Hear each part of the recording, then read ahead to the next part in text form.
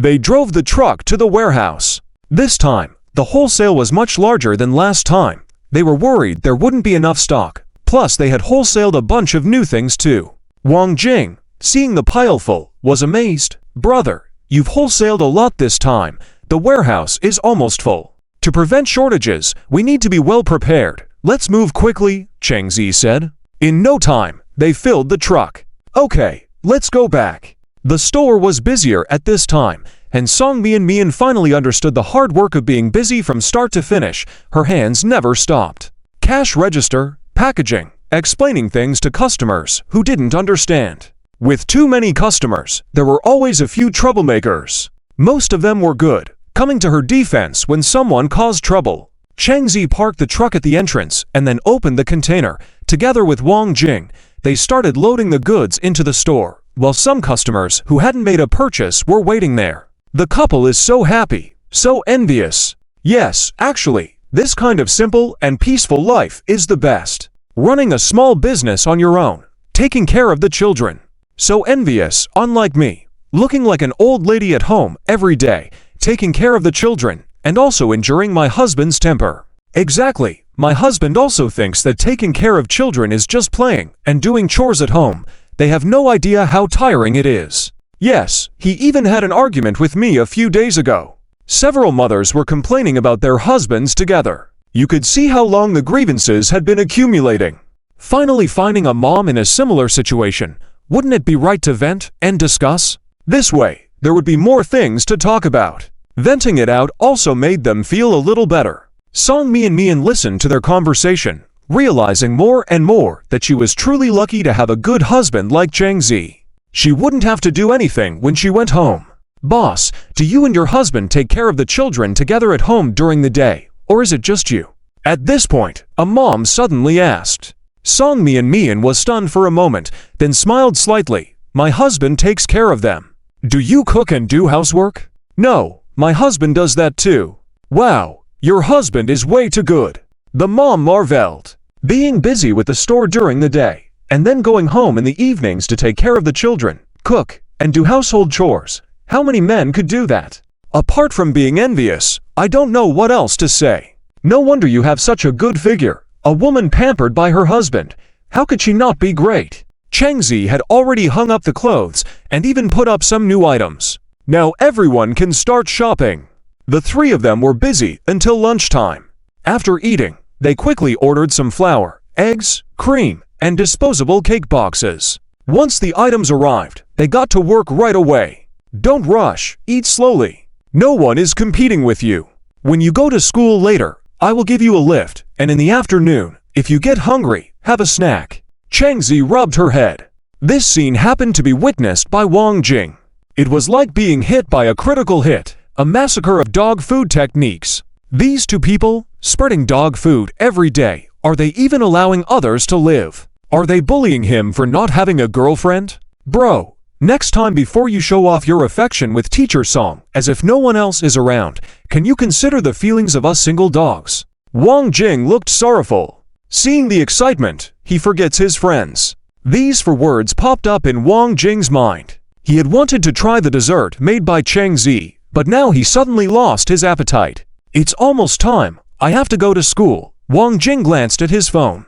There's still an hour and a half. Song Mian finished her dessert, and Cheng Zi packed another box for her. Teacher Song is going too. She is driving. Not far from the school gate. Teacher Song, would you mind? Wang Jing got off the car quickly. Song Mian nodded and didn't say anything. She parked the car at the school's parking lot and walked towards the office. Hey, is that Teacher Song? A few teachers were approaching from a distance, and they immediately recognized Song Mian. So, that car belongs to Teacher Song? Wang teacher couldn't believe it. They had seen this car before and thought it belonged to another teacher at the school. Never expected it to be Teacher Song's. Li teacher said, I know this car. It must cost at least 200,000. Teacher Song's husband is too good. He bought her a car separately, and such an expensive one, so envious. Wang teacher was full of envy. To us, 200,000 is expensive, but to her, it's not. Wrong teacher remarked. Dreamyan teacher suddenly said, it's strange. Why does this car feel so familiar to me? She seemed to see someone driving it before. Why do you say that, Dreamyan teacher? Wang teacher looked puzzled. Oh, I remember now. I saw Chengzi from teacher Song's class driving this car to school last time. I didn't pay attention to the license plate, but I think it should be the same car. Dreamyan teacher was certain. Li teacher frowned. It's impossible. Are you sure you didn't mistake it? I'm sure it's the same one. You said you didn't look closely at the license plate. Could it be the same car, just a look-alike, or maybe it got into an accident? After all, Volkswagen models all look similar. Wang teacher suggested. Dreamyan teacher thought about it. Maybe I made a mistake, but Chengzi was an orphan, right? I remember seeing him part-time delivering parcels before. Where did he get the money to buy a car? Wang teacher pondered. This question was worth considering. Wang teacher joked, maybe he saved up his wife allowance over the years. With that, the teachers started talking about Chengzi not showing up for class after exams. This student is great in every way, but he's too willful in his studies. He comes and goes as he pleases. Li teacher sighed. He's a top student, a bit of willfulness is inevitable. Besides, he got first place in the exam. Can he not be willful? Even top students shouldn't be like this. If he studied well, he might do even better on exams. In the office, as soon as Song Miamian sat down, a few teachers walked in. Teacher Song, you look so happy. You must be having a great time these days. With such a good cook for a husband, how can you not enjoy it? Not bad. Not bad. We're so envious. Did your husband buy you a car? Song Miamian felt a bit embarrassed and nodded, yes. This was nothing to hide. The car was parked at the school, and the teachers weren't blind. Meanwhile, Chengzi was busy. He was occupied all afternoon, but luckily the babies were cooperative, not crying or making a fuss. They seemed to know that daddy was busy, only making a sound when hungry or needing a change. Chengzi made a lot of desserts, offering a free one for purchases over 200, and they were so delicious that more and more customers were coming, many solely for the food. The desserts he made were better than those in dessert shops. Don't worry, I'll attend to everyone one by one, Chengzi announced loudly, maintaining order at the cashier counter. This way was better, preventing chaos. Previously, due to lack of order, some customers had become impatient, causing minor conflicts. After a busy afternoon, Song Miamian rushed back after finishing her classes. She helped out. When closing up in the evening, Chengzi said, "This won't do. Check the recruitment website tonight. Hire to people." Tianye Street had a large flow of people, with newcomers daily. Even if they weren't regulars, many visited for the first time. There was no time to spare each day, especially on weekends. Before going to bed, Chengzi checked job postings on his phone. He selected two candidates. One had several years of experience, and the other was a recent graduate. They were set to come for an interview the next day. After reviewing, Chengzi counted the total sales for the past 2 days, over 50,000 yuan. It was already over 100,000, and Song Miamian was astonished. Within just 4 days, they had earned over 100,000. Initially, her teacher's salary was only around 15 to 20,000 a month, barely enough, worrying about rent and milk powder daily. She couldn't bear spending or have that much money to fulfill her needs. Suddenly, in just a month, they had earned this much. It seemed unbelievable. She felt like she was dreaming. Honey, you've worked hard. Without Chengzi, she would probably still be in the old neighborhood, working daily and taking care of the child. What hard work! This is the result of our joint effort. Chengzi pinched her cheek. All right, let's sleep. It's late, and people have interviews tomorrow. The next morning, after breakfast, the couple were about to go out when Song Miamian said, "Honey, Mom is coming over later. Can we open the shop a bit later?" Okay, Chengzi agreed. Shortly after she left, Song Chin arrived. After exchanging greetings, she went to see the babies. The babies were over 3 months old and had some memory, except for Sibao, who didn't like being touched. The other 3 were willing. However, they were also lured by toys. Zicheng, how's the business in the shop these days? Holding big treasure, Song Chin smiled and asked. She thought that the business would be challenging just starting out. Open the door. Looking inside the shop, everything is clean and neat. All aspects are very good. Song Chin walked into the shop, After looking around, couldn't stop praising. Receiving praise from the mother-in-law, Cheng Zi smiled slightly. This guy Wang Jing is usually unreliable, but the decorator he found turned out to be pretty good. Being able to attract customers, the shop's decoration is also one aspect. Of course, the biggest attraction is the babies. Currently, they are earning money for baby formula for themselves. Song Qin had already gone to the room behind the shop, surprised. Zicheng, what is this? That's the tool for making desserts. Since the shop just opened, we're making some delicious treats to give to customers for free. Cheng Zi replied with a smile. This method is good. It can retain repeat customers. Song Qin nodded. That's how you have to do business. However, Zicheng, you can also make desserts. Yes, I learned from a friend who used to run a cake shop. It's coming in handy now. Impressive. Song Qin felt that Cheng Zi is really suitable for business, considering everything. If it were Mu, she definitely wouldn't have thought of this. Okay, we have customers. You go busy. I'll take care of the babies. Okay, Mom. A pregnant woman entered, with a big belly. It seems like the due date is approaching. Hello, ma'am. How can I help you? Cheng Zi greeted with a smile. Hello, my child is about to be born. I want to buy some things for him, and also a maternity bag. With such a big belly, your husband still lets you go out to shop alone. The pregnant woman's eyes dimmed. He's too busy, no time. Cheng Zi furrowed his brow, not understanding what could be more important than wife and child. But he, as an outsider, couldn't interfere in other people's affairs too much. Back on track, shopping.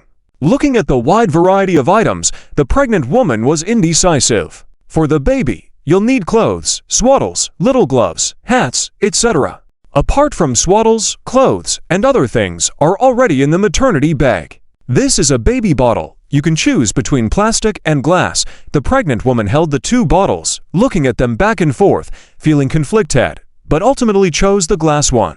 Then she bought two swaddles, one thin and one thick, and also picked up a maternity bag. She didn't expect a man to be so knowledgeable about this, almost more so than she, a woman. After some thought, she curiously asked, "Are you the owner or an employee? You seem to know a lot about these things." "I own the shop. I'm already married and have a child, so I have some experience," Cheng Zi replied. Surprised to hear that Cheng Zi was married, the pregnant woman said, "You're already married." I couldn't tell. She thought Cheng Zi looked like a student, appearing very young, not at all like a father. Over there are my children. Cheng Zi pointed to four baby strollers not far away. The pregnant woman was shocked. Your wife had quadruplets. Yes, quadruplets. That's amazing. Do you take care of the children every day? Yes, she has to work. That's really nice. I'm envious. The pregnant woman's face was full of envy. Unlike her husband was always traveling for work, sometimes not even calling. When she mentioned the due date yesterday, he hastily hung up the phone citing work. So, seeing someone else's husband so caring, she couldn't help but feel envious. Is your husband very busy? He's about to give birth and still doesn't look after you. He's often on business trips and rarely comes home, the pregnant woman sighed. Cheng Zi couldn't believe there were still people like this, and what's more terrifying is that such men can still find wives. After settling the bill and watching her leave, Cheng Zi sighed. That's life. There are countless families like this in reality. It's impossible to manage them all. Just as the pregnant woman left, a woman wearing high heels and professional attire opened the door and walked in. "Are you Mr. Cheng?" the woman asked. "Yes. Are you from the recruitment website?" "Yes, I'm Lin Nian." After her introduction, Cheng Zi learned that Lin Nian had several years of work experience previously in real estate sales. In terms of temperament, there was naturally no problem at all. One could almost immediately see that she was capable. Not only from her attire, but her unique temperament was also apparent. Cheng Zi asked, "When can you start working?" "Anytime." Soon after, a young man walked in with delicate features, clearly recently out of school. He was about the same age as Cheng Zi. This was his second hire, named Zhang Yue. Wang Jing wasn't available for the job, so Zhang Yue was hired. With two people, a lot of pressure could be alleviated. The shop had so many customers every day, future expansion would require more staff. After passing the interview, there would be a half-month probation period before confirming their suitability. Lin Nian indeed lived up to her experience. Cheng Zi briefly mentioned the prices and other details, and she quickly understood. She could attend to customers directly with great professionalism. With these two helping, he could sit at the front desk for billing and take care of the children. It became much easier. As the morning progressed, more and more people arrived. The two worked together. Zhang Yue distributed flyers outside, and Lin Nian handled sales inside. Cheng Zi was in charge of billing and packaging. The children were behind him, peeking with their little eyes wide open, happy to hear voices, babbling and laughing.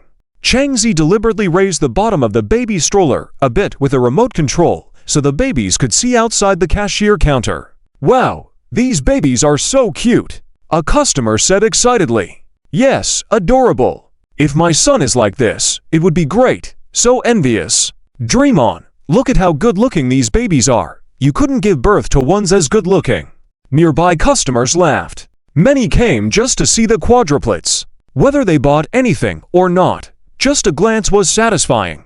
It made people have the urge to have children. Seeing so many people, Song Qin was very surprised. She didn't expect her son-in-law to open a shop with such good business. She was very busy, not wanting to cause trouble for her son-in-law, so she sat next to the baby strollers to play with the babies. Oh! A group of very beautiful young ladies walked in, and the babies were very excited, kicking their legs and making little sounds, occasionally smiling at the girls. It was just too adorable. 3 more of them, so cute as well. I love them. The two of them said. In reality, they were drawn over to see the quadruplets, and especially the babies, which they liked the most, especially ones with such high looks. They could always keep the things they bought and couldn't use now for later when they got married and had children. Upon seeing two beautiful sisters extending their hands to greet themselves, Da Bao happily shook his little hand, seeming to respond, kicking his little legs, feeling ecstatic. "This is too cute. I want to steal them." The sisters' hearts were melting. At the checkout, she specifically asked Cheng Zi, "Boss, how many months old is your child?" "A little over 3 months. Ah, so thoughtful at just a little over 3 months," the sister exclaimed. The children's father also had such a high appearance. No wonder the children were also good-looking. "I envy them.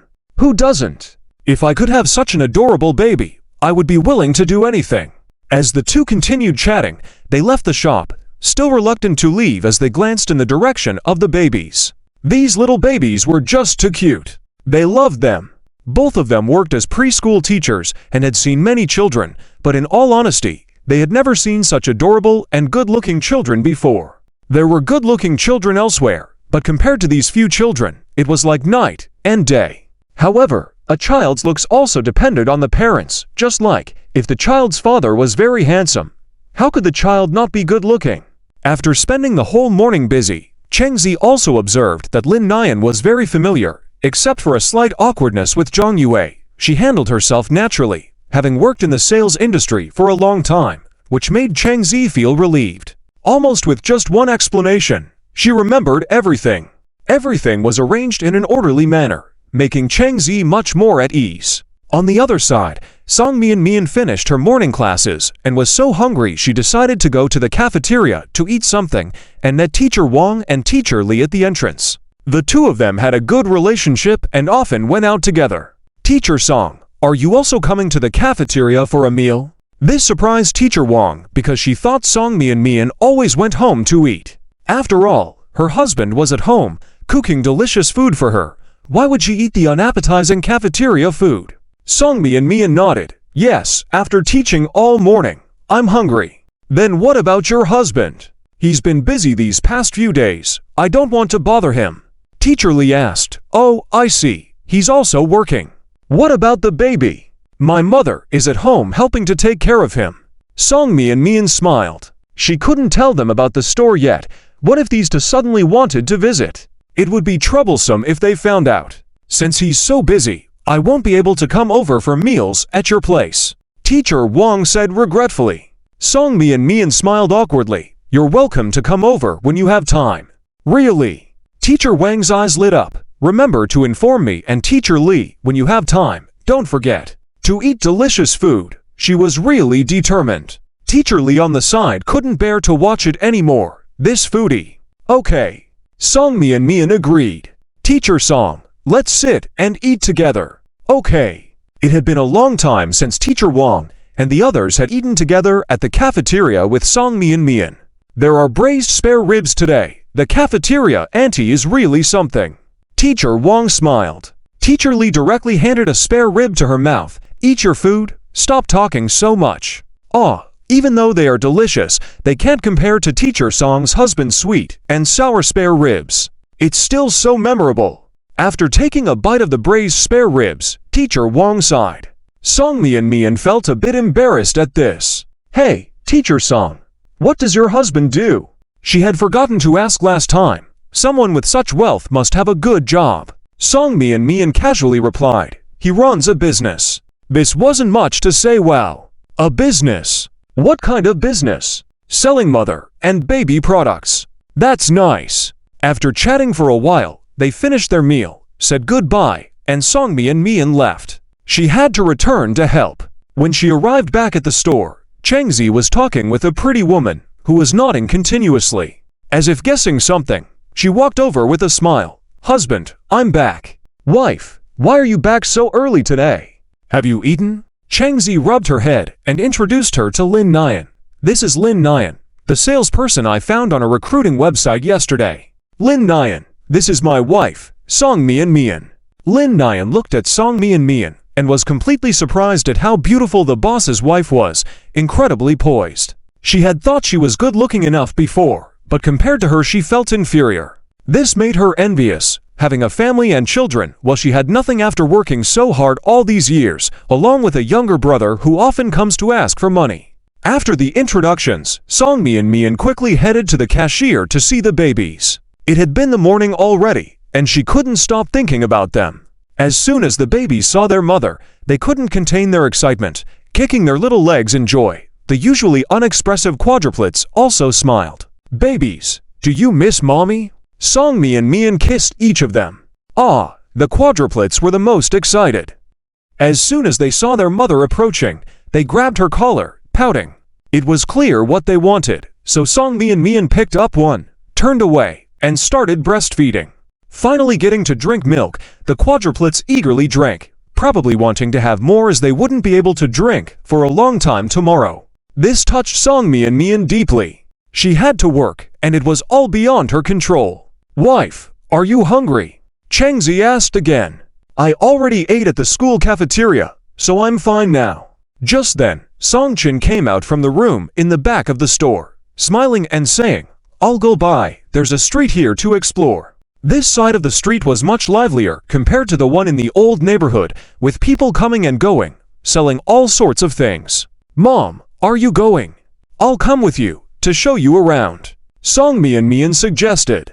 It was a chance to take the babies out to get some air, as it wasn't good for them to be cooped up in the store every day. Husband, I'll go with Mom. I'll take the babies with me. Song Mian smiled. Cheng Zi nodded. Go ahead. The mother and daughter pushed out the strollers, one for each. It had to be said that once the babies were pushed out, they really drew a crowd. It's the first time I've seen quadruplets. Today's my first time here, and I'm already so lucky. Does this mean it's hinting for me to get married and have children earlier? One of the girls said, holding her face. Her friend beside her said, don't even think about it. You talk about finding a partner every day, but I don't see you trying. Even when your family introduces someone to you, you don't go see them. The boys pursuing you hide and seek. With your attitude, they won't even pay attention to you. Exactly. Didn't I introduce my friend's younger brother to you last time? We made plans to meet at the restaurant, but you chickened out at the last minute, stood him up, and caused my friend to scold me. I mean, it's just, you guys understand, right? Song Mian pushed the babies towards the street, where there was a wide variety of delicious food. Song Chin looked around the environment and said with a smile, Zi Cheng is good at picking places, very nice. Speaking of this, Song Mian felt quite happy. In just 4 days, she made over 1 million yuan, which no one would believe. Apart from rent, the rest was their pure profit. The mother and daughter strolled around, attracting attention everywhere they went. Several babies looked around curiously, their faces full of wonder. The eldest child couldn't resist this habit of admiring pretty girls. When he saw someone passing by, he would steal a glance. Unexplainably happy. Song-Chin witnessed this and couldn't help but smile. The eldest child is like a little trickster. He even knows how to appreciate pretty girls. Song Miamian couldn't help but laugh helplessly. Even as a mother, she didn't know what her son was really thinking. It seemed like he knew everything.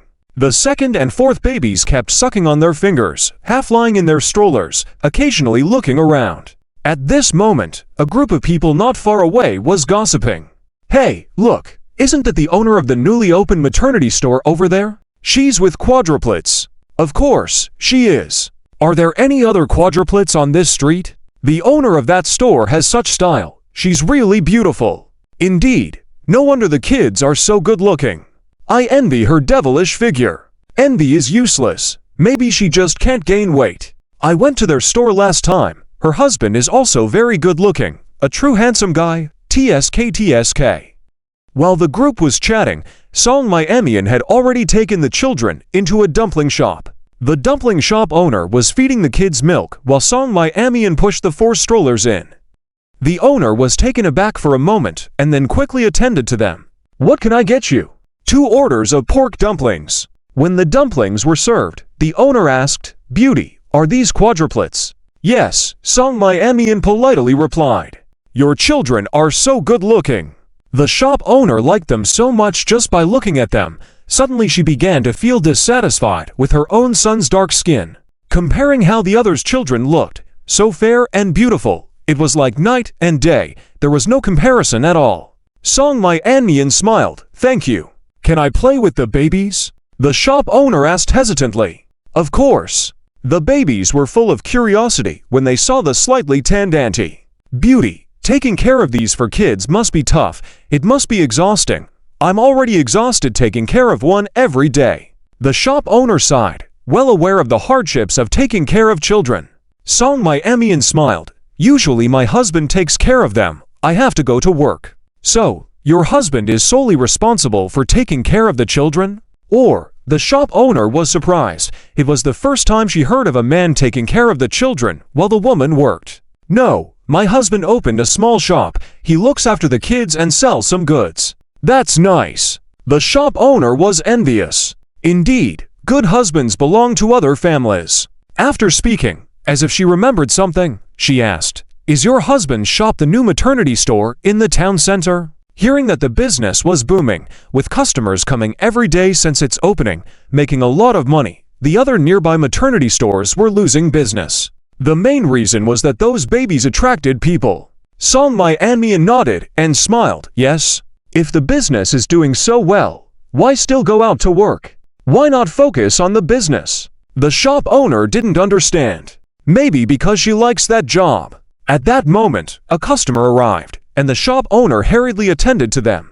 Song-Chin was also puzzled. "Miamian, what she said makes sense. In this situation, you really don't need to go back to school. Wouldn't it be better for both of you to run the business together?" Song Miamian helplessly said, "Mom, I'm just subbing in at this school for another teacher. Since I agreed to it, I have to honor my commitment. How would it look if I just left abruptly? How much longer do you have to do this? It must be exhausting for you to commute back and forth from the school every day." "I don't know. Maybe about a month more." After finishing the dumplings, the two of them wandered around a bit more before returning to the shop. Now they were getting busy, but the 3 of them worked well together. This way, she had some free time. The babies had already fallen asleep, and Song-Chin quickly took them to the back room to nap. Song Miamian went to the cash register area and said, "Honey, I'll help you." "Okay." The couple divided the work. One wrapped the orders while the other managed the cash register, making things much easier. Soon, with the goods fully stocked, they sold 2/3 of them. At 3 in the afternoon, Wang Jing arrived in a hurry. "Brother, I'm late." Wang Jing came in, panting heavily. "What happened?" For the past few days, this guy was always very punctual. Today, he was over an hour late. Listening to his explanation, it turned out that he took a taxi over, and when the driver turned a corner to avoid a truck, he almost drove the car into the lake, which scared him so much he almost had a heart attack. Fortunately, he managed to brake in time, or he might have really been sent away. Next time, take a regular taxi. Ride-hailing services are not safe. Cheng Zi sympathized. Though his luck was decent enough, it was lucky he didn't end up in the river. You go sit over there and rest for a bit. He couldn't focus on work for now. Song Mi Emian was a bit shocked just listening to it. If it were her, she'd probably be too scared to function, let alone return to work. She admired Wang Jing's courage. Half an hour later, Wang Jing seemed to have recovered and walked over with a grin. Brother, when did you hire someone? The goods are gone, but customers are still willing to wait in the same place. If it were another store, they could just choose to go to another one. She couldn't understand why, even though the prices were similar, this store was attracting customers. Was it because of the cute babies? Or the good looks of the boss and his wife? This was the first time in her many years of sales that she couldn't understand this model. It was puzzling. She also felt that this store's business didn't need any salespeople to persuade customers, as they came in on their own. She didn't dare imagine the daily sales figures. From morning till afternoon, except for lunchtime, there were always customers coming in, and it was so crowded that people couldn't fit inside. Meanwhile, Wang Jing quickly brought a cart of goods, and Zhang Yue and Lin Nian hurried over to help carry them. Afterwards, Lin Nian arranged the items, hanging clothes on the shelves. Hiring people really makes things more convenient. Wang Jing stood at the cash register, smiling.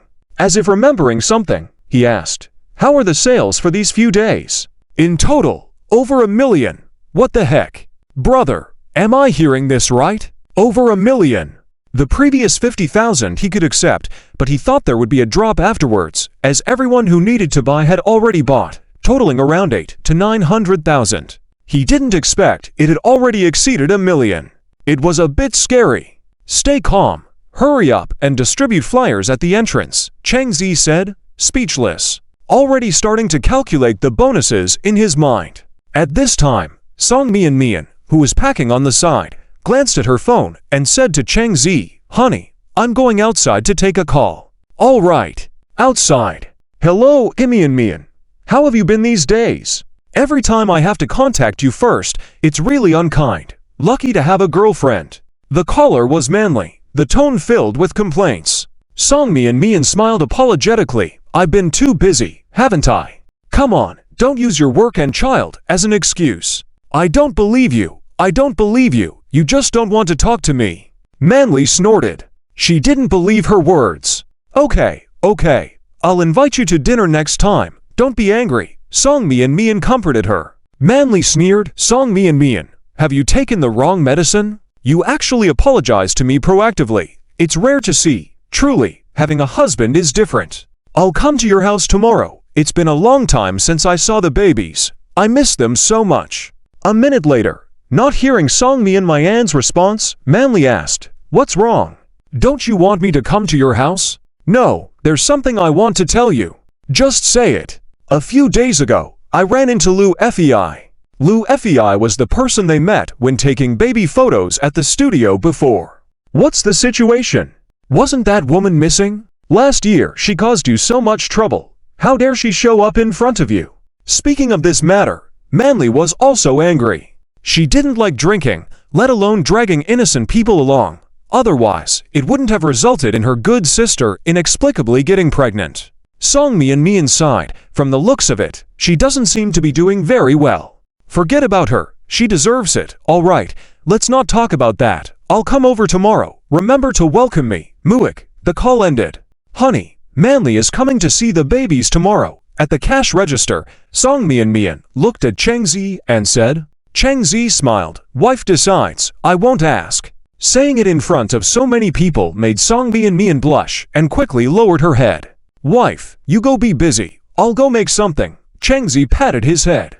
Soon, a pile of pastries were baked, filling the store with a fragrant smell. Today, he made some new styles, leaving some for Song Mi Emian and Lin Nian, and giving the others to the customers. Wang Jing immediately shouted outside to buy things for free and offered a taste to those passing by, so everyone rushed to buy things for the pastries. In no time, the pastries were all gone. A customer asked, "Boss, where did you buy these pastries? They're delicious." "Yeah, can you tell us?"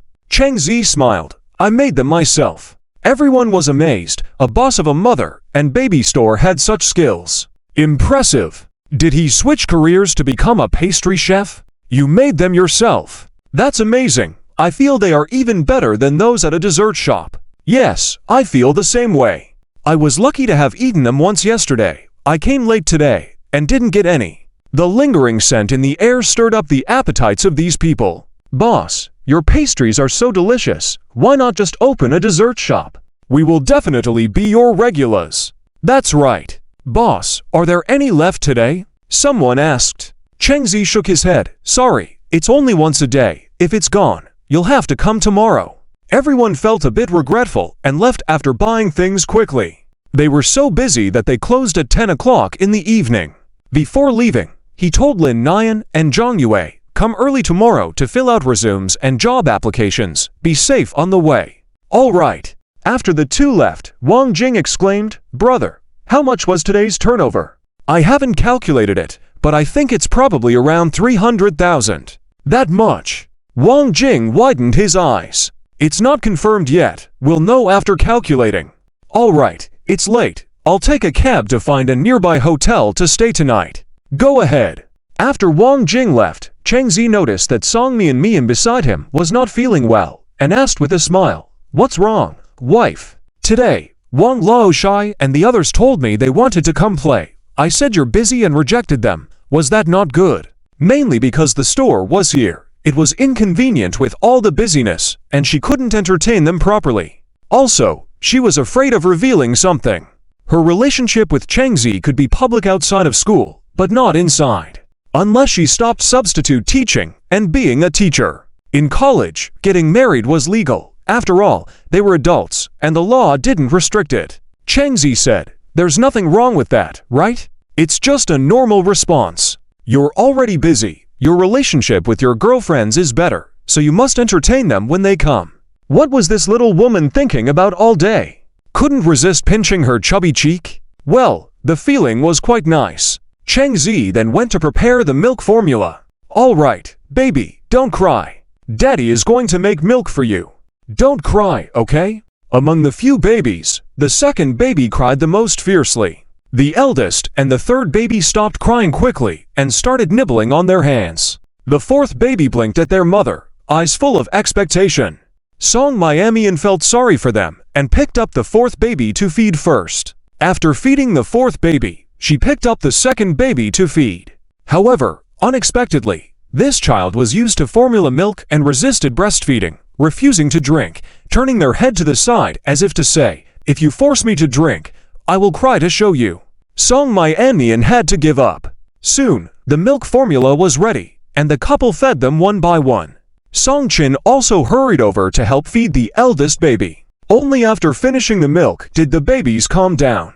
You little ones, do you know how tiring it is for mommy and daddy to deal with you every day? Mommy has to come back from work and still be busy pacifying all of you, Song Qin said. Song Qin felt quite distressed but helpless.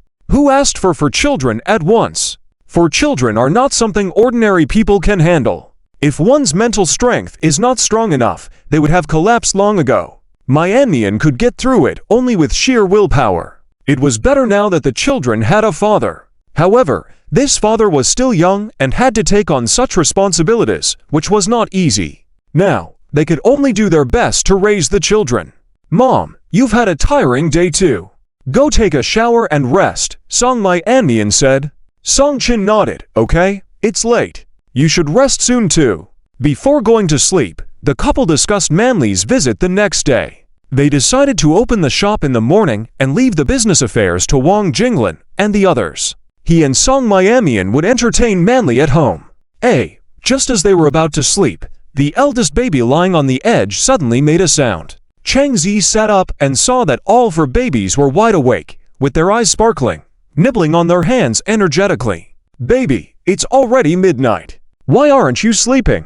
Staying up late is not a good habit. Chengzi pinched a few babies' cheeks and said seriously. Suddenly, the eldest baby, who was engrossed in nibbling, unexpectedly burped and vomited all the milk they had just drunk, soiled the bed, and accidentally choked from breathing in the smell. Crying hysterically, the eldest baby shocked Chengzi, who quickly picked up the baby, wiped their face and nose with tissues, and patted their back. Song Mian was also taken aback, placing the babies on the carpet, changing the sheets, as the scent of vomit lingered around. Maybe I forgot to burp earlier, Changzi reassured. It's normal for kids to choke. A pat on the back will make it better. Song Miamian got ready to wash the sheets, but Changzi offered, I'll do it. You take care of the eldest baby. The child looks so aggrieved. Having been busy all day, they were now washing beddings late at night, always occupied here and there. It's no wonder people say being a parent is not easy. It really isn't. Song Miamian took the eldest baby and comforted them until they stopped crying. She wiped their neck with wet wipes until the milk smell disappeared.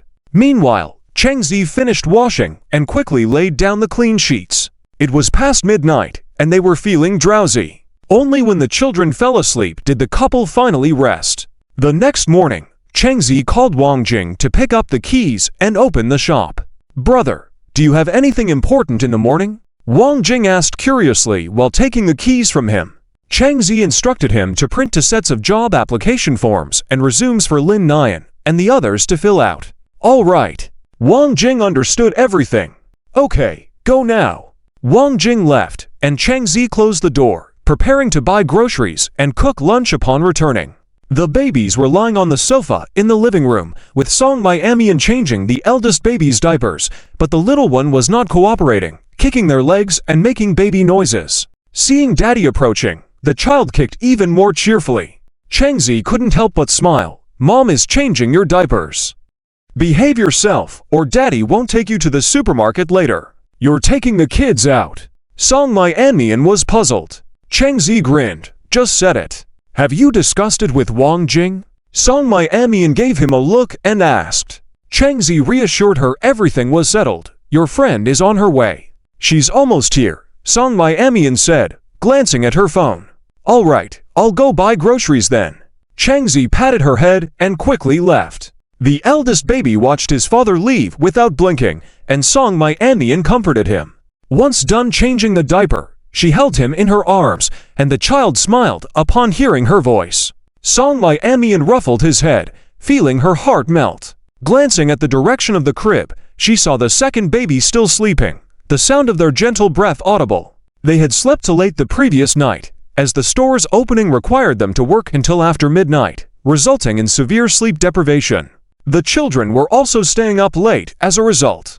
Tiei Street closed till late, and they couldn't return home until around 9:30 p.m. at the earliest. Even after falling asleep, the children had to wake up once they got home, then go back to sleep in the middle of the night. It was not only tiring for the children, but also exhausting for the adults. They thought about letting the children stay at home, but on the other hand, worried that one mother alone couldn't handle it all, especially with 4 children. So, they had to reluctantly make the children endure the situation. Just then, the phone on the table suddenly rang. After answering, it was Manly, already downstairs. As soon as they met, Manly started speaking loudly. Can you lower your voice? You might scare the kids. What are we eating today? As soon as the topic of food came up, Manly immediately thought of the sweet and sour spare ribs from last time, making her mouth water uncontrollably. She had been craving it for a while now, but due to work reasons and constant overtime, she finally managed to take a break and hurried over here to mooch off some food and see the baby. Of course, the main reason was to see her good friend and the baby. Song Miamian rolled her eyes. Are you here to see the baby or to eat? Of course, I'm here to see the baby. What about the others? Manly smirked. They are still sleeping. Don't go bother them, Song Miamian warned. I know, that's the kind of person I am. At that moment, a noise came from the door, and Changzi walked in, immediately spotting the woman sitting next to Song Miamian. Manly. Oh, brother-in-law is back. Come in, come in. Oh, you didn't have to buy so much food. You're too polite. Manly quickly went over to help Changzi bring in the groceries. Song Miamian, can you be more reserved? Why does everyone you know act like a glutton? Changzi, carrying the groceries, smiled. Why don't you go chat with Miamian? I'll take care of things here. All right, brother-in-law, remember to cook something delicious, Manly instructed. After giving instructions, Manly returned to the living room. As if remembering something, she asked, yesterday, you mentioned meeting Lu Fei to me. Is it true? That woman, thinking about her was enough to make one irritated. In fact, She couldn't even be considered my Amien's good friend, just a friend with a slightly better relationship. She had seen Lu Fei's scheming side a long time ago, but unfortunately, Song My Amien was too kind to believe it. Song My Amien's face darkened. She nodded. If that woman hadn't called her, she might have pretended not to see her even if she did. If you run into her, just ignore her in the future. I told you before, stay away from Lu Fei. She's not a good person, Manly sighed. You seem to be doing well now, so I can rest assured. It's also because you met a good man. If it were someone irresponsible, your life would be ruined, Manly remarked. Next time, don't let me see her. Otherwise, she regret it, Manly concluded. After speaking, Manly snorted. Song My Amien said she asked me to listen to her explanation. Explanation? An explanation for abandoning you last year. Manly scoffed, shaking her head. Forget it, mentioning her just makes me angry. But, how did she end up here? Did her godfather buy her a house here or something? Manly pondered. I don't know, Song My Amien replied. Just then, the sound of babies waking up came from the direction of the crib. Manly rushed over immediately. Upon seeing a stranger ant in front of them, the babies, especially the closest one, started crying. The 4 babies have grown up so much, Manly said, pinching the baby's cheeks. Children grow up so fast. They were just little and chubby, now they were chubby all over, adorable. Manly couldn't help but play with them, especially with the quad. Before she only liked the quad, she had to use toys to coax the others for a hug. So cute. The twins seemed fine, blinking curiously. Song My Amien brought the eldest over. The quad stopped crying, pouting. Quad, do you not recognize Auntie? I held you last time, Manly said, shaking a toy in front of the quad. Ignoring the toy, the quad even turned its head away, tears in the corners of its eyes. The quad doesn't even want the toy. Manly couldn't believe it. Song My Amien lightly chuckled, putting down the eldest and picking up the quad. The little one finally smiled again, burying its head in its mother's arms. Manly felt dejected. Quad, you've changed too. As the second baby made a sound and reached for the toy Manly held, she smiled and picked her up. When she saw the toy in her sister's hands, the quad wanted it, too.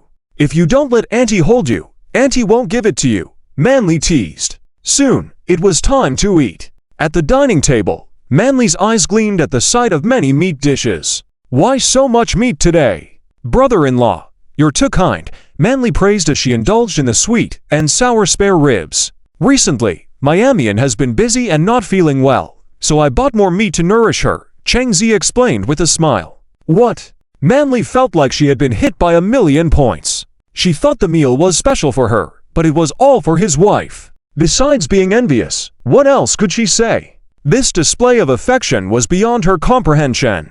She shouldn't have come. She was just asking for trouble. She couldn't bear this level of heartache, could she? Finish your meal. I'll go check on the baby. Manly quickly finished her food, not wanting to feel more distraught. If she stayed longer, she would be emotionally wrecked. This was their private moment. She'd better go see the babies. The babies were playing by themselves in the crib, staring at her solemnly. After a while, they continued nibbling on their hands. Suddenly, the eldest baby in the middle made a sound, and an odd smell wafted over. Manly sniffed, having a bad feeling about it. Did the child soil its diaper? And during their parents' meal, she didn't know how to change it. What should she do? She peered at the diaper, which sure enough was soiled.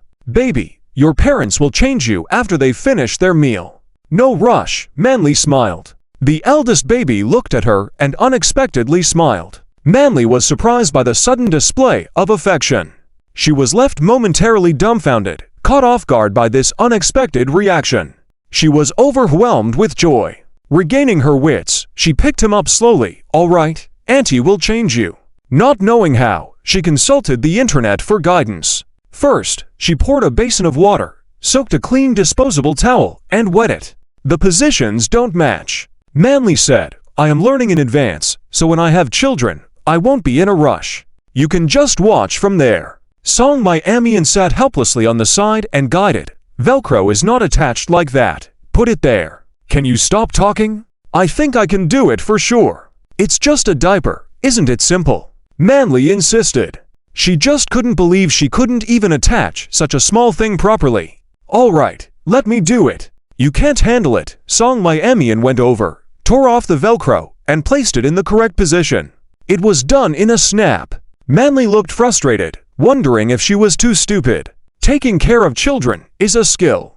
When you have children in the future, you will naturally learn. Now, since you don't have children, you find it difficult. Song Miamian laughed and said, Manly felt a headache. Okay, are you not going to work today? I'll leave in a bit. Is it your husband taking care of the children or That's great. She had seen many mothers taking care of children by themselves while the husbands went out to work. At her friend's place, it was the opposite. By the way, I didn't ask last time. What does your husband do? He has a business. A business? What kind of business? Manly asked with widened eyes. He sells maternity and baby products.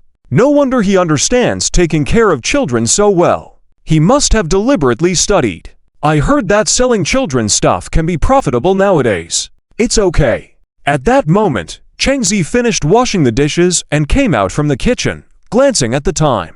Wife, it's getting late. You have to leave. I'll take the children over there.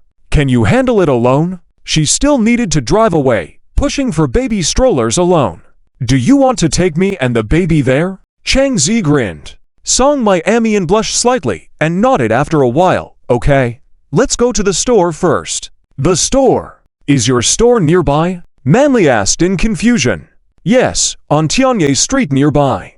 Tianye Street? Isn't that the popular street? It has good foot traffic. Your brother-in-law has a store there, right? Manly was surprised. Then I'll go with you guys to take a look. Okay. Song Miamian did not refuse, tittied up a bit, and the three of them set off with the baby. Arriving at Tianye Street, Manly finally realized the density of foot traffic in the area. It was bustling with people, and if a drone were to take a photo from above, it would probably capture a sea of heads. The location here is so good. How much is the annual rent for opening a store here? At least $1 million, right? Manly exclaimed. Song Miamian's husband was indeed wealthy. Not as wealthy as those worth billions, but the money was enough for the couple to live comfortably. Truly envious. They could see the sign of the little baby house from afar. Upon entering the store, Manly admired. The decoration is quite nice. It was very well done, especially in terms of details, making people feel comfortable at a glance. Suddenly, she remembered something and asked, Miamian, why didn't I see your mom? Aren't you supposed to be with your parents? My mom went to deal with matters in the old neighborhood early in the morning. The house is ready for rental termination. Song Miamian explained that the rental period for the house over there had ended. Oh, I see. Alright, I have to go to work now. It's getting late. Song Miamian checked her phone and bid farewell to rush off. Manly didn't have a reason to stay either, so after a brief conversation, she left too, expressing her intention to come back later to look around carefully. Another busy afternoon began. This time it was Wang Jing's turn to handle the cashier, as Cheng Zi placed the baby at the back of the counter and started making pastries. This time, they intentionally made more. It wasn't yet the peak period of foot traffic. In the early afternoon, more people started coming. Wang Jing went outside with flyers to attract customers. Soon, the pastries were sold out. The speed was astonishing. But everyone worked together, making the workload a bit easier. The most tiring task was handling the cash register and packaging. Cheng Zi felt that his hands had calluses from the constant work in recent days. By the time they finished and had dinner, it was already 4 or 5 o'clock. Getting ready to start the evening's work, Cheng Zhao's phone suddenly rang, showing an unfamiliar number. He answered, and it was the director. Hey, is this Xiao Cheng? Cheng Zi was surprised. Wasn't this the director's voice? He called. Yes, it's me. Xiao Cheng, the senior said the new movie will start filming in half a month. He asked me to ask you if you have any opinions to bring up. Director, feel free to decide. I have no objections. Great, I'll have Li Jin send you the script tomorrow. The director sounded delighted. If Cheng Zi rose to fame with this movie, his popularity would also soar. After all, the first movie Cheng Zi acted in was his own. What kind of movies would he want to make then? After the call, Cheng Zi fell into deep thought. Filming a movie smoothly might take about 10 days, so the children would have to be taken care of by their mother-in-law.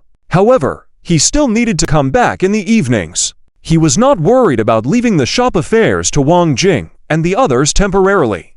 Around 6 or 7 o'clock, Song Lianmian returned, and Cheng Zi mentioned the matter to her and Wang Jing. Song Lianmian had no objections, saying, "Go ahead, everything here is fine." She had gone through the toughest days in the past 2 months, and now that the children were over 3 months old, she was much more relieved, and there were no major problems. It would only be for about 10 days. Wang Jing, on the other hand, was shocked. "Damn, brother, are you really going to make a movie?" "Yes. The director just informed me." "Good looks bring advantages." Wang Jing envied and joked, "Don't forget me, your good brother supporting you quietly from behind when you become a big star in the future." Cheng Zi was a bit speechless. "Can't you speak normally?" "Heh, I'm just surprised." Witnessing the growth of a movie star is quite fulfilling. Cheng Zi didn't bother to respond. "Well, customers are here. Let's get to work." "All right." They continued to work until midnight. Everyone was exhausted and sweating profusely. "You two can go back first. Be safe on your way," Cheng Zi told Lin Nian and the others. They nodded and left. "How was today's sales?" Wang Jing asked excitedly. After closing the shop in the car. "I remember you had a class in the afternoon today. Why aren't you going?" Cheng Zi asked while driving. Wang Jing chuckled. "I'm skipping those unimportant classes and helping out here to earn some extra money. Better than going to class. I'm used to skipping classes and playing games anyway." Honestly, he envied Cheng Zi. At least his brain was sharper. He could skip classes without failing and still rank first, with plenty of girls chasing after him. Wang Jing wondered what the trick was. As graduation approaches, some seemingly unimportant courses can still be useful at crucial times. "I think you should go. We have hired someone here, so you don't have to worry about being too busy." "By the way, have you completed your thesis?" Cheng Zi asked. As soon as the topic turned to the thesis, Wang Jing felt overwhelmed. "Not yet. Have you finished yours already?" Cheng Zi nodded. "The thesis, it's a simple matter." "Damn, bro, you work so fast. If only I had half your brain, I would be content. I envy you.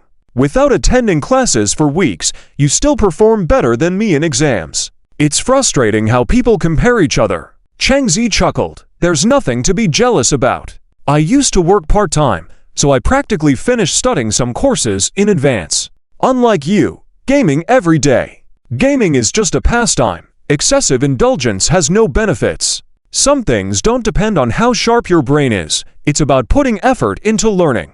For a moment, Wang Jing felt like a waste. While he may not have the same talent as others, he lacked their diligence in studying, which partly explained Cheng Zhao's excellence. "Bro, do you have any tips for success?" "Not really. Just study hard every day." Cheng Zi focused on driving and fell silent. They arrived at the Zhongqing Mingyuan building and parked the car. Wang Jing got out. "I have classes tomorrow morning, so I'll head back now."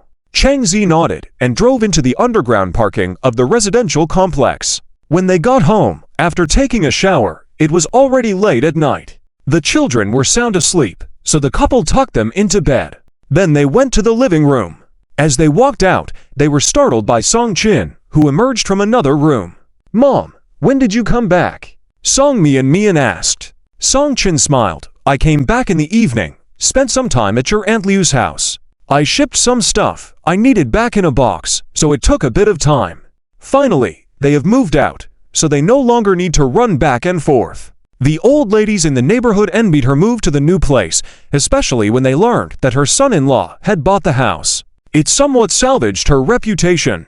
Previously, Song Mian had endured countless sarcastic remarks from these people during childbirth. They maintained a superficial relationship, but who knows what they were thinking behind her back. Some gossipy old ladies certainly didn't wish her well, which was quite disheartening. "Mom, are you hungry? Let me make something for you," Cheng Zi asked from the side. Song Qin waved her hand with a smile. "No need, I've already had dinner before coming." "Then you should rest early." "All right." Song Qin was in a good mood. Her daughter was living a better life now, running a small business with her husband and taking care of the children. This was exactly what she expected from her daughter's life. At bedtime, Changzi turned to his wife. Let's have mom stay here from now on. The old place has been vacated, and there's plenty of room here. Plus, it would be good for the kids to have more company. Song Mian was about to suggest the same, and couldn't help but tear up. Honey, I thought you wouldn't agree to have mom stay here permanently. In normal circumstances, how could a son-in-law agree to have his mother-in-law live in their house long-term? Why wouldn't I agree? Your mom is my mom. What's there to disagree about? No matter how long she stays, you have the final say. You are the mistress of this house. Changzi ruffled her head and smiled. Song Mian was deeply moved and threw herself into Cheng Zhao's arms. What's this? The real touching moment is yet to come. You're already moved by this. Changzi patted her gently on the back. It's late, let's sleep. Seeing her drift off to sleep, Changzi picked up his phone and transferred the money he had earned in the past few days, split in a 70% to 30% share, to Wang Jing. In 6 days, including cash, he had earned around 1.68 million. He transferred 510,000 to Wang Jing. When Wang Jing, still lying in his dorm room, heard the notification sound and saw the huge amount transferred to him, he was stunned. It took him a while to process it. Reacting finally, his first words were, "Oh my God." He even counted the number of zeros. Exactly 510,000. I've hit the jackpot. Isn't this brother to loyal? He exclaimed. Wang Jing, are you having a leg cramp? Do you know how much flack I will receive for this? His roommate from the bunk bed below couldn't help but comment. Wang Jing was in such high spirits now that he didn't care how others criticized him. So thrilled, did you strike it rich? Another roommate got up from his bed to check on him. They suspected that he might have been provoked. Wang Jing glanced at the guy, grinned broadly. The roommate's skin crawled. All right, go to sleep now. It's late. You might drop dead from excitement. His roommate ignored him and climbed back into bed.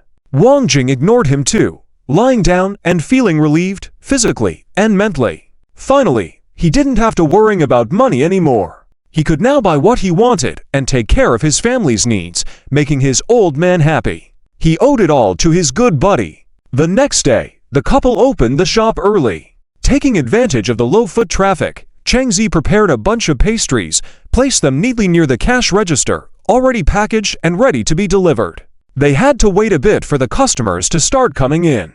Just then, someone walked in from outside, and Changzi recognized him as Li Jin.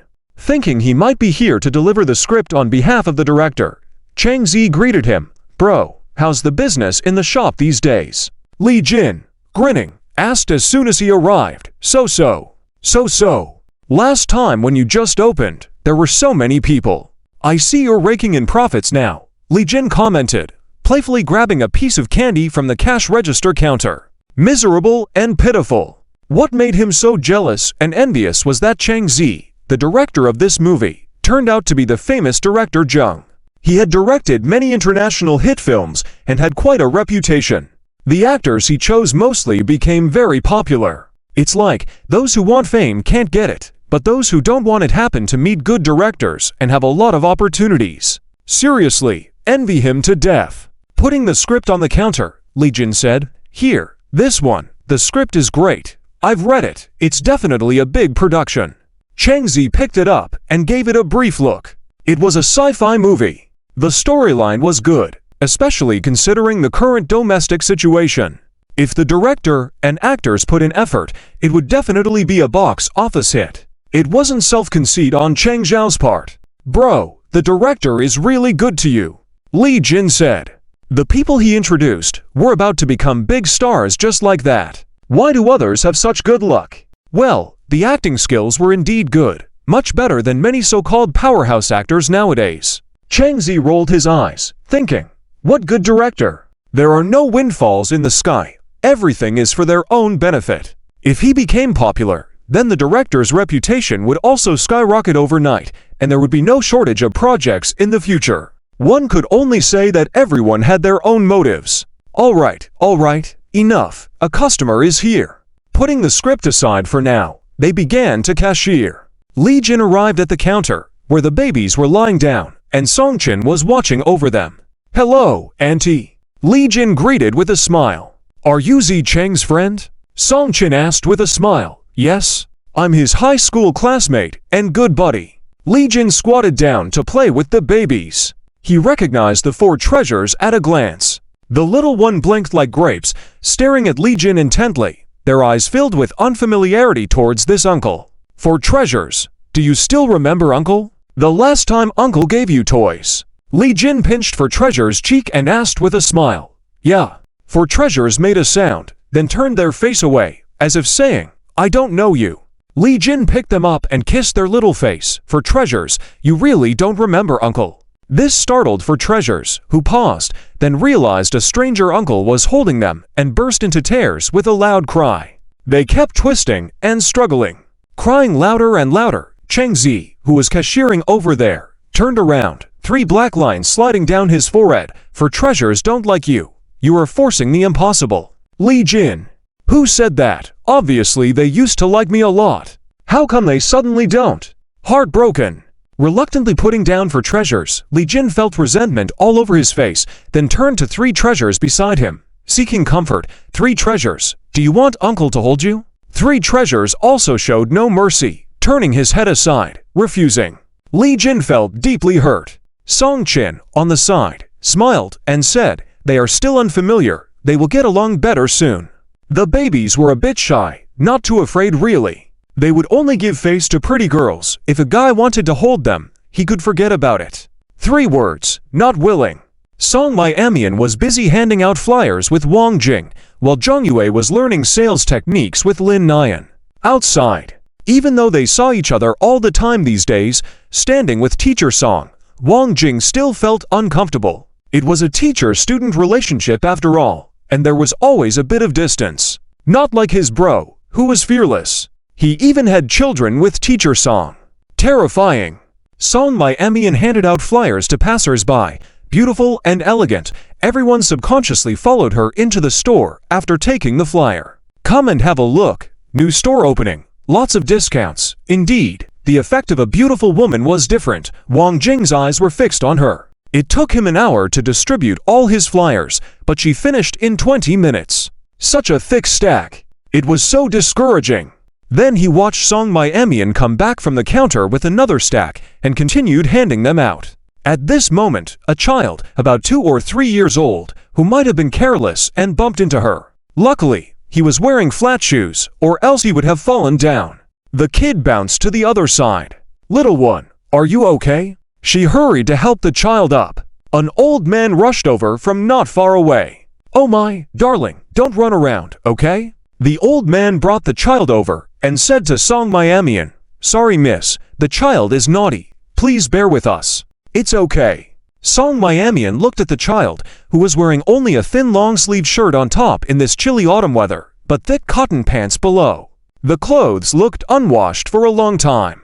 The child's face was dirty. At this moment, a passerby sighed and said, isn't that the old man who sells vegetables here every day with his grandson? On such a cold day, the child is wearing so little, it's pitiful. I heard both parents ran away, leaving the child behind. Song Miamian sighed. There were still such irresponsible parents. As a mother, seeing such a situation, she couldn't help but feel sorry for the child. After some thought, she handed the flyers to Wang Jing, then went into the store to get some food and a few thicker clothes. If she noticed it, then she should lend a hand. Clothes didn't cost much, but it was a small gesture from her heart. The old man took these and tears filled his eyes. Thank you.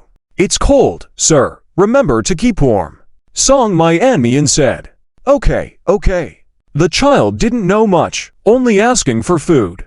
Seeing the grandfather and grandson duo walking away, Song Miamian felt a pang of sadness. If she hadn't met Cheng Zi, would she have ended up like this too? This girl is really kind. Yeah, if it were someone else, they would probably drive them away in no time.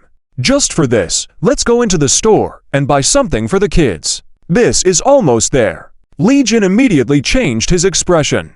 The speed of his change was almost as fast as flipping a book. Several people were sitting together. Cheng Zi said, tomorrow is Saturday, and the traffic will increase significantly. It might be very busy. Everyone, remember to divide the work and cooperate. Don't mess things up. Wife, you and Lin Nian will be busy in the store. Wang Jingzheng, You two will be responsible for distributing flyers, and I will handle the cash register and packaging, Cheng Zi said, then turned to Wang Jing. Remember to bring a carload of goods tomorrow morning. All right. After finishing their meal, Li Jin's face was full of envy. Brother, you are getting better and better every day. You have a family and a successful career. Nothing seems to be missing.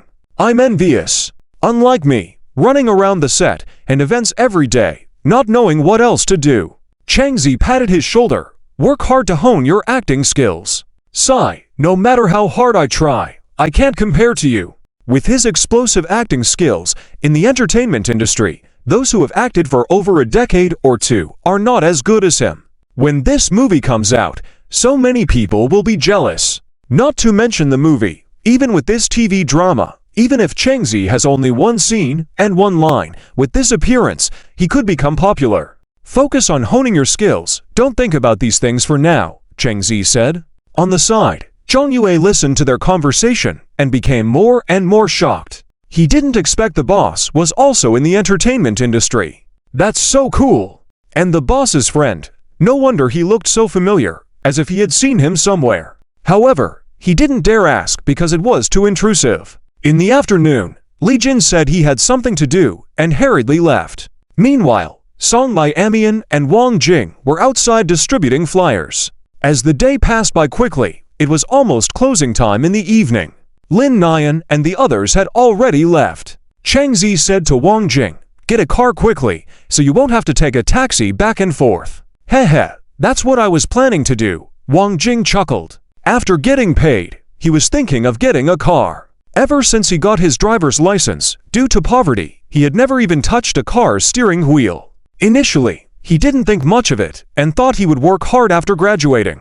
But when he saw Cheng Zi buy a Volkswagen worth over 200,000, he felt stimulated.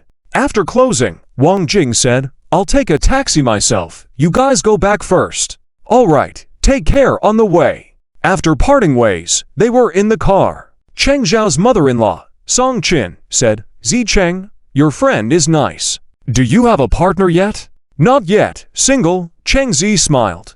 According to his mother-in-law's implication, she might want to introduce Wang Jing to someone. And indeed, I have a friend whose daughter is about to graduate from college and their family is arranging blind dates.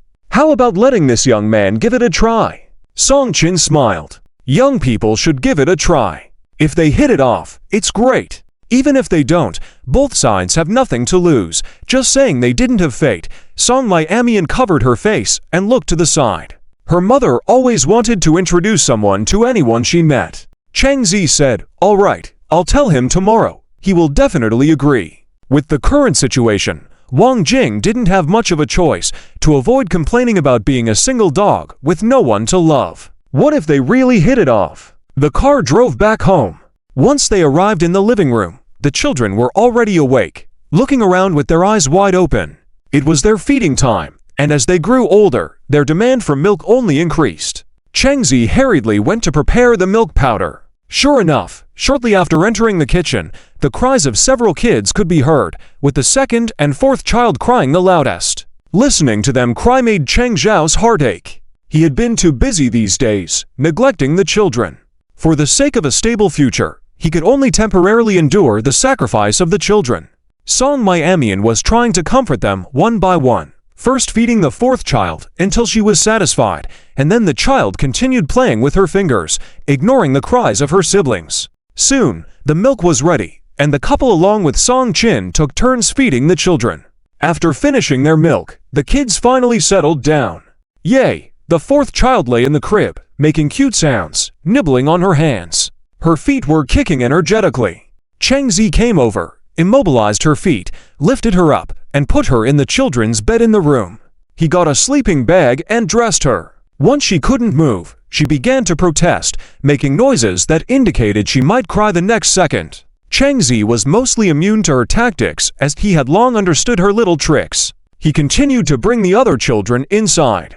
Song Miamian fetched some water and helped clean the children. It was too cold to bathe them every day. The older kids were wrapped in their sleeping bags. They had gotten used to it, so they didn't resist, knowing resisting was futile. "Babies, go to sleep now." Cheng Zi began to coax them. Song Miamian walked in, and Cheng Zi said, "Wife, it's getting late. You should go shower and get to bed early. Tomorrow we'll be busy." "Okay." Song Miamian found her pajamas in the closet and hurried to shower. Soon, all the babies were asleep, except for the fourth child, who was looking around curiously, occasionally making cute sounds with her mouth. "Fourth child, it's time to sleep, or mommy and daddy will sleep first and ignore you." Cheng Zi pinched her little face. This little one was always full of energy compared to her siblings, causing trouble until midnight every night. With Song Miamian taking a shower and returning, Cheng Zi casually glanced over and was stunned. Today, she had changed her usual cute style and was wearing a lace-trimmed nightgown, a thin strapped one that was barely noticeable if not inspected closely. The nightgown was light pink, loose-fitting, but it accentuated her impressive figure. Her fair and smooth skin was still dripping with water from her wet hair, dropping onto her delicate collarbone. It was an irresistible sight, especially for a young man like Cheng Zi, making him feel a bit excited. Song Mian could almost hear the accelerating sound of her own heartbeat. She took a deep breath silently, trying to calm her racing heart and feigned composure as she adjusted her expression, saying, "I bought this earlier." "What's the big deal?" "Honey, did you suddenly think of wearing this today?" Cheng Zi asked. Song Mian was drying her hair when Cheng Zi unknowingly stood behind her. He took the towel from her hand and said, "You're too slow. Be careful not to catch a cold. Let me dry it for you." After calmly finishing drying her hair, he handed her the hairdryer and started blowing warm air through it. The warm air blowing out seemed to quiet the air, leaving only the sound of the hairdryer. Song Mian's heart raced again, her face turning red all the way to the roots of her ears. Your hair is dry now. I'm feeling a bit tired, so I'll go to bed," she said nervously. After stuttering, Song Mian wanted to escape quickly. However, as she stepped forward, her slipper, wet from water, caused her to lose balance, and she slipped. Instinctively reaching out, she grabbed Cheng Zhao's clothes, expecting to fall, but to her surprise, the anticipated pain didn't come. Cheng Zi quickly caught her by the waist. "Honey, be careful," he said, helping her up reluctantly. As she lay in bed, Song Mian's face remained red, feeling a bit regretful. Had she overreacted? They had been together for over a month now, and she couldn't help but feel embarrassed whenever thoughts about intimacy between a man and a woman crossed her mind. Memories of that night a year ago flooded her mind, causing confusion. "Honey, are you okay?" Cheng Zi asked when he noticed Song Mian's expression was off. "I'm fine," she replied. Cheng Zi smiled and reassured her, "Honey, you don't need to feel pressured. I will never force you to do something you don't like." His words made Song Mian feel even more regretful. Had she gone too far? "Darling, am I an inadequate wife?" Even though they were legally married, she struggled with the natural progression of their relationship. Cheng Zi ruffled her hair, saying, "Not at all. I like you just the way you are." Cheng Zi smiled, got into bed without covering himself with the blanket. Suddenly, a red and blushing face came closer, and he felt a sudden warmth on his lips. Time passed quickly, and it was already the day before Cheng Zi left for the film set. The scenes for the TV drama they were filming wrapped up that day. Cheng Zi headed to the film set early in the morning, leaving the shop's affairs to others, including taking care of their baby, which he entrusted to his mother-in-law. He planned to come back home in the evening. Since the news broke that Cheng Zi would play the male lead in Zheng Dao's new movie, the male lead of the TV drama they were working on, Qin Feng, was furious, unable to understand how a newcomer like Cheng Zi could land the lead role in such a big production. In a makeup room, the director patted Cheng Zhao's shoulder, saying, "This is the last scene today. Tomorrow, when you join the film crew, make sure to give an excellent performance. Zheng Dao has high hopes for you."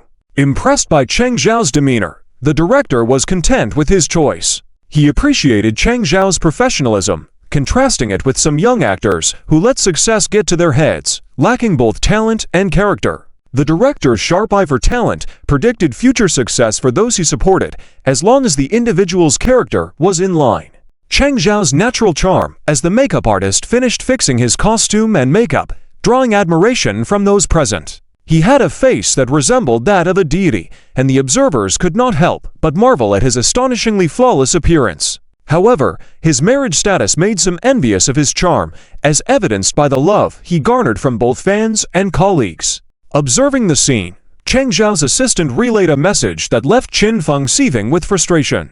After angrily lashing out, Qin Feng demanded, "What's the situation with that loser Cheng Zi? How did he get the lead role when he has no background or experience?" These words set off a chain of events that led to a tense atmosphere surrounding the filming as Cheng Zi prepared to perform his role without hesitation. While other actors had moments of nervousness, Cheng Zi remained calm, showing his familiarity with the script and effortless acting skills, leaving no room for technical mistakes.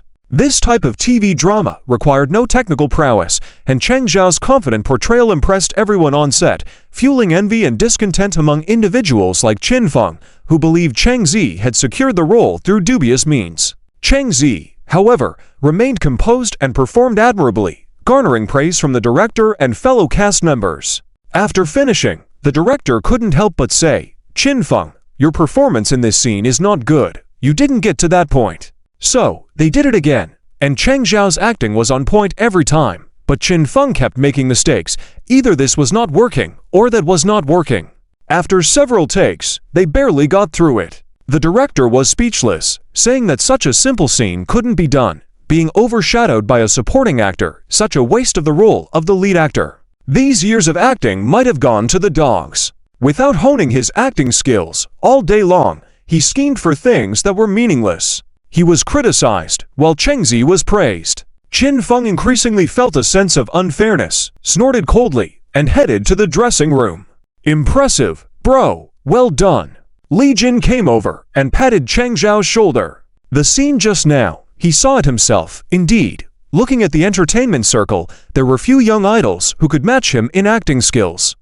It was only a matter of time before he became popular. That's why the director had so much faith in him. Did you not see Qin Feng's look just now? He looked like he wanted to tear you apart. Li Jin chuckled. That guy's skills were inadequate, yet he blamed others. He was quite a character. Cheng Zi remained indifferent, heading towards the dressing room to change out of costume and remove his makeup. "I'll be gone for a while. I need to take care of the kids. I have things to take care of tomorrow," Cheng Zi said. At that moment, the director happened to come by. "Zi Cheng, there's a dinner tonight. Director Zhang wants to meet you." God! Li Jin couldn't help but envy him. With Director Zhang, it was bound to be a big gathering with the opportunity to meet many seniors, a good chance. "Bro, Director Zhang personally invited you. What a great opportunity!" Li Jin exclaimed. Cheng Zi had no interest in these dinners, he just wanted to act. He thought that these gatherings were less interesting than staying home with his kids. The babies were already from months old, becoming more and more interesting. Dinners were not as enjoyable as spending time with the kids. With that in mind, he said, "Sorry, Director. I have to go back to take care of the kids. I might not have time to come over. Please apologize to Director Zhang for me. I'll invite him next time when I have the chance." With that, the smile on the director's face gradually froze. "Taking care of the kids. You're married?" Cheng Zi nodded. "I didn't expect you to get married so young." It is really uncommon in the entertainment industry. After mingling in the circle for so long, it was rare to see someone get married so early, inevitably surprising people. "That's okay, I'll inform Director Zhang." Director Zhang was not a narrow-minded or petty person. He was quite generous, and such matters are generally taken with a grain of salt. "No trouble." Cheng Zi smiled. Parking lot. "Bro, you're amazing. You even declined an invitation from Director Zhang. That's impressive. This is the first time I've seen a director being so understanding." Li Jin was still in shock. Cheng Zi looked at him. "If you're willing, you can do it too. I need someone to invite me. It's not that simple. I make my living this way. Every opportunity is precious to me." Li Jin smiled wryly. "You're fortunate. Even without acting, with your family shop, you'll have enough to live on for a lifetime." Li Jin envied him a lot. Talent was crucial. Cheng Zi was naturally talented in acting, yet he was not interested. Li Jin wanted to progress, but his acting skills were lacking, and he couldn't land a good script. Comparing himself to others was frustrating. What bothered him the most was that others had happy families and successful careers, while he had nothing. That was the gap between them. Envy is useless. Honing your acting skills is the most crucial. I'll head back now. Cheng Zi got into his car and left with the words, Li Jin sighed, take care on the road. Cheng Zi nodded, driving out of the underground parking lot. When he arrived at the shop, it was lunchtime. The weather was getting colder, and the heating was on in the shop. The babies were wearing thin sweaters, their faces turning red, looking towards the checkout counter. Seeing their dad come in, they kicked their legs in excitement, making babbling sounds. Wife, how was your day? Are you tired? Cheng Zi came in and, instead of looking at the children first, he looked toward Song Miamian. Song Miamian replied, it's been okay. Weekends are busier, so feeling a bit tired is normal. After some small talk between the husband and wife, Cheng Zi finally turned to the excited children. Kids, do you miss daddy? Yes, for Treasure was the happiest, kicking their legs continuously. The child was growing day by day, now looking no different from the older siblings. They were all chubby and fair-skinned. Cheng Zi smiled and lifted her up, kissing her little cheek. For Treasure grabbed Cheng Zhao's collar tightly, showing even more strength now, babbling and looking cute. The onlookers were all smitten by the cuteness, especially Lin Nian. She was very jealous. Over these days, she had come to interact with the babies often, from initially not liking them to eventually becoming particularly fond of them. Whenever she had time, she would go play with them. The babies were just too adorable. She felt like she should hurry up and find someone to get married to and have children, or else this daily envy would never end. Holding a meal box, Wang Jing asked, Bro, when does your film start shooting? Cheng Zi nodded, Tomorrow. Tomorrow, so soon. Doesn't that mean you won't have time to come to the shop? Don't you guys take care of it? It's only for about half a month. Cheng Zi said lightly. Wang Jing put down the meal box, smiling. Being an actor feels good, right? A few of us have already planned. When the movie comes out, we'll book the whole place for you to boost the box office. Just thinking about it was exciting. It would definitely give them a lot of face when they said it out loud in the future. At that moment, the door was pushed open, and two people walked in. Customers are here. Get ready to work. Cheng Zi put for Treasure down. Lin Nian tittied up the lunchboxes on the counter and got into work mode. The pair who entered were a husband and wife, the woman carrying a big belly. The husband was murmuring behind. I told you, it's a waste of money inside here, but you insisted on coming in. You could just use our niece's leftover clothes and things for the baby. Why bother with so many details? My mom said it's good to use what's left by others for the baby. Watching the couple argue back and forth, Cheng Zi and Song Miamian shared a glance, feeling somewhat helpless. Dressing the child in the older clothes from the sister's family, Song Miamian had experienced this kind of thing before. Back then, they were really short on money and couldn't afford to buy new clothes for the children, so they wore the old clothes from the neighbor's kids. Clothes can be worn out, but things like baby bottles should be bought new. They aren't expensive anyway. From the man's tone, it seems like he doesn't want to buy anything at all. The woman had already said she would use her own money to buy them, but this guy shamelessly believes that the money the woman earned during her pregnancy belongs to him too. One can only say, shameless and brazen. Looking at their situation, their conditions aren't too bad, it's just that this man is too stingy. As guests, they couldn't comment on the situation. At that moment, the pregnant woman beckoned to Lin Nian. Miss, come over here. Lin Nian walked over, with a smile on her face. Madam, how can I help you? Get me a birthing pack, some baby supplies, and some autumn clothes. Please follow me. The man muttered behind, and the woman continued shopping by herself, ignoring him. Finally, when it was time to pay, and the total amount was over 1,000, we won't buy these. Let's return them, the man said, grabbing the pregnant woman to leave. The pregnant woman directly let go of his hand and went to pay. If you keep pushing me like this, we will get a divorce, and I won't give the child to your Wang family. After paying, the woman coldly chuckled. She glanced at the 4 babies lying behind the checkout counter and paused. Excuse me, are these quadruplets? Song Miamian awkwardly nodded. Yes. Look at how well they take care of the quadruplets with just one child, and you're so stingy. Wang Kong, you're really not a decent person. Wang Kong said, my mom always said, some things are simply unnecessary to buy. It's a waste of money, Don't let others fool you. As he spoke, he glanced at Lin Nyan. You heed what your mom says, then go with your mom. The pregnant woman gritted her teeth, took the items, and left. After they left, Wang Jing couldn't help but comment, such a weirdo of a man. Shouldn't you understand his quirks before getting married? It's impressive that he still got her pregnant. Song Miamian was grateful that she was lucky to meet Cheng Zi, a good man, and not someone like that just now. Cheng Zi seemed to sense her mood and whispered in her ear, Are you thrilled to have met me? Song Miamian widened her eyes, blushing deeply. Could this guy read minds? Could he see that? But she couldn't admit to it, otherwise, she would be giving him the satisfaction. No, I was just thinking about the babies. What about them? Tell me. Cheng Zi smiled. Why ask so specifically? I'm curious about my wife's little secrets. The two openly flirted with each other, and Wang Jing and the others were left feeling envious once again. He quickly went outside to distribute flyers, rather freeze to death than endure this lovey-dovey scene. When would a girl chase after him too? He had been single for 22 years. It was really unfortunate. After a busy day, when they returned home that night, Song Chen saw the two sitting on the sofa and said, Zicheng, Miamian, your two uncles will be coming tomorrow. Uncles? Song Miamian frowned. Since she went abroad to study, she had had little contact with her uncles due to some reasons. For certain reasons, she didn't have a good relationship with her two uncles. Song Chen said, They are coming to see the babies and to see you. Okay, I understand.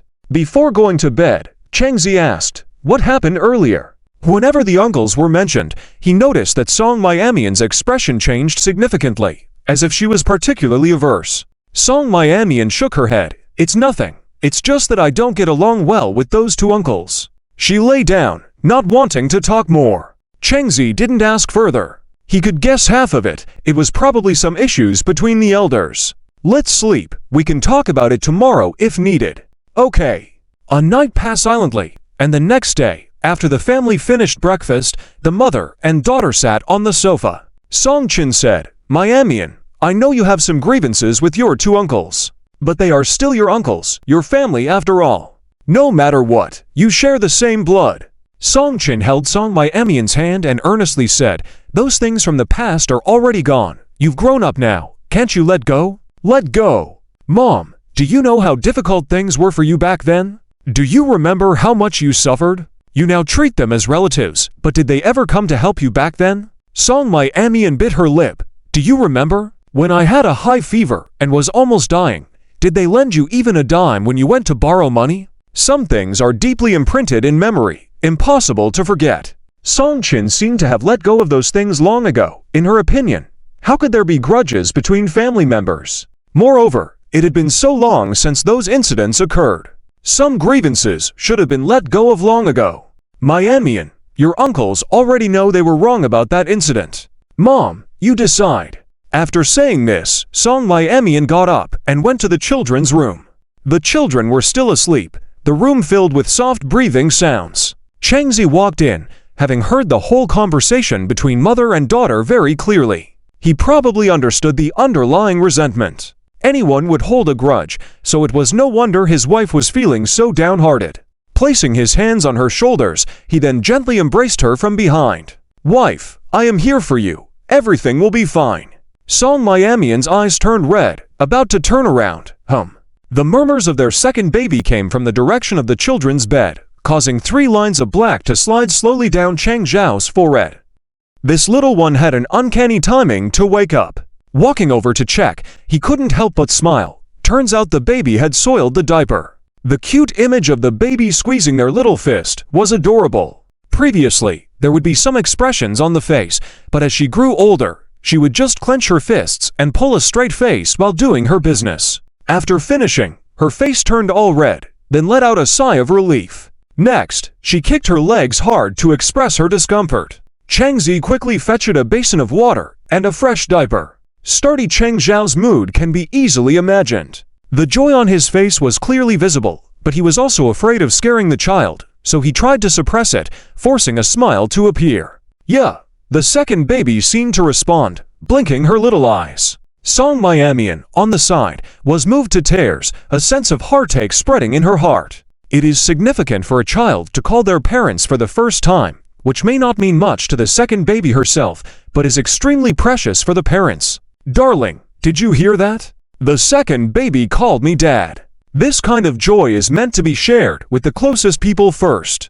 I heard. Seeing his excitement, Song My-Amian nodded with a smile. The previous gloom was swept away. Every time feeling troubled, as long as he sees the babies, all worries will dissipate. The second baby is so good. Cheng Zi kissed her little cheek and couldn't bear to let go of her. In his heart, he couldn't help but hope for her to call him Dad a second time. This feeling is truly magical, indescribable, even more exciting than when he first saw the babies. At this moment, Song Qin walked in, seeing the couple taking care of the baby. She smiled and said to Cheng Zi, "Zi Cheng, your uncles just called and said they have arrived downstairs. You?" Saying this, she looked at her daughter, who had a calm expression, hesitating in her words. "My-Amian. Mom, I will go downstairs with Cheng Zi to greet our uncles." Everyone was downstairs. It would be impolite to directly refuse them. Just to save some face to avoid gossip about inadequate hospitality. She knew very well what kind of people her two uncles were. Song Qin hesitated. Seeing Song My-Amian not outright refusing, she nodded and also felt relieved. As long as her daughter cooperated, everything would be fine. Among relatives, she really hoped there wouldn't be too much tension. After all, it was her maternal family. Let's go downstairs." Cheng Zi held Song My-Amian's hand, giving her some courage invisibly. Watching the two leave, Song Qin sighed. Then she looked at the babies and muttered to herself, "Babies, when will this end?" In the elevator, Cheng Zi clearly felt the tension in the person beside him. He touched her head and comforted her gently. "Darling, don't be nervous. I'm here with you."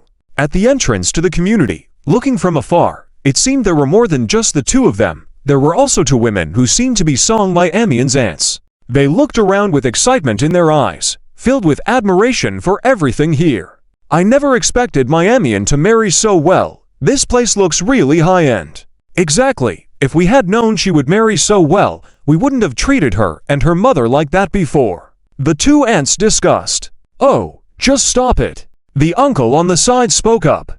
Cheng Zi and Song My-Amian were already walking over, gesturing to the security guard to open the door. Only then could the four of them enter, and they immediately noticed the couple. "My-Amian, is that you?" Although it had been many years, they recognized her instantly due to her outstanding appearance. "Uncle, aunt." Song My-Amian had a detached expression. "My-Amian, you've grown up so much. Back when you had just returned from studying abroad, you were still a little girl, and now you're married and a mother." The eldest aunt Zhang Kui, wearing a floral dress, walked over, rubbing her hands, coming closer, showing no sign of being a stranger. "Yes, ever since you returned to the country, you haven't come visit us to talk. Both your uncle and I have missed you. The things from before were our fault. Can you forgive us?" The second aunt Li Ying also spoke.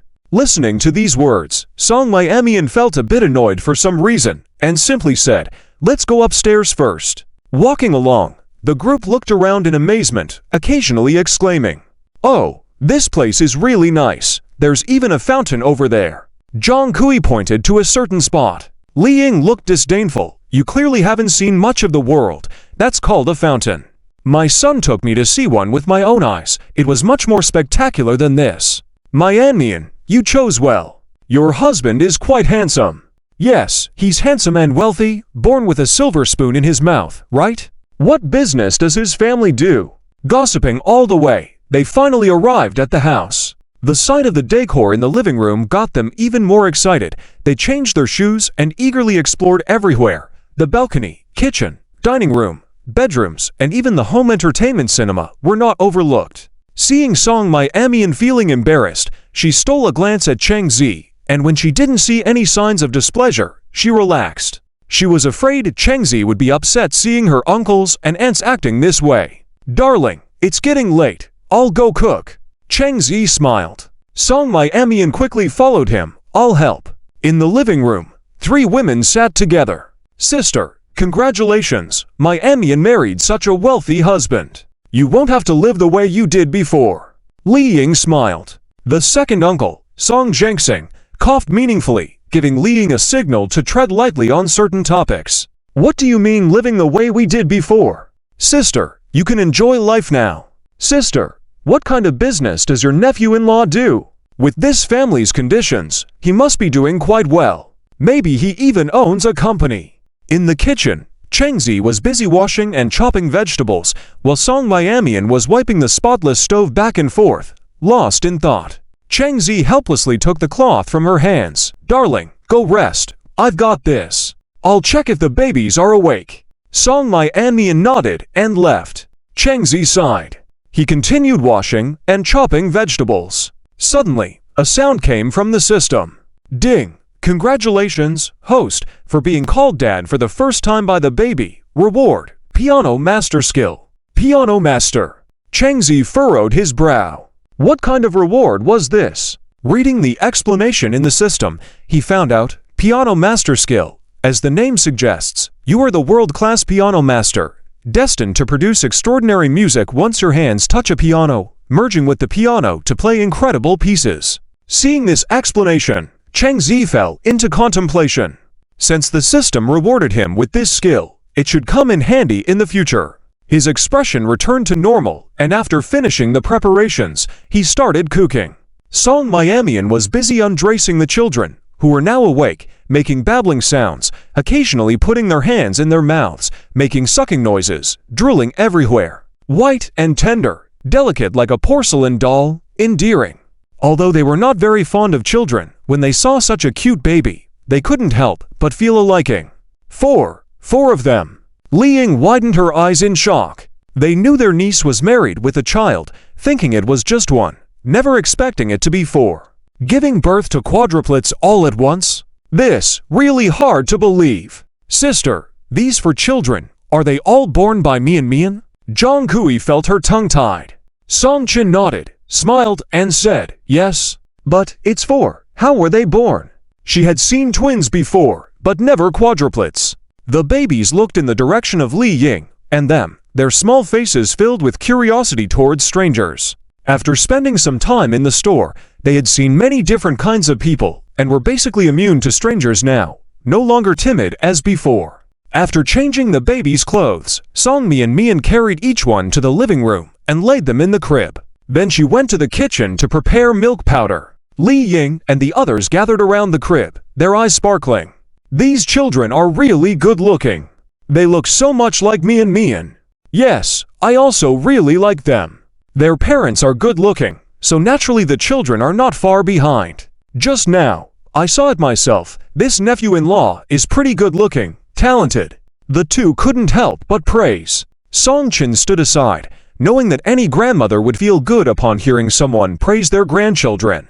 Li Ying walked over and picked up the second baby, who carefully observed her, blinking her grape-like big eyes. Look, this child is not showing any signs of being anxious. Just as she finished speaking, wow! The second baby cried without any consideration, twisting and turning, clearly resisting being held by Li Ying, strongly refusing, extremely reluctant. Li Ying's face suddenly became awkward. Helpless, she had to put the baby back in the crib, and as soon as she did, she stopped crying.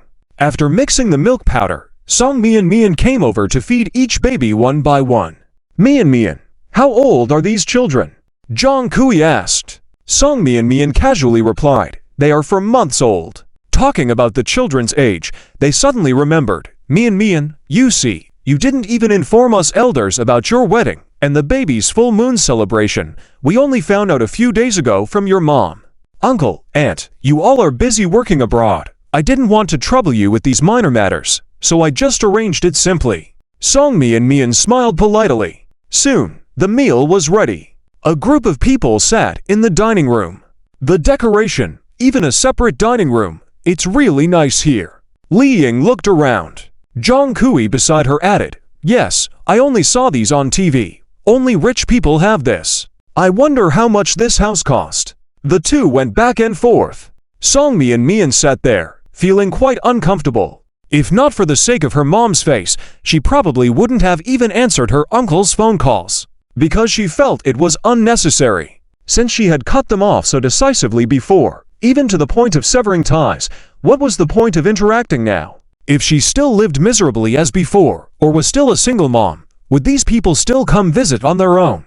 Probably not. They would run away even faster. Today, they were purely here for her mother. Chang Zi secretly held Songmi and my aunt's hand, giving her his support through his gaze. No matter what she did, he unconditionally supported her. When facing these so-called uncles, it was necessary to maintain politeness. Strictly speaking, no matter how unpleasant things had been in the past, they were still elders. He knew his wife still had concerns. Rising politely to offer a toast. After the toast, second uncle Song Jingsing said, "This young man is not bad. Come, have a drink." Seeing Chang Zi take active steps, Song Qin breathed a sigh of relief. The meal was quite awkward, and after finishing the last bite, Songmi and Mian left the dining room. "Mom, uncles, aunts, I'm going to check on the babies." "Okay, go ahead." After she left the dining room, Zhang Kui asked Chang Zi, "Zicheng, how did you meet me and Mian?" "We met through a friend's introduction." Chang Zi casually found a reason. "Oh, I see. Do you still have any single friends?" "I want to introduce one to our Nana."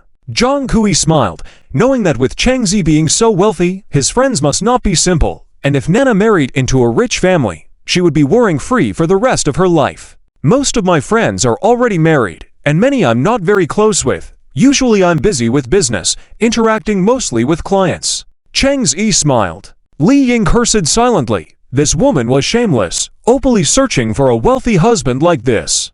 Did she not realize that Li Ying also had a daughter? "Zicheng, you know, our Nana is not young anymore, and still unmarried. Her mother is anxious, thinking if you could introduce someone to her." Zhang Kui sighed. Everyone could see through her ulterior motives. Li Ying smiled and said, "Oh, sister-in-law, didn't Zicheng say it? Most of his friends are already married. Nana is still young. Why are you in such a hurry?" Zhang Kui glared at her, almost enraged. Song Qin stepped in to smooth things over. "The food is getting cold. Let me serve you some more." Chang Zi finished eating, said a farewell, and went out. In the living room, Songmi and Mian was changing the diapers of the quadruplets, and Chang Zi walked over and sat beside her. "All right, stop looking so down. This afternoon, let hubby take you shopping for clothes, okay?" Seeing her face gloomy, he pinched her cheek. It had some flesh now, finally gaining some weight, smooth and delicate, full of collagen. "The feel is really good." "I'm not." Songmi and Mian kept her head down, with a dull voice. Okay. Mom is not easy either. She has to consider both sides. Just give face and get through it. Being gloomy will only make yourself miserable. Silly girl. Chang Zi patted her head. Perhaps thinking that Chang Zi was right, Songmi and Mian raised her head, blushing, and said, "I know." With the baby's diaper changed, the four babies looked towards their dad, kicking their legs happily, babbling. "It turns out like this." Songmi Mian felt embarrassed, her face slightly turning red. Despite being a mother, she actually didn't understand these things, not as much as Chang Zi, the father, did. Cheng Zhao's meticulous understanding in all aspects is as if there is nothing he doesn't know. He is a qualified father, while she is not a qualified mother. If it weren't for Cheng Zi, her life might still be chaotic. As Manly said before, if you can't even take care of yourself, how can you raise a child? You'll slowly understand these things later on. No need to rush. Experience is gained through trial and error. Seeing her like this, Cheng Zi knew this little woman must be overthinking again. "Got it. I'll go change clothes first. We'll go out later." Songmi Mian got up and headed towards the master bedroom. All right. It seems the meal in the dining room has already finished, and Song Qin and others walked out from inside. It looks like they had a good chat. Song Qin is very easy to talk to. In short, she is a kind person. Regardless of how you treated her before, out of familial love, she wouldn't hold grudges. Song Zhenhua and Song Jingsing are her younger brothers. With her personality, she wouldn't directly shut people out. Seeing the babies lying on the sofa, Zhang Kui sat down on the side and smiled, saying, "Zicheng." Aunt just asked suddenly, "Please don't mind, I was too hasty." "Aunt, where did you learn those words?" "We are all family." "Well, my Mian is fortunate to have met you." Zhang Kui sighed. At this point, Song Mian had already changed into casual clothes and came out, wearing a white duckbill cap. Even without makeup, she still looked pleasing to the eye. "Mian, are you going out?" Song Chin asked. Song Miamian nodded. Yes, I want to take the kids out for a walk on the weekend. And also buy some things. It's too awkward facing Uncle and the others at home. The past events had left a mark on her heart, something she couldn't shake off, not wanting to force herself to forgive and accept, even if they were family. Song Chin also understood her daughter's thoughts and nodded. Okay, come back early in the evening. After getting ready, the family of 6 went out, driving towards the city center. Cheng Zi planned to buy some autumn clothes for Song Miamian, since she usually wore old clothes and rarely bought new ones. The babies fell asleep as soon as they got in the car. Upon reaching the destination, they parked in the mall's underground parking lot. The elevator was too small, so only one person could push the strollers onto separate elevators. This mall was the largest in the city center, combining food, clothing, and accessories. Cheng Zi certainly wouldn't just buy ordinary clothes for Song Miamian. They had to be something good. They directly took the elevator to the 6th floor, the luxury goods section with big brand clothes, bags, and shoes. This is... Song Miamian quickly realized something was wrong, furrowing her brows and whispering, "Honey, did you take a wrong turn?" This floor seemed to sell luxury items, with each piece of clothing costing thousands or tens of thousands, not something an average person could afford. "No, I brought you here for this," Cheng Zi replied. "Ah, the clothes here are so expensive, What's wrong with expensive? It's for my wife, it's worth it." Song Miamian blushed for a moment but still hesitated to move. "Let's go downstairs and have a look." Cheng Zi held her hand, looking at her seriously. "Wife, we're earning money now. Buying a few clothes won't cost much. But that money is what you earn through hard work every day. A man earns money not just to raise children, but also to spend on his wife, right? Besides, you also work in the store. The money isn't solely from me." Cheng Zi sighed, wondering what this silly woman was thinking. Song Miamian couldn't help but fidget with her hands, feeling conflicted. Used to financial constraints, sudden luxury purchases naturally evoked such emotions. "Let's go." Cheng Zi already started pushing the strollers towards a clothing store. Song Miamian bit her lip and quickly caught up. Inside the store, a female staff member hurried over. "May I help you two with anything?" Then her eyes landed on the 4 baby strollers, looking surprised. "Quadruplets. Hello, do you have any clothes for my wife?" Cheng Zi pointed at Song Miamian. The female staff member smiled and said, "Yes, please follow me, madam." On the other side, a few staff members were discussing. "Am I seeing things? Are those quadruplets? It seems so. Giving birth to quadruplets at once. How amazing. Being able to afford to raise for children. What a family. They must be wealthy people. So envious. Have you noticed how good that mother's figure is? She looks like a young girl." Song Miamian was trying on clothes with the help of the female staff member. A fur coat paired with tight black pants and white boots, looking sophisticated and suitable for autumn wear. She sneaked a peek at the prices on the tags and her face slightly changed. This fur coat alone costs 30,000. The boots are from a foreign big brand, over 10,000, and this pair of pants, labeled as designers, costs 6 or 7,000. Altogether, it adds up to 50,000-60,000. Upon coming out of the fitting room, Song Miamian awkwardly changed expressions. "Sir, how does this outfit look?" The female staff member's voice rang out. Cheng Zi looked over. Although he saw her every day, seeing his wife slightly dressed up like this still astonished him. It was as if the outfit was tailor-made for her, perfectly highlighting her flawless figure. Even without makeup, her natural beauty shone through, revealing her extraordinary looks. The nearby staff members couldn't take their eyes off her and were left almost speechless. "Wow, she looks so good. I admit I'm envious. If someone doesn't match the other in looks, at least their fortune matches." The female staff member assisting the couple also finally regained her composure. "This outfit looks amazing. We'll take it and look at others." After trying several outfits back and forth, Cheng Zi made the purchases. The female staff member was pleased, as this was a big customer. Her commission for the month would probably be substantial. The other staff members looked enviously at her. As they were checking out, they crowded around to look at the babies in the strollers. The little ones had woken up and were blinking their eyes at the crowd. "Wow, I didn't get a good look earlier, but now I see. They are so cute." Beautiful and lovely little babies are loved by everyone.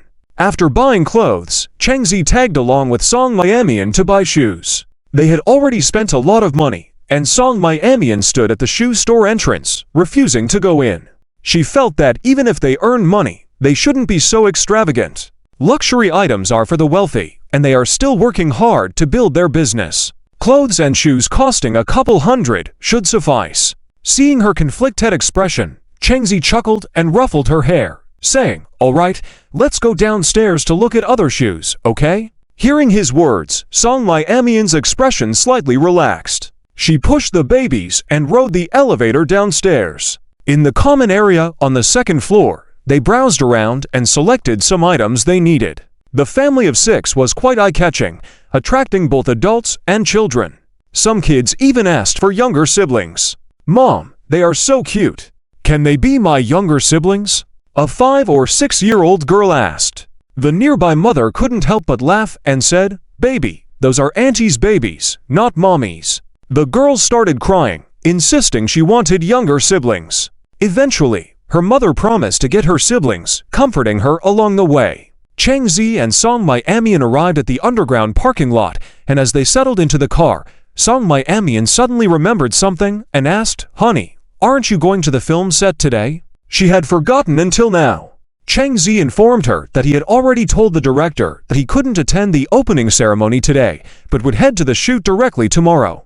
Since he knew the script well, skipping certain parts wouldn't affect the filming process. Realizing she wouldn't see much of her husband during the next half-month, Song Miamian felt a bit uncomfortable. The couple returned home to find Song Chin sitting on the couch watching TV. Song Miamian asked her mother if her uncle had left, and upon seeing the couple carrying so many bags and their hands full, Song Chin inquired about their purchases. Changzi explained they bought clothes, and Song Miamian had selected some for her mother. Then they began discussing the clothes while Changzi took the babies to the nursery. The babies lay on the bed, happily nibbling on their hands. When one baby accidentally rolled over another, causing a commotion, Changzi found it both amusing and exasperating.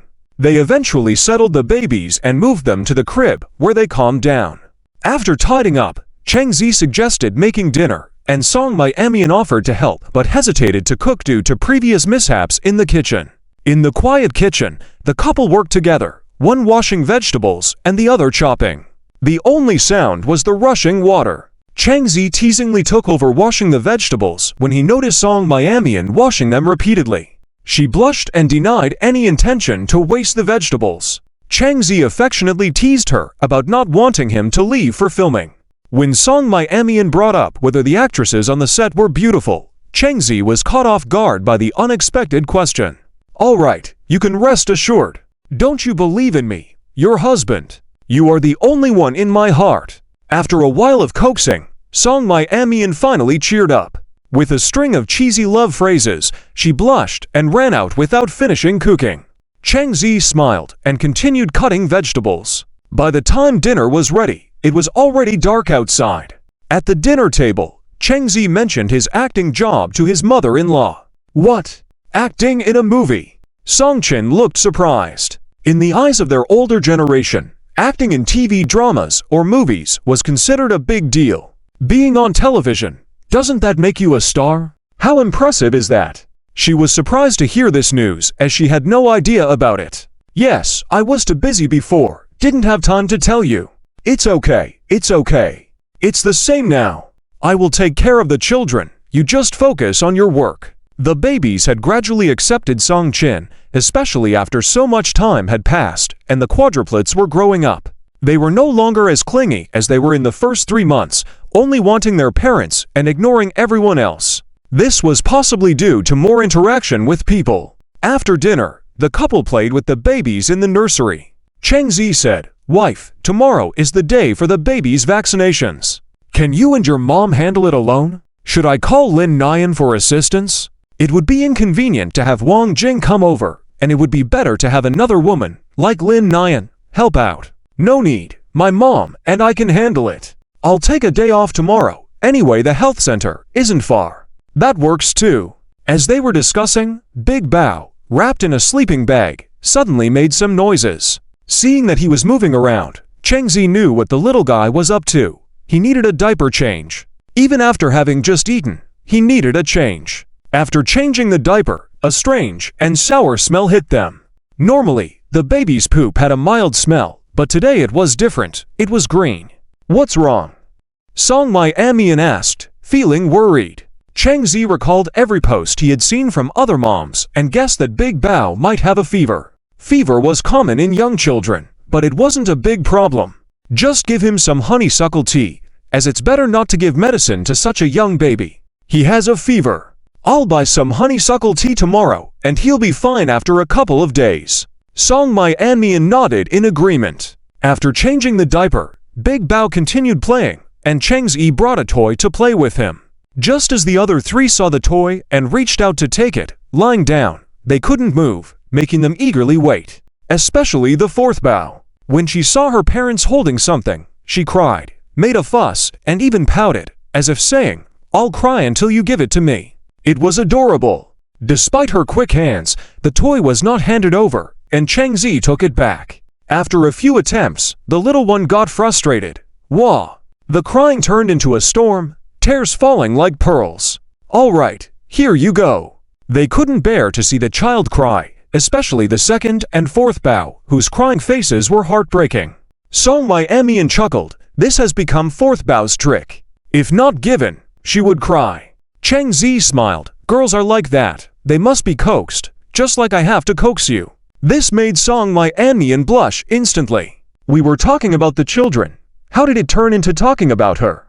And she never let him coax her. That never happened. With the toy in hand, fourth Bao stopped crying and changed her demeanor in an instant. She smiled and played happily with the toy. The couple was left speechless. Cheng Zi brought a few more toys to give each child one. It was still early, only 8 o'clock. Cheng Zi suggested giving the children a bath, and Song My Amian agreed, going to prepare warm water in the bathroom. They started with fourth Bao this time.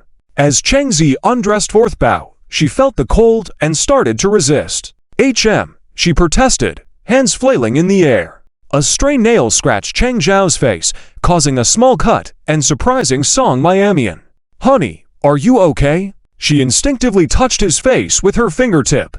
After realizing what she did, her face turned red, and she withdrew her hand. "I'm fine." Cheng Zi took a deep breath and slowly placed fourth Bao in the warm water. The temperature was just right. Fourth Bao hated taking baths the most. As soon as she touched the water, she would cry. Sure enough, after a few seconds, fourth Bao, who was protesting vigorously, started crying. Her face turned red, tears streaming down. The couple felt sorry for her and hurriedly wrapped her in a towel. Okay, no more washing. Bath time with these little ones was tough. Hanging in the towel, fourth Bao's nose twitched, making the onlookers feel sorry for her. Song My Amian quickly took her to the room, dressed her, and wrapped her in a sleeping bag. Cheng Zi then prepared to change the water. Next came the well-behaved triplets, who not only didn't cry during their vaccinations, but also remained silent during bath time, lying there calmly, looking around, occasionally glancing at their parents. Incredibly obedient. As Cheng Zi asked, "Wife, whose personality do you think they inherited?" "I have no idea," Song My Amian replied. "Well, it wasn't her. She was definitely not this calm when she was young. Just grab a few. The babies have plenty of clothes, as long as they look good." Cheng Zi doesn't fuss about this aspect. He understands that for girls, even if their wardrobe is full of clothes, they feel like they have nothing to wear if there's one missing. Choosing clothes for the babies is a bit of a dilemma. Song My Amian ignored him, thinking, men and their linear thinking. Doesn't she just want the babies to look good when they go out? It's important to coordinate well. You can't just be casual about it. What's wrong? Are you mad at me? Song My Amian was busy organizing clothes when Cheng Zi suddenly embraced her from behind, making her body stiffen. Biting her lip, her face turned red. This guy always seems to walk silently. Cheng Zi suddenly felt her heartbeat accelerating, thumping loudly. A slight smile lifted the corners of his lips. "Could you let go first?" Song My Amian whispered, her voice sounding like a kitten, her face flushed. Cheng Zi felt a stir in his heart. "Wife, are you still mad? If you are, then I won't let go." Warm breath tickled her ear, the scent so familiar, Full of pheromones, Song Miamian felt her mind getting fuzzy. Her heart beating faster. Her face turned red from her neck to her ears. She opened her mouth but couldn't say anything. After a while, she took a deep breath. Will you please let go? Unless you say you're not mad anymore. I wasn't mad in the first place. With a relaxing sensation, Chengzi really let go. We can find clothes tomorrow. It's not too late. Let's sleep early. No, we won't make it tomorrow. She wanted to leave early. If they didn't find clothes now, they would rush tomorrow morning, with no time to spare. Watching her matching outfits one by one, Chengzi sighed helplessly. This little woman is really stubborn. It wasn't until the babies fell asleep that Song Miamian's voice came, sounding cheerful. I've matched them. They'll wear these for sets tomorrow. Chengzi looked over for sets of clothes to light purple and to gray. Clothing for the boys and girls. These were the jumpsuits they wholesaled before, very thick and suitable for the current weather, not easy to catch a cold. They sold well in the store. Seeing her so happy like a child, Cheng Zhao's eyes showed indulgence. This wife of his is quite interesting. Isn't this kind of dilemma just adorable? All right, it's late, wife. Let's go to bed. Okay. With the clothes chosen, the two no longer hesitated. Early the next day, Chengzi set off in his new BMW, which he got for his wife to use for work in the past half-month. He drove the old Volkswagen. Song Miamian tittied up and then, with Song Chin, took the children to the health center. They arrived even earlier this time, and there were fewer people. They didn't have to wait in line and smoothly got their number tags. Everyone knew it was better to come early since after she arrived, many more people followed. With the mother and child store, many moms recognized Song Miamian and the four babies. Even for those who didn't recognize her, the few kids were easily distinguishable. It's rare in an area of hundreds of miles to have a family with quadruplets. Mothers' recognition skills are very high. Are you the mom who owns the mother and child store? At that moment, a mother came over, holding a little boy's hand. Song Miamian nodded, smiling. Yes. Your babies are really cute. It's my first time seeing them up close. The mother said with a smile. Thank you. For the quadruplets, everyone cast curious glances. Setting aside the fact that there were four of them, just their extraordinary looks were unforgettable, making people not want to look away. Feeling embarrassed, Song Miamian just wanted to finish the immunizations and quickly go home. Finally, it was her turn, according to the announcement on the speaker, so she hurriedly pushed the babies into the small room. Chengzi had already reached his destination and saw a large factory building in front. It seemed like it was specifically for renting out for filming purposes. Sci-fi movies are often shot in these factories. Just as he entered the factory, he was stopped by someone. Who are you? This place has been cleared. Get out of here. Chengzi replied. Where is your director? You think you can just meet the director like that? I'm Chengzi. Your director should know me. Chengzi presented his script. The person looked skeptical once he saw the script. You're the male lead. Fine. Come in first. Let me inform the assistant director. Since he showed the script, it was inappropriate to rush him out, so they had the assistant director confirm. Soon, the assistant director arrived, and after a glance at Cheng Zhao's outstanding appearance, quickly confirmed him as the male lead candidate. This face was quite memorable. When they viewed his performance through video with director Zheng before, he was instantly remembered. The assistant director took Chengzi to where director Zheng was. Director, the person has arrived. Chengzi looked at director Zheng, who was slightly chubby and in his early 30s, wearing a somewhat serious expression. Hello, Director Zheng. After they shook hands, Chengzi noticed that Director Zheng didn't seem as serious as he appeared. Director Zheng seemed a bit excited. Young man, I've been waiting for you.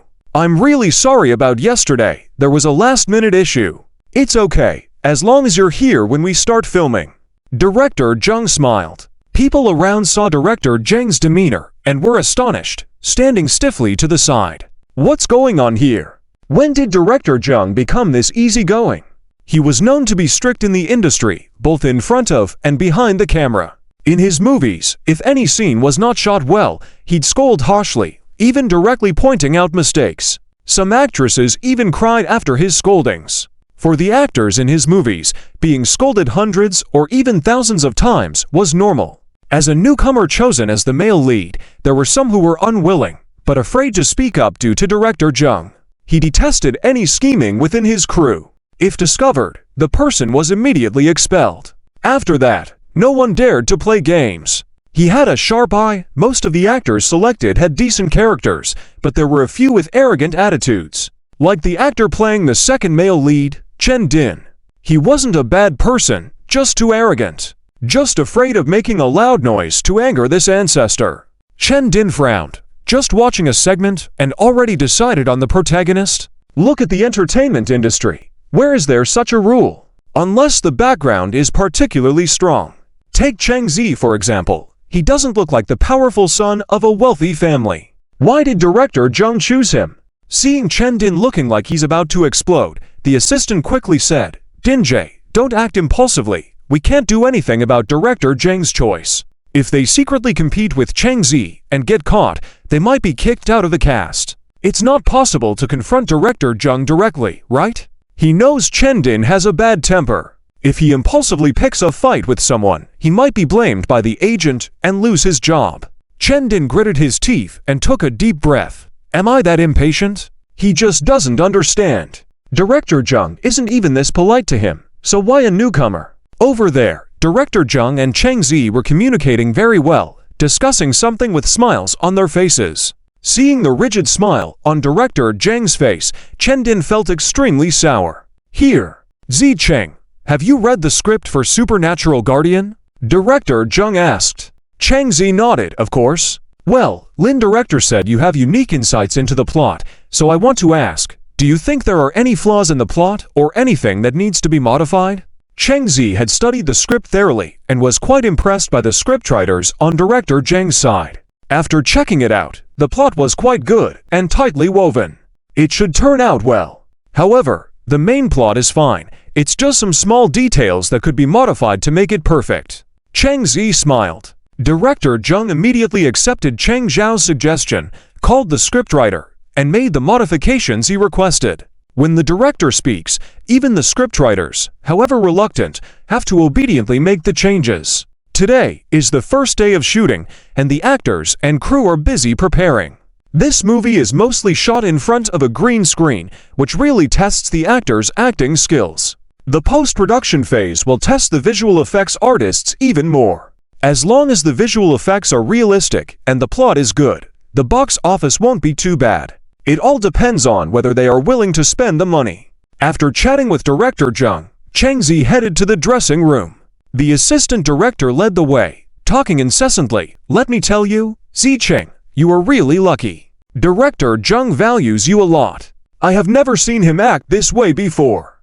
A smile appeared on that serious face, and he still found it hard to believe. This is the dressing room, where the main characters are all together. The two stopped at the dressing room door. Cheng Zi opened the door and walked in. Inside, there were 4 makeup tables, 3 of them already occupied, with makeup artists working. The assistant director introduced with a smile. This is the female lead and the 2 male supporting actors. Cheng Zi nodded and sat at his own makeup table. A makeup artist immediately stepped forward to start applying makeup. Zi Cheng, please get your makeup done first. The director still has things to do, so I am going to his place now. After the assistant director left, the dressing room fell silent. The female lead at the next makeup table, Yan Nuan, sneakily glanced at Cheng Zi with curious eyes, wondering what the male lead looked like. When she saw him, she was taken aback. Wasn't this boy too handsome? She had heard that Director Jung randomly selected a newcomer as the male lead, thinking it was quite unfair since everyone present was experienced. What right did a newcomer have? Blame it on her obsession with handsome men, as Cheng Zhao's appearance completely surpassed hers. He was so handsome. In an instant, she felt that those so-called handsome stars in the entertainment industry were nothing special.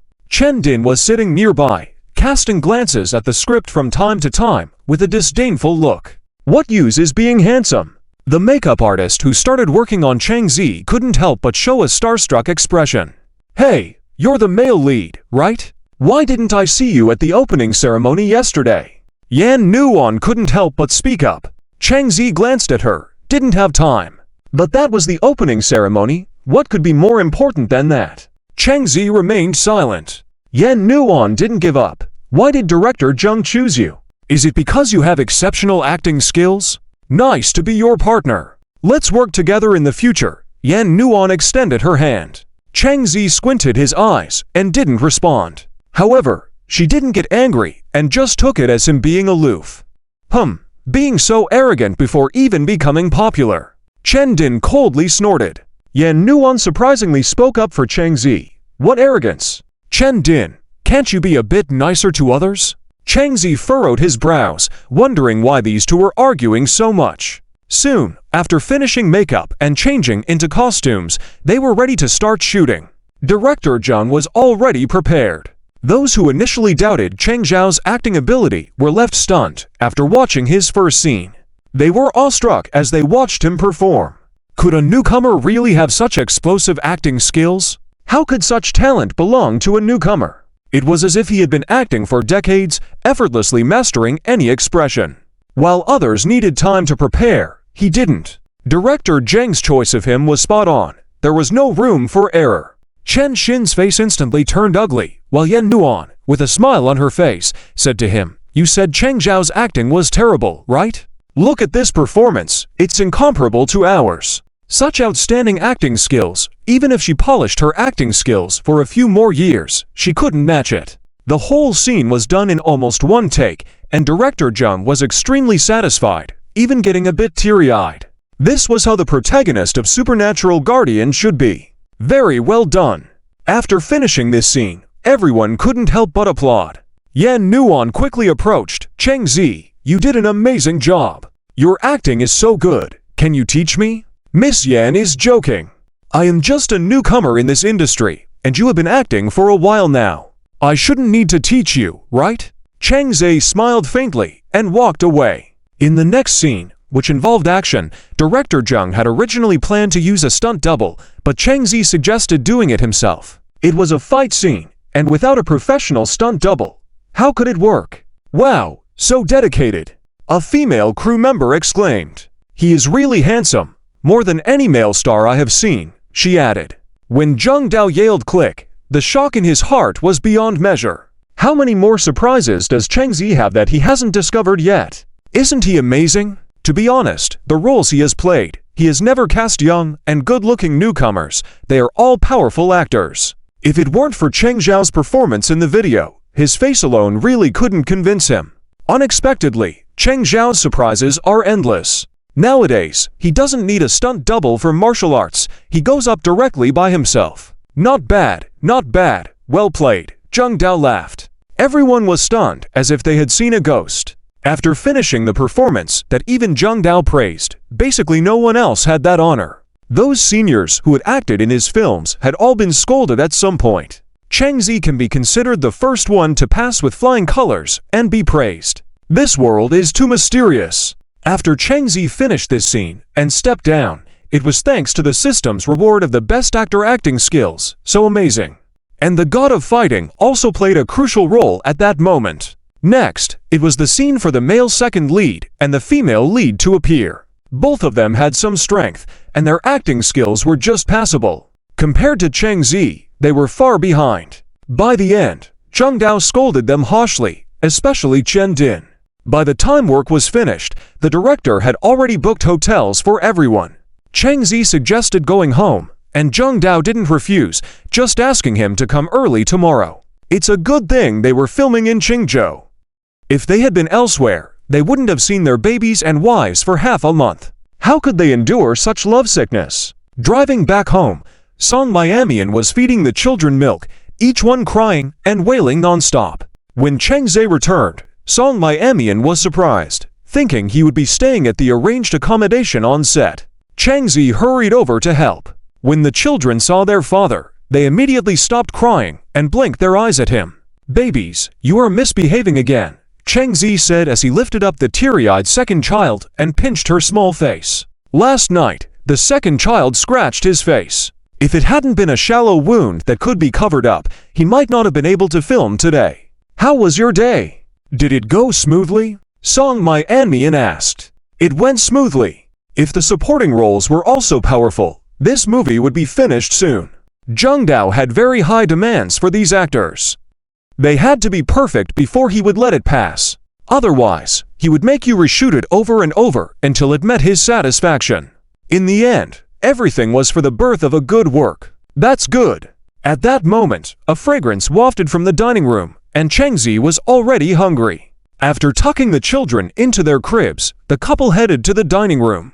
Just then, his mother-in-law walked in with a bowl of soup. Zicheng, how are you?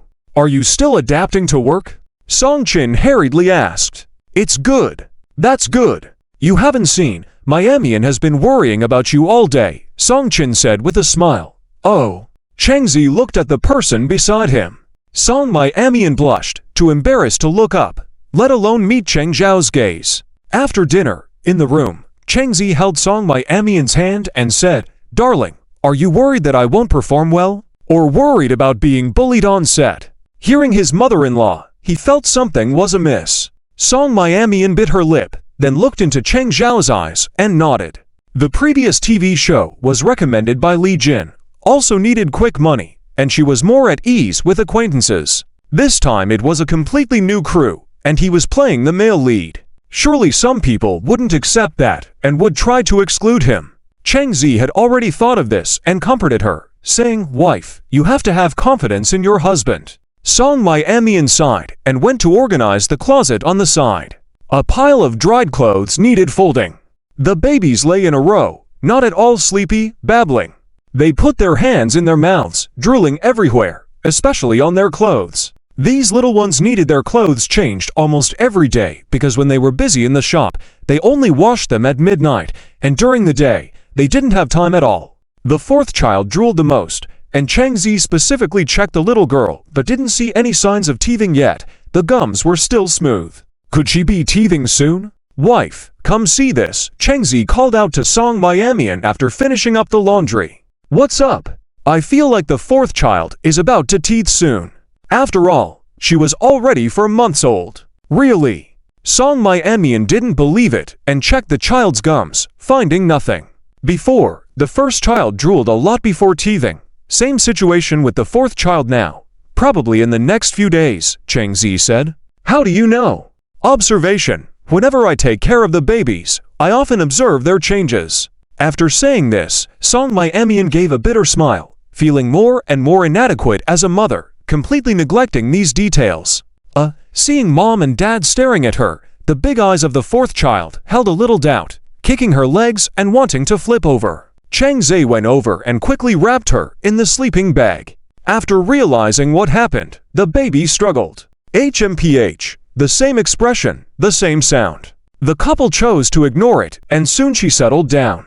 Song Miamian sighed, Husband, do you think I'm usually very neglectful of the babies? I don't even know the basics. No, you've said that 100 times already, haven't you? As long as I'm here, you don't need to worry about anything. All right, it's getting late. Go to bed soon. You have to go to work tomorrow. Chengzi patted her head. Okay. Once she was asleep, Chengzi texted Wang Jing to ask about the situation in the store. He didn't receive a reply, and considering the time, he was probably still busy in the store. The store surveillance was connected to Cheng Zhao's phone, and he checked it. It was peak time, and the three of them were extremely busy. At 10 o'clock that night, Wang Jing finally replied. Business was good today. Brother, how's it going there? It's fine. Good. And by the way, brother, the warehouse is running out of goods. Okay, got it. These days have been troublesome for you. Around 7 or 8 o'clock. Da Bao, hurry and go to sleep. Daddy needs to go to sleep now. Ya Tilda Bao opened her eyes and looked over at him with a curious look in her eyes, clearly not feeling sleepy. Chengzi quickly picked her up, pinched her little face, and lightly said, Little one, are you going to sleep or not? If he didn't have the skill of power napping, taking care of the child like this would make him sleep-deprived every day. Ya Tilda Bao took her hand out of her mouth, grabbed Cheng Zhao's pajamas vigorously, and suddenly, the pajamas were covered in saliva, wet and damp. Then she buried her head in his arms. This child! Chengzi shook his head helplessly, gently holding her, walking around, coaxing her. She fell asleep in his arms in no time. In the quiet environment, one could even hear her faint snoring. Looking at the children's bed, all three babies were asleep. Da Bao was just full of energy a moment ago. not knowing when she had also fallen asleep. Gently putting her bow aside, covering her with a blanket. Turn off the lights and go to bed. The next day, Cheng Zi got up early to make breakfast. Song Mai-Amian woke up feeling sleepy, checked the time, and suddenly jolted awake. She was going to be late. She had a meeting at 8 o'clock. It's already 7:20 now. She hurriedly washed up, changed her clothes. Honey, I'm running late. I have to go first, feed the children milk later. After saying that, she grabbed an egg cake and left. All these were specially made by Cheng Zi for her. Delicious, much cleaner and more hygienic than buying outside. At least take a bag of warm milk. I'm leaving first. Be careful on the road, it's rush hour. I know. After closing the door, Song Mai-Amian left. Cheng Zi shook his head helplessly. She was in so much of a hurry, eating only that much. I don't know if it's enough. At that moment, the mother-in-law came to the dining room and asked, Mai-Amian left? Yes, she said there was a meeting at 8 o'clock. Mom, the children will trouble you again. Song Qin waved her hand. Don't worry, just focus on your work. Leave the children to me. After finishing the meal, Cheng Zi also left. At the school, Song Mai-Amian arrived a few minutes late. After parking her car, she ran over panting. Teacher Song, you just arrived too. From not far away came the voice of Teacher Wang. She walked over in her semi-high heels. I was stuck in traffic. I overslept. Woke up and it was almost 8 o'clock. Teacher Wang felt a bit embarrassed. Glancing at Song Mai-Amian, she suddenly noticed the car key of a BMW in her hand. Wow, is that your new car key? I just noticed. Yes, it is. Oh my, your husband is so nice. A BMW costs at least tens of thousands. I'm jealous. Teacher Wang's eyes sparkled. Envy and jealousy. Having such a husband is really good. Getting whatever you want. All right, the meeting has already started. I have to go. Hurry up. Song Mai-Amian headed for the meeting room. Wait for me. After the meeting, in the office. TSK. Teacher Song, I just heard from Teacher Wang. Your husband got you a new car again. A BMW this time. Teacher Li exclaimed with gossip written all over her face. Song Mai-Amian felt embarrassed by their comments. I envy you so much, having such a great husband. He can cook, has money, and is considerate. Teacher Wang's eyes were filled with envy. Yeah, unlike us single dogs, no one to care for us. Teacher Wang and Teacher Meng leaned in close to each other. Most importantly, there are 4 cute little babies. When can we go see them again? Missing them. Teacher Wang said. The babies must have grown a little by now, becoming even more adorable. Yeah, they are all so cute. Especially those eyes, they look just like Teacher Song. I might not have time recently, my husband is quite busy. Song Mai-Amian said awkwardly. Shooting the film takes about half a month, so there's really no time to entertain the teachers. It's okay, we'll find time later. They didn't think much of it, she said she didn't have time. They couldn't just insist, right? On the other hand, on the set, Cheng Zi had just finished his makeup, and before he could get up, Yan Nuan came over, carrying a stool and sitting down next to him. I watched your performance yesterday. Did you study acting before? Just didn't enter the entertainment industry? Yan Nuan was particularly curious. She couldn't believe that someone who had never acted before could have such good acting skills naturally. Saying it was a talent was just nonsense. Someone like Cheng Zi must have put in a lot of effort behind the scenes. But putting in effort to learn acting and never acting sounds a bit strange. So, she wanted to ask. Cheng Zi turned his head and said lightly, would you believe me if I said I didn't study acting? No, definitely not. It's impossible. Yan Nuan shook her head. How could that be possible? Well, that's my answer then. Not getting the answer she wanted, Yan Nuan felt disappointed. She felt that Cheng Zi was like a block of ice, answering questions in a cold and indifferent manner. He only had a lot to say to the director. But there was a question. Do you have a girlfriend? Yan Nuan continued to ask. Cheng Zi glanced at her. I'm already married.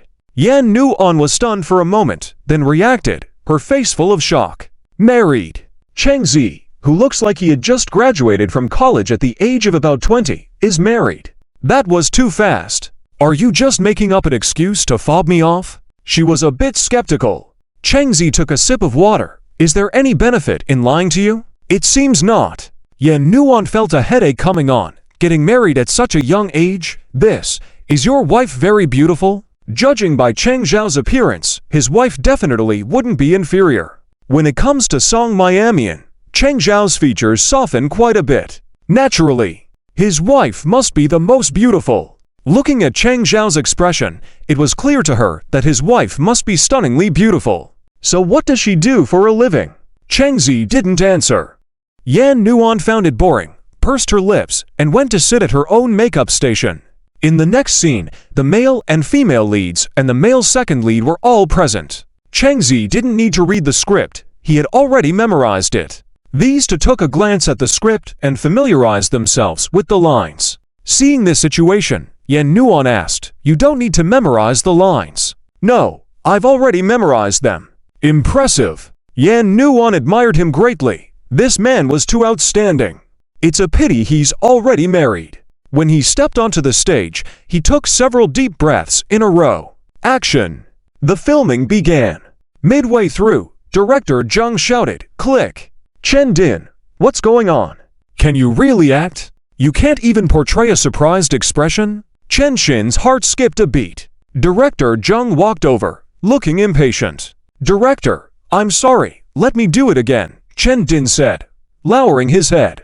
"All right, get ready," Director Zhang responded. The surrounding crew members watched closely. Cheng Zi and Yan Nuan were both in top form, but Chen Din made mistakes twice in a row. Being scolded in front of so many people, Chen Din felt embarrassed. He had never been criticized like this during a shoot. He believed his acting skills were well regarded by the public, but with Director Zhang, he felt completely devalued. This was the second time Director Zhang had criticized him. During the third take, he was extremely nervous. When he heard Director Zhang approve the shot, he breathed a sigh of relief. "This film is being pushed too hard," someone among the onlookers commented. "Yeah, I used to think Chen Xin's acting was pretty good. He had several successful movies. But now, seeing him act opposite Cheng Zi, there's really no comparison. In the past, he had others to compliment him. Now that someone more talented has arrived, the gap is noticeable." Listening to the remarks of the onlookers, Chen Xin's face darkened. He snorted disapprovingly and returned to the dressing room. As the scene wrapped up, Yan Nuan looked at Cheng Zi and said, "You're really good. I almost got overshadowed by you." "You're not bad yourself," Cheng Zi replied. With a casual glance, Cheng Zi acknowledged that Yan Nuan's acting was indeed excellent among regular actors. She was in her early 20s, and having such talent was truly a gift. "I think you must have deliberately studied this. Your subtle expressions are so on point, impressive," Yan Nuan praised generously. It was the first time she had admired someone so much. Wanting to seek advice from him, she remembered he was married and decided not to get too close. In the next scene, which was a supporting role, Cheng Zi walked towards the dressing room. As he sat in front of the makeup table, the makeup artist hurried over to touch up his makeup. Midway through, he received a call from Li Jin. He answered, "What's up? Bro, have you already joined the crew?" "Yeah." "How is it? Are there many beautiful actresses?" Li Jin was excited. Working on Director Zhang's film, regardless of the actresses' appearances, with such a cast, no ordinary crew could compare. Li Jin heard that even Chen Din only got the role of the second male lead. "It's all right, nothing special," Cheng Zi replied. Li Jin rolled his eyes. Of course, with such a beautiful wife, you wouldn't care. But for single guys like me, what else is there to look at except beautiful women? By the way, I heard that Director Zhang often scolds people during filming, so be careful. He has a temper. Do you have anything else to say? Cheng Zi asked. Can't I just chat with you? If it weren't for the ban on visiting the set, I would come over too. Before Li Jin could finish, Cheng Zi hung up. Li Jin cursed on the other end of the phone. This guy hung up so quickly. Soon, it was Cheng Zhao's turn to film again. Unknowingly, a day passed, and there was another scene to shoot in the evening. When it got dark, Director Zhang came over and said, "Zi Cheng, it's inconvenient to return after filming tonight. The hotel is booked, so stay here for the night." Cheng Zi considered the time, realizing they would finish work after 11 p.m. All right. "Thank you, Director," he said. Director Zhang nodded and hurried off. Before the shoot began, Cheng Zi sent a message to Song Miamian.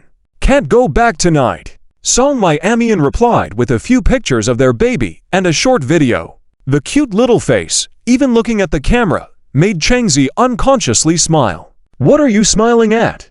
Yan Nuan's voice came from beside him. Wow, whose baby is this? So cute. Yan Nuan gushed. There are 4, that's quite a handful, but they're really adorable.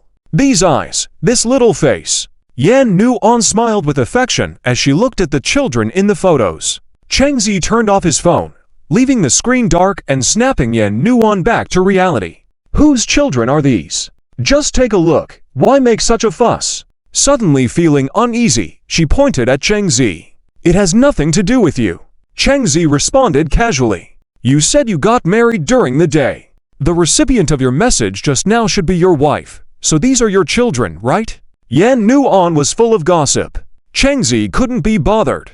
An hour later, as they prepared for the next scene, having gone through the day's shoot, there was less nervousness this time around.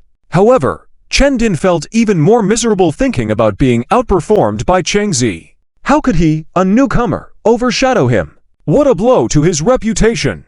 Director Zheng had even said in front of everyone that he couldn't act at all. There are only 2 scenes tonight, so give it your all, Director Zheng shouted. The crew was ready. Action!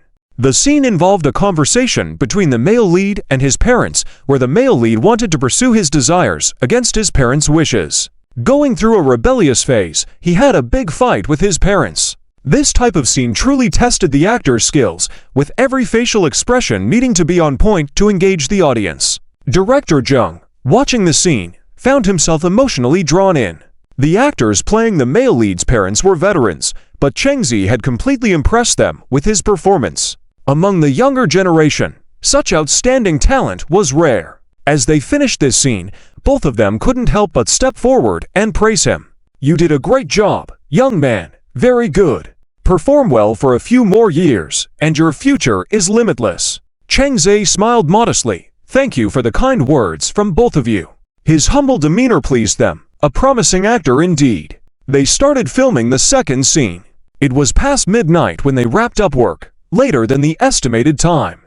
Of all the crew members, Chen Din was the biggest drag. Do you know if their mother has to go to work tomorrow? You're not asleep yet? Song Miamian looked at Cheng Zi on the video. His face was enlarged, and upon closer inspection, he was really handsome. Her heart pounded as she watched. Moving the phone a bit, she only filmed the children.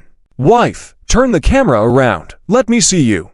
Seeing her turn the camera around, Cheng Zi knew that this little woman must be shy. What's there to see? Song Miamian's voice was weak, refusing to show herself. On the other side, the babies saw their father in the video and were ecstatic, swinging their little legs back and forth. Yeah, the happiest was Sibao, staring at the video with big eyes, as if chatting with Cheng Zi. Sibao is so good. Cheng Zi smiled. Indeed, seeing the babies made his mood better. These cute little faces, so healing, aren't they? After chatting for a while and having a conversation with the babies, Cheng Zi said, It's getting late, wife. You should go to sleep soon. You have to wake up early tomorrow. By the way, remember to buy breakfast, okay? Skipping breakfast is not good for your health. Song Miamian said, You too. Take care of yourself. Do you miss me? Maybe your husband will be back tomorrow, Cheng Zi teased.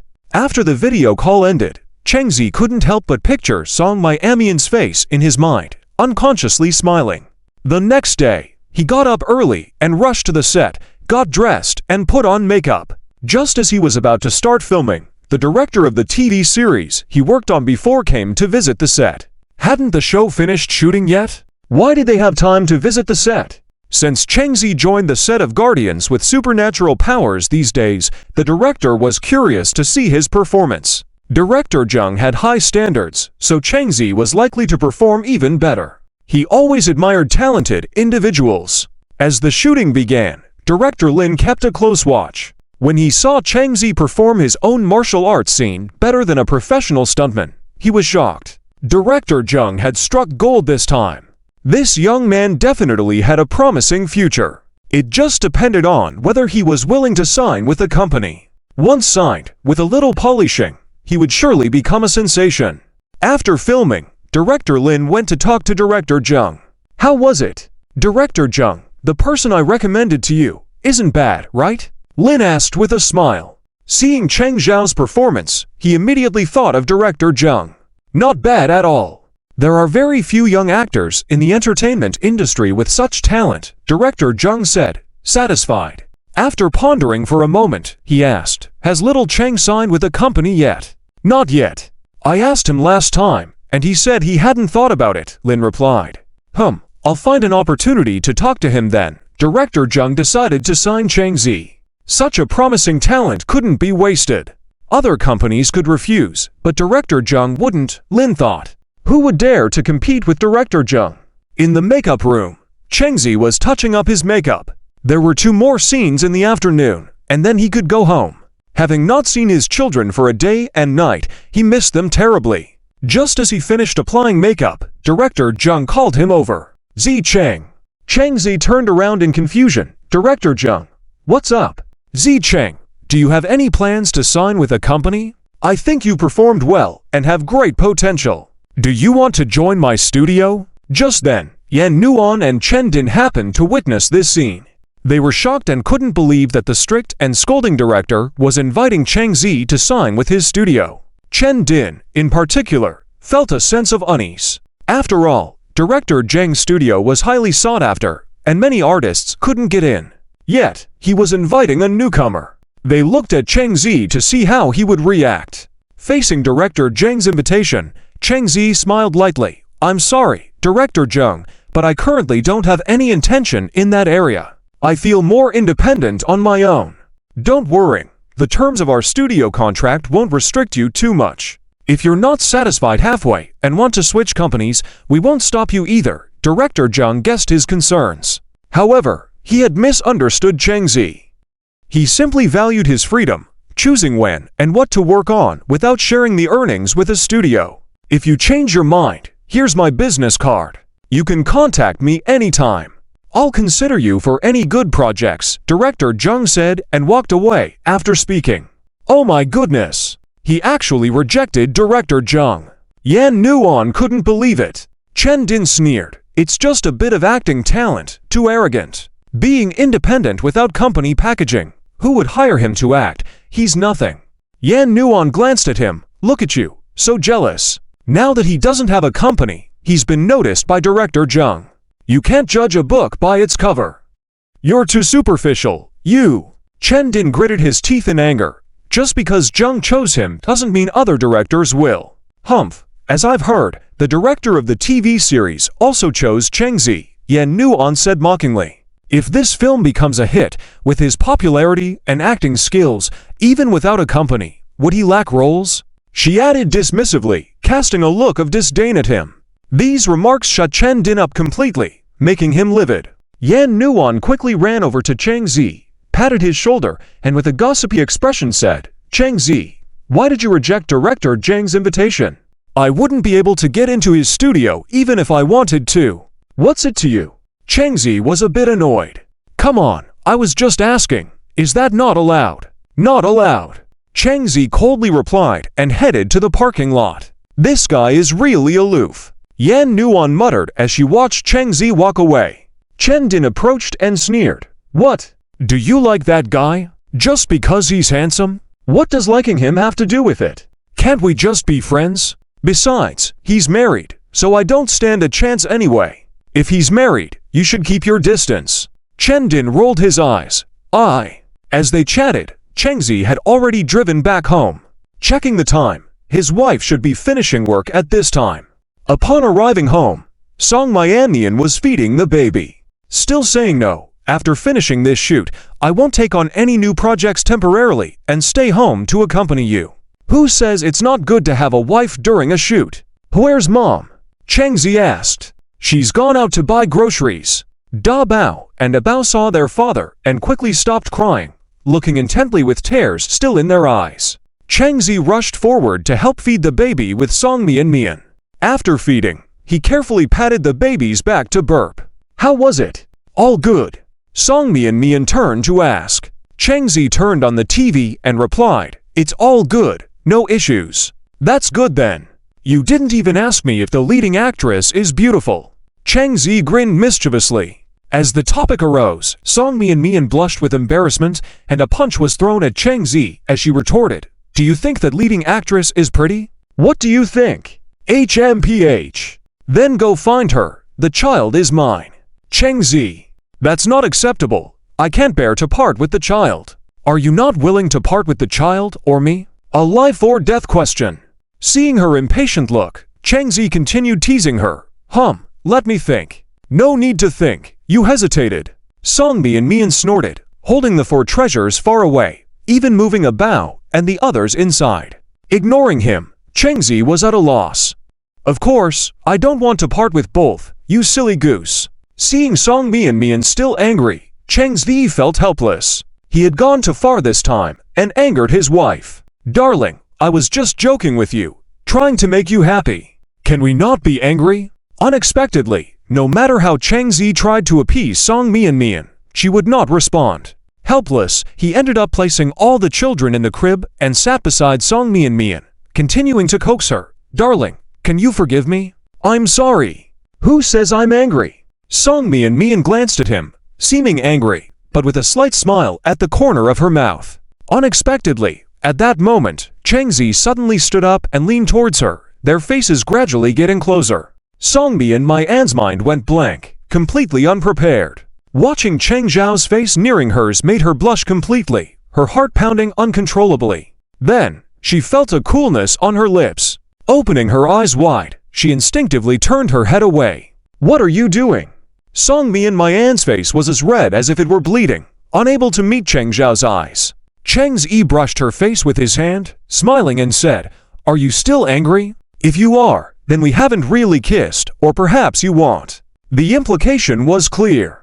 Song Mian blushed even more, stammering, I didn't. So you're not angry anymore. I'm not angry. Her voice was soft, looking like a pitiful little lamb.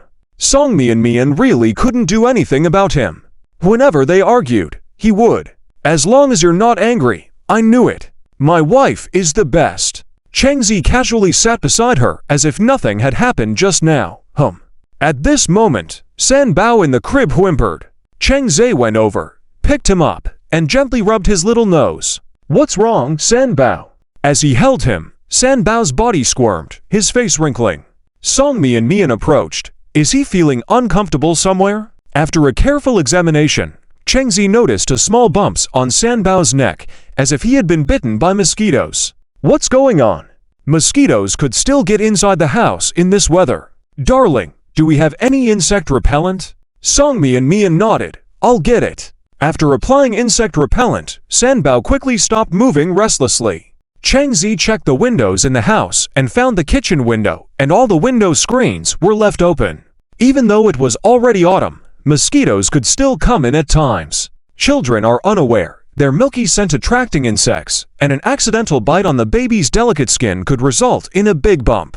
After closing the window screens, Chang Zi took San Bao into the children's room and changed him out of his autumn clothes. Soon, the mother-in-law came back with groceries. Zicheng, why are you home so early today? Yes, it will be over in a few days. Song Qin went to cook, and Chang Zi quickly joined her. Let me handle tonight. Mom, you rest. You've been busy all day, so let me do it. Song Qin smiled. Chang Zi took the vegetables from her hands. I'll do it, you go rest. Okay. Soon, a delicious meal was served. The aroma made Song Mian's appetite soar, and she couldn't help but salivate. Ever since she tasted Chang Zhao's cooking, she lost interest in other food. She used to think her mother's cooking was the best, but now, Chang Zhao's cooking was the most delicious. After not eating for 2 days, she felt extremely hungry. As the dishes were served, Song Mian was ready to start eating when Song Qin gently pushed aside her chopsticks. How can you eat before Zicheng sits down? It's impolite. We're married now. Who needs manners? Song Mian pouted in grievance. Song Qin said seriously, even though we are family now, when guests come, these bad habits must be corrected. Eating before everyone is seated is very impolite behavior. Okay. Song Mian looked at the dishes, eager. Soon, Chang Zi came over with a large bowl of soup. Why aren't you eating yet? You don't have to wait for me." Only after seeing him sit down did Song Mian dare to start eating. She picked up a piece of her favorite braised fish, and after tasting it, her eyes lit up. It was as delicious as ever. Seeing her devour the food quickly, Cheng Zi served her a bowl of soup, helplessly saying, "Eat slowly." Almost finishing all the dishes on the table, Song Qin took a bite of the braised pork and couldn't help but praise, "Indeed, Zicheng's cooking is the best. I made several dishes in the past 2 days, and a lot was left over." "Mom, what are you saying?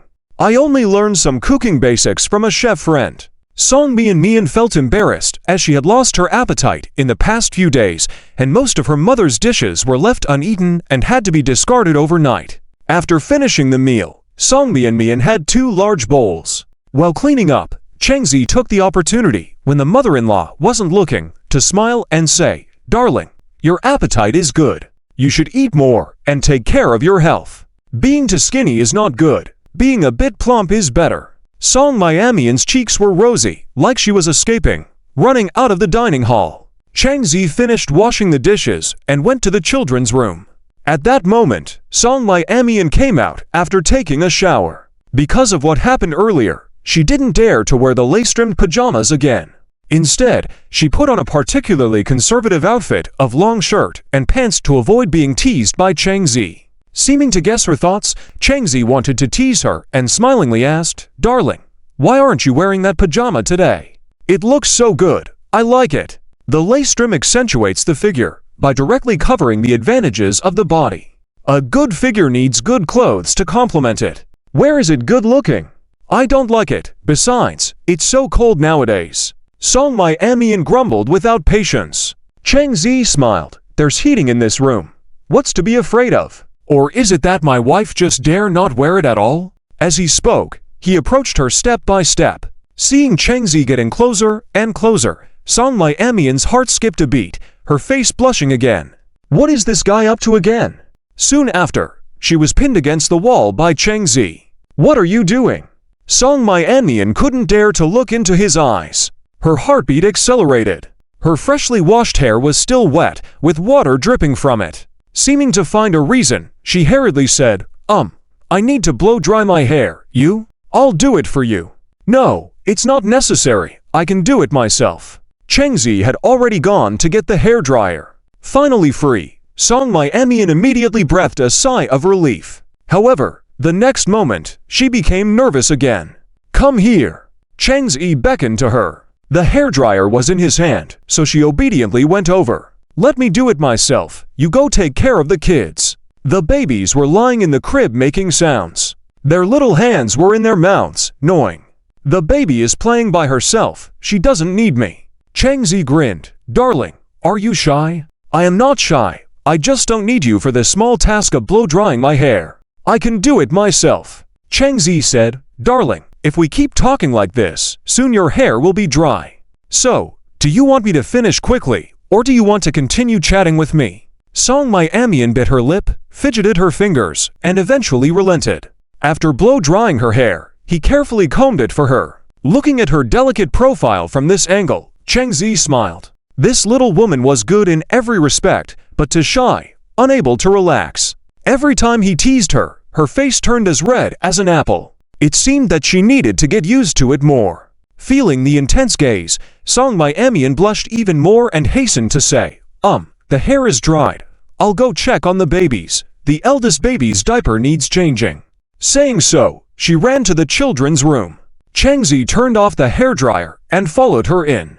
Song Mian was sitting at the bedside checking the baby's diaper. He glanced at her, smiled, as he had obviously just changed it. The babies all looked at their mother, babbling as if they were really talking to her. "Yeah." The fourth baby looked at the mother, then at the father with big eyes. Cheng Zi brought a small toy that played music and shook it in front of the bed, instantly attracting the baby's attention.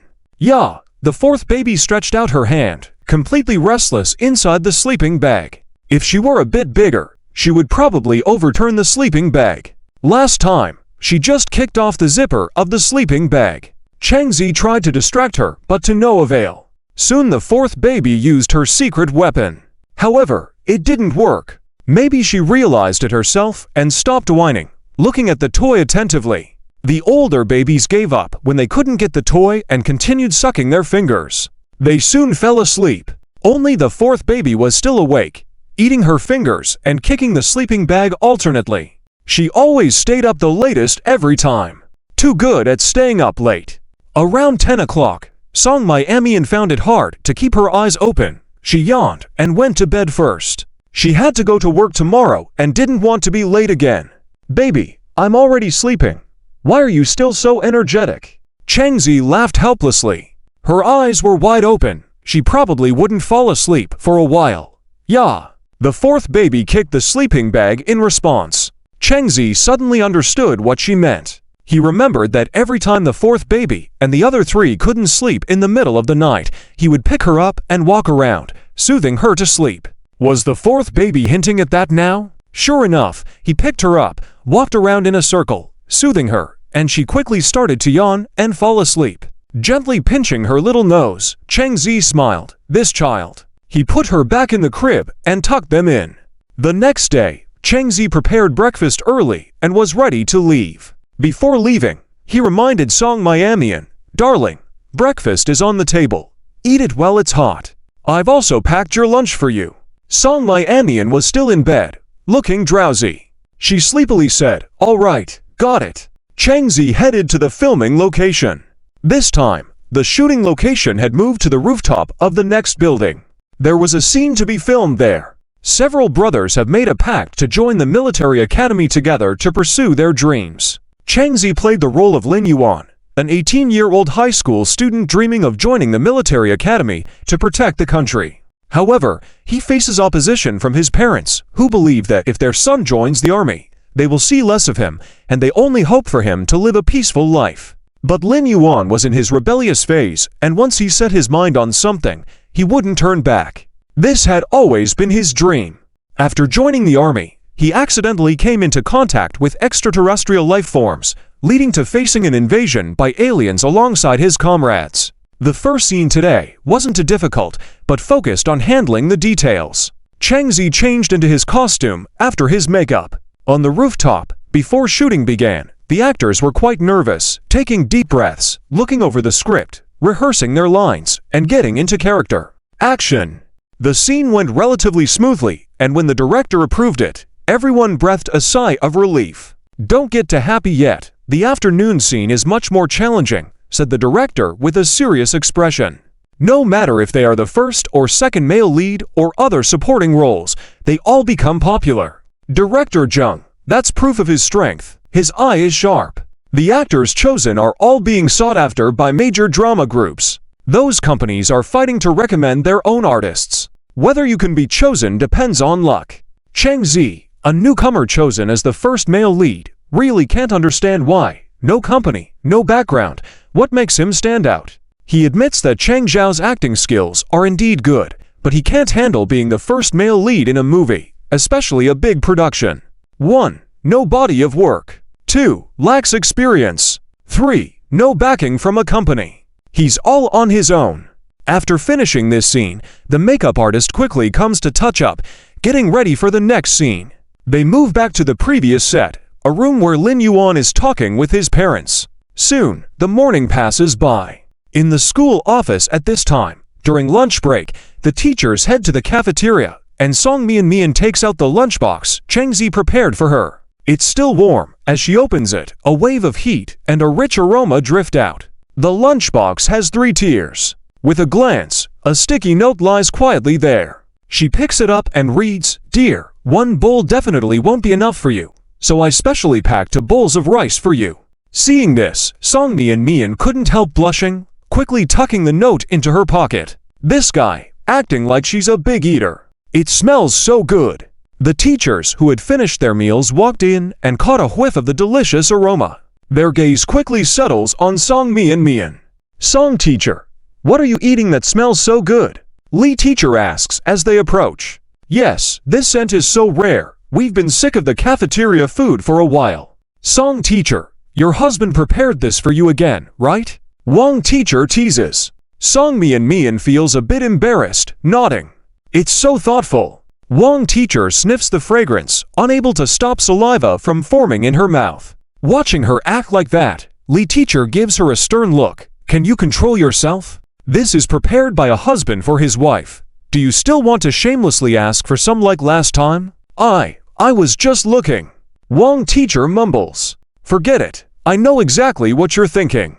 Even if you've already eaten at the cafeteria, remember Song teacher is still breastfeeding. Can you please behave? All right. Song Mian felt awkward, wondering if she should invite them to share. But seeing everyone had returned to their positions, she began eating. After being full and satisfied, she tittied up her desk, returning everything to its place. Song teacher, do you have any recent photos of the babies on your phone? Can you send me a couple? Wang teacher turns around and asks with a smile. Song Mian doesn't say anything and casually sends them over. One is a photo of the child lying on the couch, taken with a panoramic view, unexpectedly capturing a side profile and full body shot of Cheng Zi. Song Mian was startled when she saw it, but before she could retract it, it was too late. On the other side, Wang teacher is looking at the photo, almost drooling. Wow! The child is growing up so nicely every day, yes? So adorable, extremely cute. Li teacher adds. Look at those eyes, so clear and beautiful. When can we visit them again? As they were chatting, Wang teacher suddenly remarks, Oh, is this Song teacher's husband? Song Mian's face freezes, feeling anxious. She should have checked before sending it. It definitely is. Li teacher strokes her chin. Why does this look so familiar to me? Have you all noticed? It does seem a bit similar. Dream teacher comments. This side face looks like Cheng Zi from Song teacher's class. Li teacher enlarges the photo, more and more convinced of the resemblance. Previously, Song teacher's husband had seemed familiar. Now it wasn't just familiarity, it was as if they had seen him somewhere before. Very familiar. Li teacher, you might be thinking too much. How could it be Cheng Zi? Dream teacher interrupts. Last time, we met Song teacher's husband. It's definitely not him. Just a slight resemblance, Wang teacher adds. That's true. Maybe I'm overthinking it, Li teacher concedes. Wang teacher chuckles. Let's focus on the baby. Staring at someone's husband isn't appropriate. When they no longer paid attention, Song Mian breathed a sigh of relief. She was scared to death. If they found out, it would be a disaster. She blamed herself for not checking the photo before sending it and not considering the angle of the picture. Ernst. She accidentally captured Cheng Zi in it. Phew.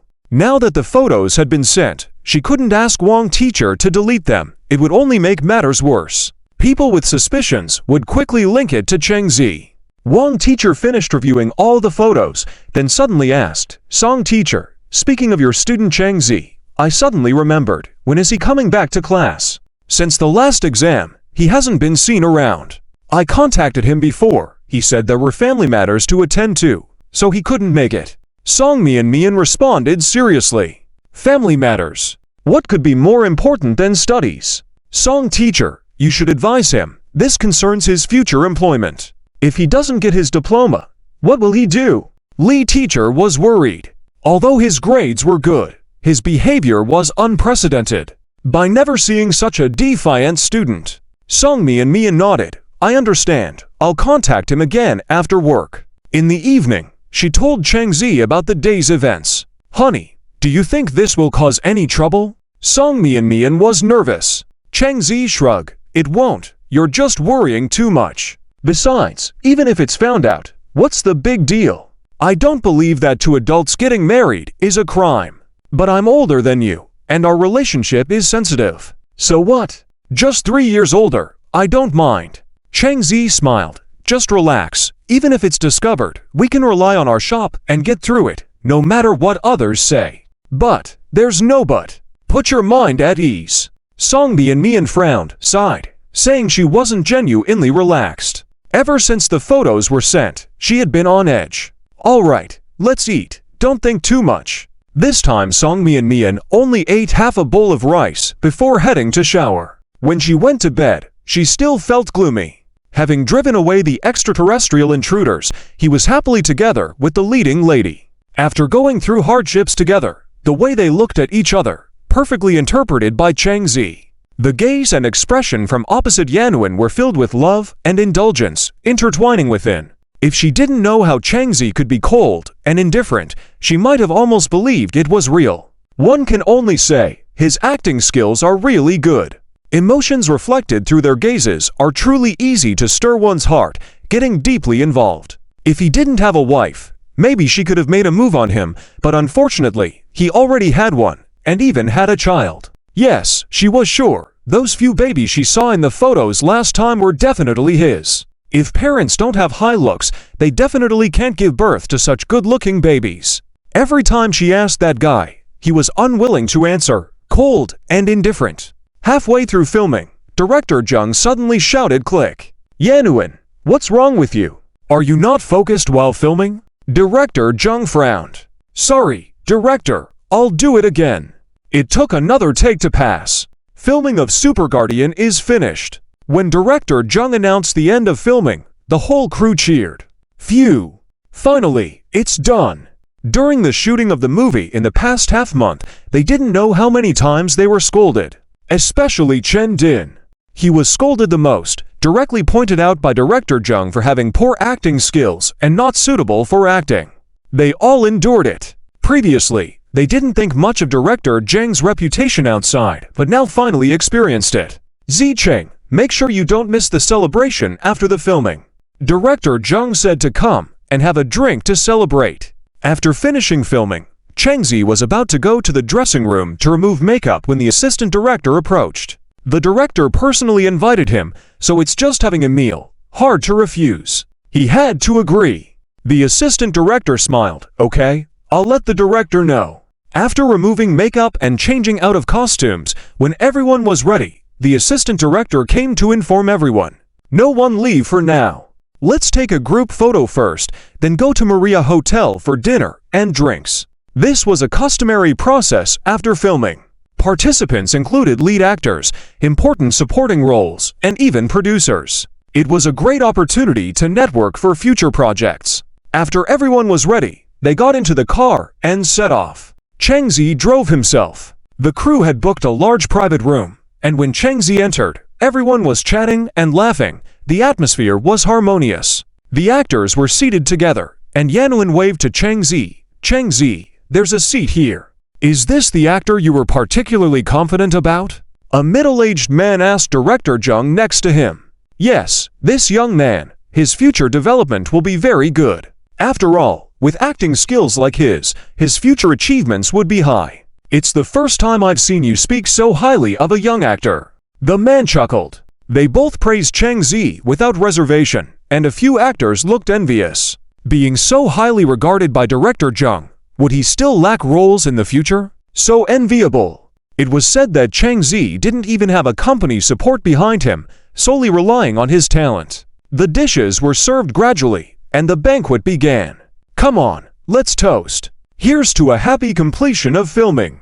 The assistant director shouted, and everyone began to toast. At that moment, Yanwen smiled and asked, Director, have you decided on the release date yet? We can't wait to promote it. Yes, yes. As for the specific time, we will notify you. Director Jung replied. After filming, there were still many other tasks to be completed.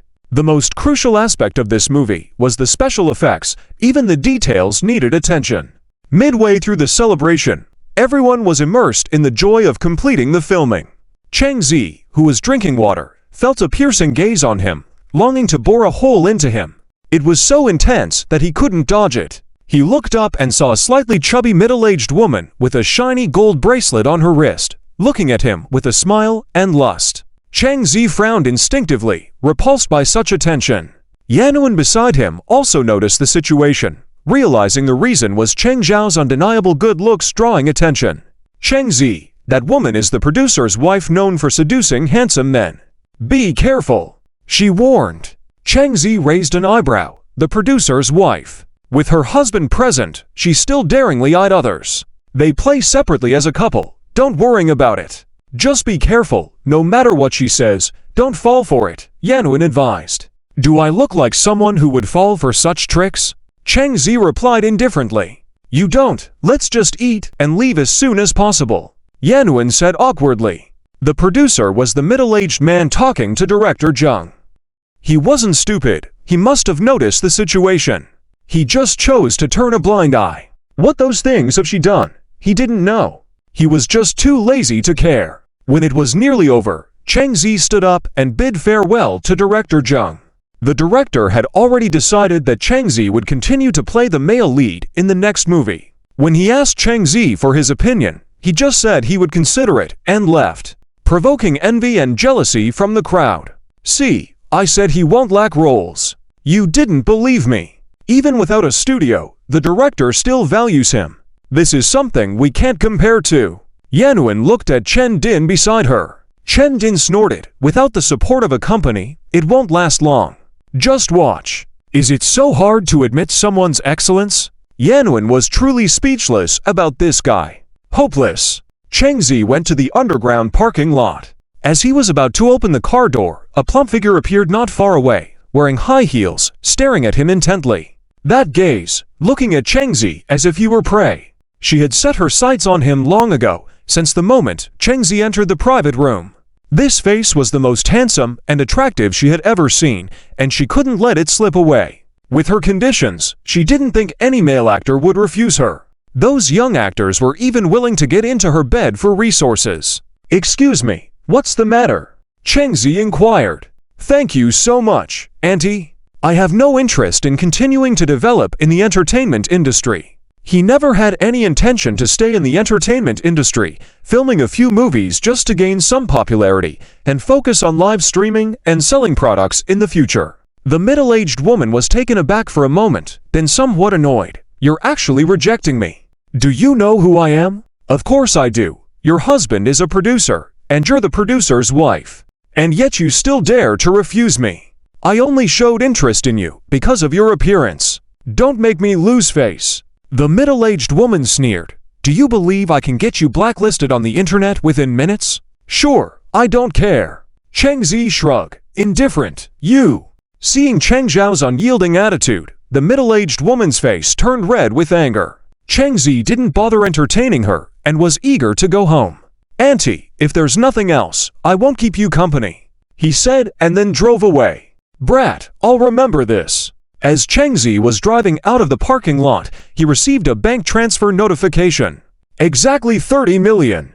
The note indicated it was his remuneration for filming. For a newcomer in the entertainment industry, this remuneration was considered high. He didn't plan to tell Song Miamian about it for now, fearing it might overwhelm her. He would gradually reveal it later. Upon arriving home, the night had already fallen dark. Song Miamian was sitting on the couch, playing with the babies, with the TV showing cartoons. The babies lay there, blinking their eyes, with cute expressions. They seemed so engrossed that they didn't notice their father had returned. Song Miamian also didn't notice. When Chang Zi approached, she got startled. She threw a punch playfully at him, looking annoyed. Why do you walk so quietly? You scared me. I did make noise, you just didn't notice, Chang Zi replied. Upon hearing their father's voice, the babies finally noticed, and they were overjoyed. Have you finished filming? Song Miamian asked. Chang Zi nodded, smiling. Yes, finished. Now I can spend more time with you at home. Who said I want you to accompany me? She mumbled. Chang Zi casually picked up the eldest baby, glanced at the other kids, and said, Wife, I think it's necessary for us to buy a baby seat, the kind to put on the sofa, so that the babies can lie comfortably. It's not good for them to lie down all day. Sitting occasionally will help strengthen their muscles. However, sitting for too long is also not good. It can lead to issues. Song Miamian agreed. You can. Chang Zi checked a wholesale website on his phone. Let me see if there are any available for wholesale. Maybe some customers might need them. After searching, he found some. In addition to baby seats, he also wholesale other items, but there wasn't much stock left in the warehouse. Where did Mom go? Chang Zi then realized his mother-in-law wasn't around and asked in confusion. Mom went out to buy eggs. Are you hungry? I'll go cook, yes. As he entered the kitchen, Chang Zi received a call from Li Jin. He answered, and even before he could speak, he heard Li Jin's excited voice on the other end. Bro, have you finished filming?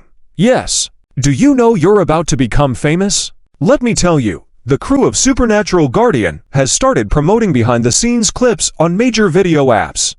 You're gaining fame even before the movie is released. The audience's comments are all praising your looks and acting skills. The first behind-the-scenes clip already has millions of views. Chang Zi was speechless. How do you know this? I've checked all video platforms, of course, I know. I'm so envious.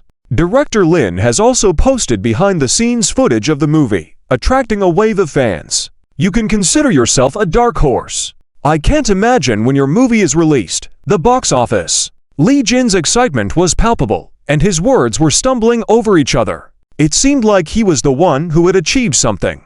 He was so thrilled. Chang Zi didn't feel as strongly, but this unexpected success surprised him. Did you call just to tell me this?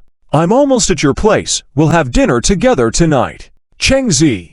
This friend was so sudden. Don't worry. I brought gifts for your little sweeties. Li Jin grinned. All right, it's getting late. Come quickly. All right. After hanging up, Chang Zi opened the Douyin app on his phone and looked up Superhero Guardian. As Li Jin had mentioned, the video had already surpassed millions of views and was still increasing.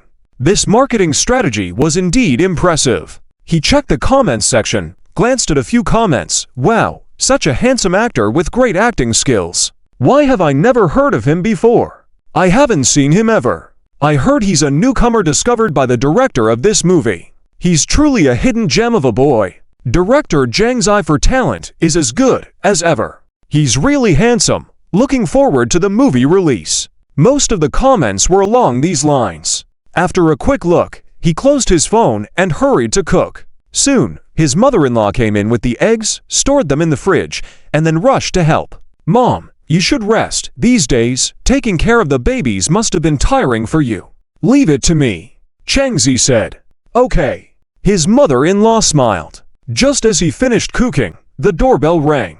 Song Myanmian looked puzzled, wondering who could be visiting so late. Opening the door, she saw Li Jin and was momentarily stunned. Hey, sister-in-law, nice to see you again. Li Jin grinned.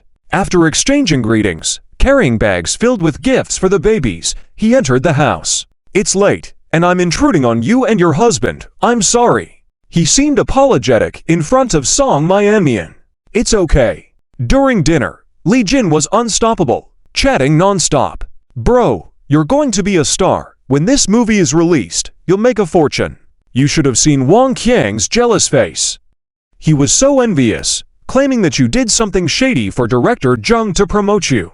As he continued, Song Qin, listening nearby, couldn't quite grasp the meaning of his words. Does that mean he's about to become famous? She asked. Li Jin nodded. Not just famous, he's going to earn big money. Z is about to strike it rich. What could we possibly do even if we found out?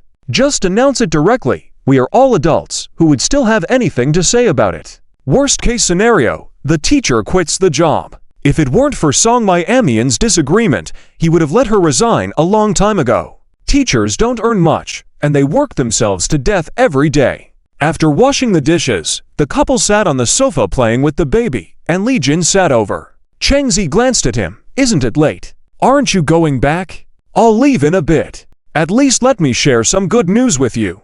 Are you chasing me away like this? Li Jin said sadly. Besides, I mainly came to see the baby. I haven't seen them for many days. Can't I come see them? The babies blinked their eyes, seeming to have no impression of Li Jin at all, full of curiosity. Li Jin reached out to the four babies. For treasures, let uncle hold you. The four treasures looked at him, then at their parents, and buried their heads, unwilling, even retracting their little hands. Now not even the third treasure was in the mood. No matter how tempting with toys, it was useless. Li Jin was confused. What's wrong with these kids? They don't even want toys. They are not giving any face at all. Chang Zi couldn't help but laugh. Look, they don't want you to hold them. Li Jin pretended to be sad. Babies, don't you want uncle anymore? He still had a glowing little balloon in his hand. At this moment, the eldest treasure suddenly reached out a hand. Those little eyes stared straight at Li Jin, looking adorable. I'll let you hold me if you give me. The eldest treasure didn't resist. Li Jin then showed a smile, somewhat smugly looking at Chang Zi. See, the eldest still lets me hold him. Changzi really wanted to say, "You are too young." Doesn't he understand the eldest's character as a father? Now it's okay to let you hold him, but wait until you get a toy. As expected, as soon as the eldest treasure got the balloon, he started struggling, twisting his small body, looking totally reluctant. Li Jin only realized later that this little guy was doing it all just for the balloon. After receiving the balloon, he displayed a demeanor of "I'm going to annoy you if you don't let me go." Li Jin had no choice but to put him down on the sofa to let him play by himself. A low sigh. "Okay, I won't stay long. I have something to do, so I'll head back now." Li Jin headed to the door. Song Miamian gave Changzi a look. "At least walk him out." Changzi set down the baby and escorted him downstairs. Once downstairs, Li Jin asked seriously, "Bro, do you plan to stay in the entertainment industry for the long term?" Changzi shrugged. "Not really." He knew that once he entered this circle, there would be endless rushing for various engagements, film shoots, and advertisements, all tiring. Wouldn't it be better to run some small business or start a company? Going to film, just for a business opportunity. He wouldn't do things without a goal. It would be a waste of time. All right, if I were you, I might take advantage of this popularity and sign with a good company. But you have that small shop, so you don't lack money to spend. You are comfortable. As for me, I'm just hustling for a living." Li Jin chuckled. Like he thought of something, he asked, "How much is the payment for this movie?" "Not bad, 30 million. The air was quiet for a few seconds. For a while. "Holy moly! What did you say? 30 million? Li Jin was shocked, almost thinking he misheard. They had just started filming, and he was already being paid 30 million. Keep in mind, although Changzi was very talented, his current status was that of a newcomer. To give this much to a newcomer, Director Jung was too generous. He admitted that he was envious. The air was filled with a lemony scent. "Bro, I admire you. I'm absolutely awestruck. You are amazing. 30 million, enough for a lifetime. Improving your acting skills is the important thing. Don't just focus on the present." Changzi patted his shoulder. After seeing him off, Changzi returned home, preparing to wash and sleep. Song Miamian had already put the children to bed in their cribs and was preparing to shower, taking out the kitty pajamas from before. "Wife, are you going to wear this?" Changzi walked in, smiling. Song Miamian glanced at him. "Any problem?" "Not really, but I think the other one looked better than this. The lace trim was prettier." Saying this again, Song Miamian couldn't help but blush. Ignoring him, she bypassed him and went straight to the bathroom. Watching her back, Cheng Zhao's lips curled up. This little woman, even though we're old married, she still gets shy. After Song Miamian showered, she was smart this time, drying her hair in advance to avoid Changzi teasing her. "What are you looking at? Go take a shower." Seeing Changzi staring at her, Song Miamian rolled her eyes. "Yes, ma'am." When he came back after showering, Song Miamian had already fallen asleep in bed, and so had the babies, except for the youngest. She was still wide awake, looking at him. "Youngest, aren't you going to sleep yet?" Changzi smiled and gently rubbed her little nose. Eek, seemingly not tired yet, her mouth curled up, smiling. Changzi knew her intentions and gently picked her up to calm her. This process had to happen every day, or else she wouldn't sleep. He wondered how she was keeping her mother up at the hotel they were staying at for filming. He clearly noticed that his wife's face looked a bit worn out lately. Having to work and take care of the kids? Tomorrow there were no plans, so it was a good opportunity to buy some supplements and take the children out to the store. They had been cooped up at home for half a month. The main issue was that it wasn't convenient for his mother-in-law to take them out by herself. She couldn't push for strollers with just 2 hands, and handling the kids already tired her out daily. With his wife back at work, he decided to temporarily stop taking on projects and spend more time with his wife and children at home. After calming the youngest treasure to sleep, Changzi also went to bed. The next day, Changzi woke up early to make breakfast as it was the weekend and he didn't have classes at school. This allowed Song Miamian to sleep a little longer. Breakfast was ready precisely at 8:30. Reluctantly, Song Miamian crawled out of bed, yawning. "What time is it?" "Almost 9. Get up and have breakfast, we're going out later. After freshening up, when she arrived at the table, Song Miamian perked up instantly. On Tianye Street, there is a very large shopping mall. Chang Zi drove towards the direction of the mall all the way. Are we going the wrong way? Song Miamian thought they were going to a store and asked in confusion. No, we're not going the wrong way. I'm taking you to buy some things. Not clothes again, right? Didn't we already buy last time? No need to buy more. Song Miamian's first instinct was that it was luxury items like clothes. She already had all these things and didn't need them at all. Not clothes, I'm taking you to buy some health supplements. I noticed your complexion has been poor lately. Taking care of the children is hard, so I want to help you out. Song Miamian's heart suddenly warmed, realizing that's what they were here for. She didn't even think about it, but he thought of it first. After parking at the destination, the couple pushed the babies into a store. Chang Zi bought some high-quality bird's nest and other health supplements. These were quite expensive, but compared to the clothes they bought last time, they were much cheaper, so Song Miamian didn't say anything. She had come from a time when every penny had to be stretched, so she naturally knew the importance of money in critical times. She couldn't be too extravagant. After thinking about it, Chang Zi bought some for his mother-in-law as well. After buying everything, they put the items in the trunk and headed towards the store. Wang Jing greeted customers diligently at the entrance, and when he saw two familiar figures pushing for baby strollers towards him, he was momentarily stunned. As he realized, he grinned. When Chang Zi approached, he patted him on the shoulder. Bro, it's been almost half a month since you last came to the store. Huh. You really trust me to handle things here. Let's talk inside. It's cold outside, and the kids can't take it. Pushing the babies into the store. Seeing this somewhat familiar environment, the kids all happily kicked their legs. Chang Zi placed them behind the cash register. Looking around, the three had already started working collaboratively. Zhang Yue was in charge of cash register and packaging, Lin Nian in sales, and Wang Jing was handing out flyers outside. Neither of them had expected Cheng Zhao's sudden return. They were all quite happy and came over to say hello. Lin Nian really missed the babies and wanted to go play with them, but with a steady stream of customers coming in, she had to deal with her current tasks first. Chang Zi looked at Wang Jing and asked, "How are the new employees doing?" "They're doing great, working diligently. I've already passed their probation period, and their first paychecks have been issued. There are customers coming. Get back to work. We'll talk later." Chang Zi looked towards the door. Okay. Customers started coming in one after another. Some were regulars who hadn't seen the babies in almost half a month and were now eager to catch a glimpse of them. Look, it's been almost half a month, and the babies are getting bigger. Yes, they're getting cuter by the day. I've really missed them.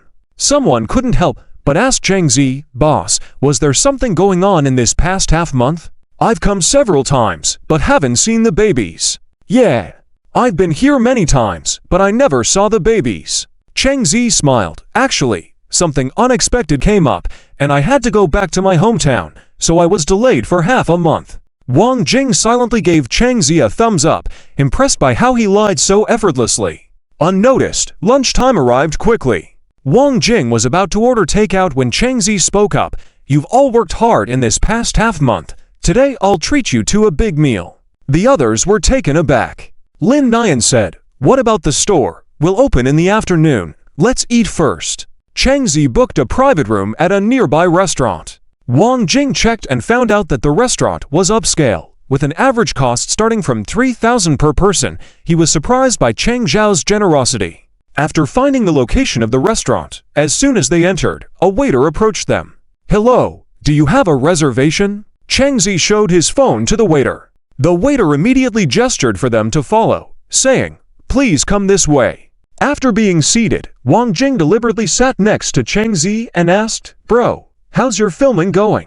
Have you finished shooting?" This question caught the attention of Lin Nian and the others. "Yes." "When will it be released?"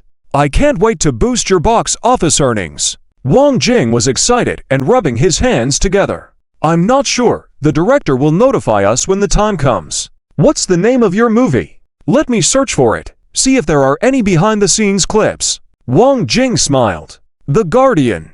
Wang Jing said, "Just hearing the name sounds grand. I'll search for it." He searched on Weibo and found the verified account for the movie. There were movie stills and behind-the-scenes clips. "Wow, Bro, your stills look amazing. So handsome.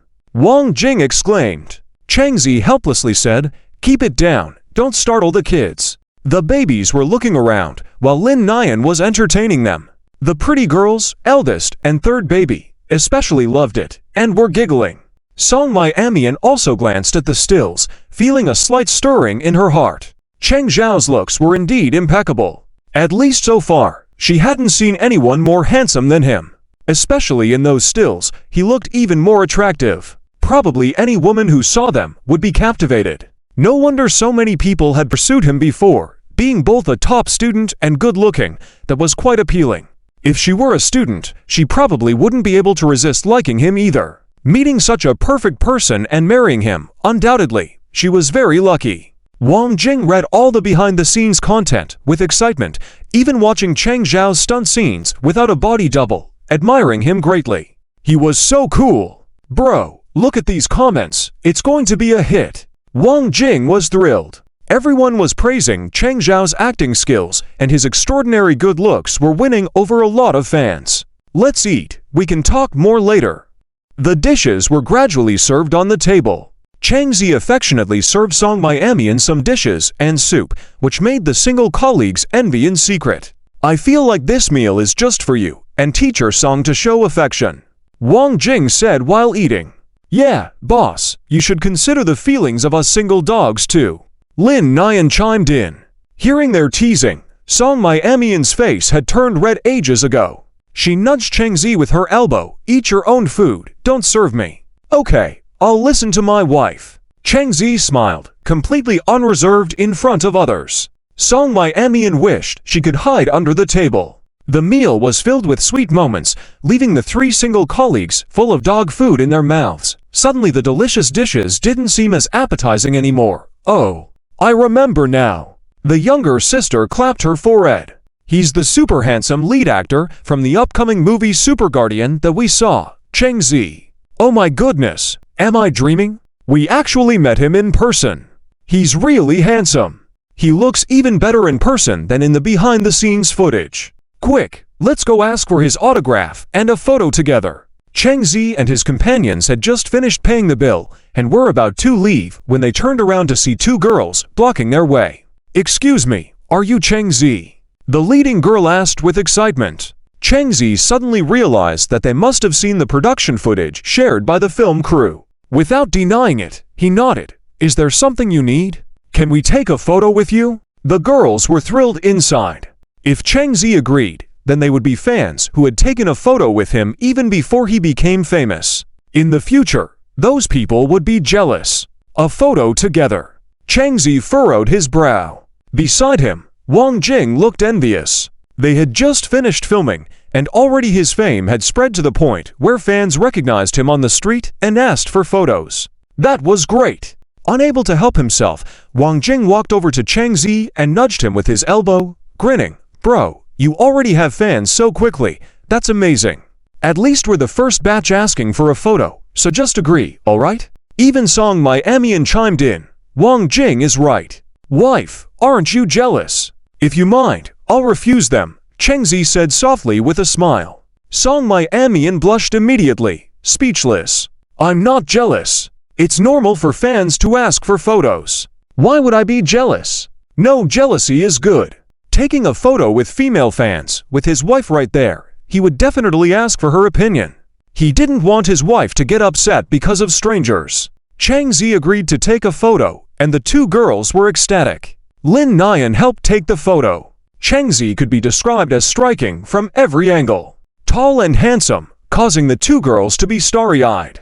However, the two girls noticed several babies. One of the girls asked hesitantly, Cheng Zi, are you already married? Cheng Zi openly admitted, then immediately pulled Song Mai Amian into his embrace. Yes, this is my wife. The two girls glanced at each other in awe. Oh, he's married. So young. He looked like he had just graduated from college. Are these babies yours too, yes? Seeing him admit openly like that, with a lot of people watching, Song Mai Amian felt so embarrassed that she wished she could disappear into the ground, her face red. Your wife is so beautiful, and her figure is great too.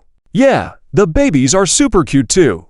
The two girls looked envious. But the wife was also beautiful, and the couple looked very compatible, truly a matched pair. It was said that most stars in the entertainment industry wouldn't marry early, and even if they did, they wouldn't announce it, fearing it would affect their career. Generally speaking, actors like Chang Zi, young and handsome, should still be single. But that was their business. Even if he was single, he wouldn't look at ordinary people like them. It was better not to waste their thoughts on that. After taking the photo, the group left for a restaurant. Having dinner had already consumed a lot of time. As soon as they opened the restaurant door and tittied up a bit, customers started coming in. Chang Zi handled the cash register. Zhang Yue was in charge of takeout orders. Song Miamian and Lin Nian were sales, while Wang Jing continued distributing flyers outside. This was the peak time, with people coming and going, a lot of foot traffic. They were so busy that they didn't have time to breathe. By evening, they ran out of supplies, so Wang Jing was asked to bring another load. The day went by busy and bustling. Recently, probably because of the upcoming Mid-Autumn Festival, there were more and more people coming here, and the revenue was increasing day by day, a good sign. In the evening, the husband and wife were calculating the accounts. The revenue for the past half-month had already exceeded 4 million. Around 4.5 million, roughly. After some consideration, they transferred 1.35 million directly to Wang Jing. For a student, this was a huge sum of money. Earning so much in just half a month, Wang Jing did not dare to think about it. He almost thought he was dreaming, considering that just a month ago he was extremely poor and had to borrow money from roommates even for relatively decent things. Now, he could hold his head up high. He had more than 2 million in savings and even bought the car he wanted. It could be considered a little fortune. He planned to save this money cautiously, give some to his parents. Over the years, the two elders had spent a lot of money to support him through school, and it was time for them to enjoy life. His recent actions were observed by his roommates. Every time he finished class, he would leave the school, not playing games anymore, becoming mysterious like Chang Zi and declining any invitations. This confused his roommates, and when they asked him, his answers were always evasive. This made them even more curious, and they decided to follow him one day to see what he was up to. On the other side, Chang Zi finished tallying the accounts and smiled. "Wife, let's save this money first and open a chain store when we have enough." Before that, they needed to establish their reputation. His reason for taking on new projects was to attract attention and, when the time was right, do live streaming sales. They would raise the profile of their shop, and then later open a factory to create their own brand. All this needed careful planning. He shared his thoughts with Song Miamian, and she readily agreed. It's up to you to decide on these matters. As long as Chang Zi was there, she believed that their days would only get better. All right, go take a shower now. It's getting late. Okay. After the couple showered, they prepared to bathe the babies. As the little ones grew a bit, they became more obedient. They weren't as restless during bath time as they were 2 or 3 months ago. Just give them a toy, and they'd be content. Only Sabao was still not quite used to it, but after giving him a toy, he immediately behaved and gurgled happily. After bathing, they quickly dried the babies. While drying Saibao's hair, Chang Zi chuckled, "Wife, Saibao's hair has grown quite long. It's time for a haircut." Song Miamian took a look. The baby's hair had never been shaved since birth. Some had suggested shaving off the fetal hair after the full moon so that the child's hair would be dark and shiny in the future. At that time, she was busy with school and running back and forth between home and school, so she overlooked it. "All right, we'll go tomorrow," she nodded. In the children's room, after changing the babies into clean clothes, Chang Zi went to the kitchen to prepare formula milk. It was feeding time. The babies were still sucking on their fingers, so Chang Zi brought over a few bottles of milk. Chang Zi was getting ready to go to bed when suddenly the system made a sound. Congratulations to the host for taking care of the baby for 60 days. Reward, God-tier medical skill. It's already been 60 days. Chang Zi sighed, time really flies. But, a God-tier medical skill. His thoughts entered the system and he looked at the notes under this God-tier medical skill. Chinese medicine, Western medicine, curing hundreds of illnesses, antidote for many poisons, able to revive the dying, even from the hands of death. Is it really that powerful? Chang Zi raised an eyebrow. Things produced by this system are truly different. Maybe it can even cure cancer. Even now, modern medicine has yet to completely cure cancer. Even if there is progress, it will probably take several years. Thinking about it, he asked, "System, can this god-tier medical skill treat cancer?" System. After waiting for a while without a reply, Chengzi was too lazy to ask again. He closed the system page and felt that his mind had gained a lot of information. These pieces of information were deeply engraved in his mind, as if they were originally his. He felt that even if he were in an operating room now, he could quickly perform a major surgery. After fully accepting this information, he closed his eyes, activated the skill of power nap, and quickly fell asleep. The next day, Chengzi had just finished making breakfast when he received a video sent by director Zheng on WeChat. It was a special effects scene from a movie. It had to be said that this time, director Zheng had really spent a lot of money. The special effects were very realistic, not inferior to those big European and American films. Truly worthy of his production. Coupled with director Zheng's high demands on the actors' performances and the decent plot, this movie wouldn't disappoint. Zicheng, what do you think of this? Director Zheng asked with a smile. Chengzi replied, "It's good, quite good. The movie will be released after the Lunar New Year. The special effects still need some fine-tuning. I will inform you about the specific schedule later." Director Zheng said. Chengzi nodded. The special effects in a movie were the most difficult part. Without proper polishing, even with good acting skills from the actors, it would easily fail. It would still need to pass the censorship before it could officially be scheduled for release. After ending the conversation, Chengzi continued making breakfast and then called Song Mai-Amian to wake up. The whole family sat in the dining room, drinking soy milk, when Song Qin suddenly spoke up. "Mai-Amian, your cousin from your aunt's family, that is, your cousin, is seriously ill. I heard he's not doing well. Let's go visit." "Aunt? From Auntie G's family?" Song Mai-Amian paused with her chopsticks in the air. "Yeah."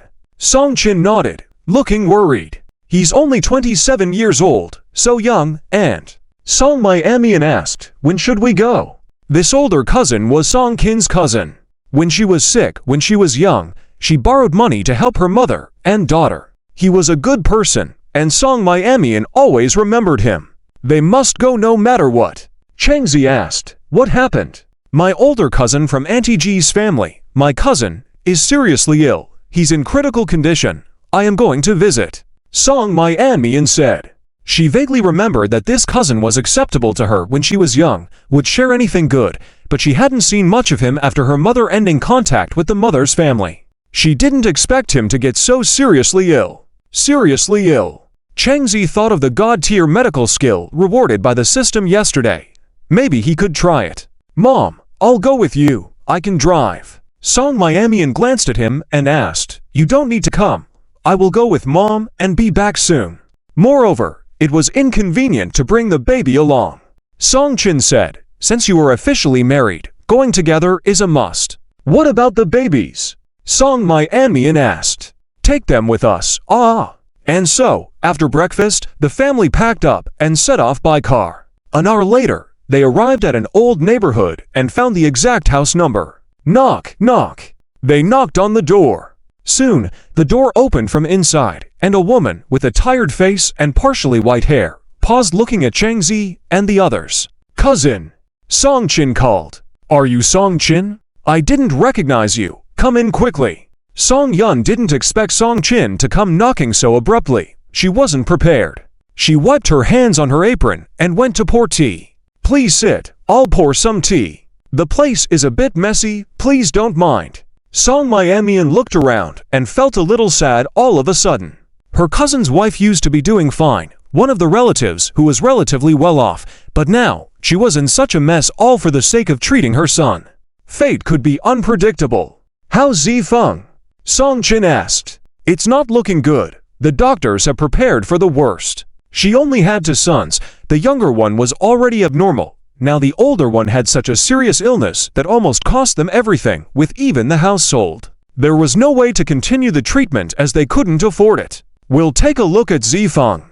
Song Qin nodded, taking them to one of the rooms. The room was dimly lit, with almost no sunlight coming in. A man with a pale face was lying on the bed, sunken eye sockets, and his whole body skeletally thin. His exposed arm was just skin, and bones. Song Chin furrowed her eyebrows. How did it come to this? Seeing the condition of the son on the bed, Song Yun couldn't help but shed tears of heartache. The doctor said there's no point in treatment anymore. It's just causing Zifeng more pain. They brought him back from the hospital a week ago, and even if they wanted to continue the treatment, they couldn't get the money. I know you are also struggling, so I didn't ask. Let it be. Further treatment would only be torturous. I don't want him to suffer any longer. Song Chin was also heartbroken. The love of parents. At this point, Cheng Zi suddenly stepped forward, sat by the bedside, grabbed Zifeng's wrist. The three of them. Song Miamian hurriedly asked, Cheng Zi, what are you doing? I've learned a few things about traditional Chinese medicine from a friend who practices it. I'll check on my cousin's condition. Traditional Chinese medicine friend. Song Miamian was puzzled. Why didn't she know he had a friend who was a doctor? She looked at Auntie Ya in concern, afraid she might mind. It's fine. Auntie Ya sighed. Cheng Zi sensed the pulse. The situation within the body was indeed critical. Many organs were basically failing. In plain words, Zifeng was practically at death's door. Modern medical techniques could indeed not treat it. However, it doesn't mean he couldn't. This requires acupuncture, combined with some medication. There is still hope for recovery. Song Miamian was stunned. Where did Cheng Zi learn all these things from? Are they really friends? Why does she feel a little skeptical? Song Yun didn't want to miss this opportunity. Then how should we treat it? Acupuncture. Song Yun had never thought of using traditional Chinese medicine for treatment. She thought it was too slow, with Western medicine being more effective. But in the end, it couldn't save her son's life. Cheng Zi gave her hope. We need to prepare for this. I'll go out and buy some things. After saying that, he rushed out, with Song Miamian following closely behind, wanting to clarify the situation. How did Cheng Zi suddenly become a traditional Chinese medicine practitioner? In the car, she quickly asked, what's going on? When did you learn traditional Chinese medicine? Didn't I mention before? I learned from a friend. You're lying. You don't have a friend who knows traditional Chinese medicine, right? Song Miamian was not naive. Besides, if hospitals couldn't cure him, how could a simple session of acupuncture make a difference? It was all nonsense. Wife, trust me. Cheng Zi looked her in the eye. When they arrived at their destination, Cheng Zi bought acupuncture needles that had been sterilized and some Chinese herbs. Upon returning, Cheng Zi asked everyone to leave the room and stayed alone with the patient. Xiao Feng was still unconscious. Cheng Zi turned him over, removed his shirt, and began the treatment. Following the method in his mind, Cheng Zi quickly inserted acupuncture needles all over Xiao Feng's back. Half an hour later, he removed the needles. Cough, cough, cough. A violent coughing fit ensued, and Xiao Feng slowly opened his eyes. Seeing a stranger in his room dressing him, Xiao Feng spoke weakly. Who are you? Feeling helpless and unable to move. It's okay, come in. The three entered the room and saw Xiao Feng lying on the bed, already awake. Song Yun ran over. Xiao Feng, you're awake. After greeting him, the three left the room, leaving mother and son alone for a while. Soon after, Song Yun came out. Planning to cook, Song Chin said helplessly, don't bother, just take care of Xiao Feng well. Cheng Zi had already bought the Chinese herbs and explained to Song Yun how to prepare and administer them, and how much to give. If there were any problems, she could call him. After their conversation, the three prepared to leave. Before leaving, Song Yun wanted to give some money to the children, but Song Chin refused. Why give them money? What can kids buy? Keep it for yourself, and buy something nice for Xiao Feng. After some back and forth, Song Yun sighed and took the money back. On the way, Song Chin asked, Zicheng, can this really cure him, yes? Song Chin sighed, realizing they could only try now. She thought of it bluntly, as a last resort. The reason she believed in Cheng Zi was that he was always careful and must have his reasons. Song Miamian couldn't help but feel that Cheng Zhao's skills were endless, as if he knew everything. How many more secrets did he have? Cheng Zi didn't drive directly home. He headed towards Tianye Street, planning to buy some milk powder at the milk powder shop and give the babies a haircut. He chose a milk powder shop that was part of the same chain as the last time. As they entered, a salesperson approached them. Do you need any help? We're here to buy milk powder. Okay, please follow me. The salesperson was about to introduce some products when Chang Zi requested the same one as last time. He directly ordered 3 large boxes, surprising the salesperson. Seeing the babies, the salesperson understood that they needed more because they had more children. Quadruplets, amazing! A valued customer. Most buyers at the milk powder shop were mothers, and upon seeing the 4 babies, they admired Song Mai-Amian's ability to maintain her figure after giving birth to 4 children. She looked as youthful as ever. It was incredible to maintain such a figure after 4 children, and people wondered how she did it. These babies are so cute. Each one looks so handsome or pretty. Our kids take after their father. Not very good looking. They didn't inherit any of my good traits. Look at those babies. They are as delicate as dolls. Indeed. Hearing their conversation, Song Mai-Amian felt a bit embarrassed about her own children. After buying the milk powder, Chang Zi also checked some other products and bought a food processor for preparing baby food to supplement nutrition. Did we buy too much? Song Mai-Amian whispered when she saw the 3 boxes of milk powder. It's not too much. Saves us a trip later. Okay. After purchasing these items, they went to a nearby hair salon for the babies to get their hair cut. At the salon, Chang Zi sat in a chair, holding the eldest baby, while the hairstylist worked on the little one. Initially calm, the baby started crying inconsolably and struggling.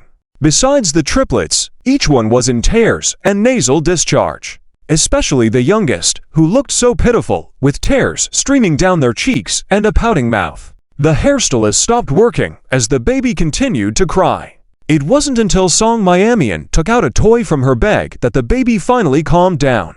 After the haircut, they prepared to head back. The babies had many loose hairs on their necks that needed to be washed off at home.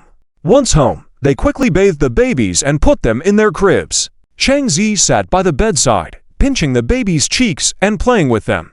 Song Mai-Amian sat beside him, with many questions in her mind, but not knowing where to start. Auntie was desperate to save her son and wouldn't think about anything else. Besides, she trusted Chang Zi and believed he had his own ideas. It wasn't that she didn't trust him, but she found everything too miraculous. When her cousin fell ill, Chang Zi happened to know medical skills. Did he really learn something before? Indeed, his learning ability was strong, able to grasp difficult subjects on his own. It wouldn't be surprising if he learned some traditional Chinese medical techniques. The strange part was, why was Chang Zi so sure he could cure her cousin when the doctors advised against it? Seeing Song Mai-Amian's expression, Chang Zi knew what she was thinking and chuckled. Are you wondering about my medical skills? Caught off guard, Song Mai-Amian nodded. I didn't actually learn from a friend. I learned these things when I was very young. The headmaster who adopted me was a skilled traditional Chinese medicine practitioner, so I learned by observing. Chang Zi smiled. Chang Zi smiled, turned around and gently touched her small face. Don't forget, your husband can do anything. The two locked eyes and couldn't help but chuckle. Seeing mom and dad showing affection, Big Bao seemed a bit unhappy, grunting a few times and kicking against Cheng Zhao's body, looking displeased. The babies had their heads shaved clean, looking like little baldies. Chang Zi lifted Big Bao up, rubbing his bald head, and said with a smile, our Big Bao is now a little baldy. Wife, do we have thinner hats at home? Put them on the babies to keep them warm and prevent them from catching a cold. Song Mai-Amian nodded and went to the cabinet. Soon, she found a few thin hats and put them on all four babies. Second Bao and fourth Bao are girls, so their heads were not shaved but trimmed short, with little bits of hair remaining on top. Adorable! Song Mai-Amian couldn't help but smile when she saw the babies like this. All right, wife, you watch them. I'll go cook and put the milk powder we bought in the storage box. Okay. Today, Chang Zi planned to make a fish soup for Song Mai-Amian and prepare some light food. The weather has been dry lately, and she seemed to be getting a bit of a heatiness. After removing the fish scales and gutting it, he washed and cut it, along with ginger, garlic, and knotted spring onions, all placed in the stew pot. Then he started washing and preparing the vegetables. Everything seemed like a routine. Zi Cheng, where did you learn your cooking skills? They're impressive. Song Chen walked in from outside, ready to help, amazed by Cheng Zhao's knife skills. Cheng Zi smiled. I learned from a friend who owns a restaurant. I used to do odd jobs in his shop and picked up some skills. Well, good. Let me wash the vegetables. No need, Mom, go and rest. Oh, right, Zicheng, your cousin asked me to give you her contact information. Song Qin suddenly recalled. Thinking of Xiao Feng's situation, she couldn't help but sigh. Regardless of the outcome, even if it meant having more time, Song Yun could find some comfort in her heart. Parental love is truly boundless. Chang Zi took out his phone and saved his cousin's contact information. Then he continued cooking. During dinner, Chang Zi suddenly asked, Mom, is this type of illness hereditary for our cousin? Song Qin thought for a moment and said, I only learned later. I thought it would be cured after treatment, but I didn't expect things to escalate to this level. As for whether it is hereditary, it's still unclear. Chang Zi fell silent. This kind of illness would require a visit to the hospital to determine if there were any hidden causes. He thought this illness was likely hereditary. For example, Xiao Feng's father may not have the illness, but perhaps his grandfather passed away due to the same condition. Chang Zi believed that some diseases are hereditary. Inherited diseases are the most difficult to treat, which may explain why hospitals are often powerless in such cases. Song Qin paused and earnestly asked, Zicheng, can Xiao Feng's illness be cured? Song Mian also looked at Chang Zi anxiously. Chang Zi took a bite of food and replied, there is hope, but it's not a guarantee. As long as there is a glimmer of hope, I believe our cousin won't give up, Song Qin said. Song Mian added, indeed, with cousin's personality, she won't give up. Many of cousin's organs are failing, so she needs some medication to sustain her life. With multiple sessions of acupuncture, her condition should improve, Chang Zi explained. After finishing their meal, the couple returned to the children's room. The babies were already asleep. Chang Zi said, Wife, you should rest too. I will ask the head of the hospital if there are any methods for this illness. Song Mian, without a hint of doubt, hurried to the master bedroom to rest. Today's car ride back and forth made her quite tired. Chang Zi, seeing Song Mian go, felt a bit exhausted and lay down on the carpet, quickly falling asleep. He was awoken by the baby's cries once again. Hungry. He hurried to the kitchen to prepare milk formula and feed them, which calmed them down. Fourth Bao's eyes were teary from crying, so Chang Zi took out a new pack of tissues from the drawer to wipe them. As his gaze shifted, he noticed a silver box at the back of the drawer, giving off an ancient vibe with carvings on it. What is this? Curiously, he took out the box and unwrapped a cloth bundle inside. As he unfolded the cloth, he found a set of silver needles. The delicacy and quality of these silver needles far surpass those found in pharmacies, with a subtle sheen on the surface. Is this a reward from the system? Not expecting the system to respond actively, Chang Zi entered the system mentally to check. Aside from the mythical medical skills, there was also a set of god-level silver needles included as a reward. With these, he could snatch people from the clutches of death. Ordinary silver needles could only temporarily prolong life. Chang Zi had never been at such a loss for words. They gave him the silver needles but didn't mention it earlier? Such an unreliable system. Oh well, for the sake of medical skills, he didn't bother to argue. He tucked away the silver needles, planning to visit his cousin again soon. Grabbing a tissue, he wiped Fourth Bao's tears and then settled the babies on the sofa. They would stay in the living room for a while. Song Mian had napped the entire afternoon and was now much more alert. Seeing Chang Zi watching TV with the babies, she sat down next to him and asked right away, Honey, what are we having for dinner tonight? Are you hungry? Yes? How could anyone not be hungry after this afternoon? Watch the babies, I'll go cook. Oh, okay. After the family had eaten their fill, they sat on the sofa and chatted. Chang Zi now had confidence in treating their cousin. With this set of silver needles, he believed it should be possible. Wife, I'll go see Auntie tomorrow. Why? Didn't you say we should let cousin take the medicine for a while? Why? I asked the head of the hospital this afternoon, and he gave me a method. I think there's hope. Really? Upon hearing there might be a solution, Song Mian widened her eyes, feeling a sense of excitement. Well, I'll go to work tomorrow, so you go and take a look. I'll leave the kids with Mom. Chang Zi had the same thought. Really, I went to check on my cousin's situation. How was he last night? He's doing pretty good. He had some porridge this morning and said his sore throat wasn't as painful. Normally, he wouldn't want to eat in the morning, only when he was really hungry. Opening the room, Cheng Zi walked in and checked on Zi Feng's condition, which had indeed improved somewhat. However, it was still quite serious. "Auntie, could you step out for a moment?" Song Yun nodded and left. Zi Feng, lying on the bed, was still conscious. Cheng Zi had already told him about his identity, as Song Yun had instructed. "Don't speak for now, we can talk once it's done." Cheng Zi efficiently unbuttoned his clothes, turned him over, and started acupuncture. Soon his back was covered with numerous needles. They were removed half an hour later. Cheng Zhao's technique was quick and skilled. Zi Feng didn't feel any pain and unknowingly fell asleep. After everything was taken care of, Cheng Zi put away the silver needles and opened the door. "How is it?" Song Yun hurriedly asked. "No major issues. A few more sessions of acupuncture, a course of medicines, and he'll be fine." At this moment, Song Yun didn't know what to say. She could have doubts as well, since even hospitals couldn't cure him. How could he come back to life with just a few needles? However, for the sake of her son, she didn't want to miss any opportunity. She chose to believe. After leaving Auntie Biao's house, Cheng Zi went back home. He took the baby to the store. Monday's foot traffic wasn't as good as weekends, but it was still busy. During a lull, Cheng Zi went to the back room to make a pile of desserts and brought them to the counter, ready to give out when customers made purchases. It was then that Wang Jing came over to complain. "Bro, the guys in the dorm found out I bought a car yesterday and are pressuring me to explain how I earned the money. What should I say?" He hadn't expected these guys to be so nosy, especially the loudmouth who quickly spread the news, and now even the teachers knew he had bought a Benz. Throughout the day, he had been questioned several times as if he had committed a crime, asking him to confess honestly.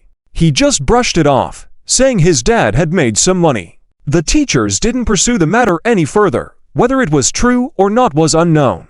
The dorm guys didn't believe him and kept pressing. "You don't have to explain. As the saying goes, the more you explain, the more suspicious it looks. Just stick to your story that it's your family's money," Cheng Zi said. He knew these guys well. "If you stick to your story, they can't do anything to you, okay? By the way, bro, when are you going to class? Everyone in the class talks about you every day, speculating if you got into trouble and ran away." Hearing this, Wang Jing was somewhat speechless. Those guys were just making baseless guesses and spreading rumors. Cheng Zi calmly said, "It doesn't matter. Let them speculate all they want. Just focus on yourself. Bro, have you considered when your movie is released and becomes a hit, you might face more trouble?" Wang Jing brought up this point. "By then, we would have graduated, right? Even if their relationship were to be revealed, it wouldn't be a big deal. He would have already left the school, and the school couldn't possibly keep tabs on a graduate. Regarding his wife's job, if things didn't work out, she could resign. After all, her current position was just a substitute teacher. When Ms. Lin arrived, it would depend on whether she wanted to stay. Teaching was tough, and the pay wasn't great. Cheng Zi didn't recommend her to continue. "That's true." Wang Jing sighed. "Well, got to get back to work." Cheng Zi and Ms. Song couldn't go public with their relationship because of their situation. He seemed to imply that Ms. Song preferred her job as a teacher, which was why they had kept the status quo. If it were an ordinary person, everything would be fine. It wasn't unusual for college students to get married. The problem lay with the teacher's status. After a busy day, in the evening, Songmi and Mian finished showering and talked to Cheng Zi about what happened at school today. Wang Jing was a student in her class, and the teachers wanted her to find out how he got his money, fearing he might have done something illegal. Songmi and Mian naturally knew Wang Jing's background and immediately assured that the money wasn't obtained through illicit means, it was earned by his family. With her backing, the other teachers quieted down. Nevertheless, a few remained suspicious. However, this was out of concern for the students, wishing to keep them from going astray. "You have an important lesson tomorrow. Will you attend?" Songmi and Mian suddenly asked. It was necessary to go to class now. Teachers checked on students every few days, and as a student, frequent absence wouldn't look good. It wouldn't hold up, morally or legally. Cheng Zi nodded. "Since you say it's important, I'll go." The next day, the couple went to school together. As soon as they reached the school gate, Cheng Zi got out of the car, and they walked their separate ways as if they were strangers. Wang Jing was packing his things in the dorm room while his roommate kept talking incessantly. Wang Jing, we used to play games together often. We are quite good friends, right? Now that you've made money, are you neglecting us, your brothers? Yeah, you bought a car and didn't even tell us. That's not cool. Exactly. Cheng Zhao's arrival silenced the noisy dorm room. Unexpected visitor, Cheng Zi. Why did you decide to come to school today? One of them broke the silence. You usually get along well with Wang Jing. Please advise him. How did he strike gold? Cheng Zi tittied his textbooks for class, glanced at them, and said, there's no magic formula for making money. He already explained. His family made some money, and his parents bought him a car for when he gets married after graduation. What's the problem? The two thought, and indeed, there wasn't much of a problem. But that's a Mercedes. Considering Wang Jing's past, constantly borrowing money from us, this sudden fortune seems a bit too much, doesn't it? If my guess is right, this Mercedes costs more than 30,000. Where did his family get that much money? The two didn't believe Wang Jing's family had suddenly struck it rich. Regardless of how he bought it, it seems unrelated to you, right? Besides, haven't you heard of installment payments? What if he bought it on installments? Wang Jing secretly admired Cheng Zhao's eloquence. He could even twist the situation to sound plausible. With such a soul-searching question, the two fell silent immediately. Wang Jing leaned against the side, feeling that it was a good question. It's one thing if you know it yourself, but once it's spoken out loud, how will everyone think? Forget it, forget it. If you know, you know. He carries himself properly, not afraid of trouble. Let's go, time for class. Cheng Zi glanced at Wang Jing, who quickly caught up. After the others left, the two in the dorm looked displeased. It was just a question. Why take it so seriously? I think they're in cahoots, maybe up to something fishy outside. Maybe, like people in the class say, they got into trouble and are now on the run. That's it. In the classroom, Cheng Zi suddenly showed up for class, causing a stir in the class. Students started discussing. Cheng Zi hasn't been to school for a month, right? Wonder what he's up to. Heard he got into trouble and is hiding. If he did something wrong, would he still be here? Gossiping should have its limits. At this point, a female student spoke up. Come on, what do you think he's doing? Having kids outside? Just as she finished, the teacher walked in from outside. Here comes the teacher. Cheng Zi looked up. Today's teacher was Song Miamian. Facing the students, Song Miamian appeared cold, without a smile on her face. A real ice queen. Ever since they found out she got married, the students dared not joke around anymore. Teacher Song was quite intimidating when serious. Class time. The students opened their textbooks. After the class, Wang Jing sat next to Cheng Zi and said, Teacher Song is always like this at school, with a somewhat scary look. But in the shop, she had a different expression, like a caring older sister, very attentive to customers. Just like a quick change artist. Scary. Cheng Zi glanced at him. Feeling the pressure from his gaze, Wang Jing quickly put on a smile. No, not scary, I mean serious and earnest. Senior Wang Jing. At this moment, a soft female voice rang out. Wang Jing looked up to see a very attractive girl in front of him, a lowly type. He remembered she was also in the finance department, still in her second year. What's the matter? If you're trying to pass a love letter to my brother, forget it, he already has someone. Wang Jing waved his hand. The girl whispered, this is not for Cheng Zi Sr. Then who is it for? I don't have a habit of collecting love letters for others. This is for you, said the girl. What? Wang Jing widened his eyes in shock. It was for him. The first time in his life he received a love letter. This is. Cheng Zi smiled. The lady likes you. It's rare for someone to like you. Accept it. Wang Jing was thrilled and nervous. Calming himself, he took a deep breath and said, Junior, is this a prank? How could such a good thing happen to him? It was unbelievable. He didn't know what attracted her to him. Height, looks, academics, he didn't excel in any. He had some money now, but not many people knew. A prank. Why would it be a prank? I've liked you for a long time, I just never dared to.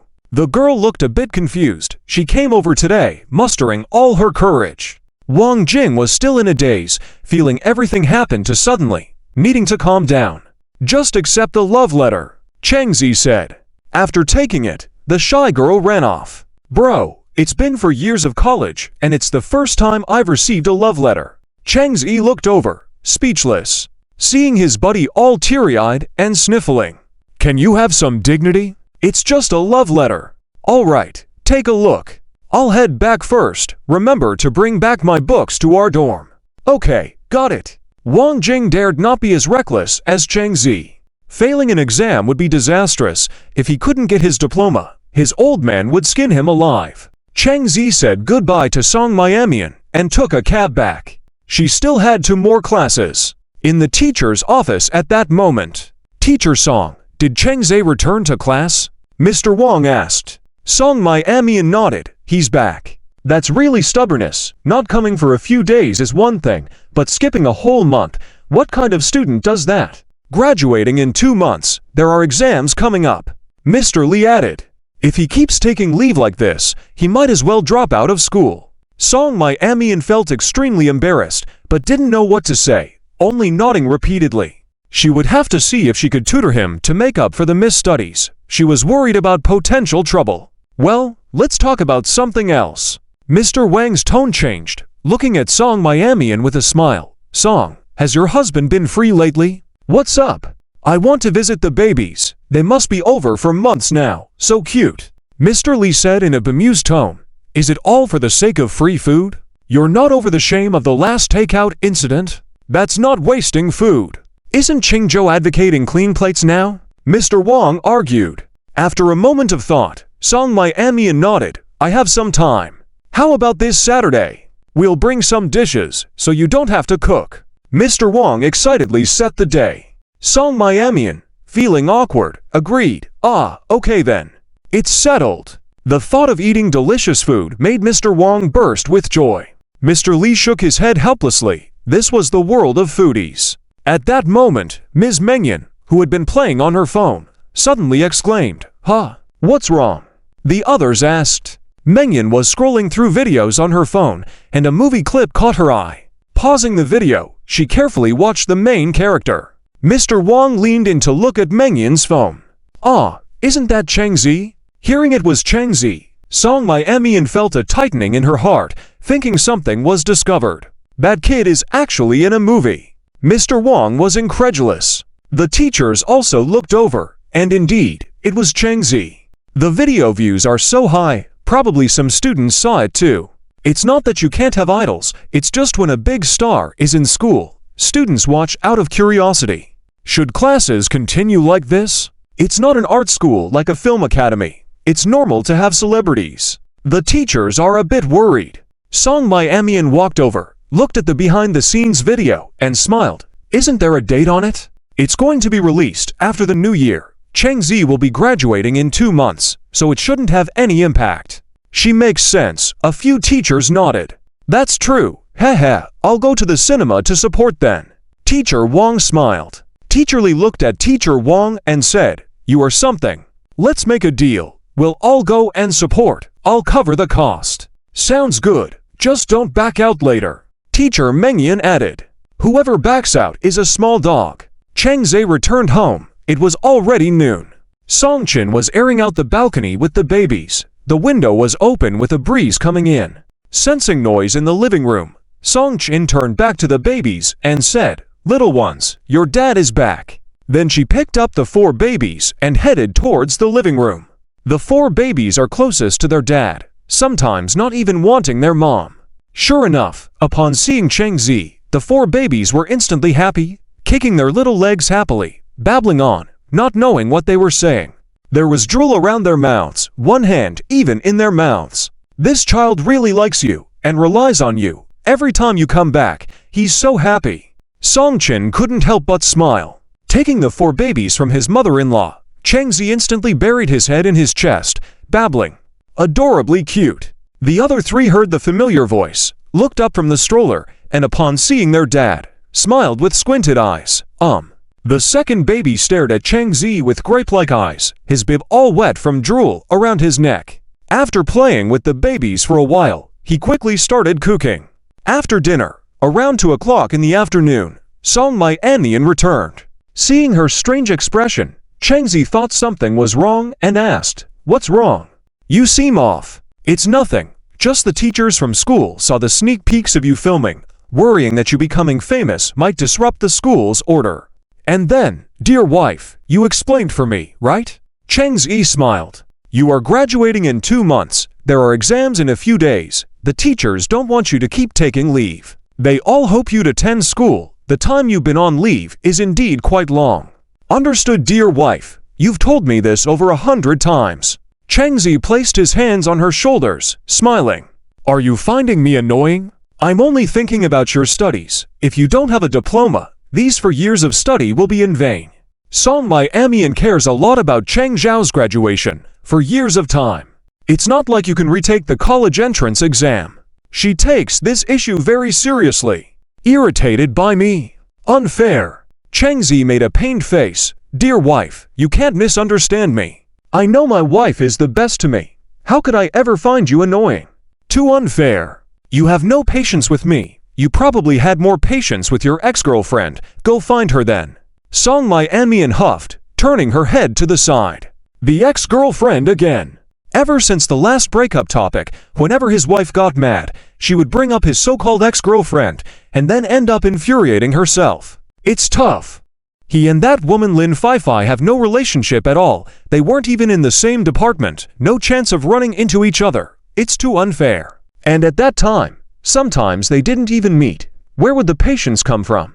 Dear wife, I swear, you are the only one in my heart. What you're thinking is just non-existent. Chengzi raised 3 fingers. If I lie to you, I'll turn into a dog in my next life, okay? Finally, he managed to make Song Miamian smile. Become a dog. I think you should turn into a woman, responsible for giving birth. Okay, sure, as long as you're not angry, you can make me a cockroach. No way, that's too disgusting. Cockroaches, so cute, not gross at all. The two bantered, and soon it was time to put the kids to bed at night. Song Miamian couldn't resist her drowsiness and fell asleep first. When the babies were all asleep, Chengzi had time to check his phone, track some deliveries. A batch of goods was scheduled to arrive tomorrow, including baby seats and other new items. Time flew by, and soon it was the Mid-Autumn Festival. Songqin decided to take her daughter, son-in-law, and the babies to their ancestral home in the countryside for a few days. In the city, especially in the upscale neighborhoods, there were no signs of festivity, just the usual traffic, but more cars were heading back to their hometowns. As for the shop, Chengzi had hired someone, and probably Wang Jing's parents had him go home for the festival, so he'd be away for several days. He asked Lin Nian and others if they wanted to go home for the festival. If they did, he would temporarily close the business and resume after the holidays. If not, he would hire someone else to help out. The two insisted on working and didn't plan on going home. He entrusted most of the shop's affairs to Lin Nian, who was experienced and good at handling business matters, trusting her to handle things. With the shop's affairs settled, he could peacefully go to the countryside with his wife and family. The children had never been there before. It was a good opportunity to show them around. This was also Song Miamian's first visit to her hometown after going abroad, as she had always wanted to escape and avoid facing the many unpleasant memories there. But now things were different. She had a happy family of her own and was slowly letting go of some things. After all, that was where she grew up. "Baby, we'll soon be going to Mommy's ancestral home. Are you excited?" The children were 5.5 months old, able to sit up on their own, and the stroller had been adjusted to upright position now. Babies grow quickly, showing the most changes, with fair, soft skin, big eyes like grapes, blinking cutely. As the weather turned colder, they were dressed warmly with little hats, looking incredibly adorable. The babies need to bring more clothes, as well as diapers and other items, all need to be prepared. Songqin also brought a small bag with some clothes to change. Are we all ready? Let's set off. Soon, the whole family headed to the underground garage and drove off. It took 2 hours to reach the destination. Several babies had already fallen asleep, snoring away. As soon as they got in the car, the little ones would fall fast asleep and couldn't be woken up.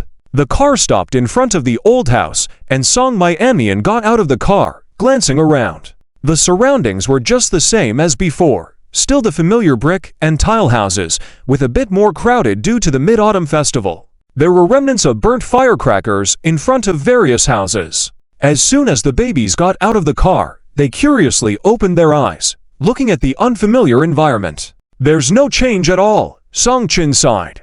The group entered the house, and Chengzi observed the condition of the house. Among the group of neighbors, it seemed like his mother-in-law's living conditions were the worst. The decorations were rushed, with some areas being just brick walls with no plaster. "Wife, is this where you grew up?" Chengzi asked. Song Mianmian nodded, yes. They used to live here before going abroad, and they hadn't come back since. Even during the Chinese New Year, they stayed in rented houses outside. "It's a bit dirty and run down, don't mind it," Song Mianmian whispered. Chengzi touched her head and chuckled. "Why would it matter? Since it's your home, it's my home too. Who would dislike their own home?" Next, the three of them tidied up the house. They laid out the quilts in the cupboards, cleaned up the place, and wiped the tables and chairs. By the time they finished cleaning, it was already the afternoon, and their stomachs were a bit hungry. Chengzi and Song Mianmian went out to buy groceries. As they drove out, they were noticed by neighbors chatting nearby. "Hey, when did that family come back? It's been years since we've seen them. Who knows? Did they sell this house to someone else? Otherwise, how could a mother and daughter afford a car? I think so, they probably sold it to someone else. Should we go check it out? It's Mid-Autumn Festival. Regardless of whether it's sold or not, it won't hurt to take a look." The group of neighbors then went together in that direction. In town. In such small towns, there are usually no vegetable markets, just street stalls or elderly people selling, including pork. Today, on Mid-Autumn Festival, the streets were bustling with activity. "I should have brought the babies out to see the world," Chengzi laughed. "It's better not to, with so many people. Bringing the babies out would obstruct traffic. It's better to wait until it's less crowded to play." Their good looks attracted glances from passers-by. "This person is really handsome. Yes, the girl next to him is also very pretty. She fits my aesthetic perfectly. We have such handsome men and beautiful women in our small town." These were the comments from a group of admiring girls. When Chengzi looked around, he saw quite a few energetic young men and women chatting on the side of the road, with motorcycles parked there that could carry 4 or 5 people at once. They were really impressive. After taking a stroll, the couple bought a bunch of vegetables and returned home. They would have a big meal tonight. In the countryside, they cooked with firewood stoves. It was said that the food they cooked in those pots was the most delicious. After returning home and parking the car at the entrance, before entering the yard, they heard chatting coming from the main room. Upon entering, they saw Songqin sitting at the doorway of the main room, surrounded by a group of women. "You mother and daughter. You've really turned the corner now, finding a good son-in-law. Yes, you seem to have gotten younger compared to before. Mianmian is really lucky." As the couple walked in, the group immediately noticed them. "Oh, is this Mianmian? She's grown so beautiful. Look at you. You were beautiful before, and now you're even more beautiful. The young man looks good too," they praised. Song Mianmian politely greeted each one. Then, they prepared dinner. Finally, after sending the guests off, Songqin breathed a sigh of relief. She turned to help wash the vegetables. As the night fell, by 8 o'clock, they had prepared a large table of dishes. The aroma was enticing. The food cooked in the firewood stove was fragrant, filling the entire living room with its aroma, making one's appetite soar. Before the last soup was served, Song Mianmian couldn't resist picking up her chopsticks, and Songqin lightly patted her hand. "I've told you so many times, people aren't all seated yet, and you're already eating. Today is Mid-Autumn Festival, not like other days," Songqin scolded. "But you don't usually let me eat first either. Do you know you shouldn't eat first? Even little Cheng hasn't sat down yet, and you're eating." Song Mianmian pouted, "I know," quietly putting down her chopsticks. Chengzi brought out a big bowl of soup and placed it in the center. "Why isn't anyone eating?" "The food is getting cold, Mom. From now on, don't wait for me. If you're hungry, eat first." There's no need for all these rules among family members. Seeing Song Mianmian looking so wronged, Chengzi knew what had happened. Songqin nodded with a smile. After finishing the meal, the babies woke up, and the whole family sat at the doorway to admire the moon. On a small table at the side were pre-cut mooncakes. Song Miamian was entertaining the babies when her phone suddenly rang. Looking at it, it was a video call from Manly. Answering the call, "Hey, how are you spending Mid-Autumn Festival with your husband?" Manly's face appeared on the phone screen, smiling as she asked, "We returned to my mother's hometown." "Huh? Why go back to your mother's hometown?"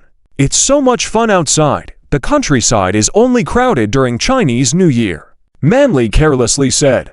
Song Miamian replied, "I brought my husband and children to visit." "That's great." Manly looked envious. Having a husband and children is great. Song Miamian switched to the rear camera and took a shot of the surroundings. "Wow, the moon is so close. It's nice here. This is in front of my house. Do you want to come over? It's the holidays these days." Watching the moon up close, eating mooncakes, it was the best feeling.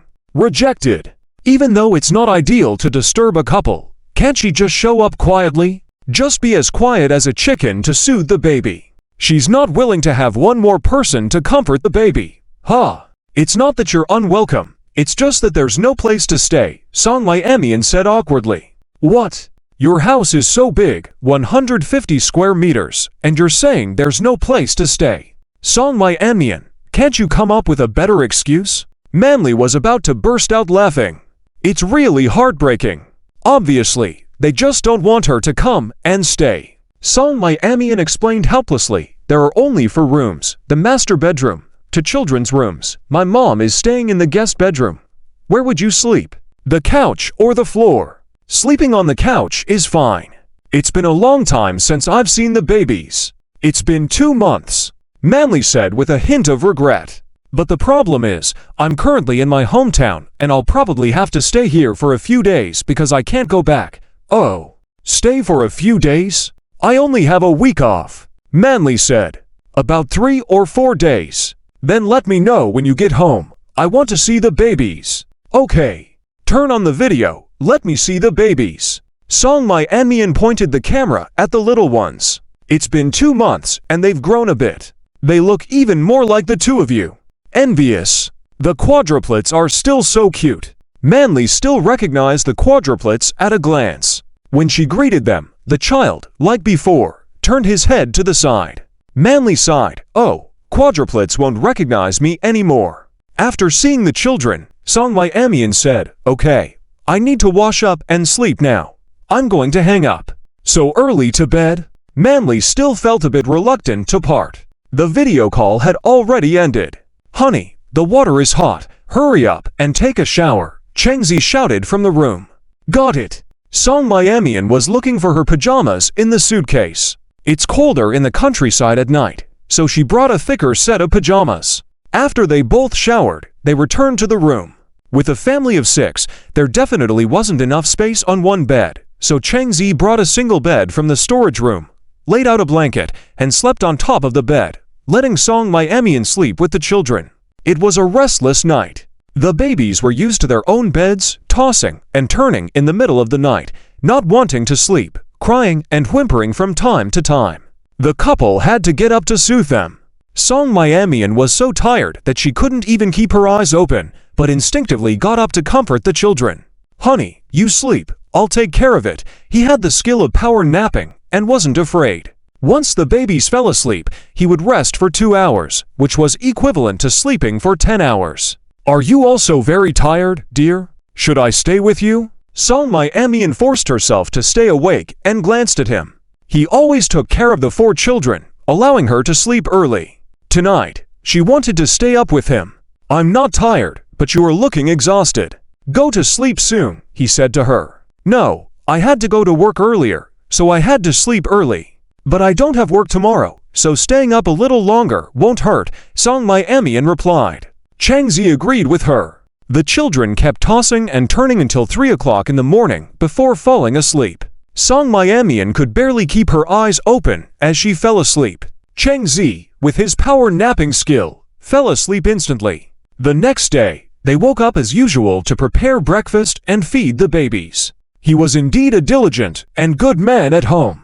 When Song Miamian was called to wake up, she was still feeling a bit sleepy. Chang Zi smiled and said, "You can sleep more after eating. Skipping breakfast is not an option." "I'm too tired, let me sleep a bit more," she pleaded. He couldn't do anything about it, so he had to wait for her to wake up before reheating the food. Unexpectedly, she slept until noon. She woke up feeling groggy. Following the aroma, she made her way to the kitchen. "Honey, where's breakfast?" Song Chin walked into the kitchen at that moment and replied, "Breakfast? It's already noon, let's have lunch instead." She brought a bowl of porridge from another pot and said, "This is specially prepared for you by Zi Cheng. In case you woke up hungry, go wash your face quickly." Oh. After freshening up, she felt more awake. With her stomach grumbling, she quickly finished the porridge. Finally feeling a bit better after eating, she called out, "Let's eat." The whole family sat at the dining table. Chang Zi served Song Miami in a bowl of soup and asked, still tired. She hadn't stayed up that late before and suddenly felt it, her body was unable to cope. The babies almost stayed up all night and now they were still in a dreamy state, hungry for another feeding in the morning. A little bit, Song Miami nodded and yawned. After eating, she decided to take a nap. Chang Zi felt sorry for her. The children were finding it hard to adjust, making it tough for the parents. He was fine, as he had the skill to power nap. Otherwise he would have a tough time getting up as well. The kids were really tiring them out. They were very picky about their beds. Just as he thought about it, the children started crying one after another in the room. "I'll go check on them." "Mom, you go eat first," Cheng Chin sighed as she watched. Dealing with one child was okay, but having 4 kids was going to be tough for any family. Having to take responsibility for 4 children at a young age would be really challenging. Inside the room, the babies were sobbing on the bed. As soon as they saw their father coming in, they slowly stopped crying and stared at him intently. Chang Zi opened their sleeping bags one by one.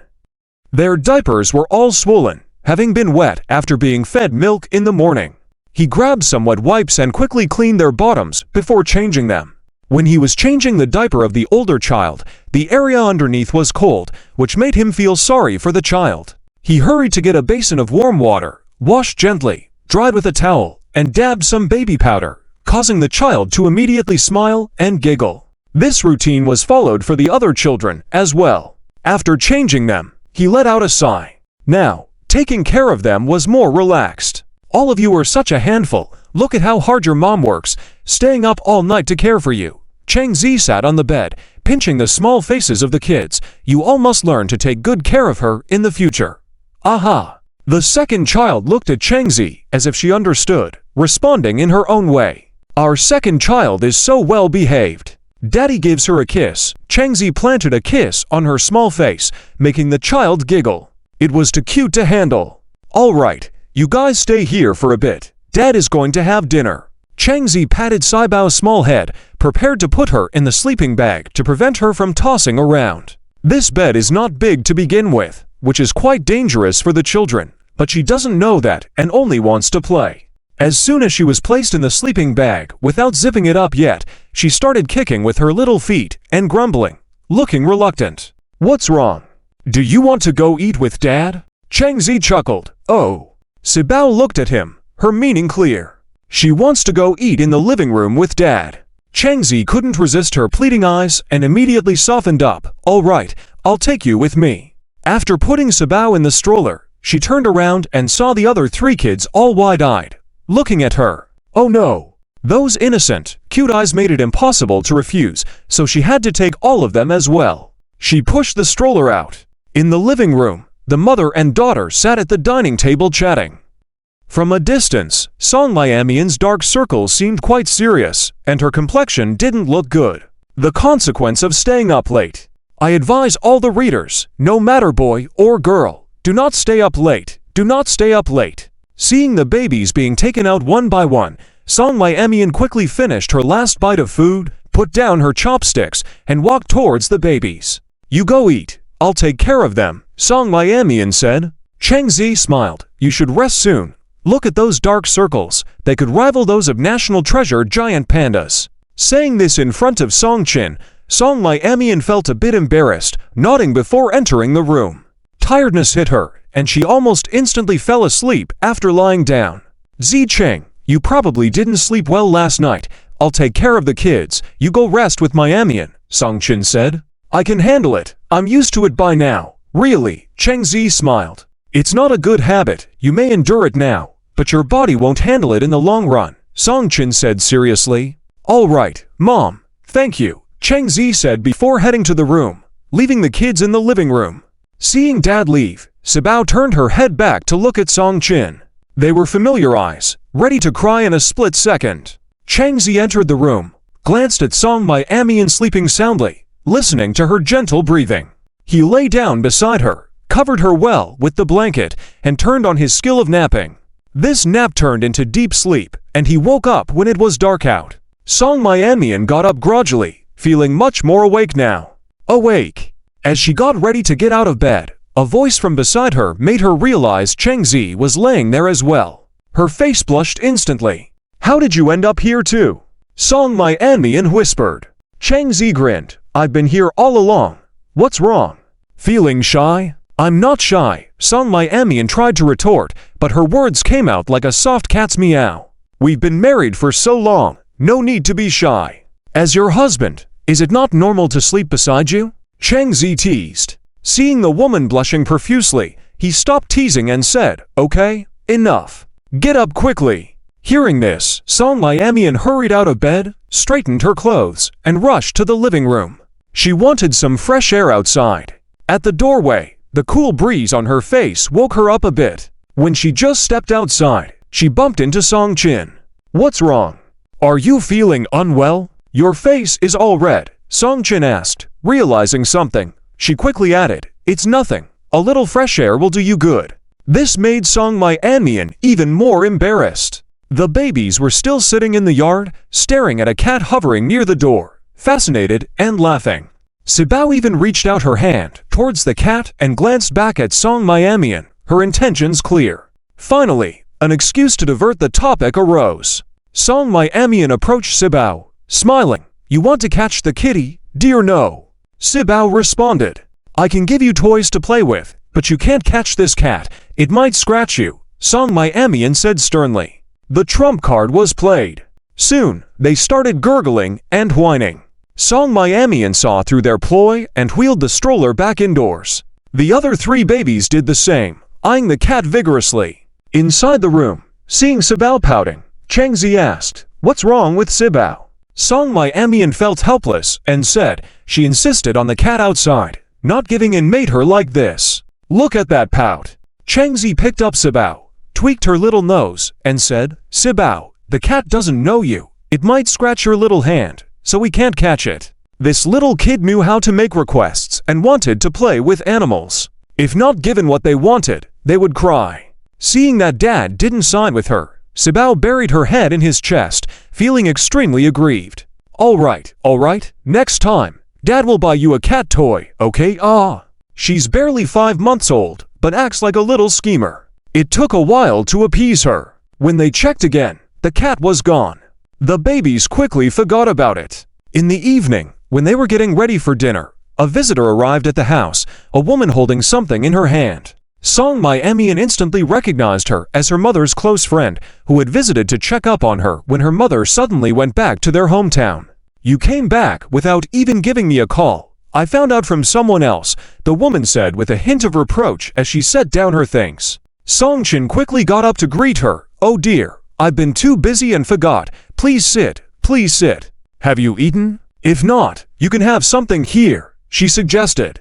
I've already eaten, so I won't have more. How could I be so busy and forget this? You really should inform me in advance when you visit next time, the visitor scolded mildly. Okay, I will, Songqin promised. While the elders continued chatting, Cheng Zi and Song My Amian hurriedly greeted the visitor. Oh, it's My Amian, becoming more beautiful each time I see you, the woman said, acknowledging Cheng Zi. Is this the lucky guy? Handsome fella. Seeing such exquisite and beautiful children, one can't help but develop a fondness for them.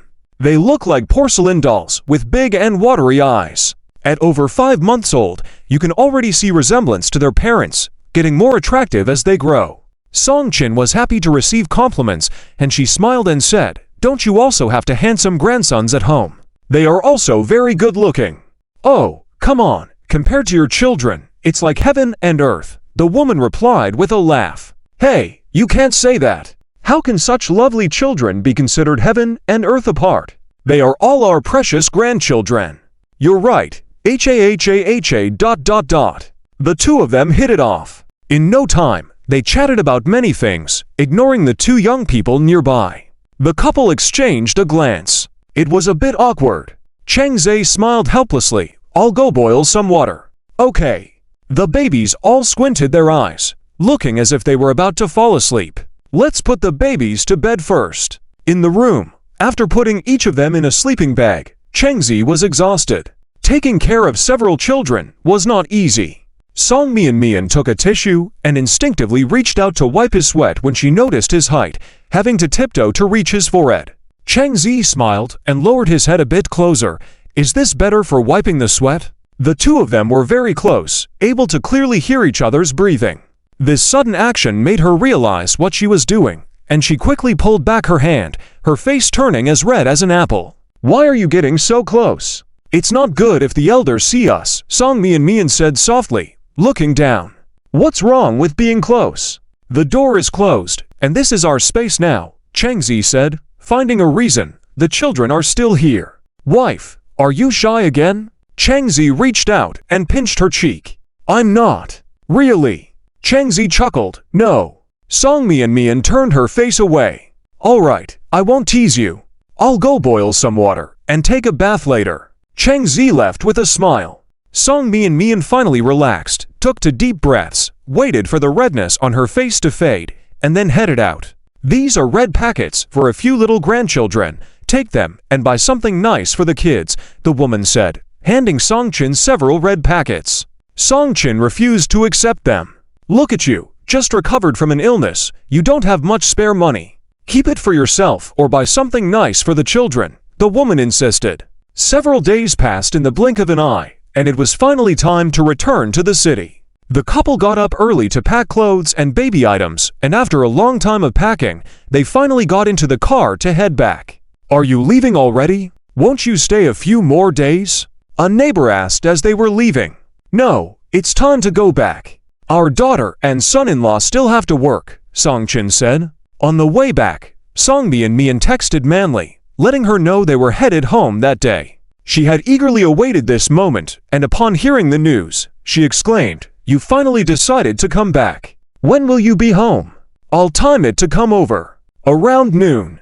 Great. After hanging up, Song Mian glanced at the children, and shortly after they got in the car, they fell asleep, breathing heavily. Song Qin then mentioned, Your cousin called last night and said Zifeng's condition had improved a lot. Previously, during the Mid-Autumn Festival, they had asked if they wanted to celebrate together, but at that time, they were already in the countryside and declined. It's really effective. Song Mian looked surprised. He can eat normally now and looks much better, Song Qin replied happily. This was a condition that hospitals had considered irredeemable. Her son-in-law had treated him a few times, and the effect was so significant. It seemed he wasn't just talking big. Both Song Qin and Song Mian found it unbelievable. It also gave Chang Zhe a clear understanding of his current medical skills. It really worked. The silver needle rewarded by the system was quite effective. Once we're back, I'll go check on my cousin's condition. 2 hours later, the car was parked steadily in the underground garage. They were finally back. The babies were still in dreamland, lying in their strollers. They seemed to be disturbed by the movement and immediately woke up. Opening their eyes, they looked around and upon seeing familiar faces, continued sleeping peacefully. These children, Song Qin couldn't help but chuckle. After going upstairs and opening the door, the house was as clean and tidy as ever. Chang Zhe quickly put the babies in their cribs. This fully woke them up. Seeing their parents, the quadruplets immediately smiled. Little ones, are you hungry? Daddy will make you some milk. It had been over 2 hours. After drinking milk, the babies perked up. Chang Zhe picked them up from the crib again and set them on the sofa outside to rest. Suddenly, the doorbell rang. Song Qin went to answer it. Hello, Auntie. It was Manly, carrying a bunch of stuff, including food and toys. Of course, the food was not for the babies, but for the adults, or maybe just for herself. The toys were ones the babies liked, such as cloth dolls, singing, and glowing dolls, action figures, and more. Are you manly? Song-Chin looked left and right, then remembered that her memory was getting worse with age. Yes, Auntie. You've changed so much. Auntie didn't recognize you. Why did you buy so many toys? The children don't need them, Song-Chin said helplessly. They might not need them now, but they will in the future, Manly laughed. When did you come back to the country? About 3 months ago. It's been that long. Look at you, even when you came back, you didn't say anything. Manly smiled. I told Mian, didn't she tell you? Stop standing, come sit over here. Song-Chin gestured to the sofa and hurried to make tea. Manly had already noticed the babies and set the gifts aside, quickly recognizing the quadruplets. She rushed over to them with a toy in hand. Yay, for Treasures responded. As he spoke, he wanted to reach out and grab. Here, Chengzi tittied up some things and prepared to go out. Wife, I'm leaving first. If you don't feel like cooking for lunch, just order takeout. After saying that, he left. What? Sitting there entertaining for Treasures, Manly suddenly felt dumbfounded. Wasn't she here to see the baby and freeload a meal? The result was so coincidental today. Just when she thought it would be better this time with Auntie around so she wouldn't be a third wheel, now that she wanted to indulge in a meal, she couldn't. Darling, where did brother-in-law go? Now we can't have his cooking for lunch again. Manly pouted. He'll be back in the evening. Let's just manage for lunch today. My mom's cooking is also delicious. With this in mind, Manly finally felt a bit balanced. She used to often eat Song-Kin's dishes, and they tasted pretty good. Although they were a bit inferior to Cheng Zhao's, they were already good enough. On the other side, Chengzi arrived at the old residential area. He knocked on the door. Song Yan opened the door, and upon seeing Chengzi, smiled and said, Zicheng, you're here, come in quickly. After Chengzi went in, he observed around the room, and there was obviously more vitality in the living room compared to the last time. It wasn't so dull. How's cousin doing? Chengzi went straight to the point. Song Yan replied, he can eat normally now, and his complexion has improved quite a bit. Let me check. Entering the room, the curtains and windows were all open, the room was spotlessly clean, and the disinfection was well done. Nodding, the situation was much better than last time.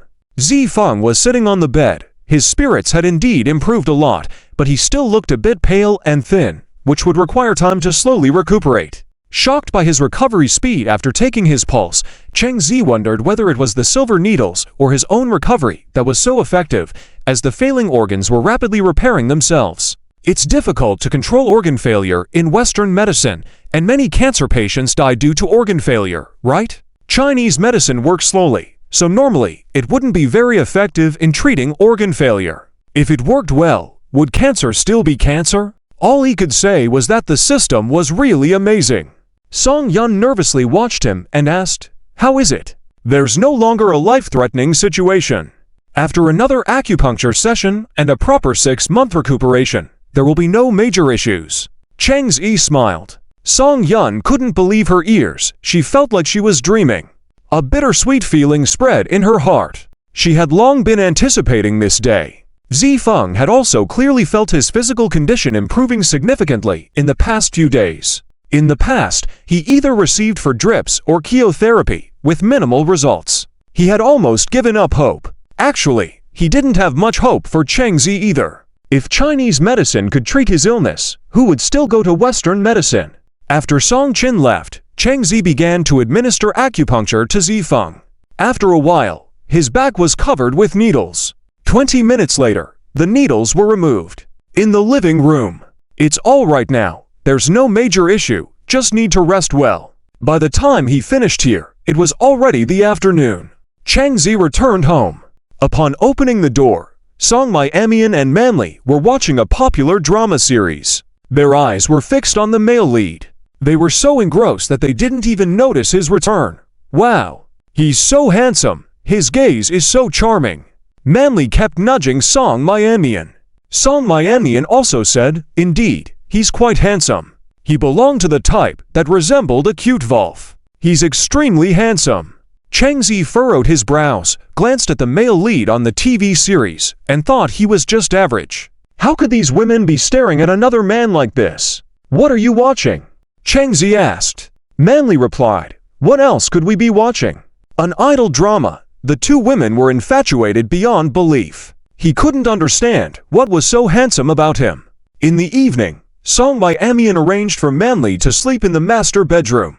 Manly had initially wanted Song Miamian to accompany her, but it was their home, and splitting the couple up to sleep would be inviting trouble.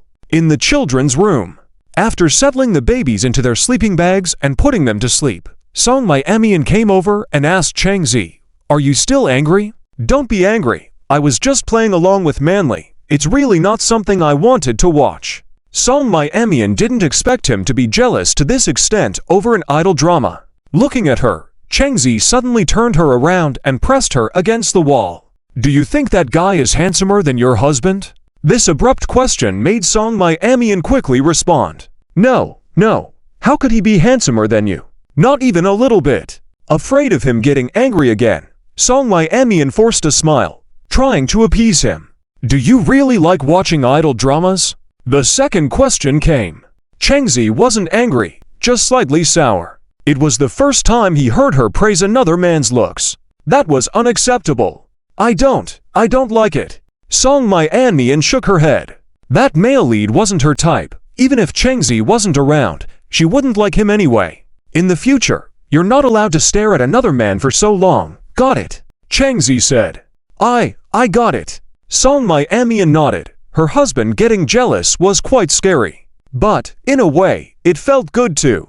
It showed that Chang Zi cared for her to be jealous like that. Chang Zi rubbed her head. "All right, go take a shower." "Oh."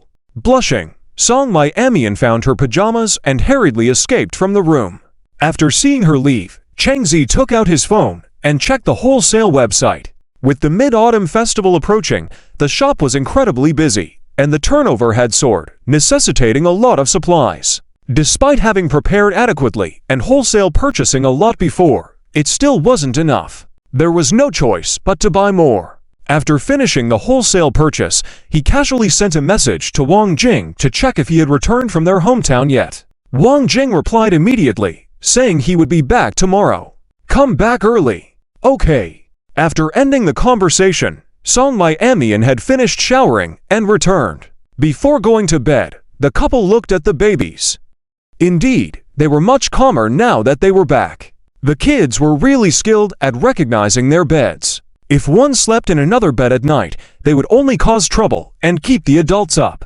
Chang Zi could only smile helplessly. The next day, after preparing breakfast and about to call them to wake up, Manly turned around and stood behind him with a smile on her face.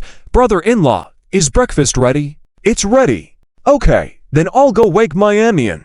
With that, she turned and ran towards the children's room.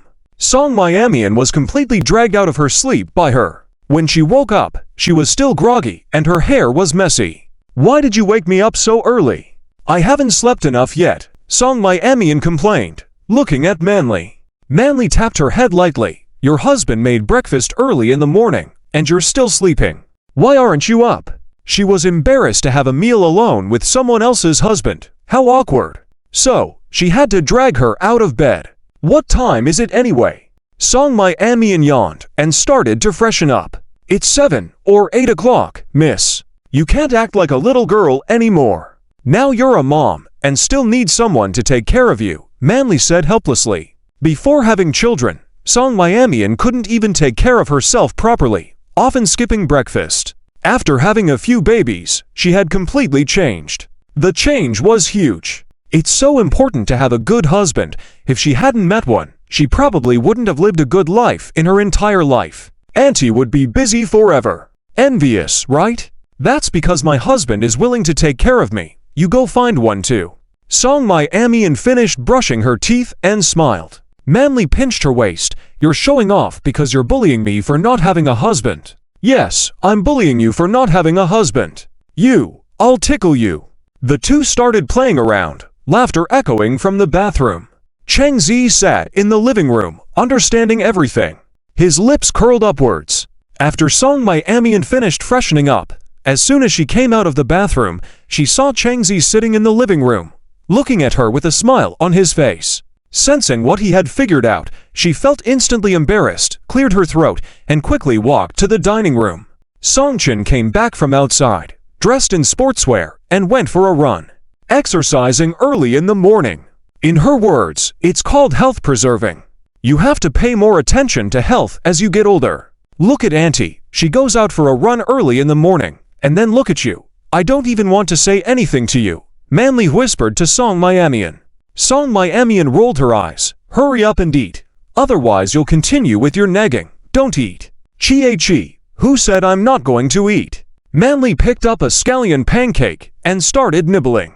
They finished breakfast quietly, and Changzi planned to take the children to the store. There are still 2 days left before the Mid-Autumn Festival holiday, and Wang Jing may return today. Don't know if he's reached the school yet. Wife, are you going shopping with Manly or to the store? Changzi put the babies in the stroller, tittied up, and asked. Song Miamian hesitated a bit, just about to speak when Manly quickly took her arm and said, I'll take Miamian out shopping. I haven't had a good look around here. Let her accompany me. Changzi looked at Song Miamian, seeing her not objecting, nodded. That works too. He had already transferred $1 million into Song Miamian's account. Spend it as you please. He wanted to earn more, but this woman never wanted more. She just carried a few thousand in cash with her. She was hesitant to use it. She didn't want to buy more expensive clothes, saying they were too expensive. Although their current financial situation couldn't be considered wealthy, it was enough to buy some good things. There was no need to be too thrifty. That's great. Finally, we can go shopping together. Manly was ecstatic. She had mentioned it several times before, but Song Miamian always disagreed, thinking it was too expensive. After quickly getting ready, the two hurried out. Before leaving, Manly kissed the little faces of the four treasures. For treasures, Auntie is taking your mommy away. Changzi shook his head helplessly. After they left, he took the babies to the store. Songchin also followed, watching the babies. During the Mid-Autumn Festival holiday, there were more people, so they had to be vigilant all the time. Underground parking lot. Wow, you got a new car again. Manly's eyes widened as she saw the BMW in front of her. This husband of hers was too good. He would spend more than 100,000 on a car for her because she needed to go to work and one car was not convenient enough. Having money is good. Manly admired. Your husband is really good to you. Song Miamian felt warm in her heart. After meeting Changzi, many things no longer required her attention. He took care of everything, especially taking care of the children, not letting her worry at all. The two drove off and went straight to the city center instead of Tianye Street, shopping at the mall. They arrived at the entrance of a bag store. Let's go in and take a look. Manly smiled. Song Miamian looked at the store name and frowned. Dior. The items here were not cheap. Whether it was makeup or bags, none were low-priced because they were international big brands. Everything here is so expensive. Manly sighed. Look at you being so spineless. It's not a crime to go in and take a look. Isn't it awkward if we just browse and not buy anything? Why would it be awkward? We're not stealing. Is everyone buying something when they enter a store? Do we have to pressure ourselves to buy something? Look, not everyone who comes in will buy something. Manly pointed out the people leaving the store. That was quite a reasonable point, and she couldn't argue against it. This girl was too convincing. After some persuasion, Song Miamian finally entered the store. The staff were quick to recognize the branded clothes Changzi bought for her and warmly welcomed them. Those in the business need to be insightful. May I help you with anything, ladies? We'll look around ourselves. Manly smiled. All right. Feel free to ask if you need anything. Okay. After browsing, Song Miamian didn't see anything she liked, but Manly, on the other hand, liked this and that. However, the prices were beyond her reach. A bag costing tens of thousands. Limited editions were even more expensive. She could barely afford a few thousand, but Song Miamian didn't even glance at the bags costing tens of thousands. Manly's eyes widened. Miamian, don't you think that white one is super pretty? She pointed to a bag in the glass case and asked. Song Miamian took a glance. It's okay. The styles of these bags weren't necessarily better looking than regular bags. It was just the brand that made them look good. She couldn't compliment the style. Don't you think it's pretty? Song My Anian shook her head. It's too expensive. Manly's sweat dropped, picked up the bag, and checked the price. Goodness, 600,000 yuan. Song My Anian looked proud and arrogant. You are so stingy, Manly said with a pained expression. Is not buying luxury goods considered stingy? If you want to buy, you need to consider your own circumstances. Otherwise, why don't you go find a wealthy husband? Song My Anian glanced at her and said, Come on, there are husbands who are rich. If I can find one, why would I need you to say it? Manly rolled her eyes. The two left the Dior store and sat on a nearby public bench. Watching the hustle and bustle of people around, Manly began to doubt her life. Which part went wrong? Why doesn't anyone want her? Is it her bad personality? Is she too much of a tomboy? Or too violent? No, she is actually very gentle, she thought. After thinking for a while, but unable to figure it out, she decided not to dwell on it and happened to look up to see the LV store across the street. Just as she was about to ask Song My Anian if she wanted to go, she was surprised when Song My Anian flatly refused. You go ahead, I'll wait here for you, Manly said wryly. You are really not considerate. Come with me to take a look, she insisted. We'll just look, Song My Anian agreed. But like I said, we won't buy anything. You are so stingy. With that, the topic was closed. They wandered through the luxury shops on that floor without buying anything. Some items were just too expensive, costing tens of thousands or even more, and the cheapest ones were still in the thousands. Song My Anian felt sorry for Cheng Zi. Making money is not easy. Finally, tired from shopping, they went to a dining place. They bought some food and planned to continue their shopping spree. In the restaurant, Manly pointed to a set meal on the menu, saying it looked delicious. The set meal included juice, desserts, and various snacks. Completely irresistible to a foodie like Manly. Why don't you take another look to see if there's anything you like? Manly handed the menu to Song My Anian.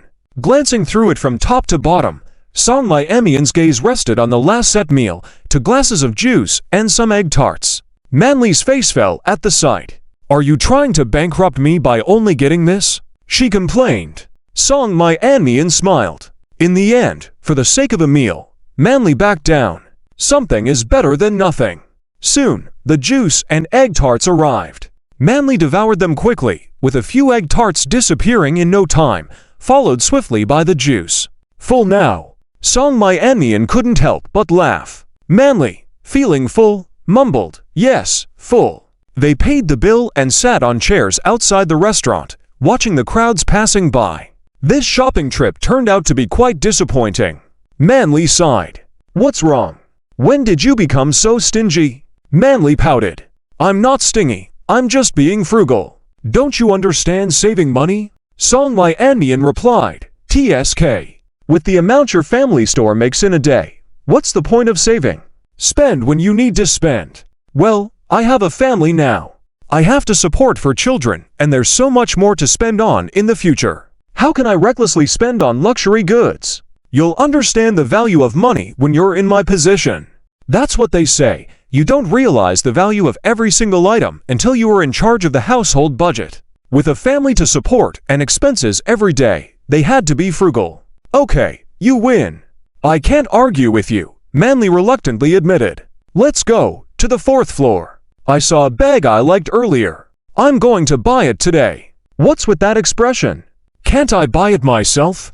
Upon seeing Song My Anian's resistance, Manly immediately understood what she was thinking and chuckled. Only then did Song My Anian accompany her upstairs. It was the familiar LV store again. With familiar store employees, their attitudes were welcoming as usual to the two beautiful women who had entered. Wealthy people have more choices. Maybe this time they would make a purchase directly. Who knows? After all, just the clothes Song My Anian wore were of considerable value, with the undergarments alone costing 20,000. All courtesy of Cheng Zhao's creations. According to her size, he would secretly buy her clothes, and when he returned, he would insist they were not expensive. And Song My Anian believed him. She was always trusting of her husband. The beautiful women around her also exuded elegance, from their handbags to their shoes, all were luxury brands, not a single miscellaneous brand in sight. Their outfits were worth at least a few thousand. Manly decided to purchase a limited edition bag costing tens of thousands of dollars, a brown one that was not to Song My-Amian's taste. She preferred the bags downstairs that were a couple $100s cheaper and had a more appealing design. "Are you sure you want to buy this?" Song My-Amian asked. "Of course, we came all this way. I can't leave empty-handed, can I?" Manly said confidently. "Excuse me, miss. Please help me wrap this up," she told the female store clerk. "Sure thing. Beautiful." After the purchase was wrapped, she handed her credit card to the female staff member and paid generously without any hint of regret. "You've really made it, having become so affluent." Song My-Amian nudged her shoulder. Manly winced. "Ouch, you're so rough. Who do you think I am?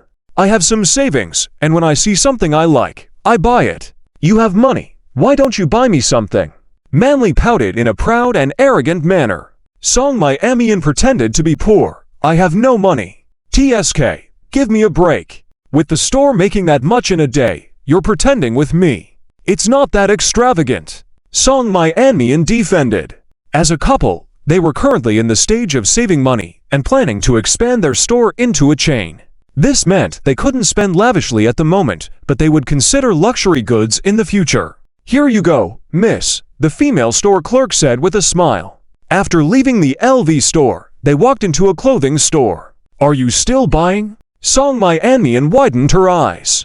Just one bag already cost $50,000. Glancing at the store's name, it was another big international brand. Probably not cheap. A casual look at the price tag on a trench coat in the glass showcase made Song My-Amian's eyes widen. It was priced at $50,000. Made of gold. Yes, let's buy. Life is short, why not delight ourselves as much as possible? If need be, we can always earn it back. Manly showed a carefree attitude. "That's true."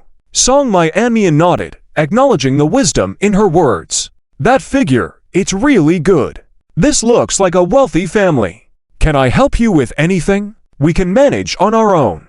Song My-Amian sat on a chair on the side and said, "You go ahead, I have something to take care of." She opened her phone and saw a message from Cheng Zi. It was a video of the babies. The store was particularly lively at the moment, and Cheng Zi was busily taking videos of the babies. She couldn't help but smile. The little ones seemed so happy, though they didn't know what they were looking at. Especially Dabao. Probably caught sight of a pretty lady again. Children grow up day by day, and are more aware of their surroundings. After closing the video, Cheng Zi sent her a voice message asking about her shopping and reminded her to buy more things. After all, this was the first time she went shopping with her girlfriends since she got pregnant. "I haven't bought anything yet. Those things are too expensive, so I decided against it." Song My-Amian shrugged. "Don't be stingy. Get whatever you like. I just transferred some money to you. Buy it. Remember to buy me 2 pieces of clothing too." Cheng Zi knew this little woman would always try to save money, feeling a bit helpless. What Song My-Amian didn't know was that Manly was eavesdropping on their conversation. "Let me see. Oh, you've been chatting already after half a day." Manly teased. "Look at you. Your husband is telling you to buy things and not save, yet here you are being budget conscious." Song My-Amian couldn't be bothered to respond. After their conversation, done. "All right, come help me pick out clothes. Don't worry. You don't have to buy. Just help me choose," Manly said helplessly. It was autumn now, so naturally, they were looking at fall outfits. Trench coats, denim, you name it. When they saw a navy blue trench coat, Manly picked it up and held it in front of her, smiling as she asked, "How does it look?" "Nice. It looks good." Song My-Amian glanced at it and thought it was okay. Why are you so indifferent? Is it good or not?" "It's all right." "Why is it always just all right? Can't you take it more seriously?" The two of them bantered back and forth. At that moment, in the eyes of the store clerk, Song My-Amian appeared like a stoic husband, while Manly was the resentful wife. "Well, all right means it's quite good. With your charm and beauty, you're basically a walking mannequin. You'd look great in it." Manly indeed had a great figure, which could be described as devilish. Even if she wore a rag, she'd still look good. "That's about right." Manly's expression finally returned. Indeed, she deserved the title of walking mannequin. In the fitting room, she took off the coat and tried it on. When she walked out, she quickly asked. How does it look? Nice. It looks nice. Song Miami eyed her figure, realizing that with her physique, anything she wore would look good. Great. I'll take this one. Then she looked at the pants on the nearby shelf, intending to match them with the trench coat. Finally, she chose a loose black wide-legged pair of pants. After buying everything, the two of them continued wandering around the mall. Song Miami swept through the regular clothing section and soon emerged with several large shopping bags, leaving Manly dumbfounded. Younger sister, your behavior. What's wrong? Clothes that cost a few hundred yuan are still clothes. Everyone wears them. Is there a problem? Song Miami said, holding a bunch of items, including the few she got for Cheng Zi just now. On the way, look at you, always buying clothes that are only a couple hundred yuan for your husband. Manly didn't know what to say to her. Song Miami glanced at her. All right, my husband doesn't mind. Why do you care? Bam. Bullying her for not having a husband. Well, she didn't say anything more. They drove to a parking spot near the mother and baby store, and both of them headed inside. Seeing the many bags, Cheng Zi quickly came to help carry them. At last, his wife had a change of heart and was willing to shop. Unbeknownst to him, Manly shook her head in silent disbelief, commenting, "Brother-in-law, your wife really leaves me speechless." Later, Manly elaborated on the situation's ins and outs, making Cheng Zi believe his wife had undergone a change, only to realize, "Oh well, let's discuss this later at home." Feeling embarrassed, Song Miami awkwardly hid behind the cashier's counter. The babies were sitting there, delighted to see their mom return. As more and more customers came in, the store became busier once again. Feeling a bit flustered, Manly asked Cheng Zi, "Is there anything I can do to help?" With the store staff sufficient in number and working smoothly, she was told, "No need, just entertain the babies with Miamian." Okay then. Once again, she came, but didn't actually help with anything, feeling awkward about it. The babies watched her with wide eyes, making baby noises, so Manly hurried over and pinched their little cheeks. "Babies, do you miss me?" The four babies stared at her for a while, then shifted their gaze elsewhere. But Dabao kept staring at Manly, looking very serious. "Hey, kiddo, why are you looking at me like that? Do you think Auntie looks pretty?" Ahem. Song Mianian was drinking water and choked when she heard this, coughing uncontrollably. "Stop it, kids don't know anything," she managed to say amidst coughs. "Tisk, I was talking to Dabao, not you." Manly shot her a look. Dabao responded. He always liked pretty young ladies. "See that, even Dabao thinks I'm pretty." Song Mianian was completely speechless. After spending the afternoon playing with the babies, Cheng Zi ordered dinner for the staff, and they headed home. Once home, the babies were already falling asleep with their eyes half closed. Cheng Zi carried each of them to their beds, tucked them in, and prepared their sleeping bags. After dinner and a shower, Cheng Zi remembered the day's events and asked, "Wife, what clothes did you buy for me?" Song Miamian brought all the new clothes from the living room and laid them out on the floor. "This coat is for you, and these are the pants." Picking up a long black coat with a literary style that suited Cheng Zi well. "Really?" Song Miamian still seemed a bit incredulous. She lifted her head and blinked, looking at him with eyes full of doubt. This appearance made people feel even more sorry for her. Cheng Zi smiled. "Really, I'm not lying to you. I really like it." "Like it? Then you should try it on."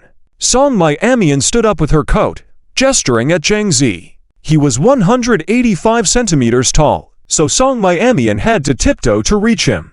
Seeing her serious expression, Cheng Zi smiled and took the coat. "Okay? And these, try them all together." Song Miamian handed him two more items. Several minutes later, looking at the man standing in front of her, Song Miamian was stunned. It had to be said that Cheng Zhao's appearance, no matter what he wore, looked good. Even a few hundred yuan clothes could bring out a sense of sophistication on him.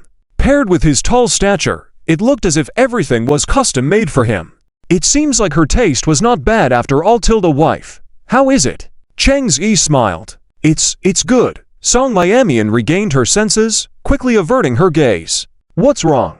Are you charmed by your handsome husband's look?" "Absolutely not." Song Miamian felt embarrassed all of a sudden, pretending to casually tidy up the clothes on the floor, and then hid under the covers. "It's getting late. You should go to bed soon."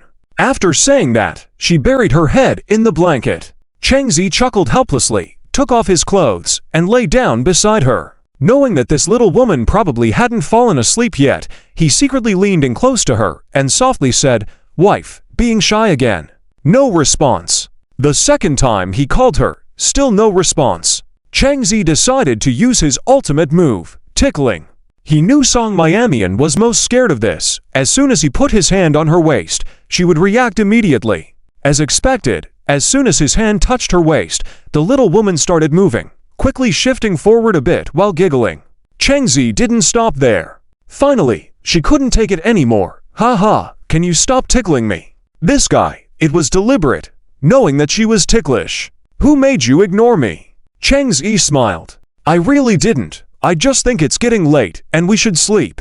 If the children wake up later, I'll have to console them and we still have a lot to do tomorrow." Song Miamian yawned. Cheng Zi didn't tease her anymore and prepared to sleep. Oh, suddenly, the youngest woke up. The couple exchanged glances, helplessly smiling at each other. It seemed like the little rascal was awake again. Song Miamian regretted her jinxing nature. Cheng Zi couldn't help but laugh. "You sleep, I'll take care of it. I don't have to work tomorrow, I'll stay with you. Have you forgotten a few days ago? Do you want to be like a giant panda again? Well then." This reason successfully convinced Song Miamian. However, aren't you tired? She had never seen Cheng Zi sleepy during the day, waking up early every day to make breakfast, and yet always so lively. Clearly, staying up late every night taking care of the baby. Was there a secret to this? "I'm not tired yet, I can handle for a while. You go to sleep." "Okay then." Song Miamian went to sleep easily, and within 2 minutes, she was already asleep. "You little rascal. How did you wake up so quickly?" Cheng Zi looked at the youngest, rubbing her little face. The youngest let out a soft grunt. Seeing her looking a little strange, Cheng Zi felt something was off. Opening the sleeping bag, a strange smell came out. It turned out she had pooped. "No wonder you couldn't sleep, you pooped." Cheng Zi shook his head helplessly and quickly changed her. After changing her, he put her back in the sleeping bag and proceeded to soothe her as usual. It took until the middle of the night before she finally fell back asleep. Watching their sleeping faces, Cheng Zi finally relaxed and lay down, activating his own skill of stealth sleeping. Getting up early in the morning to clean and prepare breakfast, he truly embodied the definition of being a great man. After the whole family had breakfast, as Molly needed to go back to work the next day, she decided to leave after having lunch. "You're not staying a couple more days? It's rare you came," Song Chin asked with a smile. "Next time, Auntie." Molly had been a light bulb for 2 days already, and she was afraid that if she stayed longer, someone might not be happy. Every time she accompanied Song Miamian, wanting to sleep with her, Cheng Zi would give her a meaningful look. It clearly said, "In our home, you want my wife to sleep separately from me. That's not happening." So, after finishing the last lunch, she quickly left. After all, they were best friends, and Song Miamian still felt a bit reluctant, but due to work reasons, she didn't know when they would meet again. Once Molly left, Cheng Zi said, "Wife, let's go as well." They needed to help at the store, attracting more customers with their for little treasures. It was the Mid-Autumn Festival, and their sales had boomed. They were making 400,000 in a day. Even on regular days, they were earning around 300,000. After all, it was the Mid-Autumn Festival holiday season, plus the National Day was approaching. "Okay." Song Miamian nodded, changed into appropriate clothes, and set off.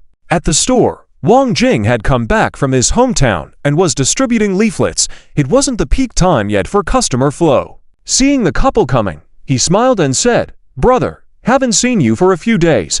How was your Mid-Autumn Festival?" Cheng Zi nodded. "It was okay." "Okay. You didn't take Ms. Song out.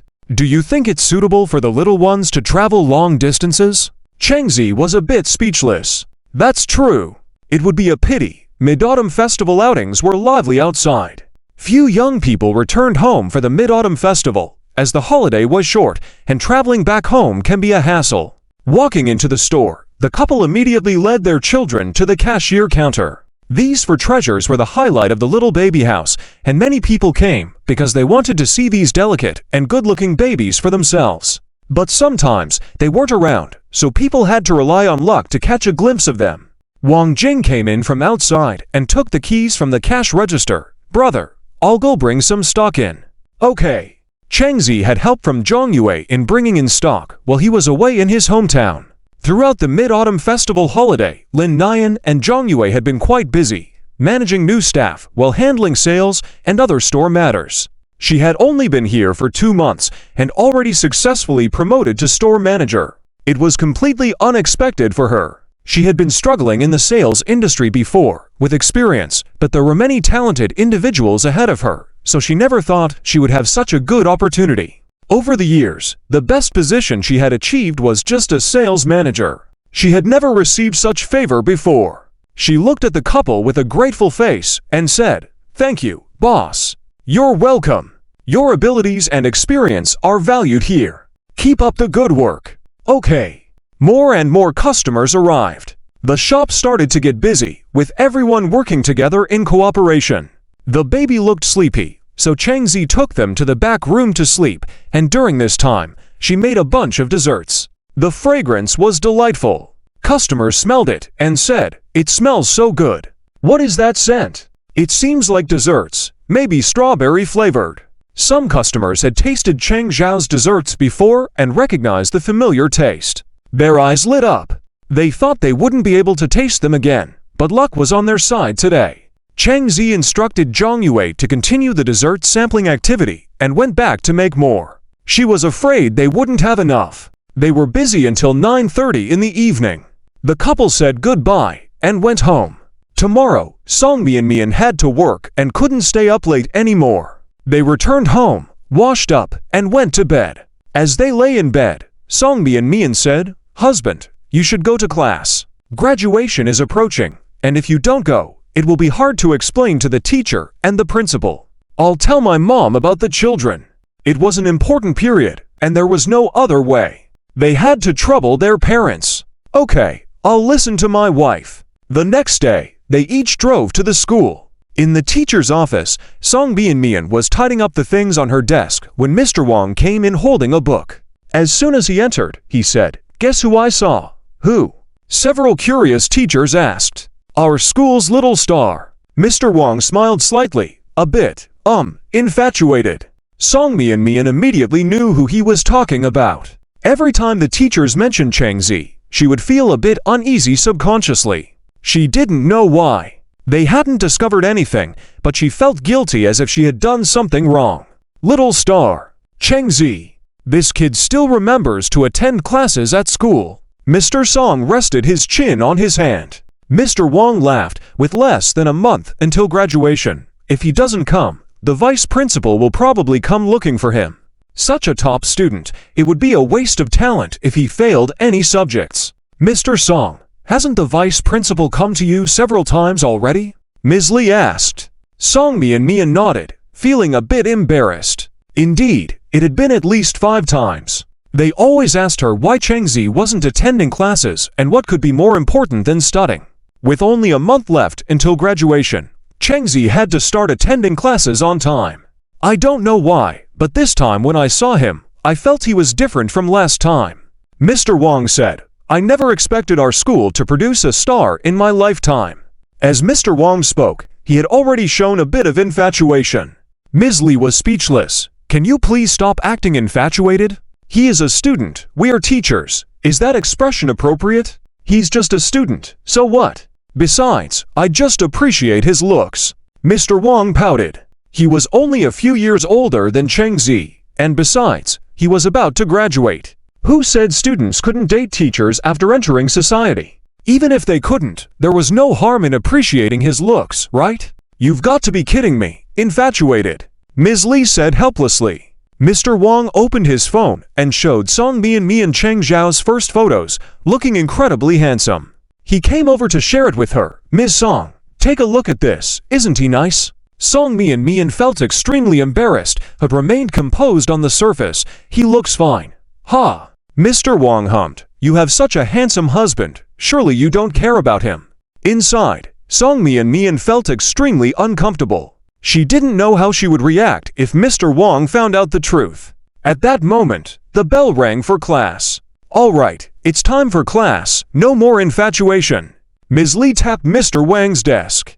Asterisk asterisk asterisk over to the other side, Cheng Zi sat at his desk. He hadn't been to class for quite some time, so most people were used to it. As graduation approached, everyone was preoccupied with their own affairs and had no time to care about others. The class was quiet. Wang Jing sat beside Cheng Zi and asked, "Brother, after graduation, are you planning to take the postgraduate entrance examination or continue working in the shop?" He remembered that, before Cheng Zi got together with Ms. Song, he wanted to further his education.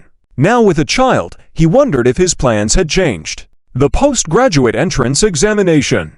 Improving his education was never a bad thing. There was always a time when it would come in handy. Wang Jing couldn't help but give him a thumbs up. Impressive.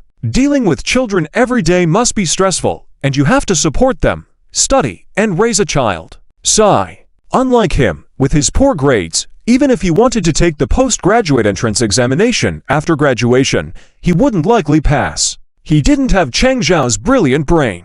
Cheng Zi had already learned a lot in advance. He occasionally played games, but Wang Jing wasted his time playing games without any achievement. He had given up on the postgraduate entrance examination.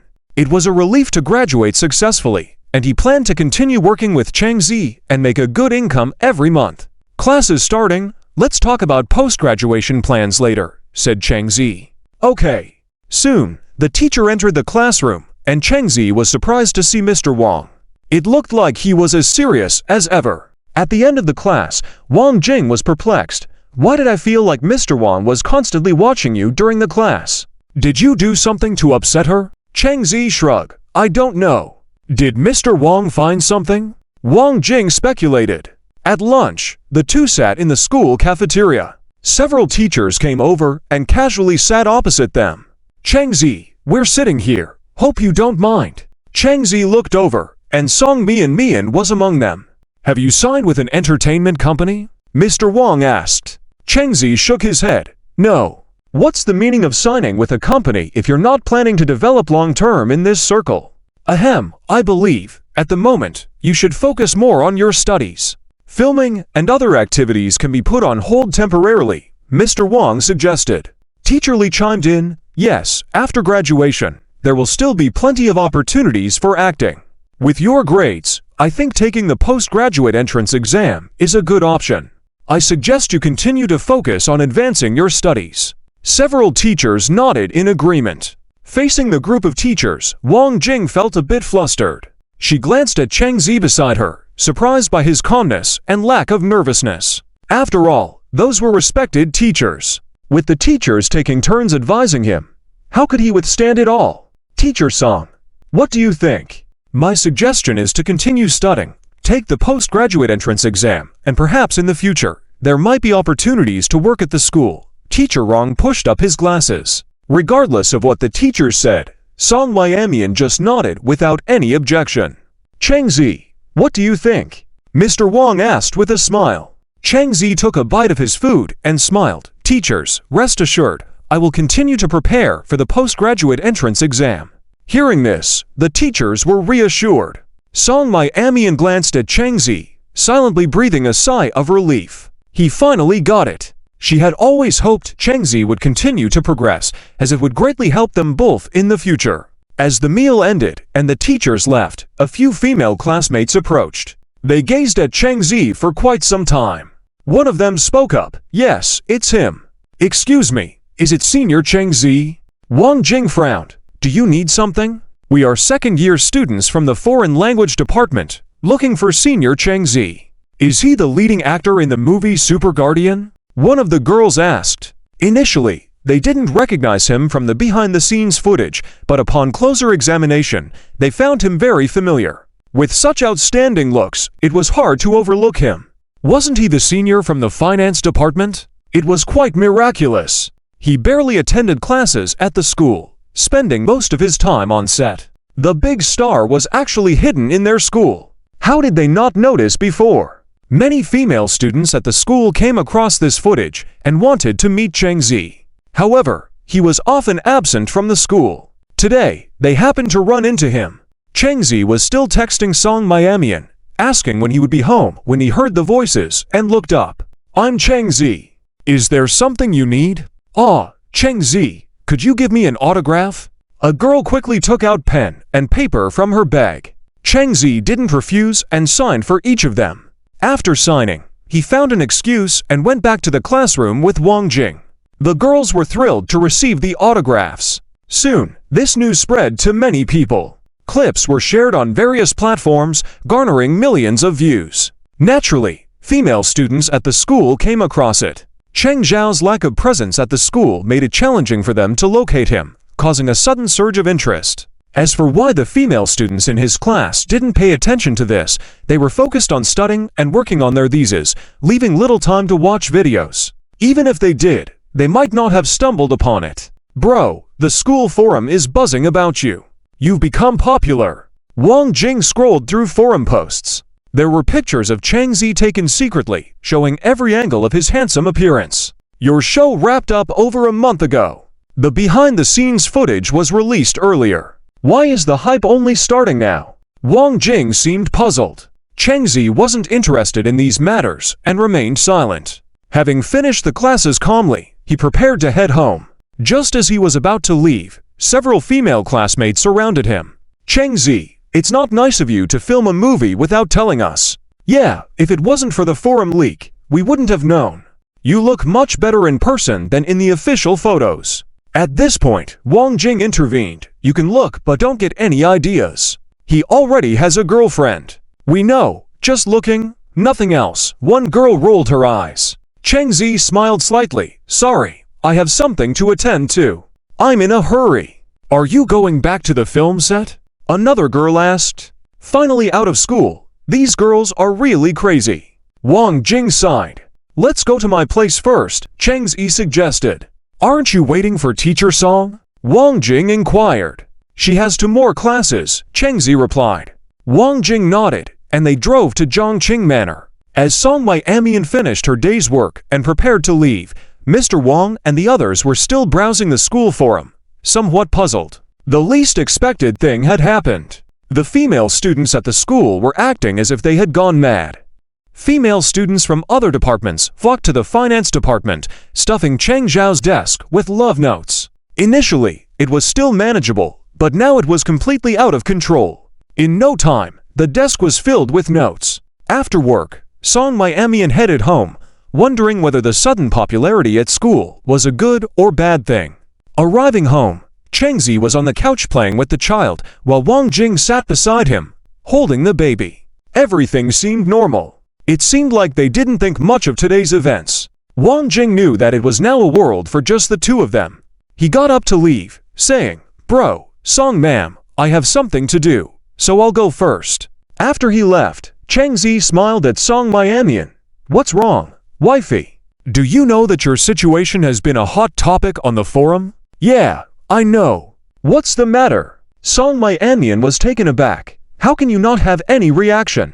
"What reaction can there be? Once it spreads, it spreads. It's no big deal. My heart is only with you. Other things can't affect me." "Annoying. Who told you this? This spreading will only bring more trouble to us." Now that all the girls at the school knew about Cheng Zi, there would undoubtedly be many eyes on them. "I've already made our relationship public. Even if they find out, it shouldn't matter. Don't worry." Cheng Zi tousled her head. "Yeah." Seeing his parents discussing something, the child on the couch, Sibao, opened his eyes wide, making cute gurgling sounds. Song Miamian frowned. At this moment, Sibao suddenly reached out his hand. It seemed like he wanted to be picked up. Below are a few secretly taken photos, all showing the side and back view. Scrolling down, a bunch of comments. "So handsome, I feel like falling in love again. I didn't think much before, but now I really think he's handsome from every angle. I heard Cheng Shikshong is definitely a top student in the finance department. I envy the girls in his class, they get to attend class with him. Cheng Zi is paying attention, and Song Miamian naturally is too." Looking at the comments praising her own husband below, she couldn't describe her mood, feeling somewhat proud yet also a bit uncomfortable. If you become famous, how many people will be watching you every day? If there's someone who likes to sow discord, will their relationship she thought, feeling a bit worried. After feeding milk to the quadruplets and burping them, she continued reading the forum. After a while, she asked, "Honey, if you become famous in the future and many beautiful girls like you, will you be tempted?" Song Miamian stared at Cheng Zi tightly, afraid to miss any subtle expression on his face. Unexpectedly, Cheng Zi moved closer to her, smiled, and patted her head, saying, "Wife, guess. Guess." "I won't guess, so you mean you will like other girls?" Song Miamian snorted. "Men are always fickle creatures." "How could that be?" Cheng Zi chuckled, holding her hand in his. "In my heart, there is only you, my wife. No one can replace you." "I don't believe you." Song Miamian angrily pulled her hand back. Ignoring him, Cheng Zi directly approached her, staring intensely into her eyes, smiling and asking, "Still don't believe me?" Song Miamian remained silent. But seeing Cheng Zi taking off his coat, unbuttoning the buttons on his shirt one by one, and then seeing this action, Song Miamian immediately thought of an indescribable scene, her face turning red instantly. "What are you doing?" "You don't believe me, so I'll prove it to you now." Cheng Zi laughed and continued unbuttoning. His strong chest gradually appeared, with fair skin and no excess fat, his figure bursting with health. Song Miamian was stunned. Seeing all the buttons undone, Cheng Zi approached her, stopping a centimeter away from Song Miamian. Only the last button remained, and Cheng Zi reached to unbutton it. Song Miamian immediately stopped him, whispering, "No, don't you think I believe you? Really, I believe you." Afraid of him taking the next step, Song Miamian surrendered, completely at a loss. "That's more like it." Cheng Zi rebuttoned his shirt, stood up, and went to the kitchen to make dinner. Seeing him leave, Song Miamian breathed a sigh of relief. Her gaze turned to the children's bed, where the eldest was kicking his legs and the diaper underneath was bulging again. Just changed it, and he had peed this much in such a short time. "How much did you eat, kid?" Song Miamian chuckled. When changing him, those legs, so chubby, section by section, like lotus roots, incredibly adorable. Oops, the eldest loves her the most. After changing his diaper, he grabbed onto her sleeve with his little hand, staring at her intently, not letting go. "What's wrong, kiddo?" Song Miamian took his hand away, but the little guy didn't want to let go and kept pulling. Helpless, she had to pick him up. He still struggled and resisted. Strange guy. Putting him back on the bed, just about to lay him down, the little one resisted lying down, whimpering. After some pondering, Song Miamian understood his meaning.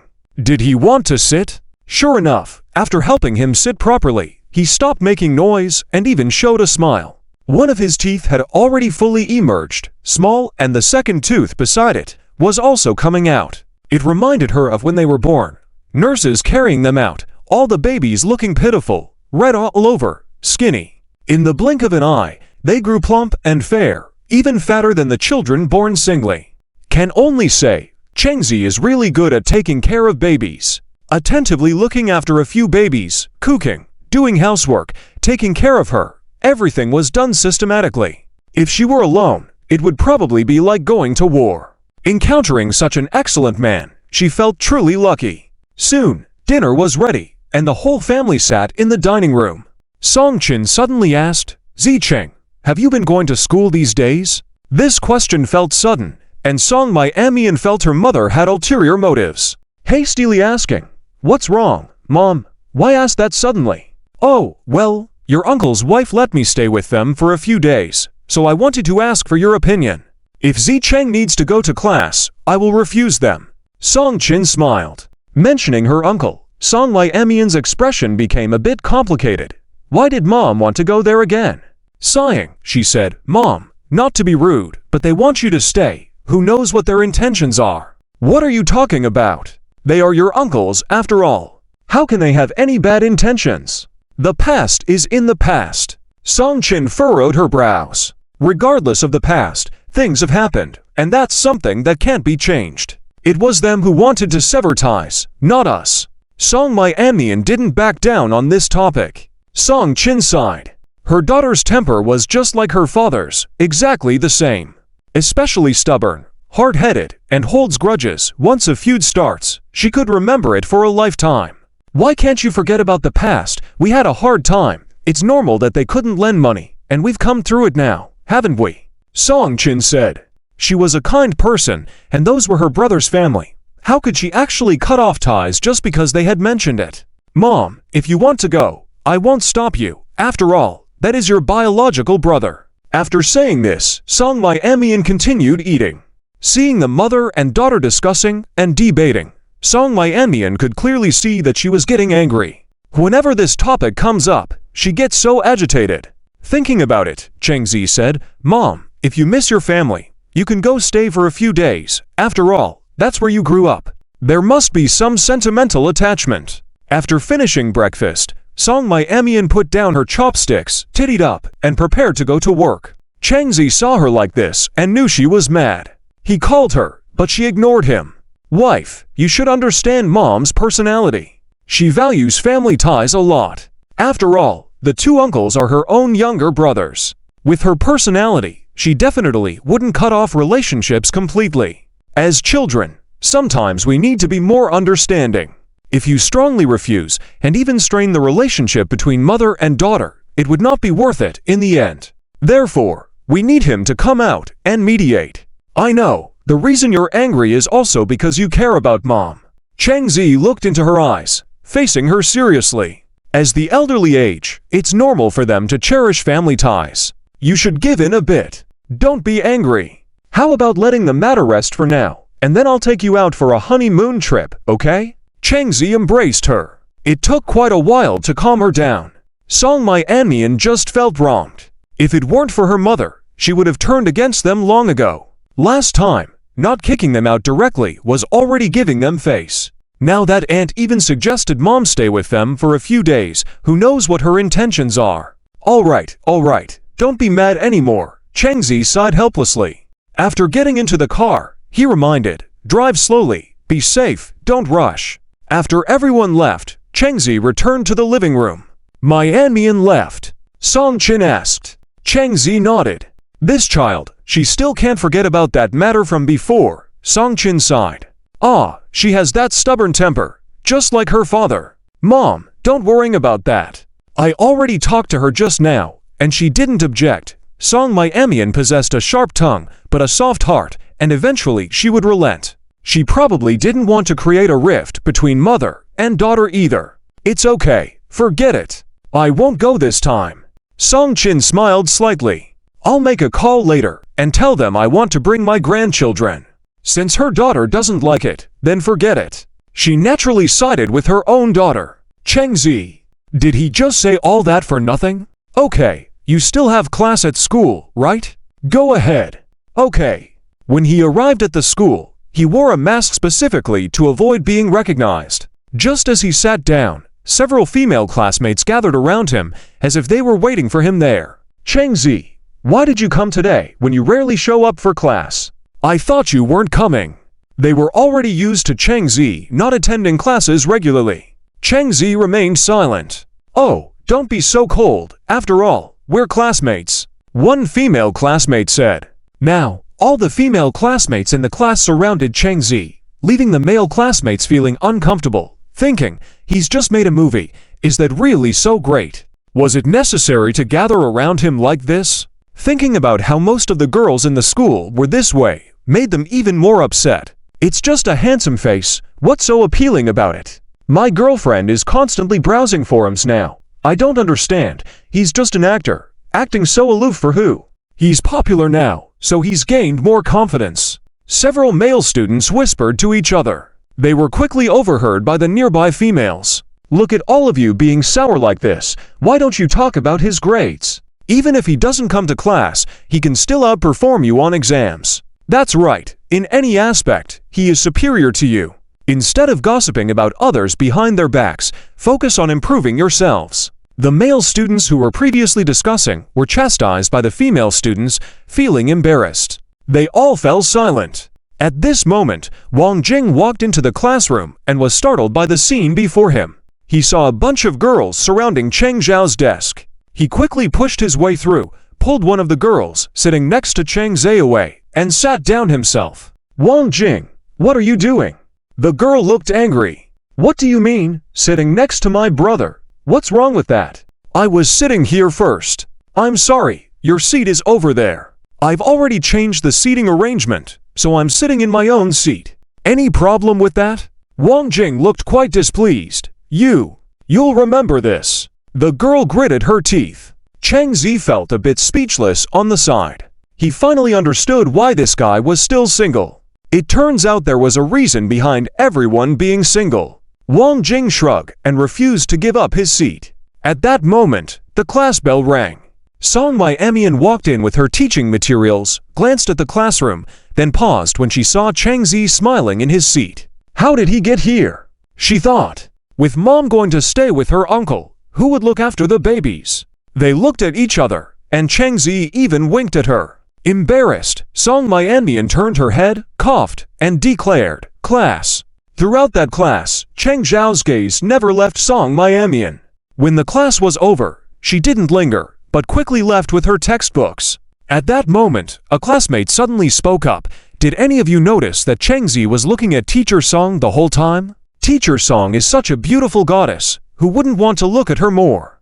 Every man likes her. It's just a pity she's married. Sigh. Don't you say that. I think Teacher Song and Cheng Zi seem quite compatible. Both are very good looking.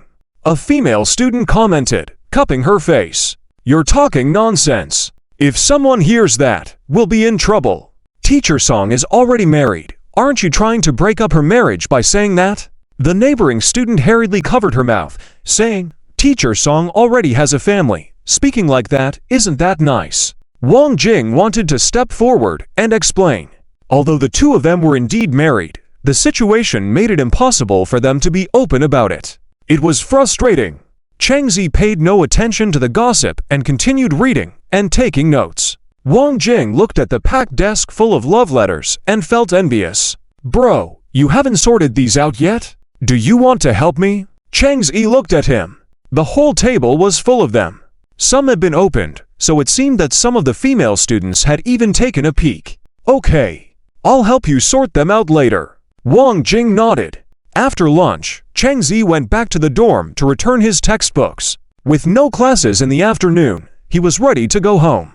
Wang Jing also tittied up and was about to go help out in the store. As they were leaving, they unexpectedly met their two roommates from the dorm. They thought it might lead to another interrogation, but this time their tone softened. Cheng Zi, Wang Jing, we're sorry about the last incident. We apologize to you. Wang Jing said, let's forget about what happened last time. As long as you're not angry, it's fine. All right, we have things to do, so we'll go first. After saying that, Cheng Zi and Wang Jing left, heading towards the school gate. Cheng Zi, wait a moment. Unexpectedly, as soon as they reached the school gate, they heard a familiar voice. Cheng Zi felt nothing upon seeing that person, but Wang Jing was so shocked that his eyes almost popped out.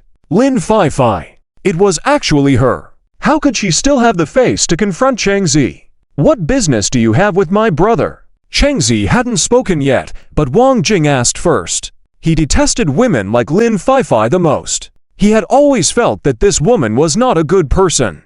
After the incident last year, his suspicions were confirmed even more. Having an affair? Being kept by a second-generation rich guy. She had played all sorts of tricks. Back then, he would often advise Cheng Zi, but this stubborn brother insisted on staying with her, choosing to turn a blind eye in order to protect his love. But this woman, now she had the audacity to come to their door. Probably because she saw that Cheng Zi was successful and came crawling back with her face. This is between me and Axiao. What's it got to do with you? Go away. Lin Fei was very rude to Wang Jing. She kept calling Cheng Zi Axiao in an intimate manner. Wang Jing was about to retort. Cheng Zi gestured to him not to speak. The latter had no choice but to stay silent. Who are you, fellow student? Cheng Zi smiled faintly. Lin Fei looked unbelieving. Axiao, you don't remember me. I'm Lin Fei, your Fei. You used to love bringing me breakfast. I still remember. Of course, Cheng Zi remembered. He used to be like a lapdog, insisting on bringing her breakfast every day. And what did he get in return? Heartless betrayal. Isn't it melodramatic? Oh, I remember now. Is there something you need? I know I was wrong before. I've cut ties with those people now. Can you forgive me one more time? Lin Fifei stepped forward, trying to hold his hand. Chang Zi tactfully avoided her touch. Strangers shouldn't be too intimate, Ms. Lin. It's better to keep a distance, in case your boyfriend misunderstands. I really know I was wrong. Lin Fifei's eyes instantly welled up with tears. She didn't expect Chang Zi to pursue a career in filmmaking. When she saw his popularity on the school forum, she regretted her actions and came to him to try to mend things. She thought Chang Zi would change his mind because he had always forgiven her no matter what. Wang Jing rolled his eyes to the side, finding her acting to be too good. How could there be such shameless women? Unable to bear it any longer, he disdainfully said, "What's the use of realizing your mistakes now? He's a man you'll never have." Lin Fifei didn't understand for a moment. He's already in a relationship and about to get married. You have no chance. Wang Jing smirked. If it weren't for the situation with Teacher Song, he would have happily revealed the truth to infuriate her. What? You're about to get married? Lin Fifei couldn't believe it. Just a year after their breakup, he was getting married. Is that true? She looked at Chang Zi. Chang Zi shrugged. He's correct. I'm getting married soon. Any problems? No, that's impossible. Why didn't you wait for me? Lin Fifei still couldn't believe it. Seeing no point in further interaction, the two turned and left. After exiting the school gate, Wang Jing asked, "How are you feeling?" Chang Zi used to really like Lin Fifei, but now, to the point of attachment, things had changed. What feelings can I have? I just want to hurry home and take care of the baby. I can't stand not seeing him for a day. All right. Chang Zi went home, while Wang Jing went to the store. In the living room, the mother-in-law was playing with the babies on the carpet. They were all sitting up now, holding toys and putting them in their mouths. The toys were made of safe materials, and Chang Zi had disinfected them specifically to prevent the babies from swallowing them. Seeing their father come back, the babies were all delighted, especially Sibao, who was wiggling around. As she was already unstable sitting, she tumbled over on the thick carpet. There was a thud. Cheng Zhao's face paled, and he quickly took off his shoes and rushed over. Song Qin was also frightened. A heart-wrenching cry echoed, making Chang Zi tighten his grip on Sibao. Fortunately, it was on the carpet, so although it was thick, if it were a tiled floor, she might have had a big bump on the back of her head. However, even a fall like this was painful. Chang Zi felt heartbroken, gently massaging her. "Sibao, does it hurt? Dad will massage it for you. Stop crying." Sibao sobbed, tears streaming down her face, her little mouth pouting. "It's all Dad's fault. Sibao, don't cry, don't cry." Chang Zi blamed himself. If he hadn't suddenly come in, this wouldn't have happened. Seeing Sibao so heartbroken made him feel even worse. After comforting her for a while, the crying eventually stopped, but she still whimpered. Chang Zi carefully checked. There was some redness, but nothing serious. Sibao was still unstable at sitting due to her physique, so she was slower in reaching developmental milestones compared to her older siblings. Placing the babies in the stroller lying down, Chang Zi hurried to make formula milk. Song Qin came over to soothe Sibao, pinching her little face, feeling very distressed. "Sibao, still hurting?" "Yeah." This little one seemed to have already forgotten the earlier incident and smiled at her grandmother. Seeing this, Song Qin's heart melted. This child. After feeding them formula milk, the baby started yawning and fell asleep for their afternoon nap. After they had fallen asleep, Chang Zi quickly went to cook, and after eating, he carried each of the babies to their nursery. He also planned to take a short nap. At 4 o'clock in the afternoon, Song Mai-Amian returned from work to find the living room quiet. As she opened the nursery door and saw the harmonious scene inside, a smile crept onto her lips. Quietly closing the door, she was about to pour a glass of water when she turned and saw her mother standing behind her, startling her. "Mom, didn't you go over there?" Song Qin shook her head, smiling. "Mom knows you always have issues with your uncle and the others, so this time, Mom won't go and will take care of Da Bao and the others at home." Regardless, she stood by her daughter's side.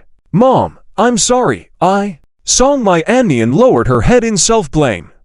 "I shouldn't have spoken so harshly this morning." Song Qin couldn't help but feel her eyes tear up. After a while, the two of them managed to calm down and stop discussing that topic. Just then, they heard the voices of the babies coming from the children's room. It was time for them to wake up. Song Miamian hurriedly opened the door and went in. Changzi was already awake, changing the baby's diapers. When he saw her come in, he smiled and said, "Wife, could you find some clothes for Si Bao? Her back is a bit wet." "Oh, okay." The baby's clothes were stored separately in individual cabinets, making it easier to find them. At this point, Changzi had to admire the humanized design of the system. Everything was tailored to people's needs.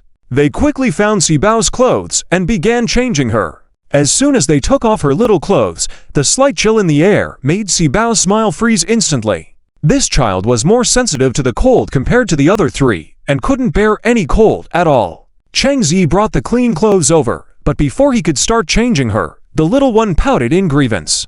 Looking at her mother, she burst into tears with beads falling like a broken necklace. Seeing this, the couple felt heartbroken. Changzi mentioned his return home incident, realizing that the child must have remembered it, seeing her mother looking so sad. Upon hearing this, Song Miamian felt even more distressed. After changing Si Bao's clothes and comforting her, Song Miamian fetched a doll from the toy cabinet for Si Bao. Unexpectedly, she turned her head away. She didn't like dolls. Song Miamian realized that it was actually Sia who liked dolls. Indeed, when the doll was taken out, Sia eagerly reached out for it. Changzi handed the doll to Sia, who happily accepted it with a big smile. Yay! Changzi helped her sit on the bed and play. Unconsciously, it was already dark outside.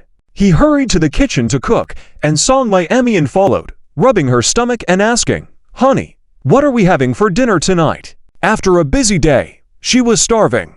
Changzi opened the fridge and took out fresh vegetables and meat. "How about braised pork?" "That's too greasy." "It's okay occasionally, but eating it often will make you gain weight," Song Miamian remarked. Changzi chuckled, "Eating too much, and now you're starting to find it too greasy." "It's not that. It's just that any dish will become boring if you eat it too often, even if it's delicious," Song Miamian clarified. "Really tired of it? How about having my mom cook it next time?" Changzi smiled and put down the vegetables. Song Miamian thought he was serious about not cooking anymore and hurriedly objected. "No, my mom's cooking can't beat yours, and I didn't say I was completely fed up.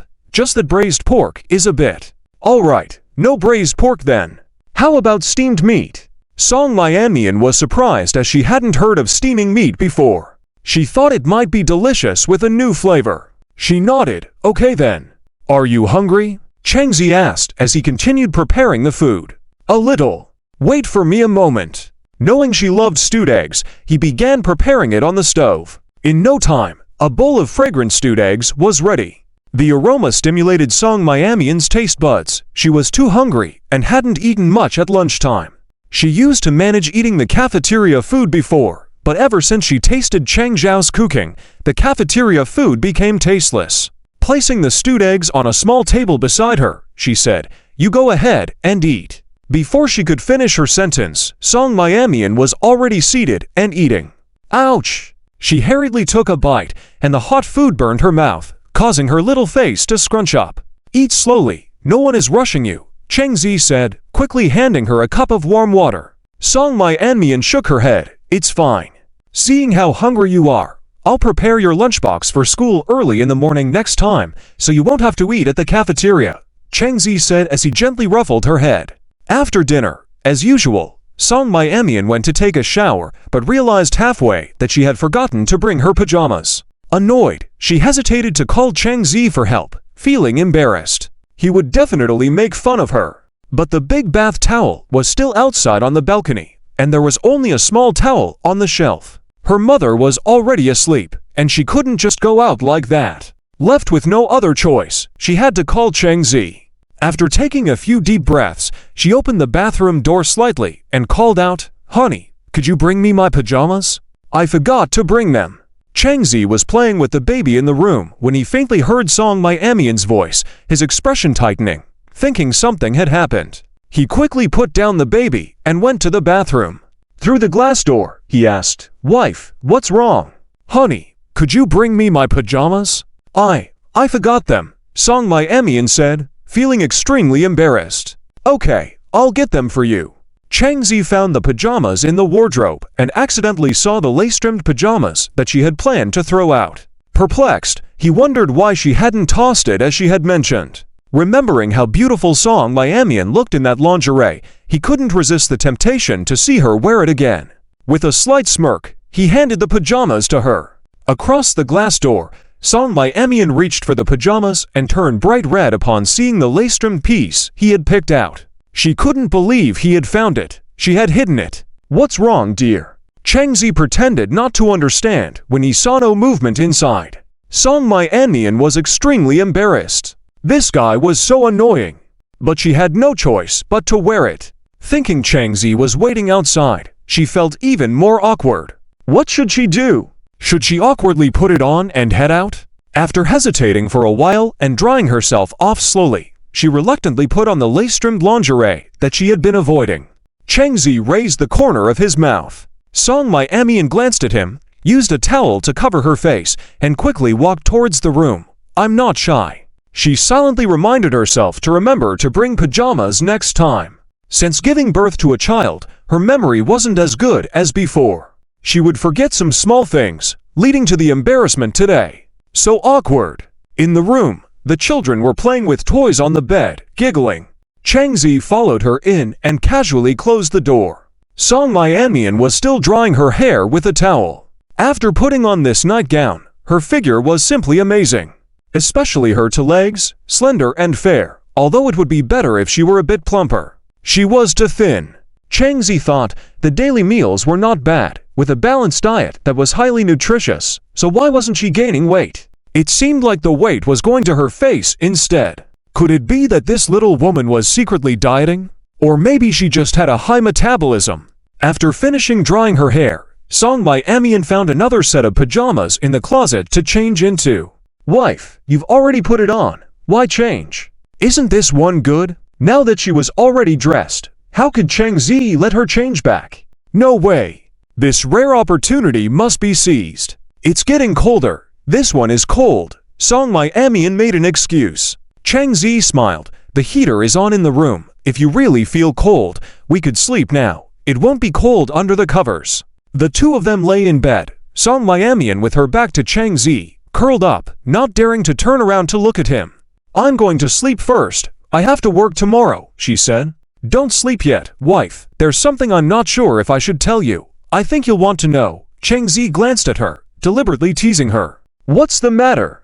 Song Miamian mumbled, still facing away. "If you turn around, I'll tell you. If you won't say, forget it." Changzi dropped a bombshell directly, "About my ex-girlfriend." Before he could continue, Song Miamian turned around sharply, her voice raising a few notches. "What did you say? Your ex-girlfriend? Did she say something to you? Or have you had a change of heart towards her?" Changzi, was her reaction a bit too quick? A foregone conclusion. She was damn quick to jump to conclusions. Seeing the look in Song Miamian's eyes, he quickly shook his head. "It was she who started the conversation with me." "What did she say?" "Stay calm. Don't get so worked up." Changzi tried to calm her emotions. "What did she say?" As soon as this question came up, Song Miamian's rationality disappeared, and she was very sensitive to the three words ex-girlfriend. She asked for a reconciliation. Changzi was full of will to live. His wife became serious, a little scary. "She actually has the audacity to ask you for a reconciliation. She used to betray you because she thought you were poor, and now she has the nerve to come looking for you." Song Miamian was very angry, especially angry. "Wife, calm down. It's not worth getting angry over someone like her. What would happen if it made you angry?" Changzi sighed. He regretted bringing this up now. "What's wrong? Have you had a change of heart towards her?" Song Miamian narrowed her eyes. Changzi immediately shook his head. No way. How could that be? Now my heart only has you and the children. Everyone else can go to hell." "Are you still thinking about her?" Song Miamian asked coldly. "Unfair. Truly no." Changzi hesitated. "You can ask Wang Jing. I've already rejected her." "If you didn't reject her, were you going to agree?" IDIDN single quotes T. Changzi was overwhelmed by these situations one after another. His head was buzzing. He wished he hadn't mentioned this at all. Just let it go. It's not important anyway. "What's her name?" "If she was a student at our school, I might remember her," Song Miamian said. "I want to see how pretty she is." What's so good about her? Not even 1/10 as good looking as my wife. They were totally different, not comparable. In layman's terms, Lin Fifei was like ordinary makeup, while Song Miamian was like a goddess who was otherworldly. HMPH. Song Miamian turned her head away, snorted, and ignored Chang Zi. Sleep. Wife, are you angry? Chang Zi tentatively asked when she didn't speak. No response. Wife. He called a second time. Still no answer. She was really mad this time. Wife, don't be angry. I swear, you're the only one in my heart for the rest of my life. Still no response. Chang Zi looked over, and wow, she had fallen asleep. She fell asleep in a second. Well, forget it. He would make up for it tomorrow. After putting the children to bed one by one, Chang Zi also quickly fell asleep. The next day, as usual, he got up to make breakfast. Just as he finished and was about to call Song Miamian, she had already got up and was getting ready in the washroom. Seeing that she wasn't talking to him, he realized she was still angry about yesterday. Seeing this, Song Chin found it a bit amusing. What's wrong with her? Chang Zi smiled. Nothing. I upset her last night, and she's still mad at me. It was normal for couples to have minor quarrels. Song Chin smiled helplessly. Even after getting married, this child's temper hasn't changed. It's okay. I'll make it up to her. At the dining table, Song Miamian ate on her own, scrolling through her phone, not saying a word. Chang Zi looked over. She was browsing through the school forum. After finishing eating, she stood up. I'm leaving. Wait, lunch isn't ready yet. Chang Zi quickly went to the kitchen to prepare lunch. When he came out with the lunch, Song Miamian had already left. You should go quickly and bring the lunch over. Song Chin couldn't help but laugh. After arriving at the school, he directly took the lunchbox to Song Miamian's office. She was preparing for class, and upon hearing the knocking, subconsciously turned her head, and when she saw Chang Zi with the lunchbox at the door, she was stunned. The several teachers in the office were also surprised. Chang Zi, is there something you need? Mrs. Wang was the first to speak. I'm here to deliver something. Chang Zi calmly walked to Song Miamian's desk. Professor Song, Wang Jing asked me to bring this over. She said you were in a hurry and forgot it. The last time they went to the hot pot restaurant, the teachers knew about Wang Jing's good relationship with Song Miamian's husband. Seeing this situation, they didn't think much of it. They just thought how considerate her husband was. He even had a friend bring the meal to school for her. So nice. Song Miamian absent-mindedly took it and said, thank you. You're welcome, then I'll go. After Chang Zi left, she blankly stared at the lunchbox in her hand. Mrs. Wang walked over, her eyes twinkling. Professor Song, your husband is so thoughtful, he even had a friend bring it over for you. So envious. Yesterday, I accidentally ran into my ex-girlfriend. Opening the post, there were even photos on it. Are these people a bit too gossipy? It seems necessary to publicly announce his marriage news, just in case his wife sees these posts and gets upset. Wang Jing sat down at this time, also browsing the school forum. Bro, these people are just like paparazzi, spreading rumors so quickly. You talked to Lin Fifei yesterday, and it was immediately posted on the forum. They insist that you are getting back together with your ex-girlfriend. If Professor Song sees this, she will definitely be unhappy. What if? Why don't you just make your relationship with Professor Song public, so these people stop spreading rumors? Chang Zi turned off his phone, lost in thought. Doesn't he want to as well? Considering his wife's feelings. Just endure for another month. At this moment, several female classmates walked in from outside, and when they saw Chang Zi, like yesterday, they quickly gathered around. They started bombarding him with questions. Chang Zi, heard you and your ex-girlfriend Lin Fifei got back together. Wang Jing, not in a good mood, said from the side. Who told you that? Everyone on the forum is talking about it. And some asked Lin Fifei. She didn't say anything, so it must be true. Didn't you say you have a girlfriend? Can't forget your ex-love, huh? Chang Zi couldn't be bothered to deal with them and just focused on his book. Wang Jing helped respond for him. Who the heck is spreading rumors? I swear, they're just making things up. Getting back together my foot. He's already in a good relationship with his girlfriend. What are you guys meddling for? Just Lin Fifei. Is she even worthy of my brother? The girls were about to say something when the bell for class suddenly rang.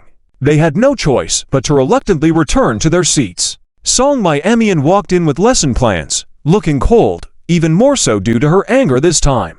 The atmosphere in the room felt tense. She glanced at Cheng Zi and immediately averted her gaze, acting calm on the surface, but inside, she was starting to feel a bit strained, especially facing Cheng Zhao's intense gaze. Trying not to look in his direction, she continued with attendance. The class was quite subdued. After class in the evening, a few classmates gathered together. What's wrong with Professor Song today? I feel like her mood is off. Did she have a fight with her husband? It's possible. Her husband must be like something else. If my partner looked that good, not to mention making them angry, I'd worship them like an ancestor, a male student said. At this moment, female student disdainfully said, come on. You wouldn't be able to find such a beautiful wife. You'd need Cheng Zhao's looks for that. At noon, Song Mi-Amian sat at her desk, opened her lunchbox, ready to eat, when her phone rang. It was a message from Cheng Zi. Wife, have you eaten? She turned off her phone, not responding.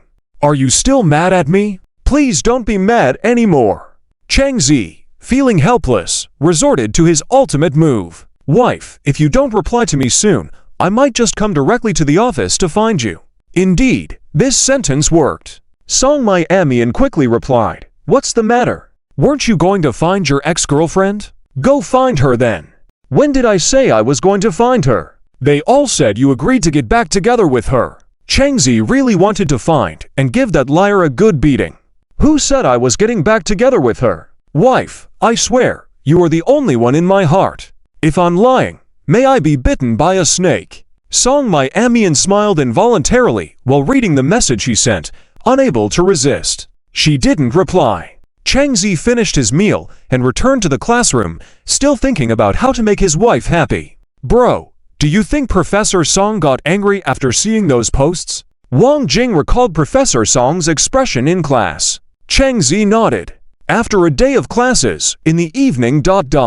Wife, you haven't talked to me all day. Cheng Zi looked at Song Mi-Amian, who was playing with the children by the child's bed, feeling helpless. If you're really upset, shall I just make our relationship public now? Still no response. No choice. If soft methods don't work, they had to resort to.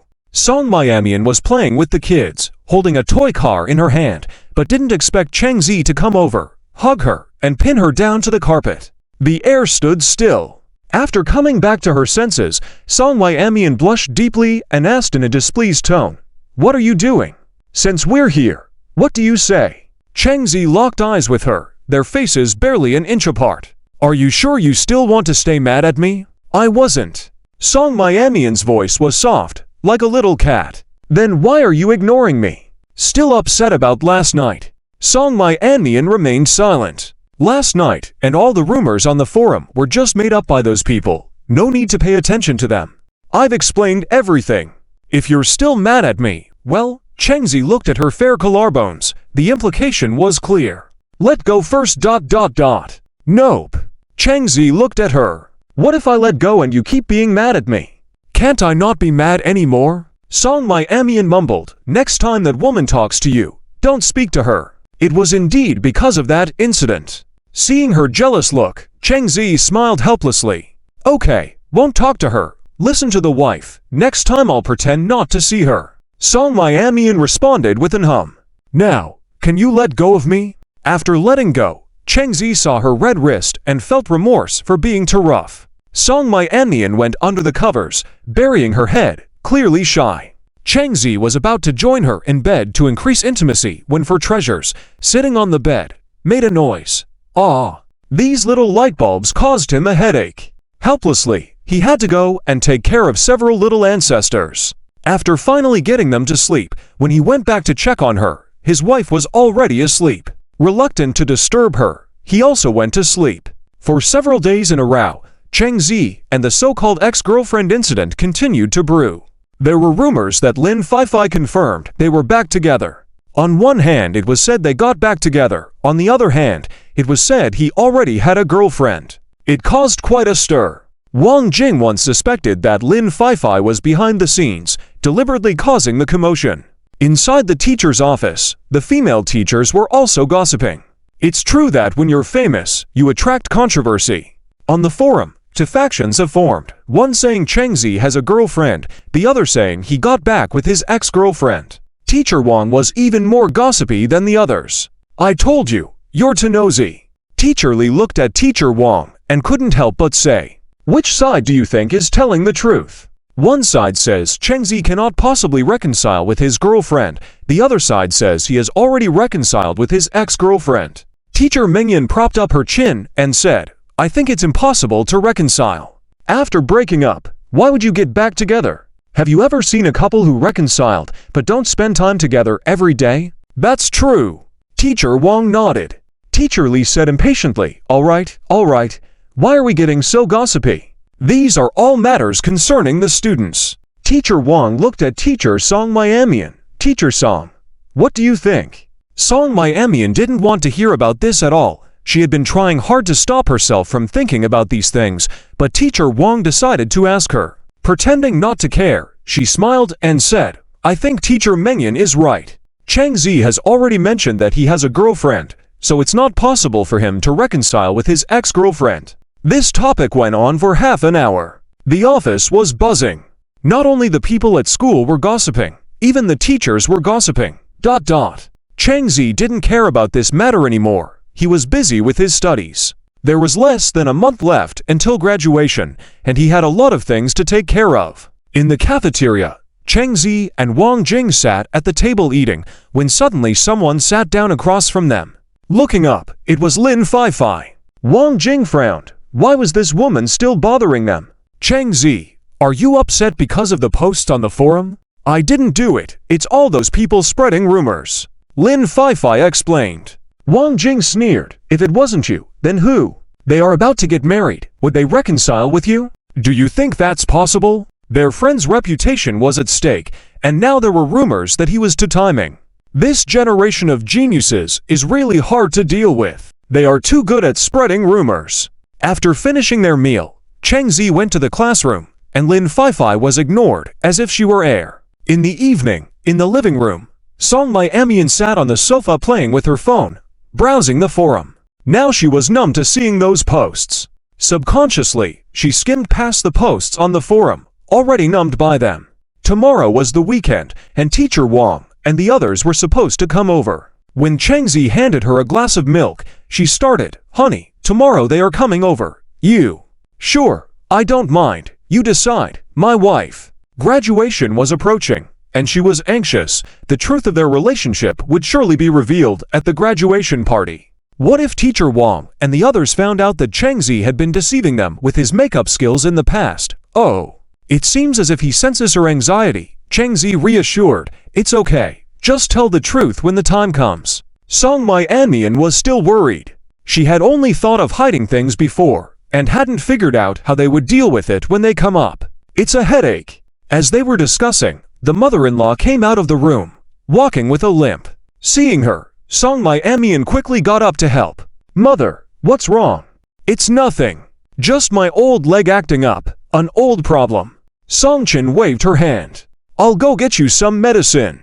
No need, it'll pass. Medicine won't work anyway, Song Qin sighed. The old problem she had left unattended, there was no way to cure it now. Chengzi got up to check on his mother-in-law. After feeling her pulse, he frowned. His mother-in-law's health wasn't good. She had several underlying health issues that had been present for many years. However, they weren't untreatable. They had been overlooked before in all the busyness, but now there was still time to address them. How is she? Song Miamian asked. Chengzi smiled. It's fine. I can cure this. Cure. It seemed like a fairy tale to both mother and daughter. These deep-rooted old illnesses were almost impossible to cure. Wife, let's go get some medicine while the pharmacy is still open, Chengzi said with a smile. Song Miamian was stunned for a moment, then nodded, okay? The two left for the pharmacy. On the way, honey, can these really be cured? She still had some doubts. Chengzi said, yes, it's simple. Song Miamian thought about her cousin's illness that the hospital couldn't treat and was sent home to die. After some acupuncture sessions with Chengzi, he was almost fully recovered. This gave her some confidence that Chengzi could also help her mother. At the pharmacy, they picked up some herbs and went home.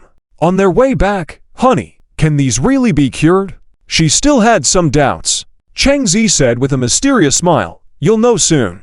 After arriving home, Cheng Zi went to the kitchen to prepare the medicine and then took out his acupuncture kit. The main focus of Song Qin's pain was in her joints. With the help of acupuncture and Chinese medicine, there would be visible effects in a few days. After removing the needles, the medicine was getting ready. Song Qin felt warmth in her knees, the pain was less intense, and she felt some relief. It seemed quite miraculous. "Mother, how do you feel?" Song Mianmian asked. Song Qin said, "It seems like the pain has reduced." That was good news. Hearing her mother's feedback, Song Mianmian already had complete trust in Cheng Zi. Any doubts she may have had before were now gone after seeing her mother's improvement from the treatment. "When you wake up tomorrow, it should be better. It's not a big problem."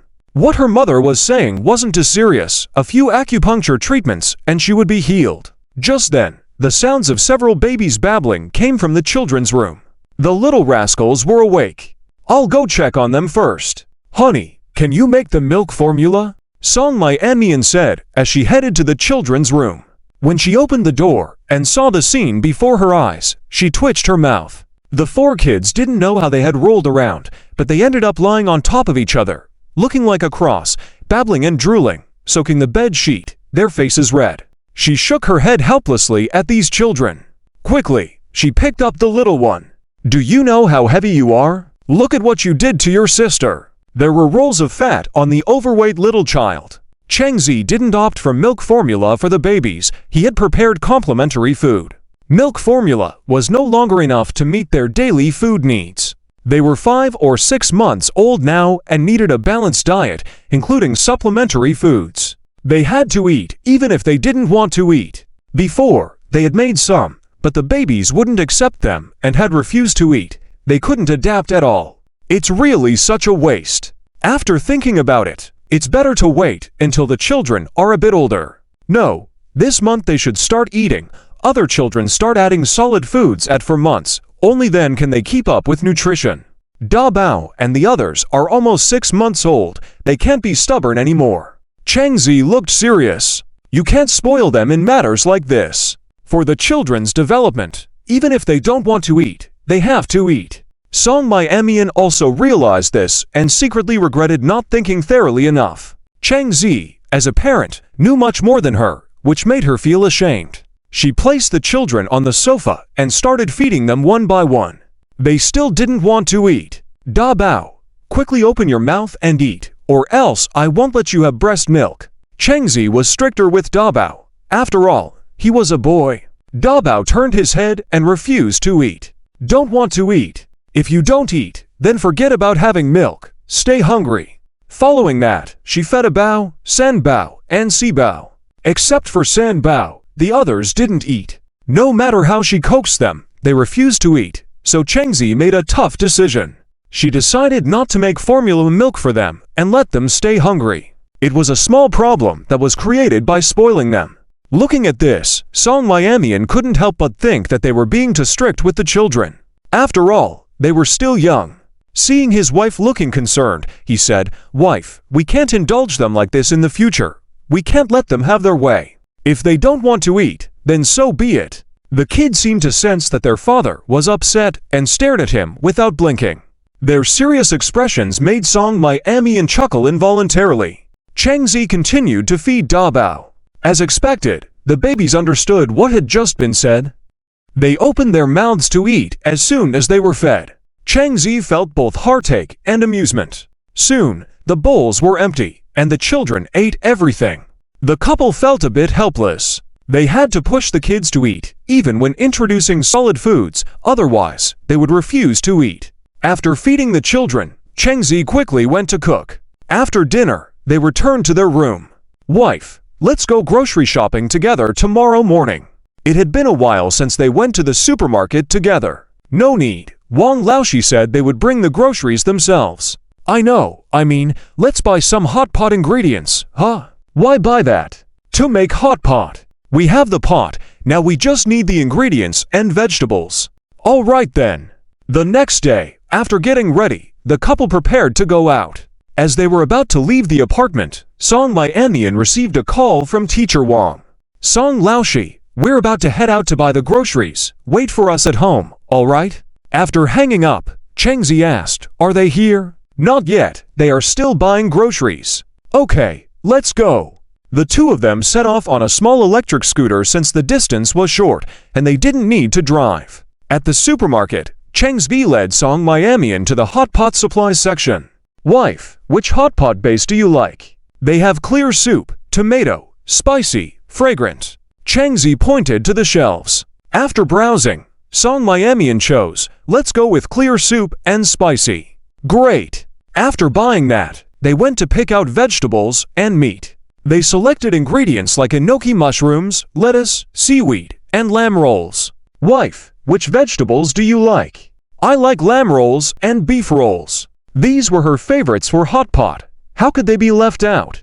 Enoki mushrooms and lettuce were also must-haves. How about beef balls? Chengzi took out 2 bags of beef balls from the refrigerator. Sounds good. They also bought some chili as a condiment. After buying everything, they returned home. Chengzi quickly put the groceries in the kitchen and asked, wife, did you check if Teacher Wang and the others have arrived? He wanted to make sure everything was prepared. They will be here soon. Song Miamian was a bit nervous. Okay, good. He then went to the restroom. Soon after, when he emerged, he had changed his appearance. Song Miamian checked her phone and said, they have arrived, I'll go downstairs. When his wife went out, Chengzi carried the children to the sofa, turned on the TV, and sat with them. Shortly after, they heard the voices of people chatting at the door. The door opened, and Teacher Wang was the first to enter. Hello, brother-in-law. We're here to bother you again. Sorry for the inconvenience. Although she said sorry, she quickly took off her shoes and didn't stop moving, carrying things in her hands. The teachers were holding meat, vegetables, and a box of milk tea, all from Yoli. Putting down the items, Teacher Wang quickly ran to the babies. Babies, I've missed you so much. It's been so long since I last saw you. You've all grown so big. Time flies. Teacher Wang pinched the chubby face of Da Bao, smooth and tender skin.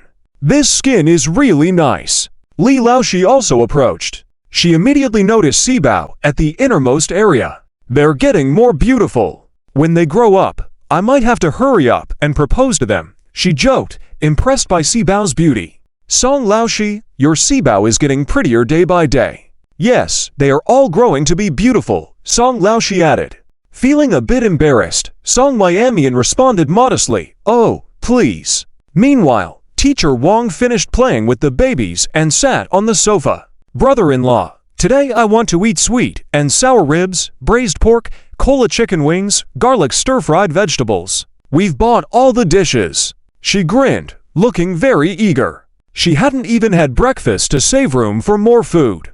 Seeing her shameless behavior, the other 3 teachers couldn't help but cover their faces. How shameless can one be? She was all about eating, and eating as soon as she arrived. Chengzi laughed and said, no problem. After sorting out the food arrangements, Teacher Wang started gossiping with the group. It was about the school's gossip this time. Not about Chengzi getting back with his ex-girlfriend, but about Cheng Zhao's new movie. The trailer looks good. We just don't know the release date yet. I can't wait to buy out the theater and boost the box office, one of the teachers commented. Ah, he's getting more handsome. It's a pity he has a girlfriend and they are about to get married, another teacher added. Li Laoshi teased. What about you? Do you have feelings for a student? No way. What nonsense are you talking about? As a teacher, how could I have feelings for a student? Teacher Wang immediately rebutted. Song Miamian felt like she was going to die of embarrassment. If Teacher Wang knew that Chengzi was standing right in front of her, she couldn't imagine his expression. It would be so awkward. Song Laoshi, when the movie is released, I'll book the theater and invite the teachers from our school to watch it. Will you and your husband come? I was about to say something. Song Miamian was interrupted as Chengzi quickly agreed, sure, we have no objections. Great, it's settled then. Teacher Wang happily declared. While they continued chatting, Song Qin walked out of the room. Chengzi got up and went to the kitchen. You guys chat, I'll go cook. Seeing that someone had already entered the kitchen, Teacher Wang whispered, "Sister-in-law, I don't think Changzi is any worse than him. Both are handsome. Teacher Song has a good eye. Yes, where else can you find a husband who is rich, handsome, gentle, and considerate?" Song Miamian listened to their discussion, feeling extremely embarrassed. She remained silent and just listened quietly. She casually picked up the closest Sanbao and gave him a kiss. Tilda feeling his mother's love through the kiss, Sanbao smiled. His two tiny teeth peeked out, looking extremely cute. "Oh, the baby is already teething so fast?" Teacher Lee keenly noticed this point. Song Miamian smiled and nodded. Yes, he started teething at 3 months. So fast? Teacher Lee couldn't believe it. Her son was 7 or 8 months old and his teeth were barely visible. She began to suspect if he was lagging behind in development compared to other children. No, she had to check when she got back home. One cannot neglect children's issues. Have the others started teething? Teacher Lee continued to ask. Big Bao has, and A Bao and C Bao have just started teething, replied Song Miamian with a smile. Your family's teeth are growing so fast. Our little one has been almost 8 months, and only a tiny bit has come out. You can barely see it without looking closely, Teacher Lee sighed. Teacher Song said, it's normal. My child didn't start teething until 10 months. Isn't he fine now? Time passed by, and Teacher Wang was starving. Feeling like her front chest was sticking to her back, she looked in the direction of the kitchen. Has brother-in-law finished cooking yet? I'm so hungry. She was growling with hunger. You bought so many groceries, it will take some time to prepare the food. If you're not patient, you can cook yourself, said Teacher Lee impatiently. Teacher Wang smiled awkwardly. I'm just too hungry. Let's eat. It was another half hour before Cheng Zi came over to announce. In the dining room. When they saw the sumptuous table of food, Teacher Wang's eyes lit up, especially when she noticed the hot pot in the center. There's hot pot too. This is amazing. Her mouth was already watering. No wonder it took so long. Brother-in-law, you were making hot pot. Without hesitation, she sat down and picked up the chopsticks ready to dig in. Teacher Mengyan said from the side, you're already eating before the elders have arrived. I didn't mean to. I'm sorry.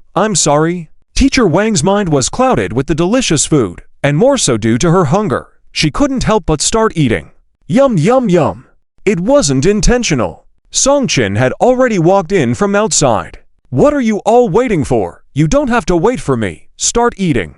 After sitting down, they began to eat. Cheng Zi put the lamb rolls in the pot to cook, then fished them out and put them in Song Miamian's bowl. Because she needed to continue breastfeeding, she couldn't eat anything too spicy, so she had to settle for clear soup and a little bit of sauce. After 6 months, they would start weaning the child. The current breast milk was no longer sufficient for the child, so they needed to introduce solid food.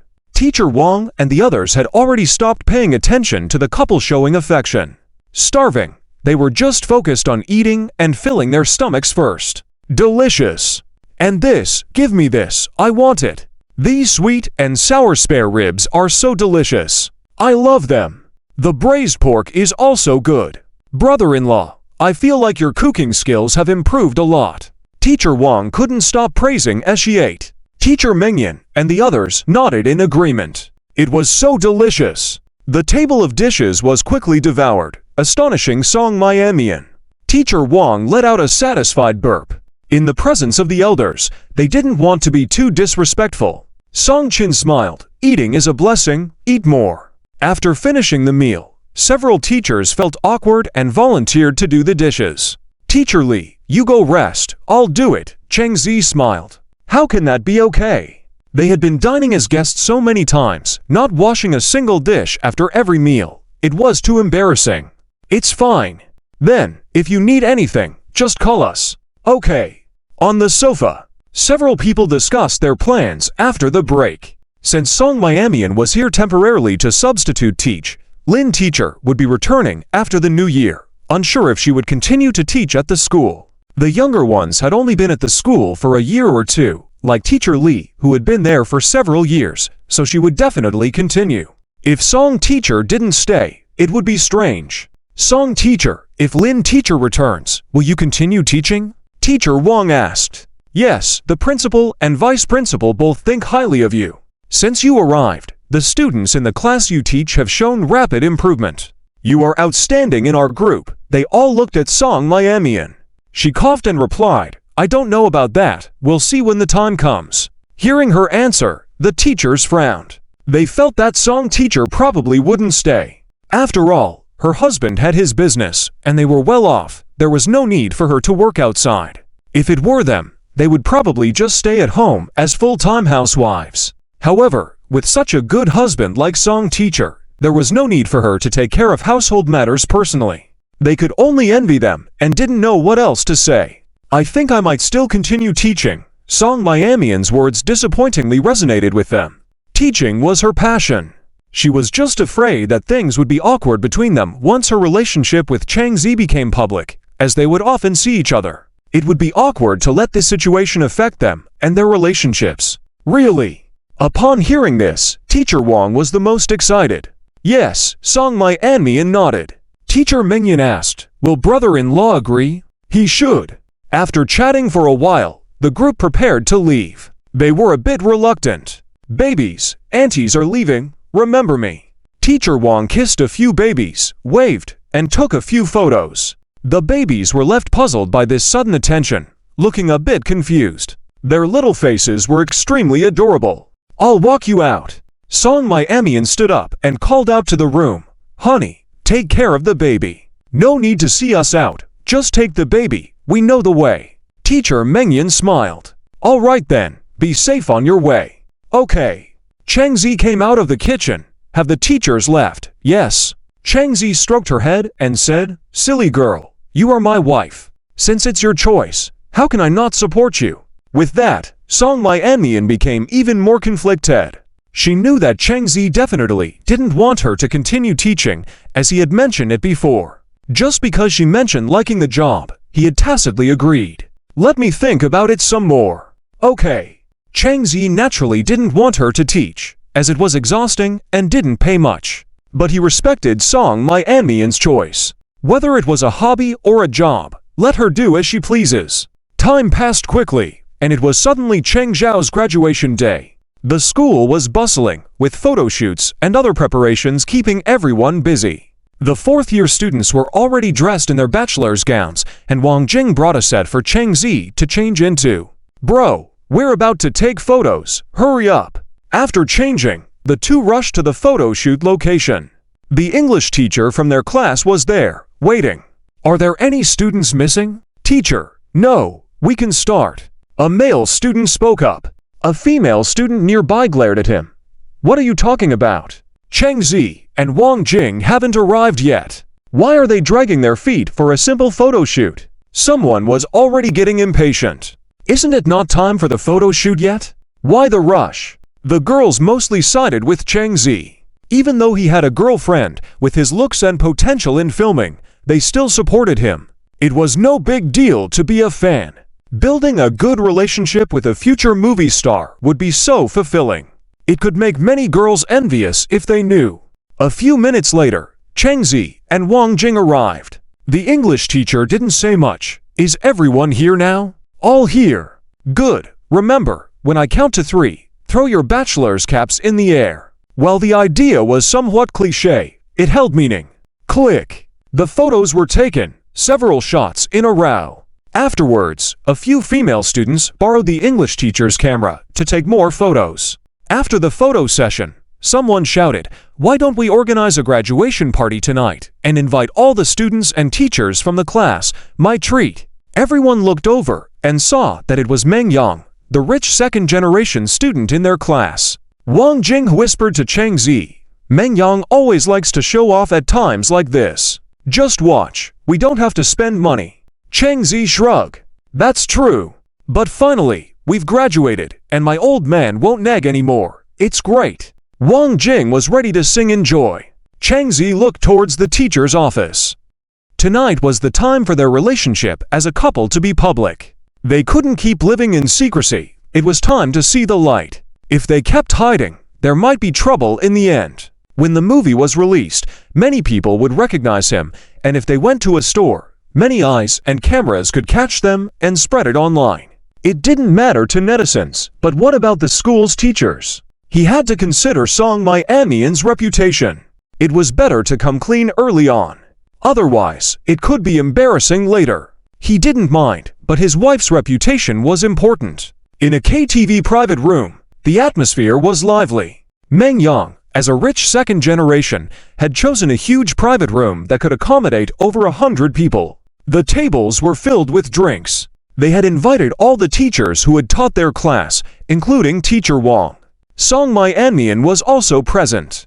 As she entered, she immediately noticed Cheng Zi. She was nervous because tonight was the moment of their public relationship, and she didn't know if the teachers would be upset about it. They had hidden it for so long, and anyone would be upset. She felt anxious inside, but had to maintain a calm facade. The couple's eyes met, and Cheng Zi winked at her, silently reassuring her. "Teachers, welcome." Meng Yang led the applause. Seated, Teacher Wang remarked, "It's quite lively here." Song My-Amian remained silent, which puzzled a few. Li Teacher asked, "What's wrong?" "Nothing. The drinks and fruits were prepared. We won't drink tonight, just sing and eat," Teacher Wang suggested.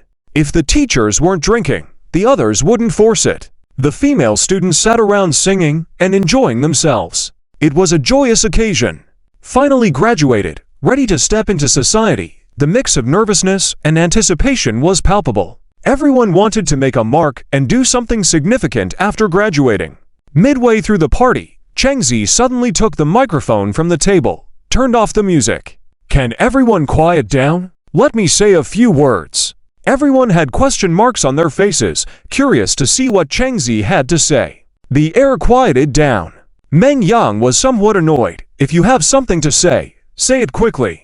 Song My-Amian was now extremely nervous, her body trembling, hands cold with sweat. The awaited moment had arrived. "So nervous. I believe everyone is curious about my girlfriend, right?" Yes, girls are naturally gossip lovers, so they were indeed very curious. "She's here today." Cheng Zi spoke with deep affection, his gaze fixed on Song My-Amian's direction. "Who is it?" "Yeah, don't keep us in suspense. So curious.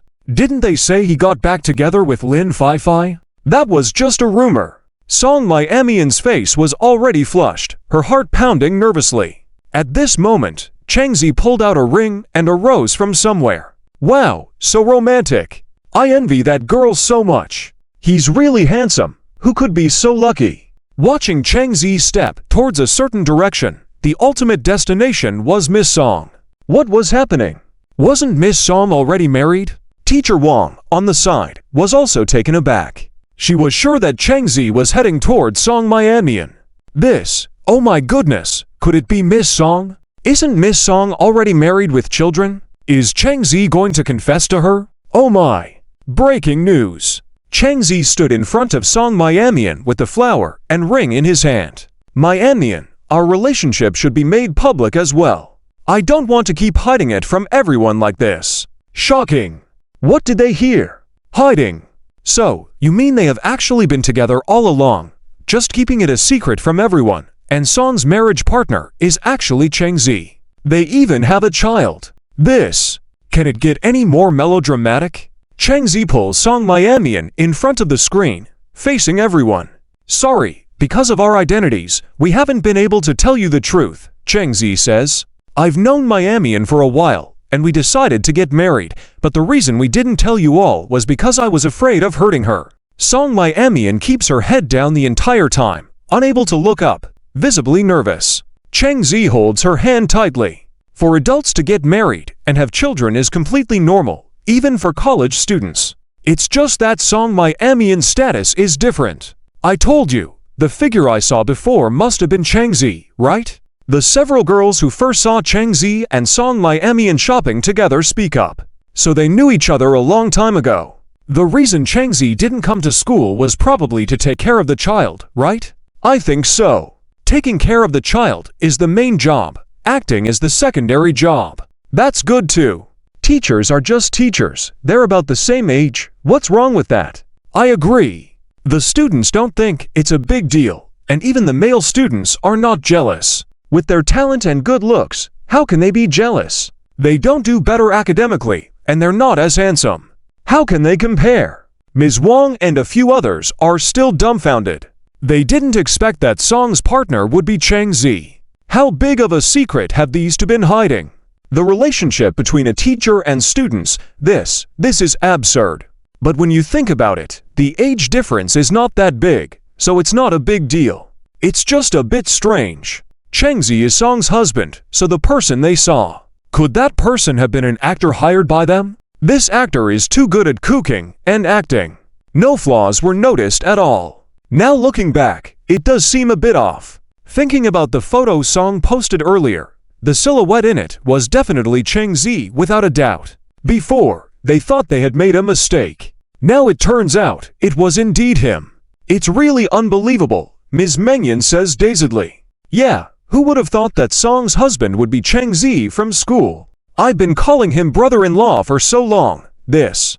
Ms. Wang is embarrassed. They are not conservative people. They are all adults, and as long as it's true love, there's nothing wrong with being together. And besides, Chang Zi has already graduated, so it's not like he's a student anymore. There's no problem being together. Chang Zi should be the one apologizing to Ms. Wang, and them the most. Teachers, I'm really sorry for keeping it from you for so long, says Chang Zi. Song Mai-Annian also looks apologetic. Ms. Wang pretends to be angry and says, so your husband is Chang Zi, and you didn't tell us, are we still good friends? That's right, actually, it's no big deal if you had told us. We are all adults, and to be blunt, as long as there's no blood relation or messy relationships, marriage is free, Ms. Mengyan says. Song Mai-Annian is quite touched. You guys don't blame us. Blame you.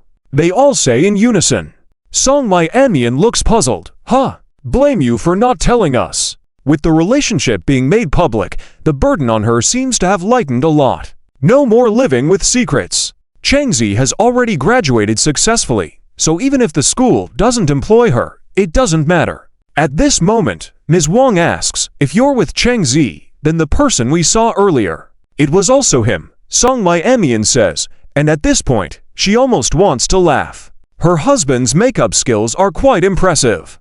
After applying makeup, even his own mother wouldn't recognize him. Huh? They are all shocked. That was a completely different face. They thought it was an actor they had hired. He purposely put on makeup so that you wouldn't recognize him. Makeup. Ms. Wang is puzzled. Makeup can change your face to look like someone else's. Isn't that a bit too magical? Completely unrecognizable. The makeup skills are really amazing. Brother, want to come over for a drink? Wang Jing calls him over and smiles at Song Mai-Annian. Finally, it has been made public. Before this, it seems like only he knew they were together. Keeping it a secret was too hard. Now that it's out in the open, it's causing some gossip. Today, they have completely surprised everyone. I'll go over first, honey. You chat with Ms. Wang, and them first. I'll come find you later, Chang Zi says softly as he heads towards Wang Jing.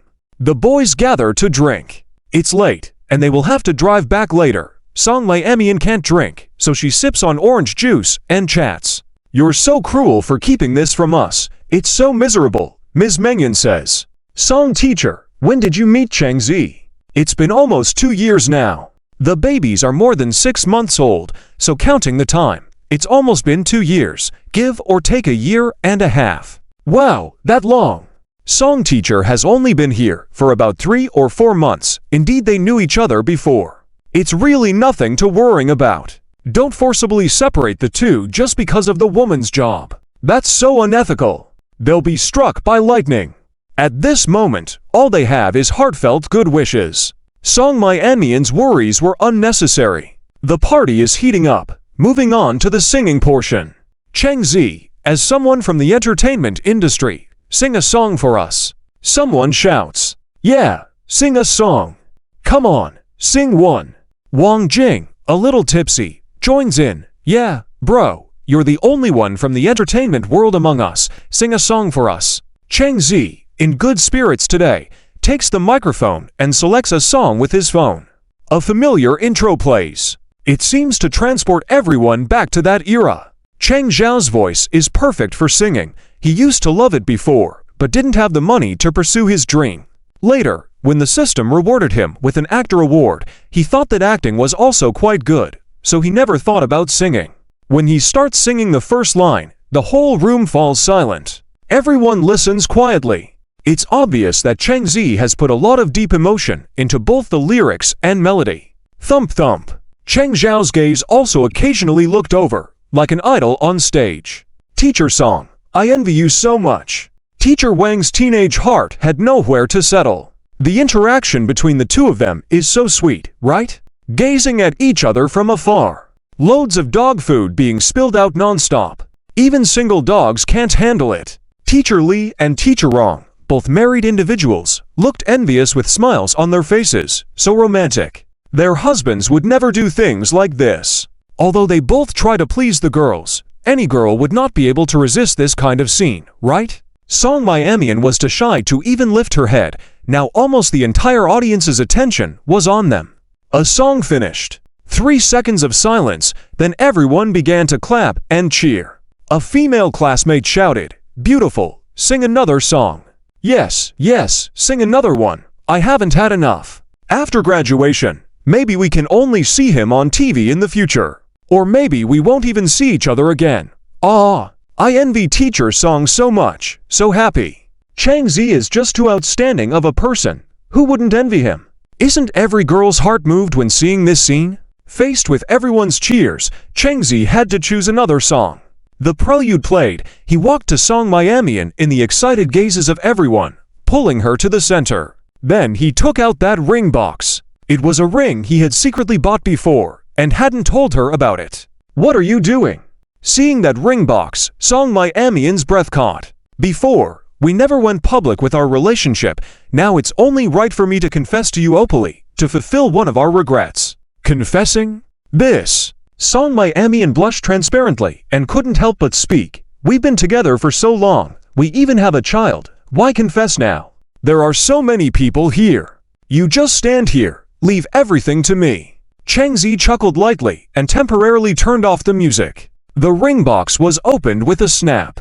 Everyone instinctively quieted down, looking towards the couple. Oh my, is Cheng Zi proposing? No, they're already married. Why propose? It must be their own romantic gesture. So envious. It's not just the girls now. Even some single dogs were starting to envy. Over in a corner of the private rooms at a person.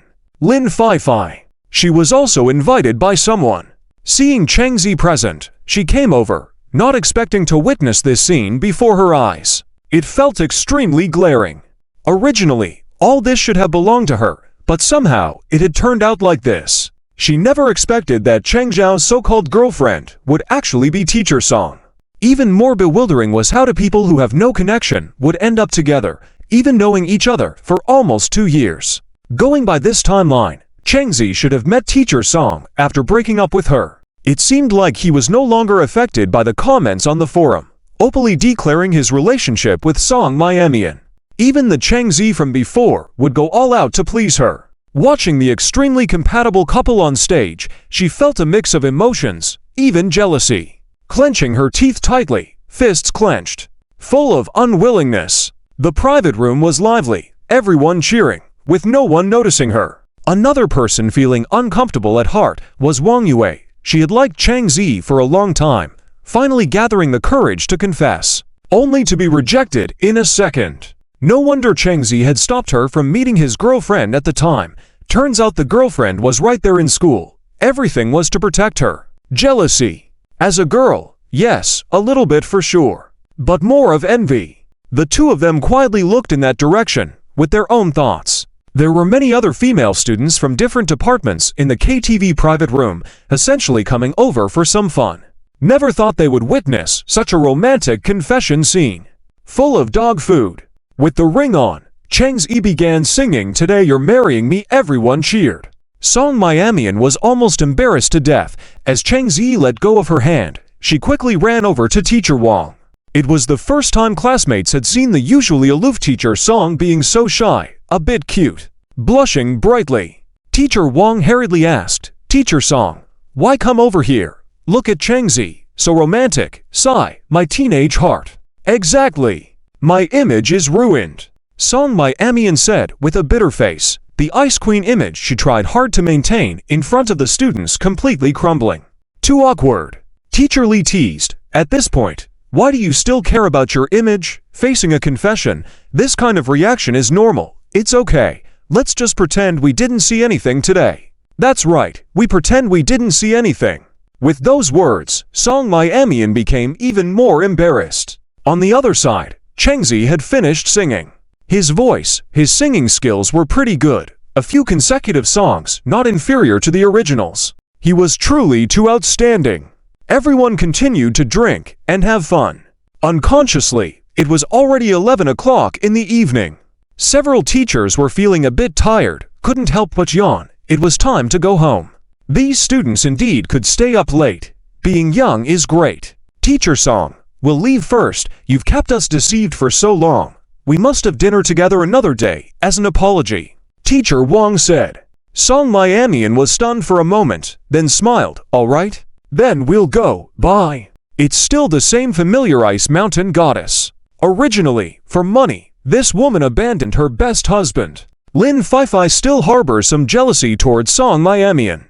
Is this woman just attractive? Nowadays, can looks be used to make a living? Why does she deserve the love of Chengzi like this? Have you really married Chengzi? She still couldn't believe it. Song My-Amian smiled slightly. Do you need me to show you the marriage certificate? I was the one who knew him first. No one knows him better than I do. You know him. What do you know about him? Do you understand his feelings when you cheated on him with a rich second generation? Hit the nail on the head.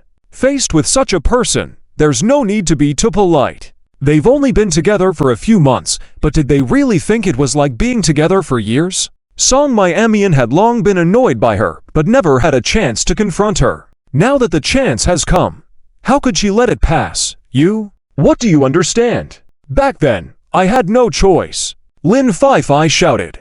That's not a reason for you to cheat, is it? Song My-Amian sneered. Lin Feifei, at your age, it's better not to think about those messy things. Study well, live your own life well. Why bother entangling with someone who is already broken up?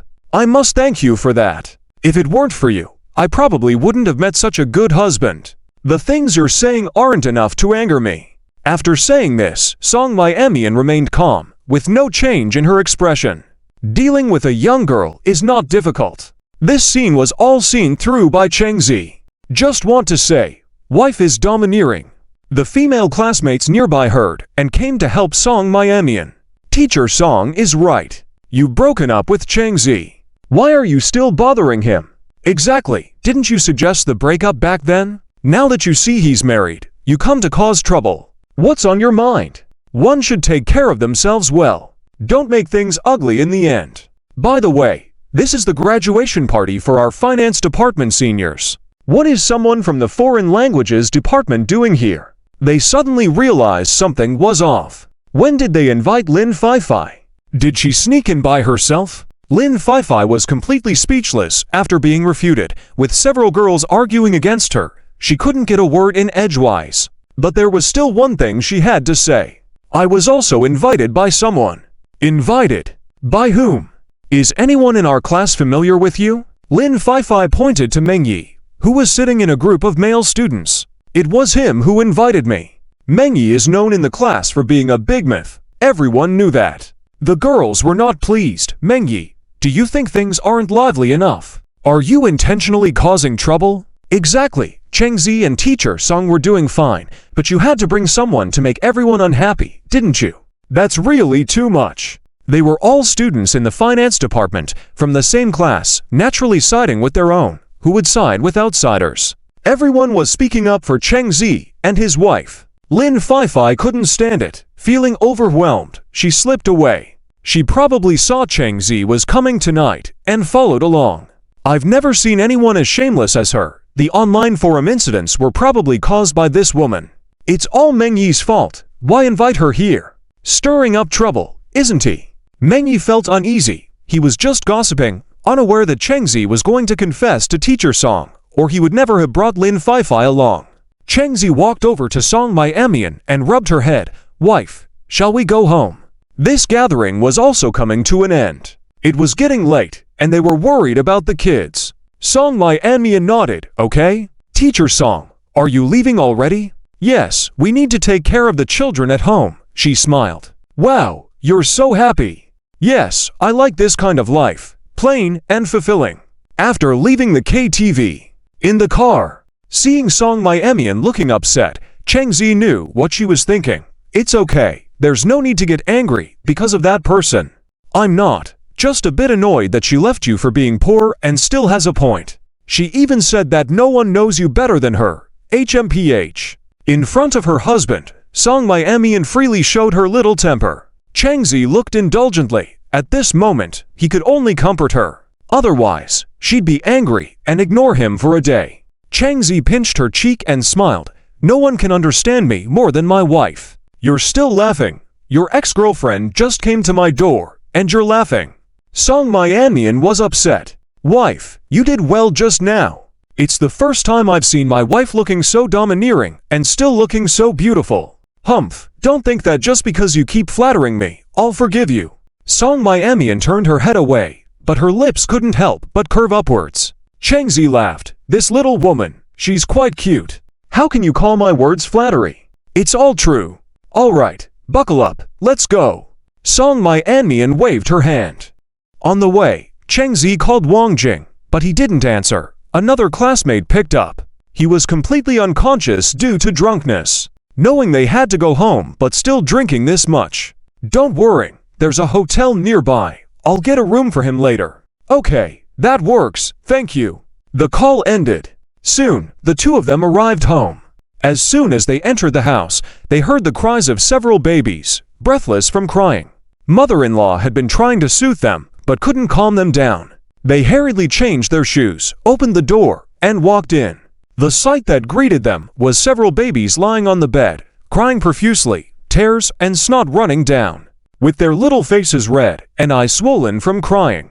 Seeing their parents return, their grievances poured out even more, crying even more heartbreakingly. Song Chin stood up, sighed, "You're finally back. If you didn't come back, these little devils might have driven me crazy." "Mom, you've worked hard. Go rest now, we'll take care of it," Cheng Zi said. Song Chin nodded and left. Song Miamian looked at the babies and said softly, "Babies, mommy's back. Stop crying, okay?" Cheng Zi sighed. It took quite a while to calm down the four treasures and finally put them on the bed. Then comforted Dabao and the others. The few kids were cooperative. After a while of comforting, they stopped crying. Unconsciously, they all fell asleep.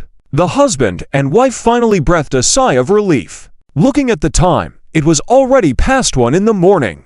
Feeling sleepy, Song Miamian yawned. "Honey, I'll go take a shower first." "Okay." After they both finished washing up and laid down together. "Honey, I feel like this is all like a dream." Song Miamian still felt a bit unreal. The relationship is finally out in the open. No need to worrying about being discovered every day. No need to cover up with makeup. Cheng Zi hugged her. "What's unreal about it? In fact, it's not a big deal. It was just awkward between us. Once we talk about it, it won't be a big deal anymore. Now that I've graduated and entered society, the school probably won't bother me anymore, right? But aren't you still planning to take postgraduate exams?" Song Miamian asked. Cheng Zi smiled. "Who said that taking postgraduate exams means we have to go to the same school again?" "That's true. Let's talk about this later. No rush, Darling, now that we've gone public, are you? Now, the only thing left is to have a wedding." Cheng Zi smirked. Looking at Song Miamian's fair collarbone, he lifted the blanket and looked down. Song Miamian blushed instantly, instinctively shrunk back. Embarrassed. "It's been so long, wife, don't you think?" Cheng Zi paused. "I am a normal man, your husband." Every day, his beautiful wife lying next to him, but unable to do naughty things, he really couldn't bear it. Since that night, Song Miamian was not very willing. It's been so long, she should be willing by now, right? Song Miamian knew this. After refusing, she felt remorseful, thinking she was not being fair to him. Maybe she shouldn't have acted this way. She always found this kind of thing particularly awkward.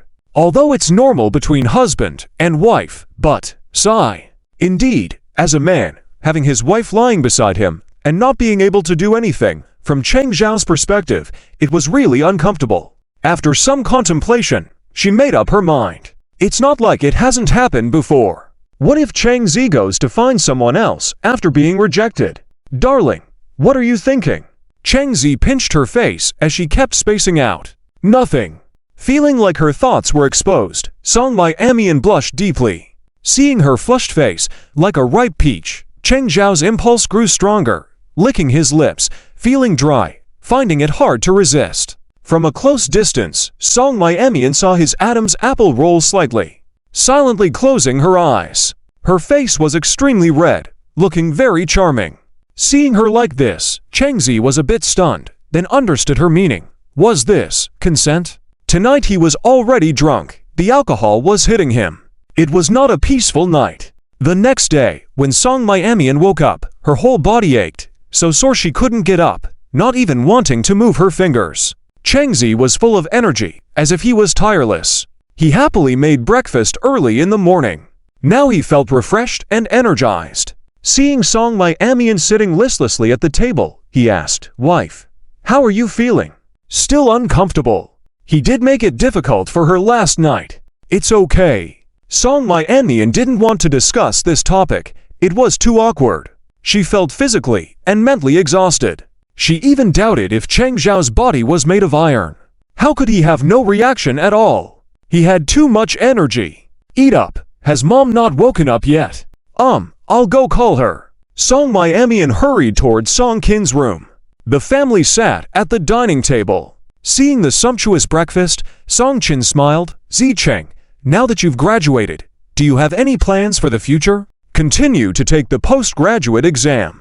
Education is still important." "That's good. Continuing your studies is also good." Song Qin was supportive. After breakfast, the couple took the babies to Tianye Street. Wang Jing had arrived at the store early in the morning. He had rented a house near Tianye Street, so he didn't have to run around every day. Cheng Zi was planning to take the postgraduate exams. Wang Jing wasn't. With his intelligence, he couldn't pass. He was more laid back, just living in the moment. The store wasn't too busy. When Cheng Zi came over, he quickly went to greet him. "Bro, when did you leave yesterday? You didn't say goodbye to me before leaving," Wang Jing said. Cheng Zi was speechless. "You were drunk like mud. How could you?" "Heh, I was too happy, so I had a couple more drinks." Wang Jing scratched his head in embarrassment. "Your relationship with Teacher Song is finally out in the open. I'm happy for you." Cheng Zi patted his shoulder. "Drink less in the future. Alcohol is bad for you." "Okay. Get busy." It was now past 7 in the morning. There weren't many customers in the store. Ever since Lin Nian took over the ordering tasks, things had become much easier. She managed everything. Lin Nian's arrangements were impeccable. No need for anyone to worry.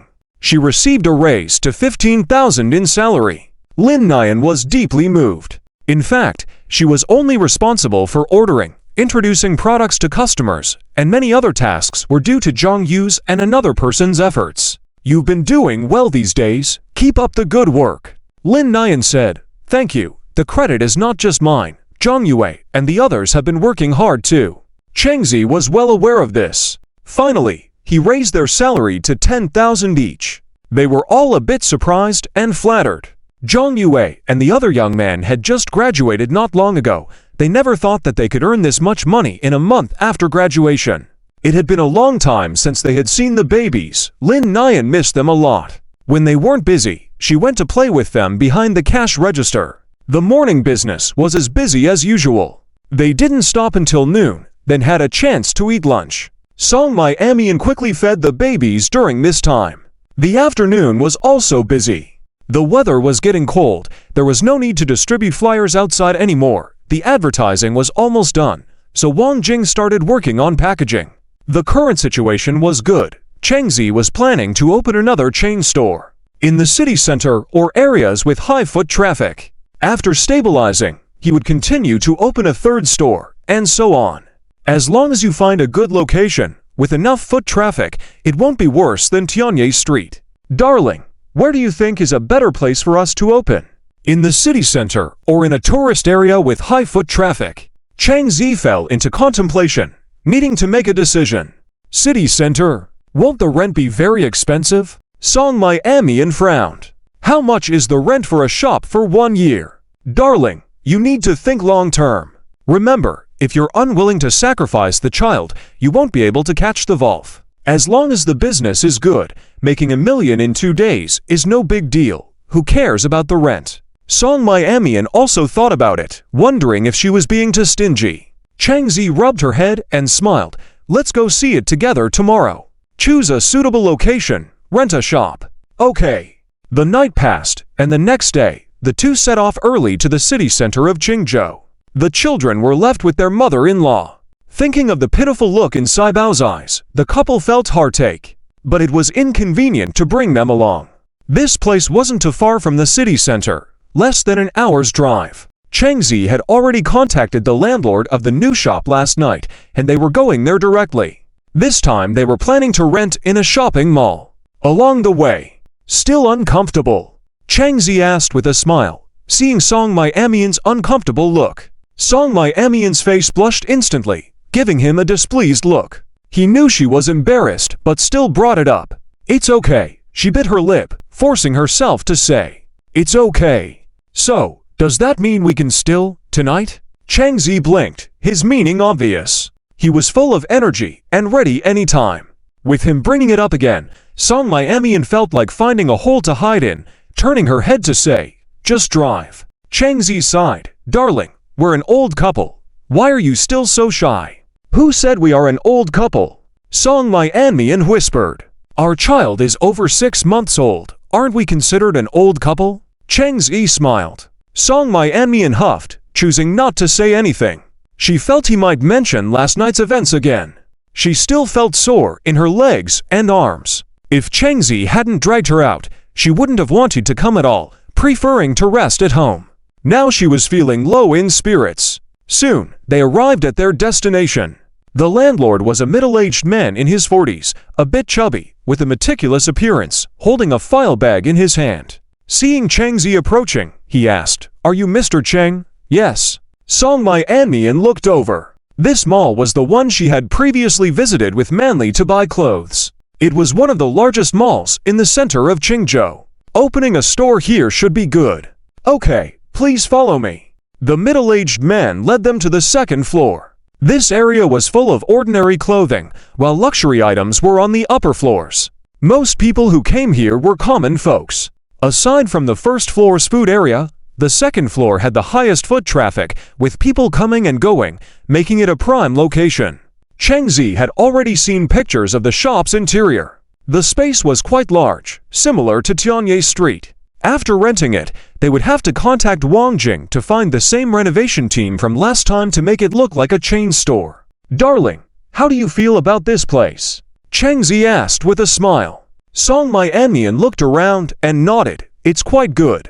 Then shall we go with this one? They had inquired the night before, and the annual rent here was about 1.2 million, something they could afford. Did you look at other places? She asked, as the rent here was surely exorbitant. Yes, I checked a few more, and the prices were similar. This location seemed the best. Well then, let's go with this one. Let's sign the contract. Changzi told the landlord. The landlord was surprised by how quickly he agreed. He quickly opened the file bag, revealing the lease contract. Changzi signed it swiftly and transferred the 1.2 million in rent. For a year. The contract stated that the rent was to be paid annually. After signing the contract, they each kept a copy, and the landlord handed the keys directly to Changzi. After some polite words, the landlord left. Seeing him go, Song Miamian spoke up, "Honey, was it too hasty to sign the contract like that? It all happened too fast." Normally people would observe the property inside and out and look at multiple places before deciding. But Changzi had barely glanced around before signing the contract straight away. 1.2 million was a significant amount, not just a number.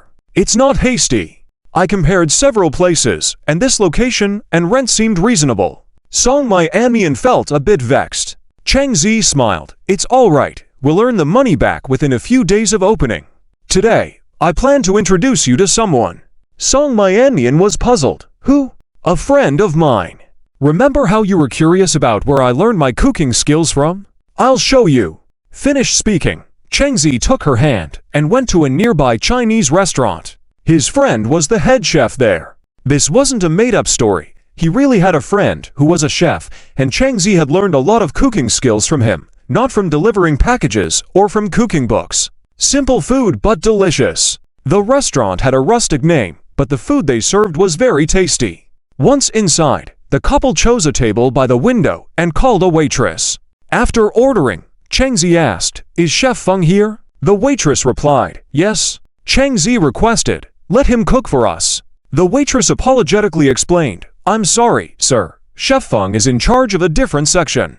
If you want him to cook for you, you'll need to make a reservation in advance." Reservation? Cheng Zi raised an eyebrow, indicating the guy was being too pretentious. "Well, I really want to eat his cooking today. Otherwise, I'll report this place." Cheng Zi smirked. The waitress hesitated for a moment, then showed a troubled expression. Their restaurant prioritized customer service, and a customer's dissatisfaction could risk their jobs. Facing an unreasonable customer like Cheng Zi, the waitress had no choice but to endure. In her eyes, Cheng Zi was being unreasonable. "Forget it. Don't make things difficult for the staff. If Chef Feng is not in this area, then it's fine." Song Mai Anmian shook her head helplessly. The taste was similar to the one Cheng Zi made, but compared to Cheng Zhao's, it was still a bit lacking. "Sir, these were all made by Chef Feng," the waiter said. They began to eat, and Cheng Zi picked up a piece of steamed base and put it into his mouth. The taste was that familiar taste. But pa! The chopsticks fell on the table with a loud thud, startling the waitstaff, and Song Mai Anmian felt her heart skip a beat. "Sir, do the dishes not suit your taste?" one of the waitstaff asked. "Why is it so salty? Is the salt in your restaurant free? Is this made by the head chef?" It seems that reputation is all talk. The air quieted down. The few people were certain that Cheng Zi must be picking faults. "Who said my dishes are salty?" A male voice rang out. They saw a young man in a white coat and a chef hat walking towards them. When he saw Cheng Zi, he froze. "Cheng Zi." Cheng Zi raised an eyebrow. "So you finally decided to show up." "I decided not to come out." "Shouldn't that be my line to you? It's been for months, no news at all." "I thought you had gone abroad," Feng Yu said with a twitch of his mouth. Since they played games together that weekend for months ago, they hadn't contacted each other. He made a few calls, sent many messages, but no response. Today, he had a hunch that it might be him, and it turned out to be true. "How have you been all this time?" Feng Yu asked. Cheng Zi shrugged. "Pretty good." "Who is this?" Soon, Feng Yu noticed Song Mai Anmian sitting across from Cheng Zi. "Let me introduce, this is my wife, Song Mai Anmian. She is your sister-in-law from now on." Feng Yu was stunned, not reacting for a while. Sister-in-law? Cheng Zi got married. When did that happen? Why didn't he know? After exchanging greetings, Feng Yu sat down next to Cheng Zi, looking resentful. "When did you get married? Why didn't you inform me?" "That's not thoughtful. We just registered. Haven't held the wedding banquet yet. I'll inform you when the time comes." "Then I have to be the best man." Cheng Zi took a bite of his food, remaining silent. "When did you find your partner? Your sister-in-law is quite pretty." He had rarely seen anyone as beautiful as Song Mai Anmian in his life. She was like a goddess. On the other side, a few waitstaff looked at each other and breathed a sigh of relief. So, Cheng Zi was friends with Chef Feng. Everything should be fine. "Okay, you can all go back to work now." The head waiter waved his hand. Everyone quickly dispersed. "What about you? Have you found someone?" This restaurant, to be precise, was opened by Feng Yu's father over 20 years ago. Feng Yu was now in charge of the family business. "Forget it. Just broke up last month," Feng Yu sighed with a touch of sadness. Both of them grabbed some beers and started chatting. After sharing his grievances, Cheng Zi learned that Feng Yu was in a similar situation as before. His girlfriend had cheated with a rich second generation and left him. Feng Yu's family background was good, never lacking in food and clothing, even owning property in the downtown area. Most girls would be eager to be with him, but his girlfriend apparently was not satisfied and wanted to find someone even better, living in a mansion and driving a supercar. So, even though Feng Yu's conditions were not bad, a mansion and supercar were still a bit of a stretch. It's all in the past, let's not dwell on it. You found your place, brother, and I'm happy for you. Don't forget to send me an invitation to the wedding banquet." Of course, Cheng Zi nodded. Feng Yu asked, "You've already graduated, right? What are your plans for the future?" Have you found a suitable job? Feng Yu thought Cheng Zi was just a recent graduate, now worried about finding work. He couldn't be delivering packages after graduation. He needed to find a suitable job. How else would he support his future family? A job? None. Song Mianmian was playing with her phone on the side. When she heard this, she looked up, took a glance, then lowered her head again. No job. Then how do you support your sister-in-law? You're married now. Feng Yu frowned. I don't need to work. I've opened a small shop with employees to support your sister-in-law. More than enough. Feng Yu, looking shocked. After a while, Feng Yu said, Okay, buddy, you're amazing. He thought Cheng Zi was just graduating, worried about work, and was ready to help him find a job. But now he has opened his own shop. He underestimated him. Where is your shop located? I'll come support you. Tianj Street. What? Feng Yu was astonished. Tianj Street? That place was widely known and recognized. It was located near a scenic area, which was excellent. They said that even if the business was bad there, the annual net profit would still be around several million. That area had quite a few wealthy people, with many upscale residential areas nearby. Wow, really? Tianj Street, the rent there must be expensive. You're amazing. Brother, you've made it. You're coming over, so why don't you come to my place for dinner and see my baby? Baby, you've had a child already? Consecutive shock. Feng Yu was dumbfounded. It had only been for months, and he already had a child. He was married and had a child. It was kept so well hidden, without any information. No, buddy, what's going on with you? Feng Yu was a little confused. He needed to carefully sort this out. For months ago, Cheng Zi was still delivering packages, single, and playing games with him occasionally. Now, for months later, he had a wife, a child, and even opened his shop, and most shocking was that he chose to open it on Tianj Street, where annual rent could reach millions. Made some money from stocks, so I used it to do business. You don't need to be too surprised, Cheng Zi said calmly about the source of his money. Ah, that's how it is. Feng Yu nodded. No wonder he started a business all of a sudden. Feng Yu was shocked. Your teacher. This guy actually dared to lay hands on his own teacher. But looking at them now, the couple seemed to have a small age gap, with the man being talented and the woman beautiful, making a perfect match. The sister-in-law is a university teacher, definitely highly educated, really outstanding. And so pretty. The real name system is enviable. He suspected that Cheng Zi came today to show off his wife to him, bullying him as a single dog. Song Mian felt embarrassed and couldn't even lift her head. Cheng Zi was really good at lying, not even blinking his eyes while fabricating stories. And he was even pursuing her, but she wouldn't expose her own husband. Yes, he was the one pursuing her. Yes, any problem? Cheng Zi smiled and glanced at Song Mian opposite him. This little woman was so shy she couldn't even lift her head. Sitting in the corner, silently eating and drinking. Nothing. I just want to say, brother, you're awesome. Amazing. Even able to pursue his own teacher. How could he not be awesome? However, this relationship really couldn't be made public. Once it's public, if the school wants to make a fuss, at the very least they could dock credits, and more severely, directly expel you from the school, affecting the sister-in-law as well. Being dismissed is a small matter. Never being able to become a teacher is a big issue. Now that they've graduated, it should be fine. So, is your relationship public now? That was the most important thing. Yes. That's good. When are you planning to hold the wedding banquet? Cheng Zi shrugged. We'll talk about it later. Once they started chatting, it was already mid-morning. It was almost time, and Cheng Zi stood up. You're busy. I have to go back to take care of the children. Okay. I'll come over in a few days. Send me the address then. Okay. After leaving the restaurant, in the car, Song Mian asked curiously, is he your classmate? Yes, a high school classmate from before, also a good friend for many years. Just like Li Jin. Just that everyone's path was different. One went to Beijing right after graduating from high school, the other inherited the family business. They returned home. Cheng Zi immediately called Wang Jing to inform him about renting the shop today. Maybe they could hire the previous renovation team.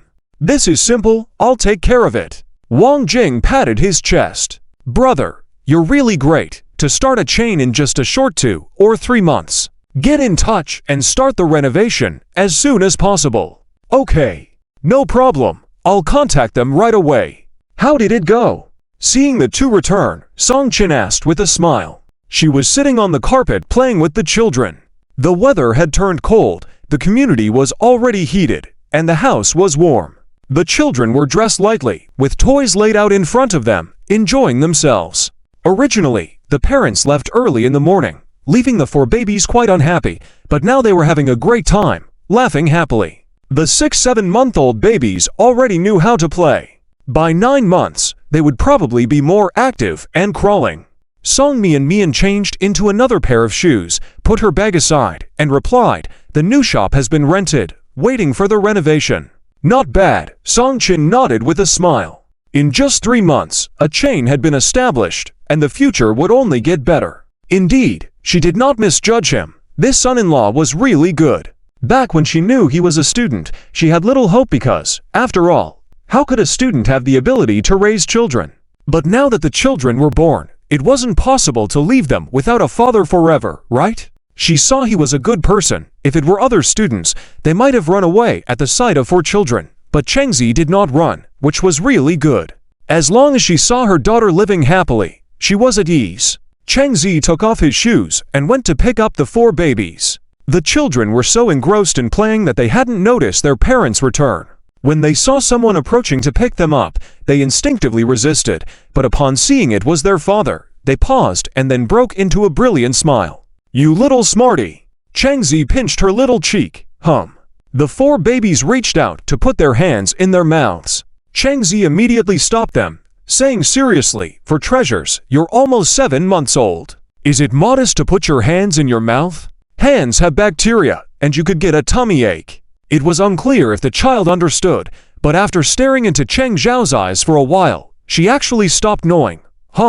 Refraining from biting their hands, the baby looked at the small toys on the floor, and then at their father, indicating their desire. "You want this?" Cheng Zi picked up the small Rubik's Cube on the floor and handed it to the little baby. As soon as they got the Rubik's Cube, the little one immediately smiled. Cheng Zi smiled helplessly. The child's happiness was so simple. The next morning, Wang Jing came over directly. He came to Cheng Zi to get the keys. The craftsman from the previous renovation had already been contacted. Cheng Zi planned to go over with him. "Wife, you stay at home for now. I'll be back soon." "Okay." The two got in the car and left Zhongqing Mingyuan. On the way, "Brother, where did you rent this time?"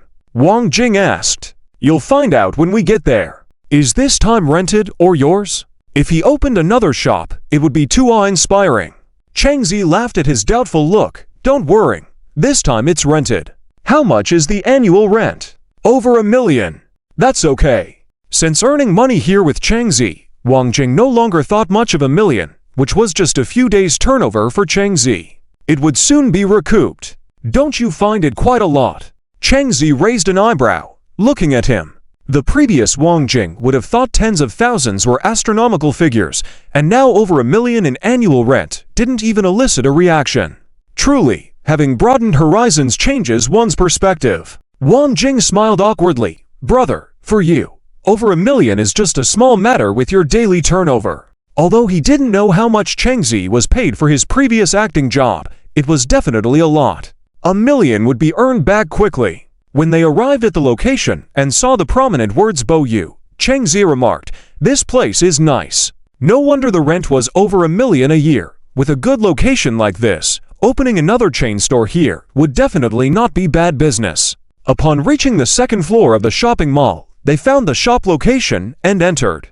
The space inside was relatively larger than that at Tieyi Street, more spacious. "Not bad at all." Wang Jing nodded approvingly.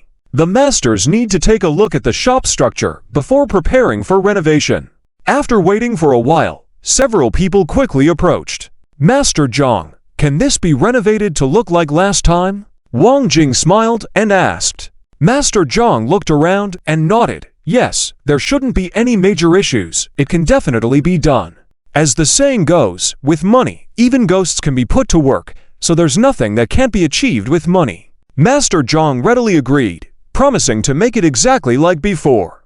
With enough money, the efficiency was indeed high, and the renovation was completed in just a few days. The stickers on the wall were the same as those on Tianye Street, adding some fresh elements. As the space was larger here, Changzi directly set up a play area with slides and sand for children. When adults are shopping, to prevent children from misbehaving, they can take them to the play area to interact with other kids.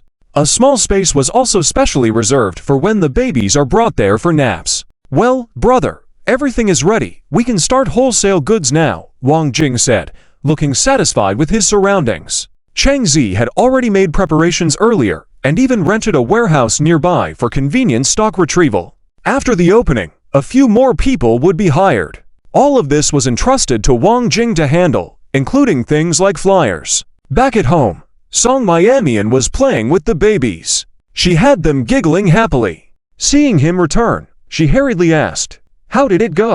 Is everything sorted out?" "All set, just waiting for the opening," he replied. "That's great." This speed was indeed very efficient, all in just a week's time. Changzi opened his phone and received a message from Feng Yu inquiring about his location, as he had time today and wanted to visit the babies. Changzi directly sent the location. 10 minutes of silence passed on the other side before Feng Yu replied, "Bro, did you give me the wrong address?" Feng Yu, full of suspicion, immediately assumed that Changzi had mistakenly given the wrong address. Changzi said, "No, this is the correct address. You're not living in Jiangqing Mingyuan?" Feng Yu was shocked. "Jiangqing? What's that place?" "A high-end residential area. Near the scenic area, not far from Tianye Street. The prices are astronomical. Sky high. Living here is really intimidating. Must be loaded. Even renting a house here could cost tens of thousands per month." "Yes." Feng Yu, feeling like he received a strong blow to his heart, thought to himself, was this still a human being? So astonishing. Getting married and having children already surprised him enough, but now this statement of living in Jiangqing Mingyuan, this. When did Changzi become so wealthy? It's like he's reached the pinnacle of life. After calming down for a while, Feng Yu exhaled, "Wait for me, I'm driving over now." "Sure. I'll go buy some groceries and cook." About half an hour later, Feng Yu arrived. Looking at the residential area in front of him, his shock was beyond words. He still had some doubts about whether Changzi had given the wrong location. It was only when he saw someone coming out from inside. Damn! Careless! He really lived here. After entering, Feng Yu quickly asked, "Bro, you really live here?" After looking around, he realized it was much more upscale than where he lived. They even had fountains and swimming pools downstairs. Everything was there. Fully equipped. So, nothing. It's just that. I feel you're too rich. How much is the rent here per month? Feng Yu asked in a low voice. Changzi replied calmly, "It's not rented. Don't tell me, this is your own house." Feng Yu widened his eyes. "Yes, it's mine." "And you made this from stock trading?" Changzi casually walked away, more or less. "Oh my god. That's amazing. Your luck is so good." Scary. As he saw Changzi move away, Feng Yu quickly followed. Beep, beep. The password lock opened, and everything in the living room came into view. Four babies were sitting on the carpet playing with toys. Feng Yu initially thought he was just tired the past few days when his eyes played tricks on him. Rubbing his eyes, the scene remained the same. Four. Sister-in-law gave birth to 4 children. This. He thought when Changzi mentioned having a child, it was 1, never expecting it to be 4. "You didn't see wrong. All 4 children are mine." Seeing his astonished expression, Changzi grinned. He really can bear children like crazy. My god. This was the first time he'd seen so many twins. How magical. It's too unbelievable, right? Changzi felt a bit helpless. This reaction was as stunning as Li Jin's. Was there really a need for such surprise? Bro, I suddenly envy you a bit. With 4 children, his future would surely be full of joy. Truly blessed. Coming home to a warm family with a wife and children must feel wonderful. Sitting on the sofa, Song Miamian poured him a glass of water. Watching the babies play by his side, making cute sounds, Feng Yu felt particularly amazed and couldn't resist wanting to hold one. Bro, can I hold her? He pointed to the closest baby. Chang Zi replied, "It depends on whether she's willing. If she is, then it's fine." As the children were still a bit shy around strangers, they weren't very easy to approach. Feng Yu reached out directly and picked up the baby who was playing. The baby was a bit bewildered, not reacting at first. When she turned her head and saw a stranger's face in front of her, she stared directly at his eyes. Then wow. She suddenly burst into tears and struggled vigorously. Feng Yu thought the baby wouldn't reject him, so he was initially pleased, but when she cried, his smile frozen on his face turned into a strained expression. "Baby, are you not giving Uncle face? Please don't cry, Uncle will give you a toy." Wah! After comforting her for a while, the baby still refused. Okay. Feng Yu had to reluctantly give up, looking at the other babies, finally settling on the eldest one. The eldest one also refused. He only liked beautiful girls and had no interest in grown men, showing no respect. Even the child who rarely cried, the third one, wasn't very willing. Feng Yu couldn't help but think to himself, am I really that unpopular? Bro, it seems that none of your children like me. Feng Yu lamented. It's not that they don't like you, they're just a bit shy. Song Mai Amian laughed and said, they'll warm up to you once they get familiar. Just like what happened with Wang Jing before. The children were fine with him once they got used to him. Apart from Chang Zi, she doesn't like being with members of the opposite sex other than him, always feeling uncomfortable. Wife, how come you're here? Chang Zi was cutting meat, smiling and asking as Song Mai Amian entered. Song Mai Amian didn't hide. I feel awkward being with your friend. Mainly because you don't know them. Can it not be awkward? Then you sit there and wait for me. Song Mai Amian whispered, do you want me to help? Are you sure? Remembering the last incident, forget it. Why can't she cook, having no talent in this area at all? In the past, she learned many times from her mom, almost burning down the kitchen several times. Learning anything except cooking seems difficult. Even if she managed to cook something, it was extremely unappetizing. Chang Zi even criticized it last time. Is she too much of a failure as a wife? Doesn't know anything? Sometimes she couldn't even do simple household chores properly, making Chang Zi do everything. He still has to take care of the children every day. It's so exhausting. Soon, the meal was ready and served. In the dining room, several people were eating. Feng Yu asked, bro, have you been in touch with Li Jin? Since graduating from high school, that guy went to work in Beijing and then disappeared. It's been several years, and he only sends blessings on special occasions. Their relationship was good back then. Later, they all pursued their own paths. Studying, chasing dreams. Chang Zi said indifferently, I contacted him. How's that guy doing? Did he strike it rich? He doesn't even contact me. Talking about this, Feng Yu was a bit annoyed. He even deleted me. Really, can't people talk things out properly? Why randomly delete someone?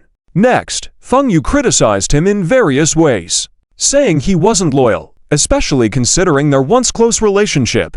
Chang Zi listened quietly as he vented. After he finished, Feng Yu concluded, do you think I'm right? You shouldn't just delete people, right? If you want to delete me, at least tell me. Maybe I didn't notice. Didn't notice? Okay, bro, stop defending him. I'm really disappointed. Feng Yu continued grumbling to himself, feeling more and more upset as he spoke. I'll ask him about it for you later. Forget it, asking won't do any good. They continued eating. After finishing the meal, Chang Zi made a phone call to Li Jin. The call was quickly answered. Huh, what's gotten into you today? You actually called me. What a miracle. Li Jin was surprised. They hadn't been in touch for a while. He'd been busy filming at the studio, just recently wrapped up, and now busy with upcoming shoots, so he hadn't contacted Chang Zi either. Unexpectedly, after not calling each other for years, he received a call from Chang Zi. Anyway, forget that. Do you remember Feng Yu? Feng Yu. Li Jin was puzzled, of course. What about him? Feng Yu had heard every word, his ears picking up everything on the call. He quickly snatched the phone. Remember me, you even deleted me. Li Jin, you're so unethical. Feng Yu fumed. Being deleted out of the blue would annoy anyone. On the other end, Li Jin, upon hearing the voice, paused for a moment, a bit slow to react. Who are you? You. How can't you recognize my voice? Do you seem to be regressing lately? Feng Yu said, not very kindly. I think you're deteriorating. What the hell? Are you Feng Yu? It had been many years since they last spoke, but the voice was still familiar. I appreciate that you still remember me, smiled Feng Yu. What's going on? I don't think I've offended you in any way. Li Jin was a bit confused. If you wanted to delete me, you could have told me. We could have unfriended each other. Don't look down on anyone by deleting them without a word. Huh? Delete you? When did I delete you? As he spoke, he remembered that sometimes, with many contacts on WeChat, he would clean up, and accidental deletions were normal. Well, at the time, I didn't notice. You know, I'm in the entertainment industry. Sometimes removing contacts is normal. Li Jin chuckled awkwardly. Okay, your explanation doesn't convince me. After that, Feng Yu handed the phone back to Cheng Zi. He then went to play with the children. Cheng Zhao's mouth twitched, feeling like things were akin to a girl's squabble. It could have been resolved by re-adding him after being deleted, especially since it was unintentional. When have I ever done something like that intentionally? Li Jin was completely puzzled. Cheng Zi changed the subject. Has filming wrapped up? Yes. When will it air? According to the directors, it should be in these few days. The premiere press conference is coming up soon. I heard it will be simultaneously broadcast on TV and video streaming apps. Remember to come. I'll inform you. Modern dramas are easier than fantasy ones. They don't require as much time for special effects, TV. Cheng Zi raised an eyebrow. Yes, they plan to air it as a web series first. Making it to TV seems to be something the directors are pushing for. I'm not entirely clear on the details. You must attend the press conference. The director said all the key male actors must be present. The director attached great importance to this upcoming event. Li Jin sighed. I probably won't have to tell you. The director will probably contact you the day before. All right, let's end it here. I have to get busy. Hang up, I'll treat you another day. The call ended.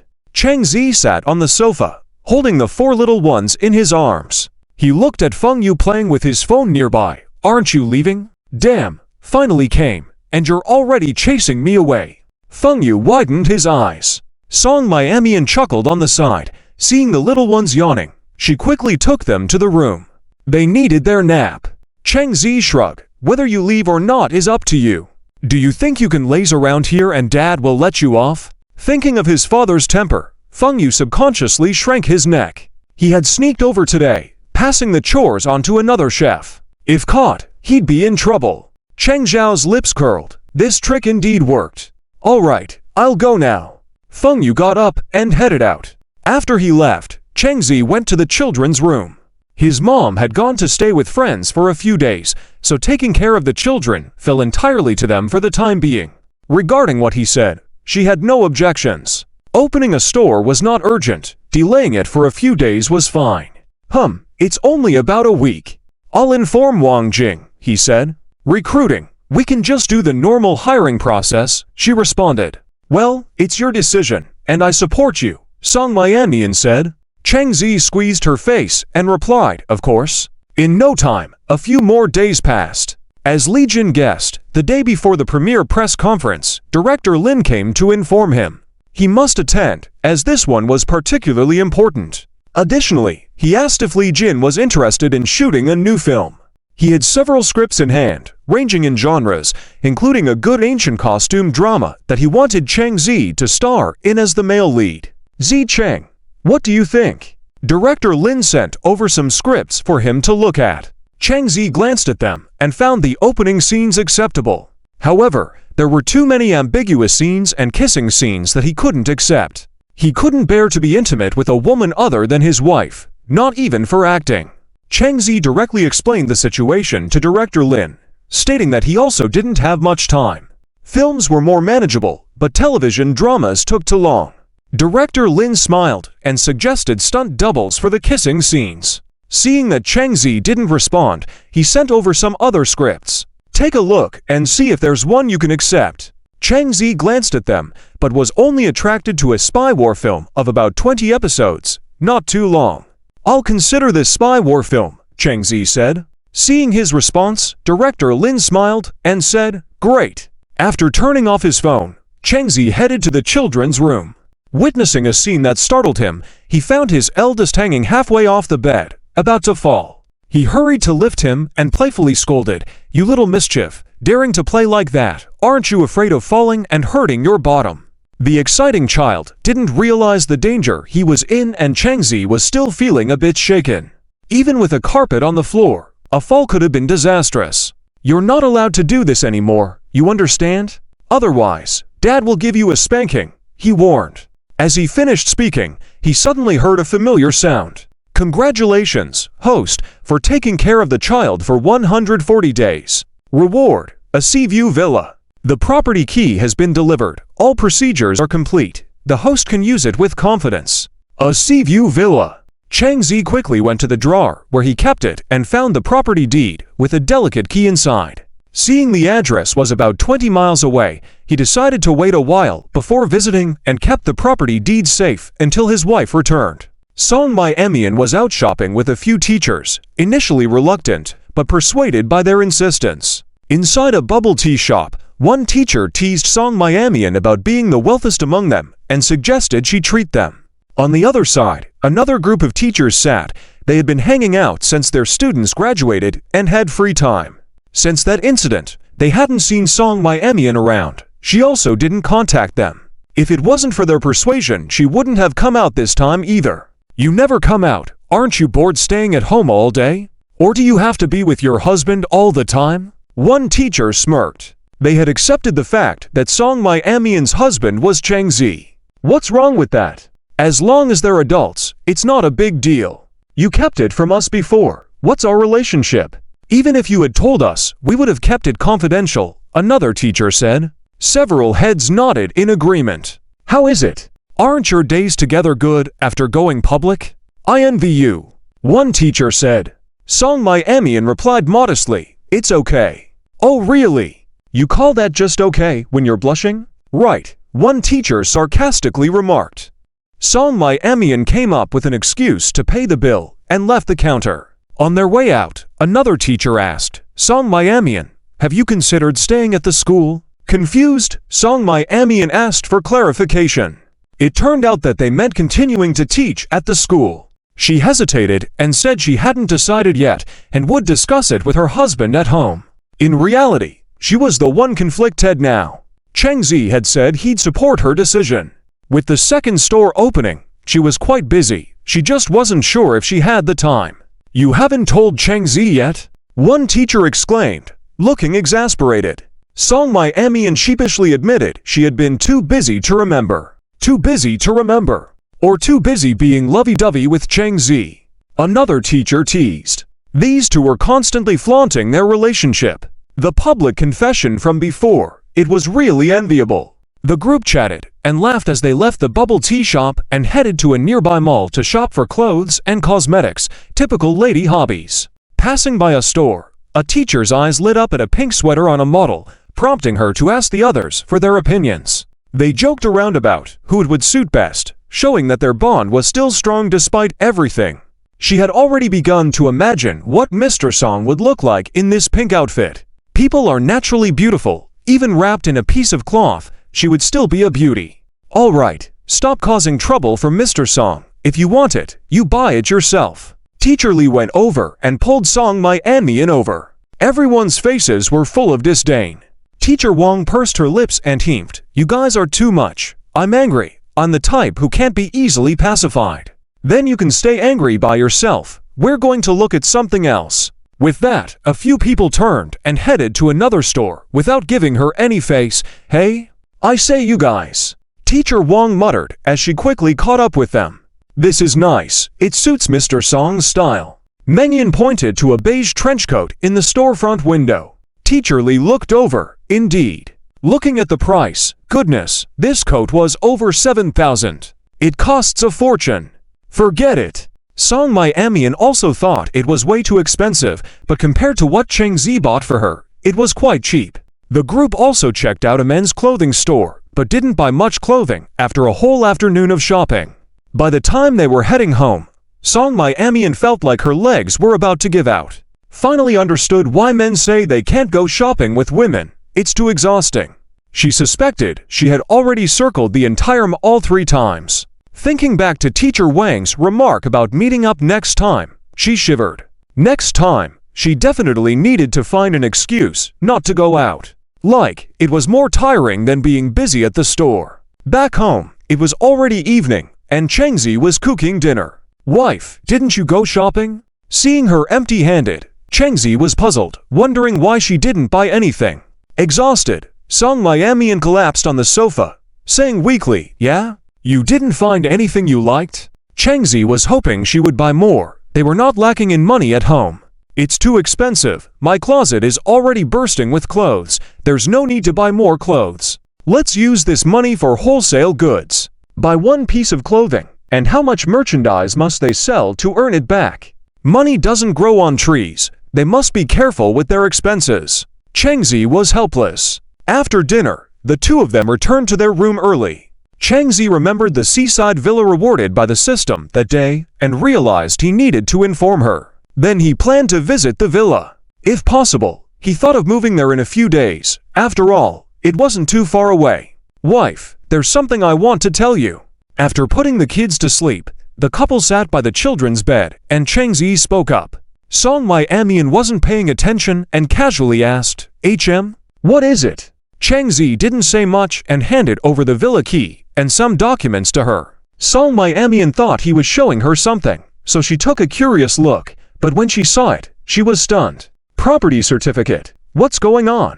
"This is, you bought another house." A bit dumbfounded. They were already living quite comfortably in their current house. Did they really need to buy another one? How much did it cost? Chengzi smiled. "It's a villa." "A villa?" Shocked, Song Miamian stood up abruptly, realizing that their family has become so wealthy that they could afford a villa. She could guess a villa would cost millions at least in this area, probably even more. Although their store made some money, it wasn't to the extent of affording a villa. It's much more expensive than their current home. "Wife, calm down. I just want to provide a better life for our family. Even if we don't live there, we can always sell it. Making money again isn't difficult. In life, it's better to live comfortably." Chengzi preached with all his might, but Song Miamian didn't let him off this time. "While that may be true, our current situation doesn't warrant buying a villa just yet. You've been impulsive. I earned enough to buy this villa with the payment from the last movie I starred in. I have my reasons, trust me." Chengzi patted her shoulder reassuringly. Looking at the sleeping kids on the bed, Song Miamian realized that they would have to spend a lot of money on them in the future. Education, tutoring classes, nurturing, it all costs money. Being extravagant now. What about the future when the kids grow up? Sigh. "We're enjoying spending money now, being lavish. Have you thought about our future?" Staring into his eyes, Song Miamian spoke seriously. Chengzi asked, "Of course, don't you know what kind of person your husband is?" "Wife, are you mad?" "No." Song Miamian mumbled. All right. How about I take you to see it in a couple of days? I think you'll like it. Being a product of the system, it's surely top-notch." "Who says I'll like it?" "I won't." "Really? What if you end up liking it when you see it?" "I won't." Song Miamian snorted. After some more discussion, Chengzi finally managed to persuade her to agree to visit the villa together in a few days. The night passed. Chengzi set off early in the morning for the press conference location. The location had been shared by Li Jin and was in a 5-star hotel. It would take about an hour's drive. At the entrance of the Ria Hotel, many entertainment reporters had gathered with cameras ready, snapping away as soon as they saw familiar actors entering the venue. Today was the premiere press conference, so the crew had invited these reporters for photography and promotion. At that moment, a black Rolls-Royce pulled up at the hotel entrance, and an elegant figure descended from it. Handsome, with a gentle smile on his lips. Dressed in a suit. "It's Wen Zi, so handsome. Hurry, take pictures." Click, click. Picture after picture of a handsome man with no flaws. The reporters almost wanted to rush up and take more close-up shots. If not for the rules, they would have swarmed him. He was just too good-looking. After Wen Zi entered, another person arrived. It was the female lead of this drama, Sun Shuyu. She was a second-line actress with decent popularity and a sizable fan base. As several actors arrived, The reporters looked at each other. Why haven't we seen the male lead, Qin Feng? It's strange, isn't he coming today? Qin Feng was a first-line actor, so the reporters were more interested in him. Okay, you better not miss it, or Director Lin might just peel my skin off, Li Jin said. For Director Lin, the most important part of today's premiere press conference was Cheng Zi. Currently, he had not yet been fully exposed to the media spotlight. Once he appeared, with that damn good looks of his, he would definitely become popular. No need to say. In a world where appearances matter, that's just how it is. Cheng Zi was speechless. I got it. Traffic is jammed. Nearly 20 minutes later, they arrived at their destination. Parking the car in the parking lot, they bumped into Li Jin. Bro, you finally made it. The director is waiting at the entrance. Let's go. The director personally waiting. This treatment, not even some A-list stars get. Envy and jealousy. The two headed towards the hotel entrance. As soon as they appeared, they caught the attention of the reporters. Although Li Jin was an 18th-tier minor celebrity, he had appeared in the media before, so he looked a bit familiar. But Cheng Zi, next to him, had never shown his face to the media. The two of them, such handsome guys in the entertainment industry. Why was there no news about them in the media? This good-looking face, a bit resistant to scrutiny. So handsome. The majority of reporters' attention was drawn towards Cheng Zi. Stars in their eyes. Cameras clicking endlessly in their hands. Isn't he handsome from every angle, 360 degrees without flaw? Director Lin had been waiting, and upon hearing some commotion, the reporters rushed over to look. As soon as they saw Cheng Zi approaching, they immediately smiled happily. Finally made it! Although the reporters were excited, they wouldn't easily cross the line, so they just kept shooting in place. Li Jin and Cheng Zi walked on the red carpet. Bro, how does it feel? Walking on the red carpet isn't bad, right? Li Jin asked with a grin. Cheng Zi casually replied, it's okay. Damn. Just okay? Walking the red carpet the first time you act, getting such treatment, and it's just okay? Li Jin widened his eyes. The first time I acted, I was just an extra, didn't even get to walk on the red carpet, let alone a green one. So, this proves that people are different. Cheng Zi joked half-heartedly. Hearing this, Li Jin felt a bit discouraged. Maybe your talent doesn't lie here, so why reject yourself? Just live in the present, enjoy acting if you like it, maybe you'll become an award-winning actor in the future. After his comforting words, Li Jin's mood improved a bit. AI? It's really disheartening. Director Lin personally came out to greet them, leaving the reporters somewhat puzzled, clearly feeling his special attention to Cheng Zi. What's going on? Once everyone went inside, the reporters looked at each other. They began discussing.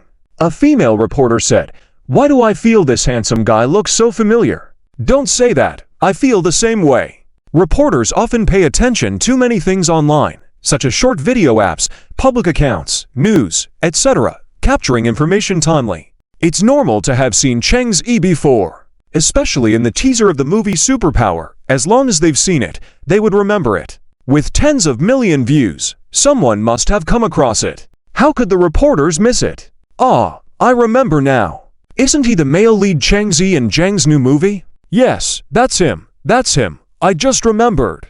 I told you, such a handsome person, it's impossible not to leave an impression.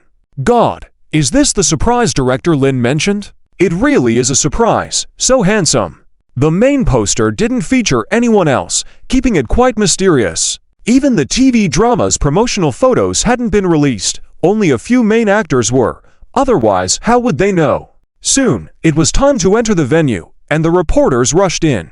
The actors sat backstage waiting to be called. Qin Feng, on the side, had a makeup artist touching up his makeup, looked around and snorted, wasn't that new guy supposed to come? What? Did he realize his low rank and not show up? He was speaking to his assistant. The assistant said, maybe he just didn't dare to come.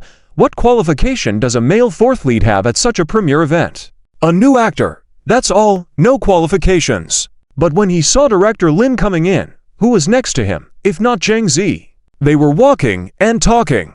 Qin Feng gnashed his teeth. He really dares to come. Director Lin treated Cheng Zi with utmost courtesy, never as polite to Qin Feng. He watched the behind-the-scenes of Superpower Guardians. It was just because he was handsome. So what's so special about that? thinking he's all that, just filming a movie and getting personally received by the director. He is quite full of himself. It was quiet backstage, everyone waiting to go on stage. At that moment, Sun Shuyu, the female lead, walked over. She had no issues with Chang Zi. His acting was indeed impressive, not inferior to the seasoned actors, so they could get along well. She had watched the teaser clip of Superpower online. Quite good, even worth learning from for some newcomers. Chang Zi, hello, nice to see you again. Sun Shuyu politely extended her hand. Looking at Chang Zi, for some reason, she felt slightly nervous. Mainly because he was too cold and indifferent, usually unwilling to interact with people, except Li Jin. Hello. Chang Zi didn't extend his hand, just nodded politely. Sun Shuyu smiled, not minding much, tried to find a topic to ease the awkwardness. Do you have any new projects lately? Chang Zi replied with minimal words, clearly not eager to engage with her. Sun Shuyu also realized this and felt quite awkward. After chatting, she greeted him and turned to the side, where the makeup artist hurriedly touched up her makeup. Li Jin took a look and whispered, "TSK TSK, that's the beauty of the entertainment industry, and here you are, ignoring her completely. Impressive. Once you have a wife, you don't spare a glance for other women, no matter how pretty they are." But, indeed, his wife is beautiful. Most female celebrities in the entertainment industry can't compare. No wonder Chang Zi looks down on others. With such a beauty at home, why bother with other mediocre people? If you like her, go for it. I support you. Chang Zi glanced at him.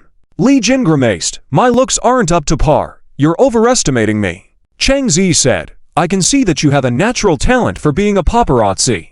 It seems like there is no gossip about celebrities that he doesn't know about." Li Jin smiled embarrassedly. "There's usually nothing going on, so I just like to follow these things purely to pass the time." Pass the time? With so much time on your hands, you might as well work part-time as a reporter, Chang Zi suggested. "No, my dream is to act, and I plan to become a movie emperor in the future." Chang Zi was speechless. When he didn't speak, this guy started gossiping again. "Bro, is it true that Yan Nuan is the lead actress you worked with in Superpowers?" "What?" Chang Zi raised an eyebrow. "Is this guy trying to gossip again? She's my idol. If I had known she was the lead actress, I would have asked you to get me an autographed photo. What a pity." Li Jin looked regretful. Yan Nuan is a legendary figure. She won a Golden Horse Award for Best Actress with a realistic film in the past. Her acting skills are top-notch. She's beautiful, gentle, and won the Best Actress title at a young age, making her an idol for many. Some so-called top female stars in the entertainment industry can't compare to her. I heard her background is even more impressive than Sun Shuyu's. But that's just hearsay. Idol. The woman who talks too much. Cheng Zhao's mouth twitched. Yes, my idol. I have liked her for many years. It's because of her that I have persisted in my dreams since my child star debut.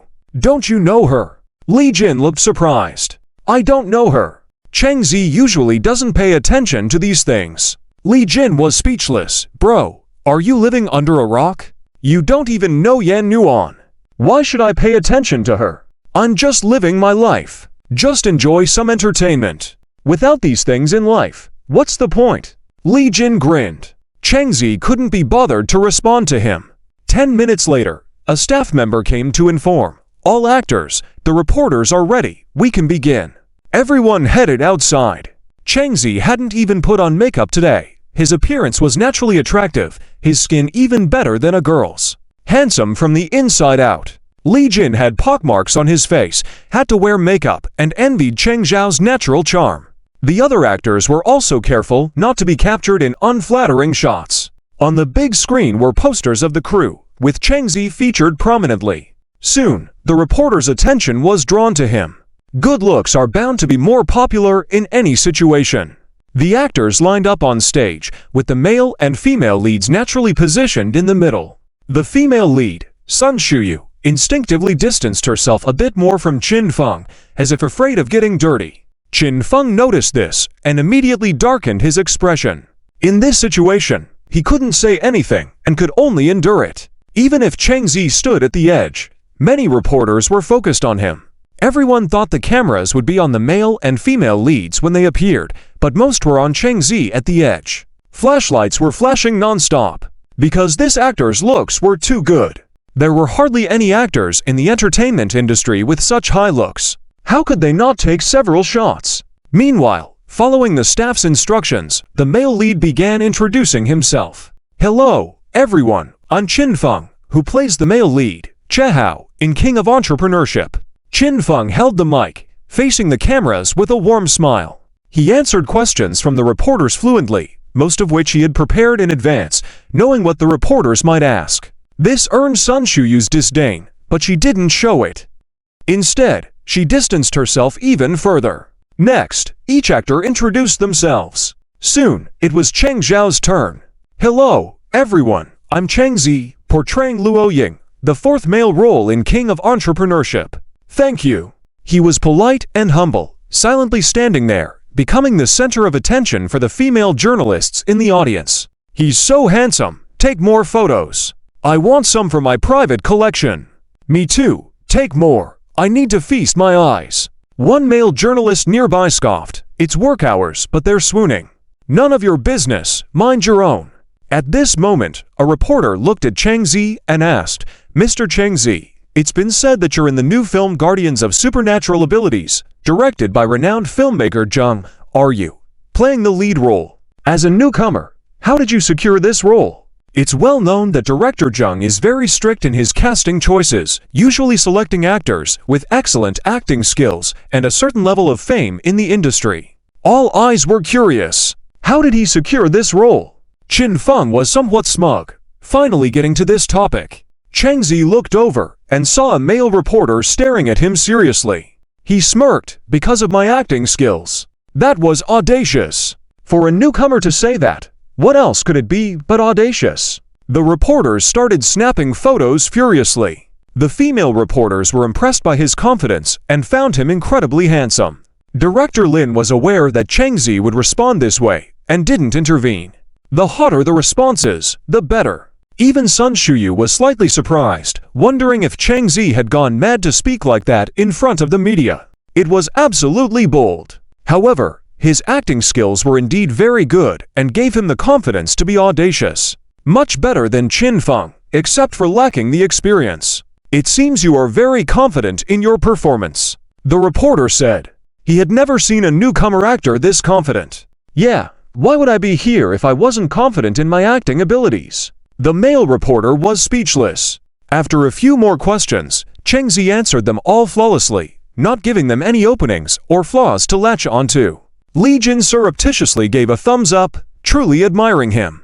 If it were him, he probably couldn't answer some of those questions. As a third-tier actor, he had almost no one asking him anything. The whole press conference was recorded and would likely be posted online soon.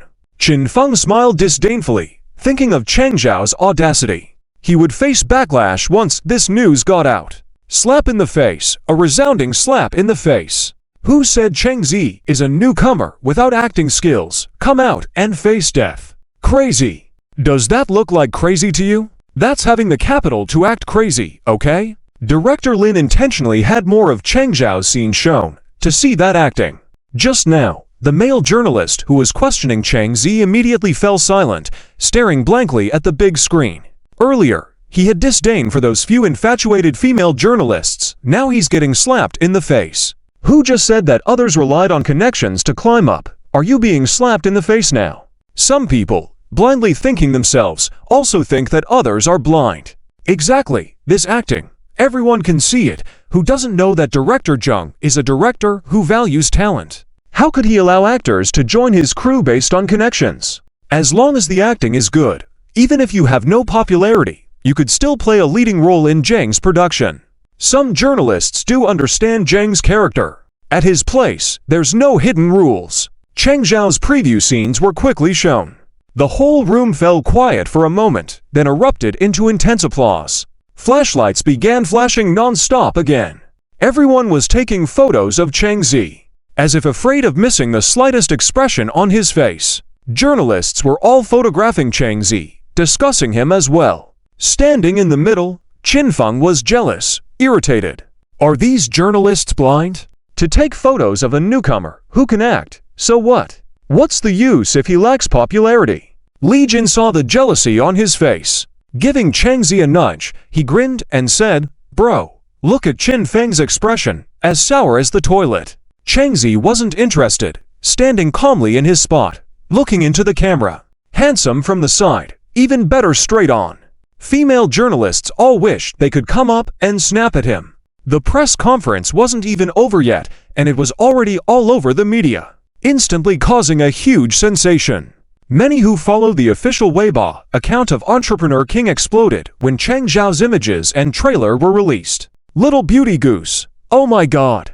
The crew of Entrepreneur really has hidden talents. There's a handsome actor like this. Proud Sun 03. Sob. Originally watched this series for Qin Feng and Sun Shuyu, with Chang Zi joining. I want to watch it even more. Bye Pumpkin. This director really has an eye for talent. So handsome. It would be even better if he starred as the main lead. Mickey Meow. What's the use of being handsome? Acting skills matter more. Dreamy Snow Girl. Hey upstairs, are you blind? Didn't you watch the trailer? Fans were having heated discussions. The people involved were unaware until the end of the conference. Li Jin was scrolling through Weibo in the backstage, and when he saw the top trending topic, he was dumbfounded. Oh my god. He let out a breath, calming himself. Bro, you're famous, you're blowing up. He nudged Chang Zi on the side, his words slightly jumbled. Chang Zi glanced at him, and Li Jin quickly showed him his phone. What? Look at the top trend. The conference had just ended, and he was already trending at the top. How awesome is that? Top trending, the divine appearance of the male fourth lead in the upcoming urban drama Entrepreneur King. Second top trend, press conference for Entrepreneur King premiere. What's going on? Look, you're the top trend, you're famous. Clicked on the first trend. The comments below were all praises. He noticed that others had also taken note. This series had already gained traction before it even aired. That's exactly what director Lin wanted. Some people were extremely uncomfortable, their faces contorted with jealousy. After it ended, everyone began to pack up to leave the hotel. Lin approached with a smile. Zicheng, how are you feeling about the script? The script. Chang Zi suddenly remembered he had been so busy these days that he had forgotten about it. When will filming start? I'm quite busy recently, with many commitments. If you're in a hurry, you can consider other actors. This was a reason. It's alright, take your time, we're not in a rush. Lin smiled. The script had only been handed to him a few days ago, and filming might still be a month or two away. Li Jin beside him. Could they delay filming like this? Director Lin was really favoring Chang Zi, taking care of every aspect. Despite his envy, Li Jin wasn't bitter. After all, the success of someone's first role ultimately depended on their own abilities. He could prove that Chang Zi couldn't have any strong backing. It was all about acting skills. Of course, looks played a part too. Nowadays, many female fans adore idols based mainly on looks. Chang Zi was preparing to open a new store these days, unable to focus on other matters. Once he had some free time, he could consider starring in another drama. After Lin left, Li Jin exclaimed excitedly, Bro, are you going to film a new drama again? The director is delaying filming just so you can take the lead. That's amazing. You have so many resources now. I'm so envious.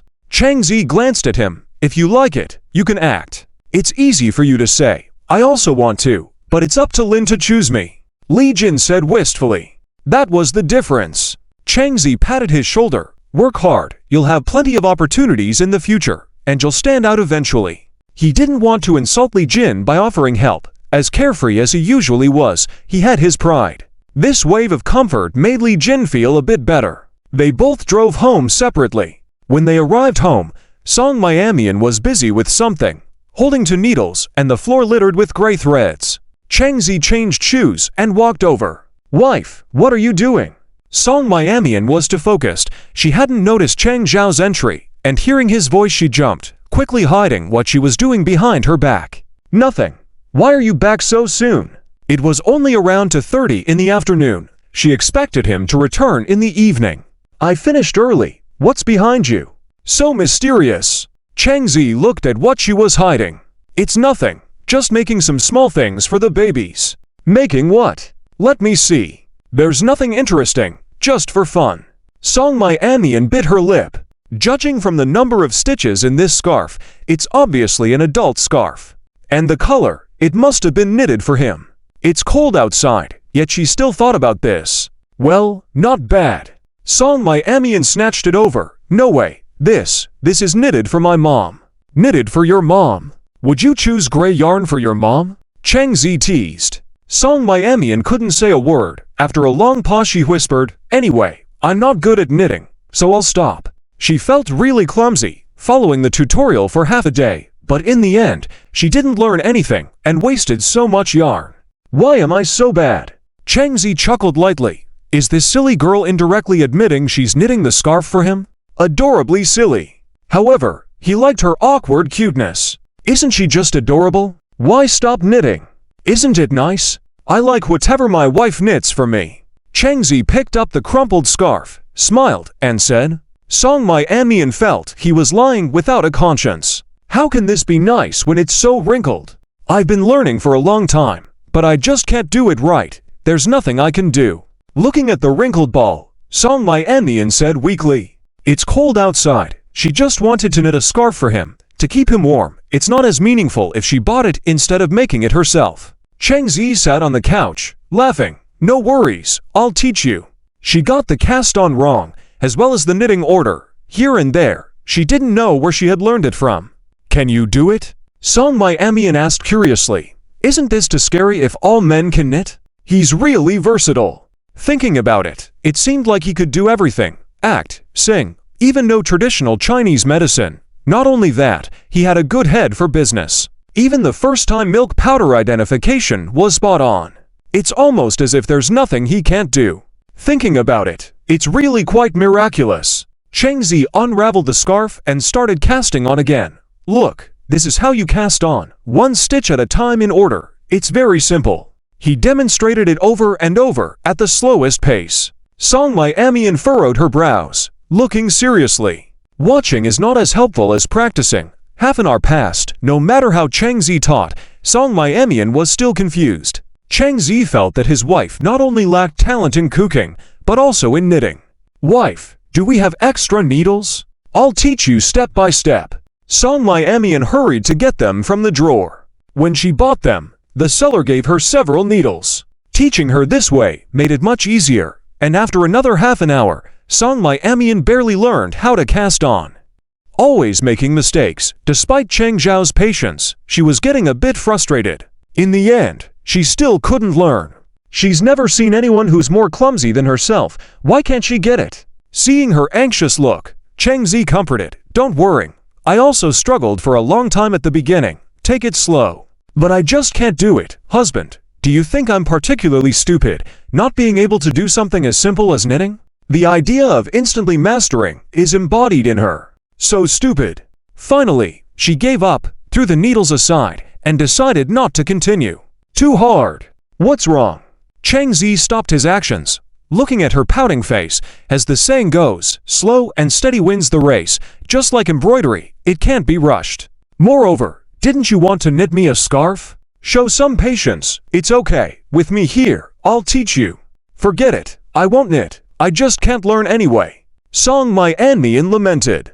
Helpless, Chang Zi also began to feel a bit moody. Back then, when he wanted to knit a scarf, he also learned for a long time, from being clueless to proficient. You've already learned how to cast on. The rest is not that difficult for you. Watch how I knit. Speeding up, a few minutes later, Chang Zi had almost knitted an outline.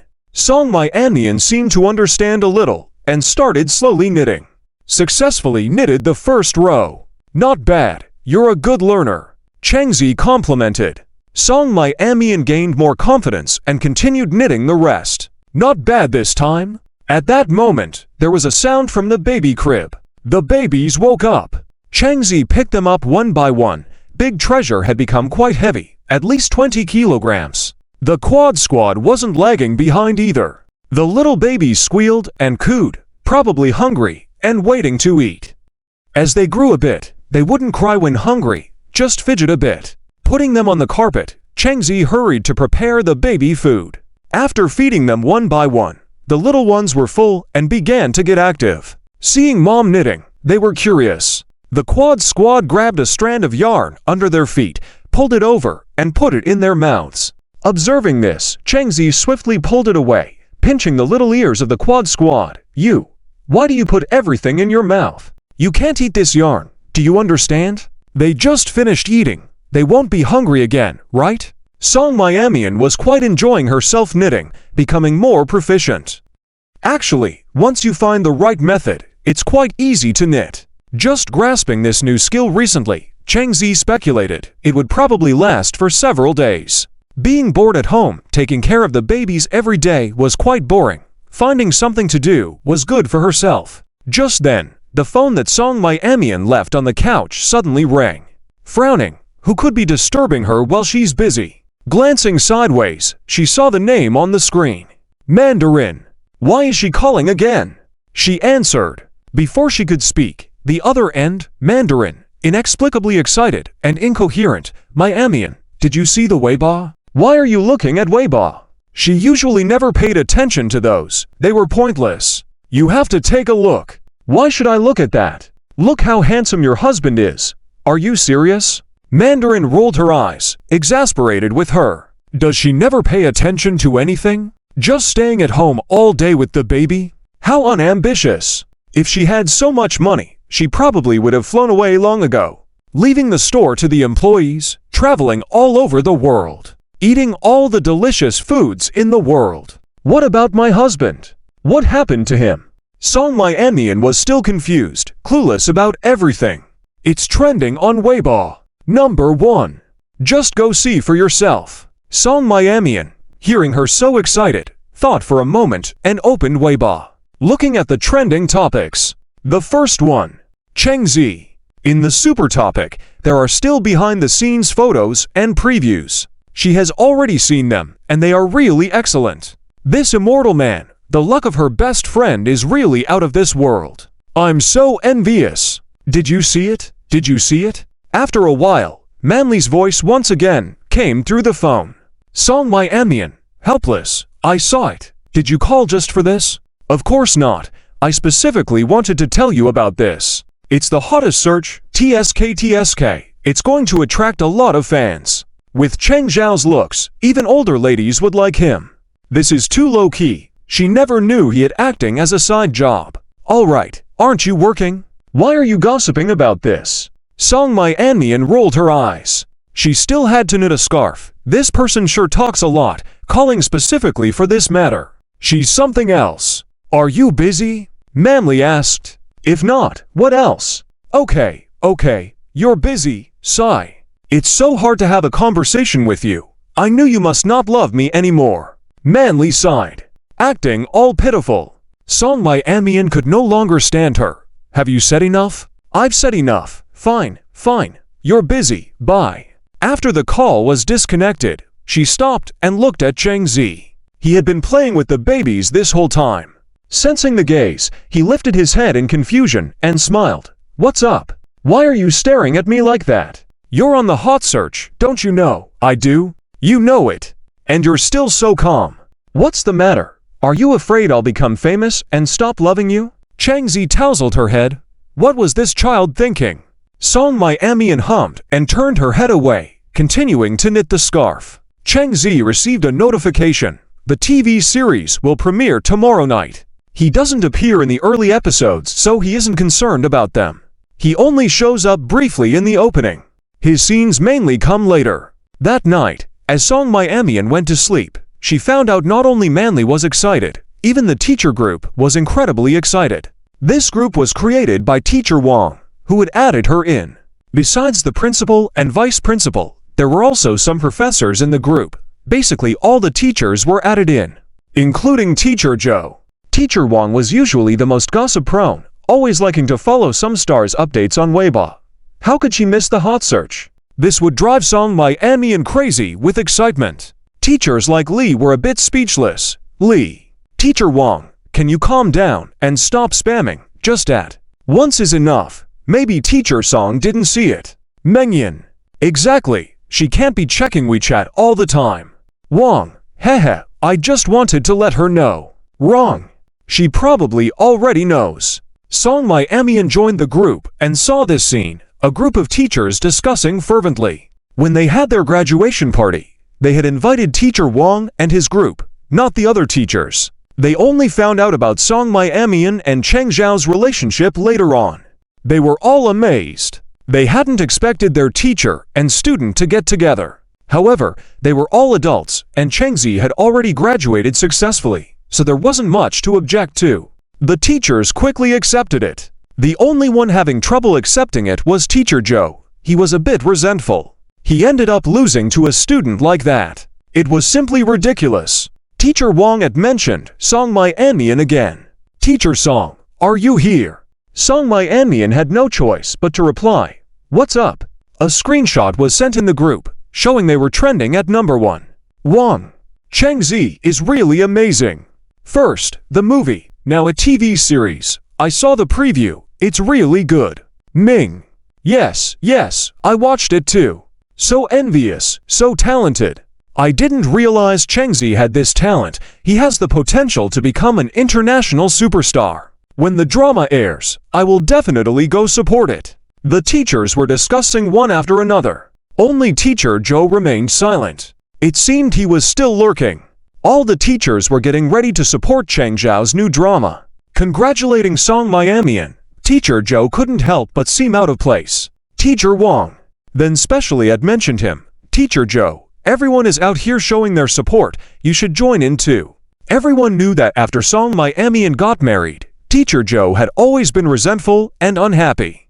And now that she has a partner, do you want to break them up and let the children grow up without a father? Plus, take a look at yourself first and then look at her husband's qualities. Handsome, talented, and wealthy. Excellent in all areas, incomparable. Zhou was indeed lurking, watching everyone's blessings one by one, his expression turning ugly. But he had no choice. After a while, the group activity quieted down. It was getting late, and everyone was getting ready for bed. Song Miamian turned off her phone, still not feeling very sleepy, and continued to knit the scarf. Chengzi finally managed to get the babies to sleep and saw that Song Miamian was still energetically knitting the scarf. Once she's interested, nothing can stop her. Wife, it's time to sleep, he reminded. I know, let me finish this bit first. Song Miamian replied, totally serious. Chengzi chuckled helplessly, tomorrow, we have to go see the villa, so sleep soon. It was already 10 in the evening. Okay. Reluctantly, Song Miamian put down her needles and went to sleep.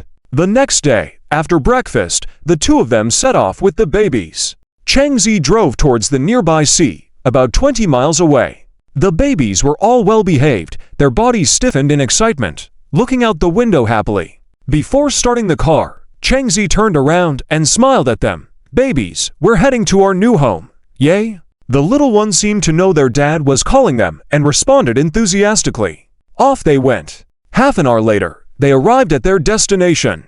The car stopped, and as they looked at the nearby sea, Song Miamian was puzzled. Honey, why are we here? Is this a seaside villa? Chengzi laughed. Of course, we're here to see the new home. Follow me. The couple pushed the babies forward and finally stopped in front of a villa. Through the glass door, they could feel the luxurious interior. Outside, there was an open-air terrace with a swimming pool and fountain, and from this direction, they could see the nearby sea. The view was truly expansive. Chengzi knew what she was thinking. Wife, do you think that a seaside villa is very expensive? Isn't it? Not all seaside properties are expensive. It also depends on the location.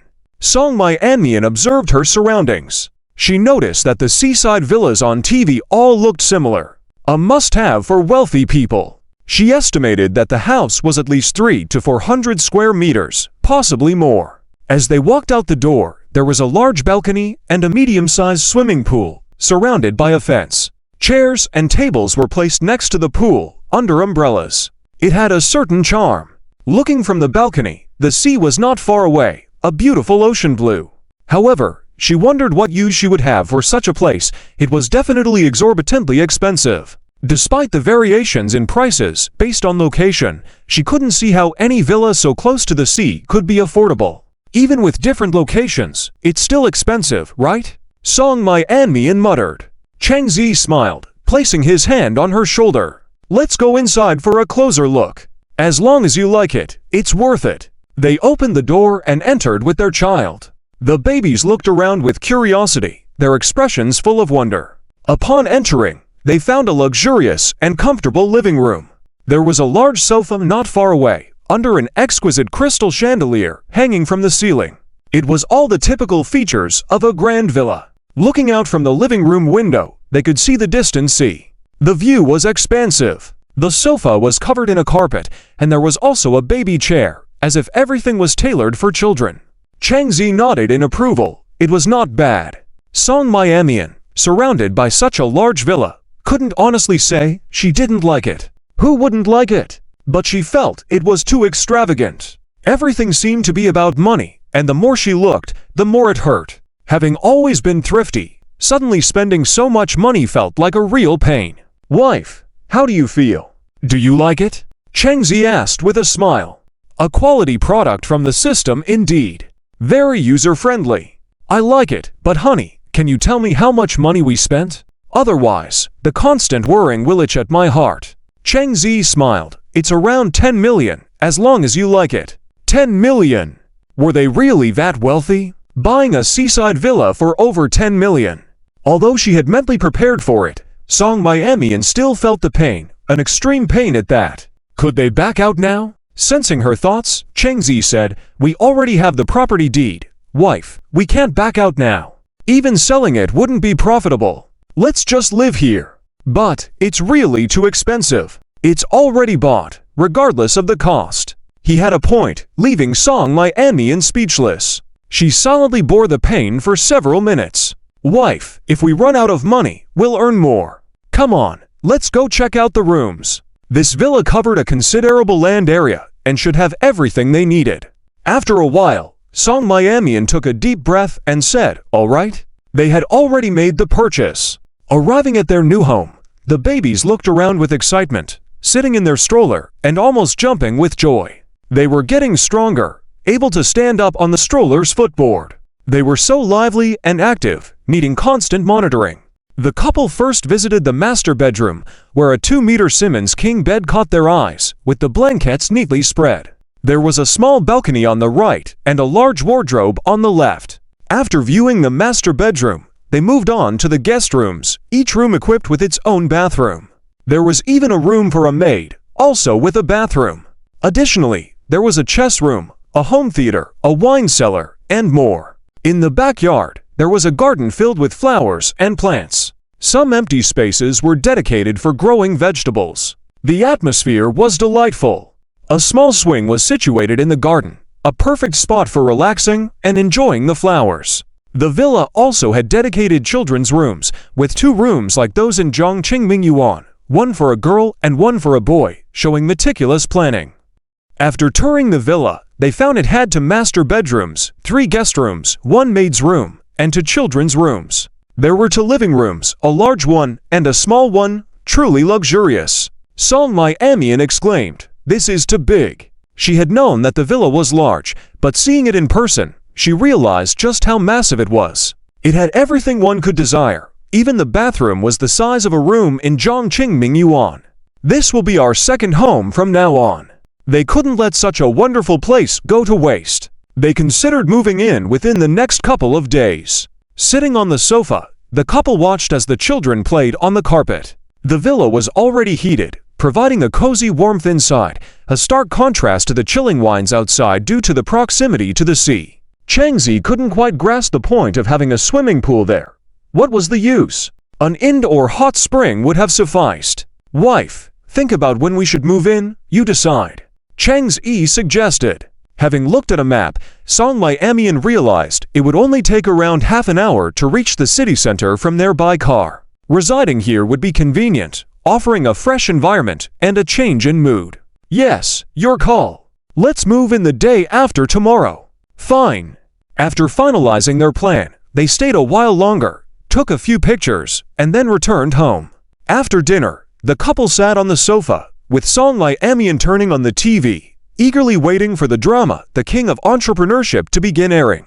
It was almost 8 o'clock now, but the show was scheduled to start at 7:40. She was more anxious than Chang Zi. "The first few episodes don't have me in them," Chang Zi jokingly reminded her. "I know, I just want to see how good this drama is. It's not like I'm watching it for you," replied Song Myanmar. One of her hobbies was binge-watching TV shows, but she hadn't found a satisfying series recently. While waiting, she worked on knitting a scarf. After yesterday's long knitting session, she had become quite skilled, already completing a third of the scarf. Her speed had increased as well. Chang Zi glanced at her with slight hesitation. He wasn't very fond of the design. But as long as it was knitted by his wife, he didn't mind. "Are you sure you don't want to watch me instead?" he teased, leaning in closer. Song Myanmar continued knitting, looking unfazed. "No. Pretty handsome."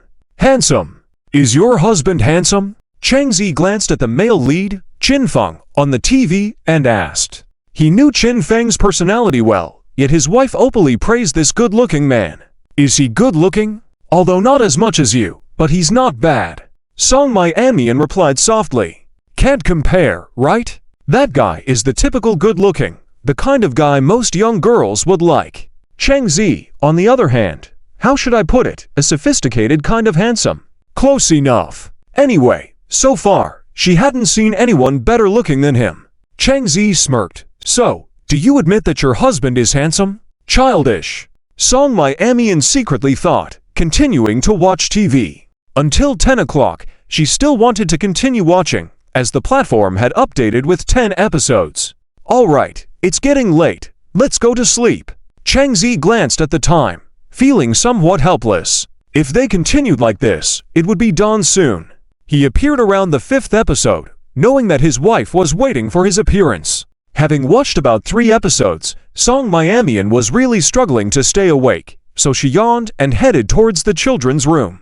The babies were already asleep. The next day, the couple woke up. Song Myanmar instinctively opened her phone, only to be greeted by 2 news articles on the screen, both about Chang Zi, and notifications from Weibo.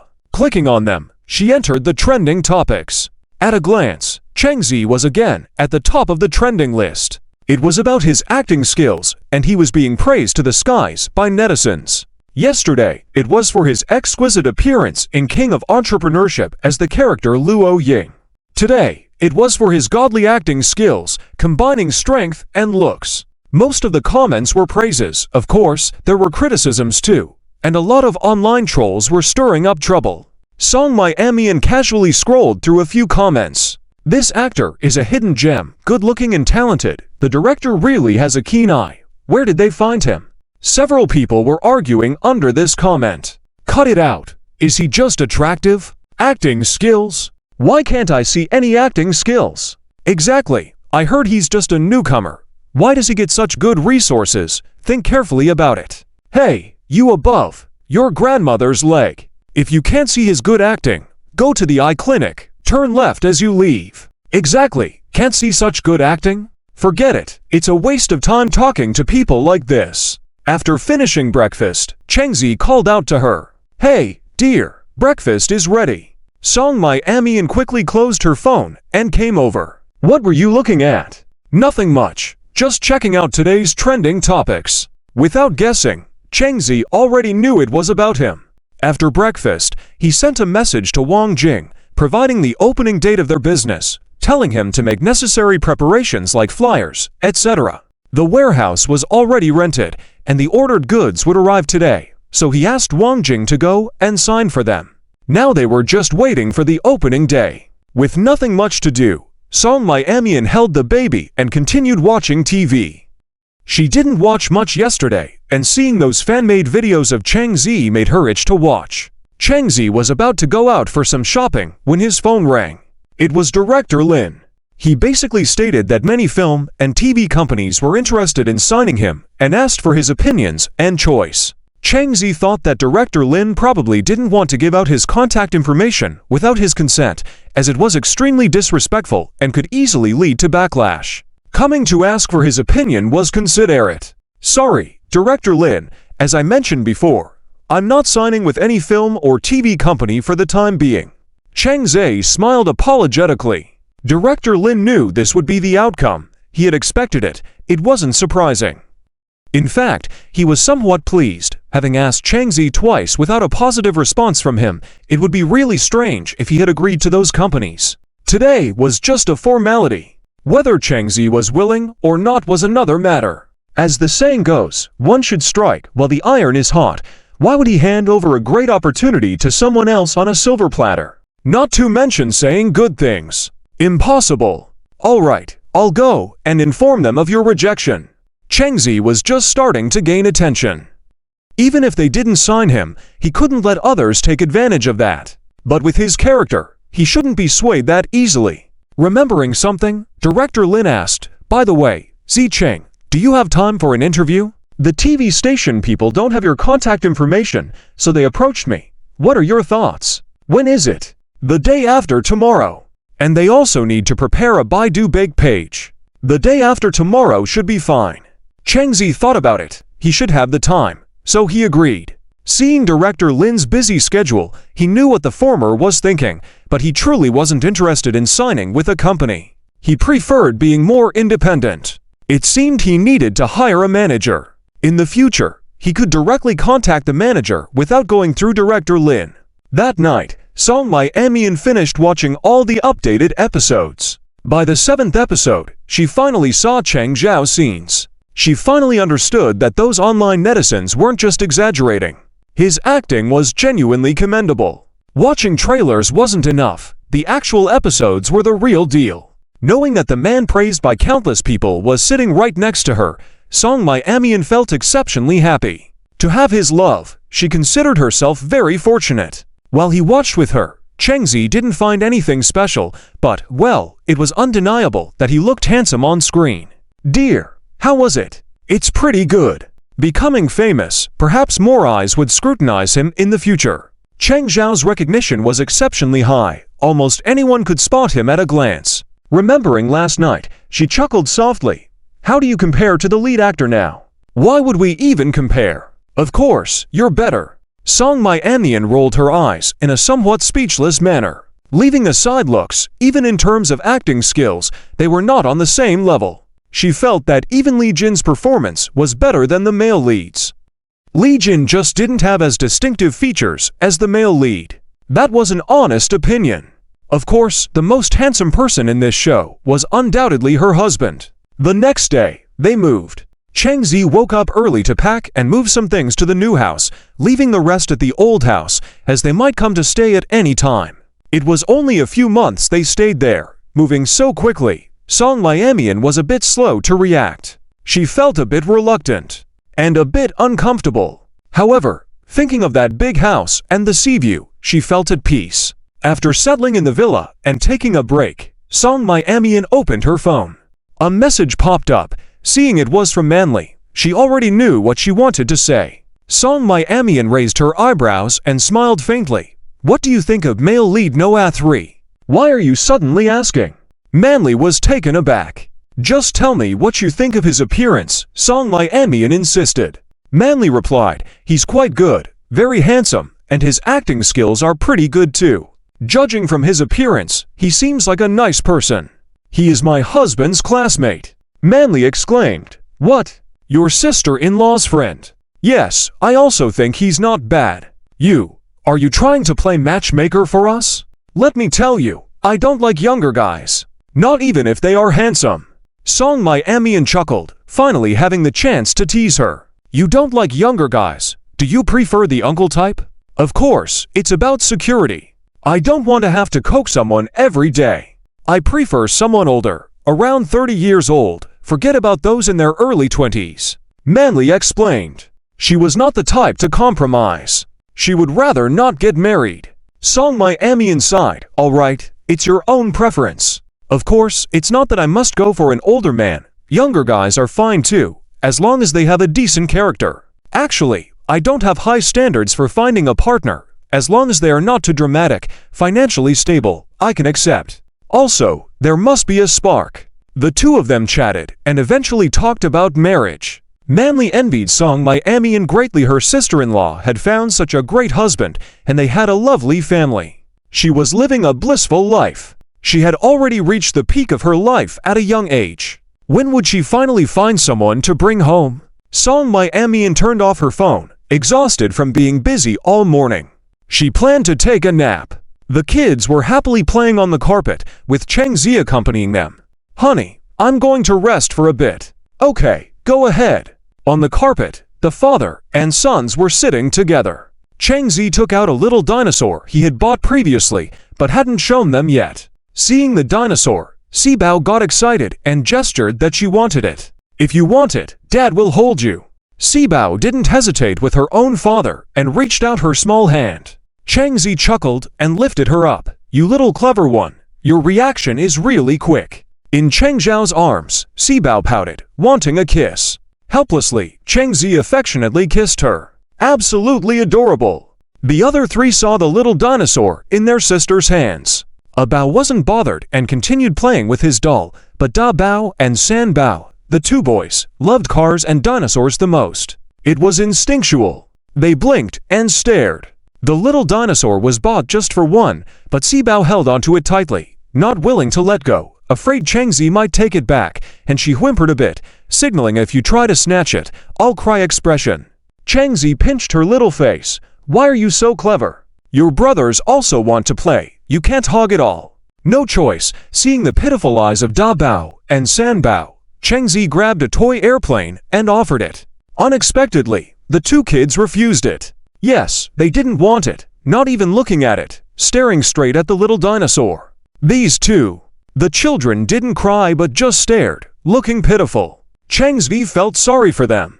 After searching, he finally found a small flashlight, turning it on and off. Still not interested.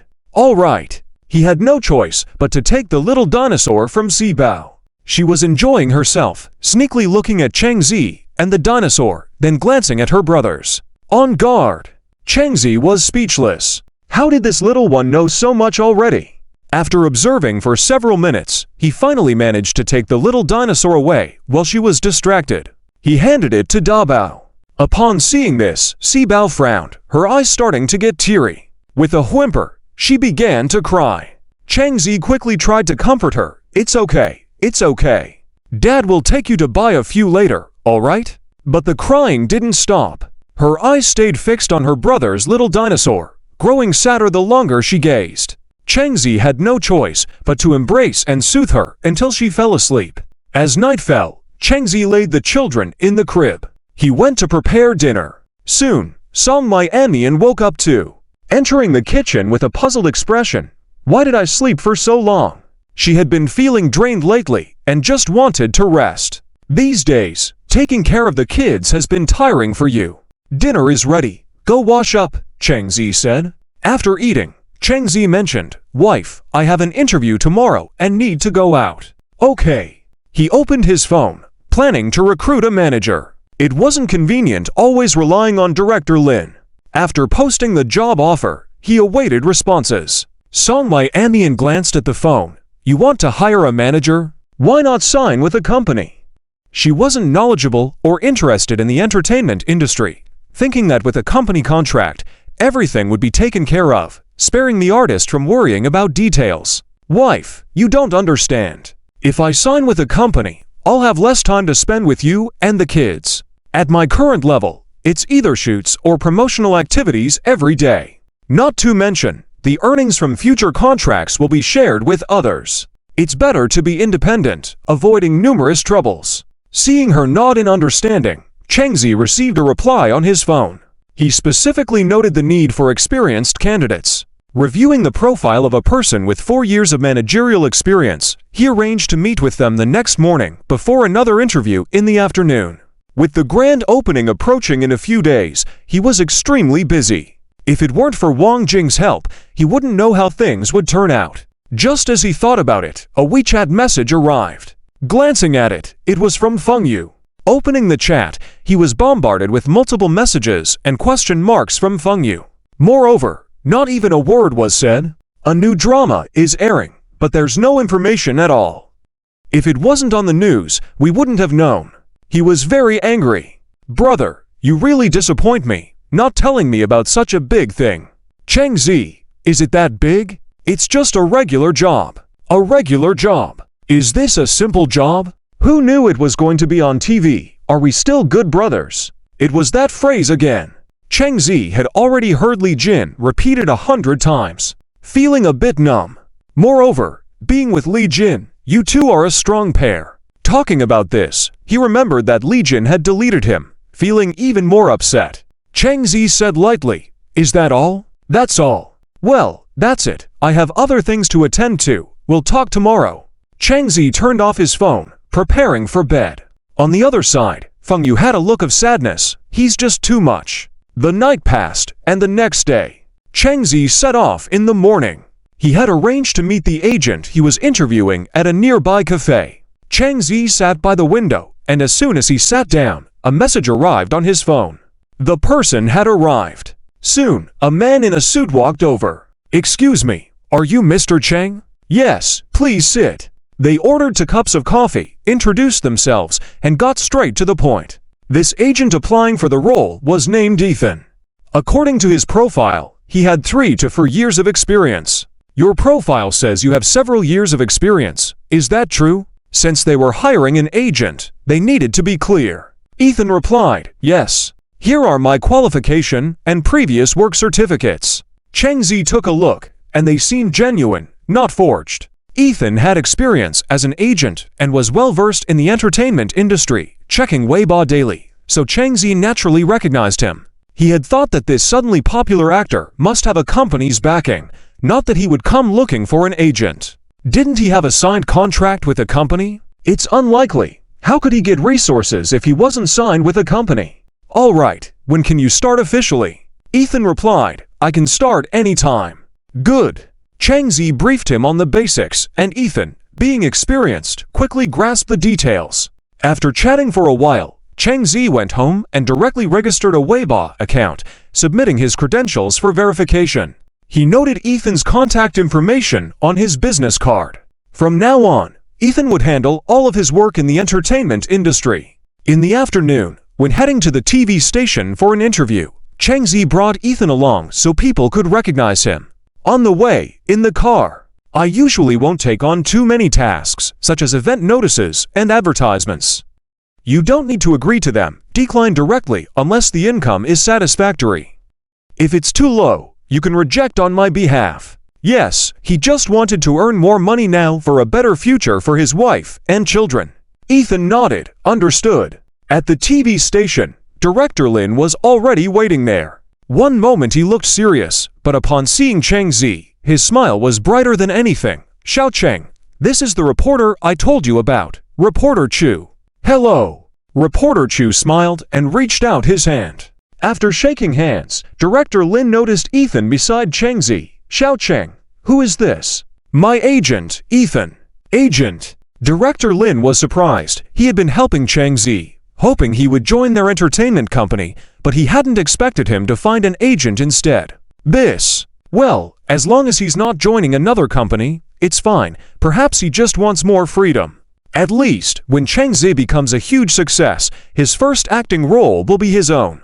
He hoped he would remember that. "Well, I will leave everything to him in the future.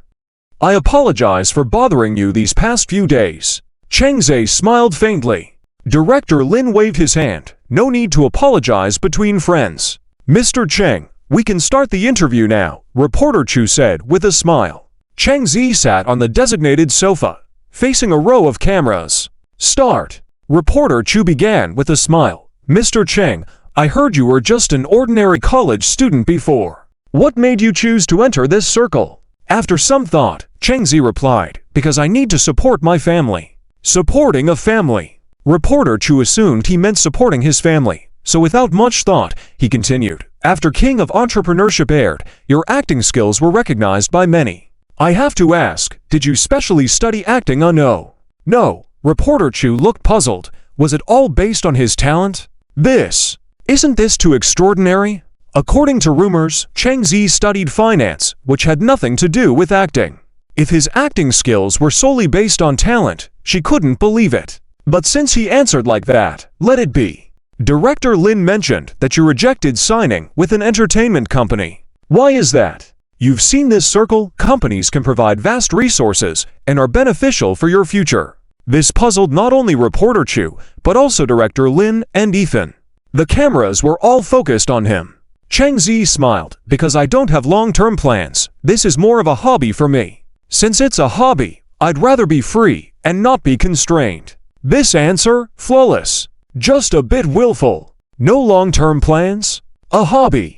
Do you know how many actors and stars are desperately seeking such opportunities? With such a great opportunity, it's a shame not to seize it and capitalize on it while it's hot. Reporter Chu thought internally, is he too willful? Chang Zi has risen in the entertainment industry without the backing of an entertainment company, which is very rare, if not almost unheard of. With the increasing fans and fame, many celebrities might envy him. Certainly, with such exceptional acting skills at such a young age, he is almost unparalleled in the entertainment industry. Many of the young heartthrobs can barely act, relying on the company's packaging and scripts handed to them. So, she felt it was a waste for Chang Zi not to sign with a company. She wondered if he might decline in the future. Next, reporter Chu asked a bunch of questions, and Chang Zi answered them one by one. As they reached the final segment, which was also the most important part, reporter Chu had a gossipy look on their face. Now that we've talked this far, I still don't know about your personal life. Do you have a girlfriend? This question caught Chang Zi off guard. She thought that a handsome guy like Chang Zi must be single for sure. Chang Zi didn't think much of it and shrugged, saying, I'm already married. What? Married? Reporter Chu was stunned, and everyone in the room was frozen. He looks like he just graduated from college in his early 20s, at the prime of his life, and he's already married. That's too quick.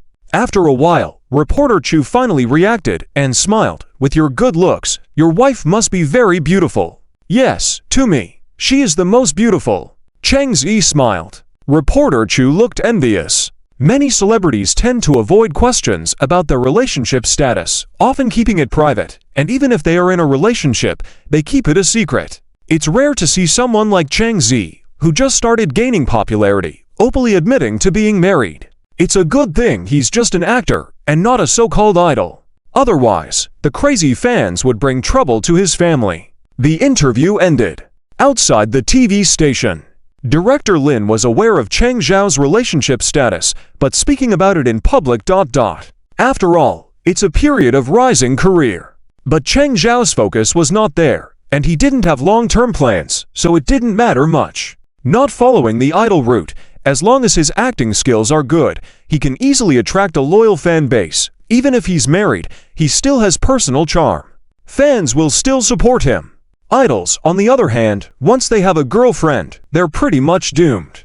Director Lin, thank you. Chang Zi smiled slightly. Even in the midst of his busy schedule, Director Lin could come to help him with these things, such as receiving scripts, and he was more meticulous than his manager. Although he had his own agenda, being able to work on Director Zhang's films was mostly thanks to him.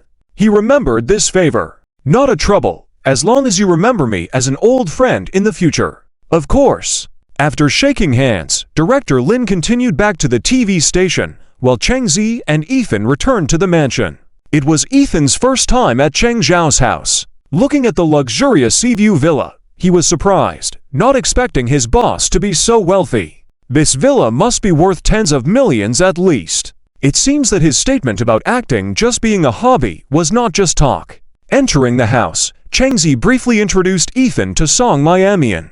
The babies were playing on the carpet. Seeing the babies, Ethan thought his eyes were playing tricks on him. 4 children? The boss not only got married, but also has children. And 4 of them. That's impressive. Moreover, each one of them looked exquisite and beautiful. However, the mother of the children was very beautiful, on a goddess level, much prettier than female stars in the entertainment industry. The children clearly inherited their excellent genes. With such a beautiful wife, early marriage was indeed normal. The arrival of a stranger caused the babies to stop what they were doing and stare with furrowed brows, feeling a bit nervous, especially the shyest one among them.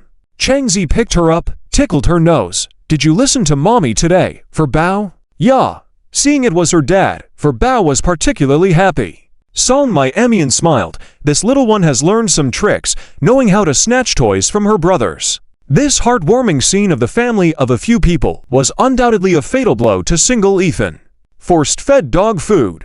This dog food was ridiculously sweet. Why did he have to face this directly? It's too heart-wrenching. This display of affection is really stimulating. The 27-year-old bachelor, who has been single since birth, expressed envy. "Boss, I'll head back first. I'll contact you if there's anything." He couldn't stand it any longer. The impact of displaying affection was too strong. He couldn't handle it. Chang Zi seemed to realize that and smiled. "Sure, you go ahead." After the person left, Chang Zi sat on the sofa. Putting for Bao aside to play, he opened his phone and Weibo, where his account was already verified. Looking at the number of fans, it was 2.31 million. Just in a few hours, his fan count increased so rapidly. The post he made about promoting the king of entrepreneurship had 300,000 likes and 260,000 comments. Checking the hot search again. Wow, he was at the top again. Hashtag actor Chang Zi joins Weibo. No wonder his fan count surged instantly. Online discussions were all, "The main character of this drama isn't popular, but the supporting actors are." Cheng Zhao's acting skills crushed the male lead, Qin Feng. Absolutely crushing. Li Jin, the third male lead, is also good. Compared to the male lead, he's way better. I've never seen someone stay trending on hot searches for so long. Amazing. Chang Zi logged out of Weibo, turned off his phone, and Song Lai Amian handed him a glass of water, asking, "Honey, how did the interview go?" The people at the TV station must have asked many questions, including about marriage. Chang Zi immediately understood what she meant and smiled. "Guess." "I won't guess. If you don't tell, forget it." Song Lai Amian grunted. Chang Zi smiled without saying a word. After a while, Song Lai Amian couldn't resist asking again, "Did the TV station ask you some questions?" "What questions?" "About marriage." She looked at Chang Zi nervously. If he made it public, it would undoubtedly affect his career. If he didn't, with those female fans online. How about marriage? They did ask. "Did you guess?" Song Lai Amian felt he probably wouldn't announce it directly. At this moment, when he had some popularity, it was indeed better for the future not to disclose this information. She realized her lack of consideration. Seeing her tangled expression, Chang Zi rubbed her head and said with a smile, "Dear, what are you thinking?" "They asked me, and of course, I answered truthfully. So what if I got married?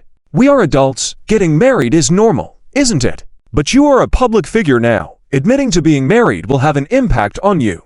If it does, then it does. In any case, our livelihood doesn't solely depend on this profession. I'll handle my matters, and they will talk about theirs." Chang Zi shrugged. For several days, the buzz around Chang Zi gradually subsided. There were new trends taking over. Today was the opening day of a new shop. Chang Zi and his wife, along with their kids, rushed to the Bowen shopping mall in the city center early in the morning. The products and pamphlets were all ready. At first, they didn't recognize him and couldn't believe that Chang Zi would come to sell things since his acting was so good. Only in comparison did they realize they hadn't mistaken the person. The sound of cameras clicking.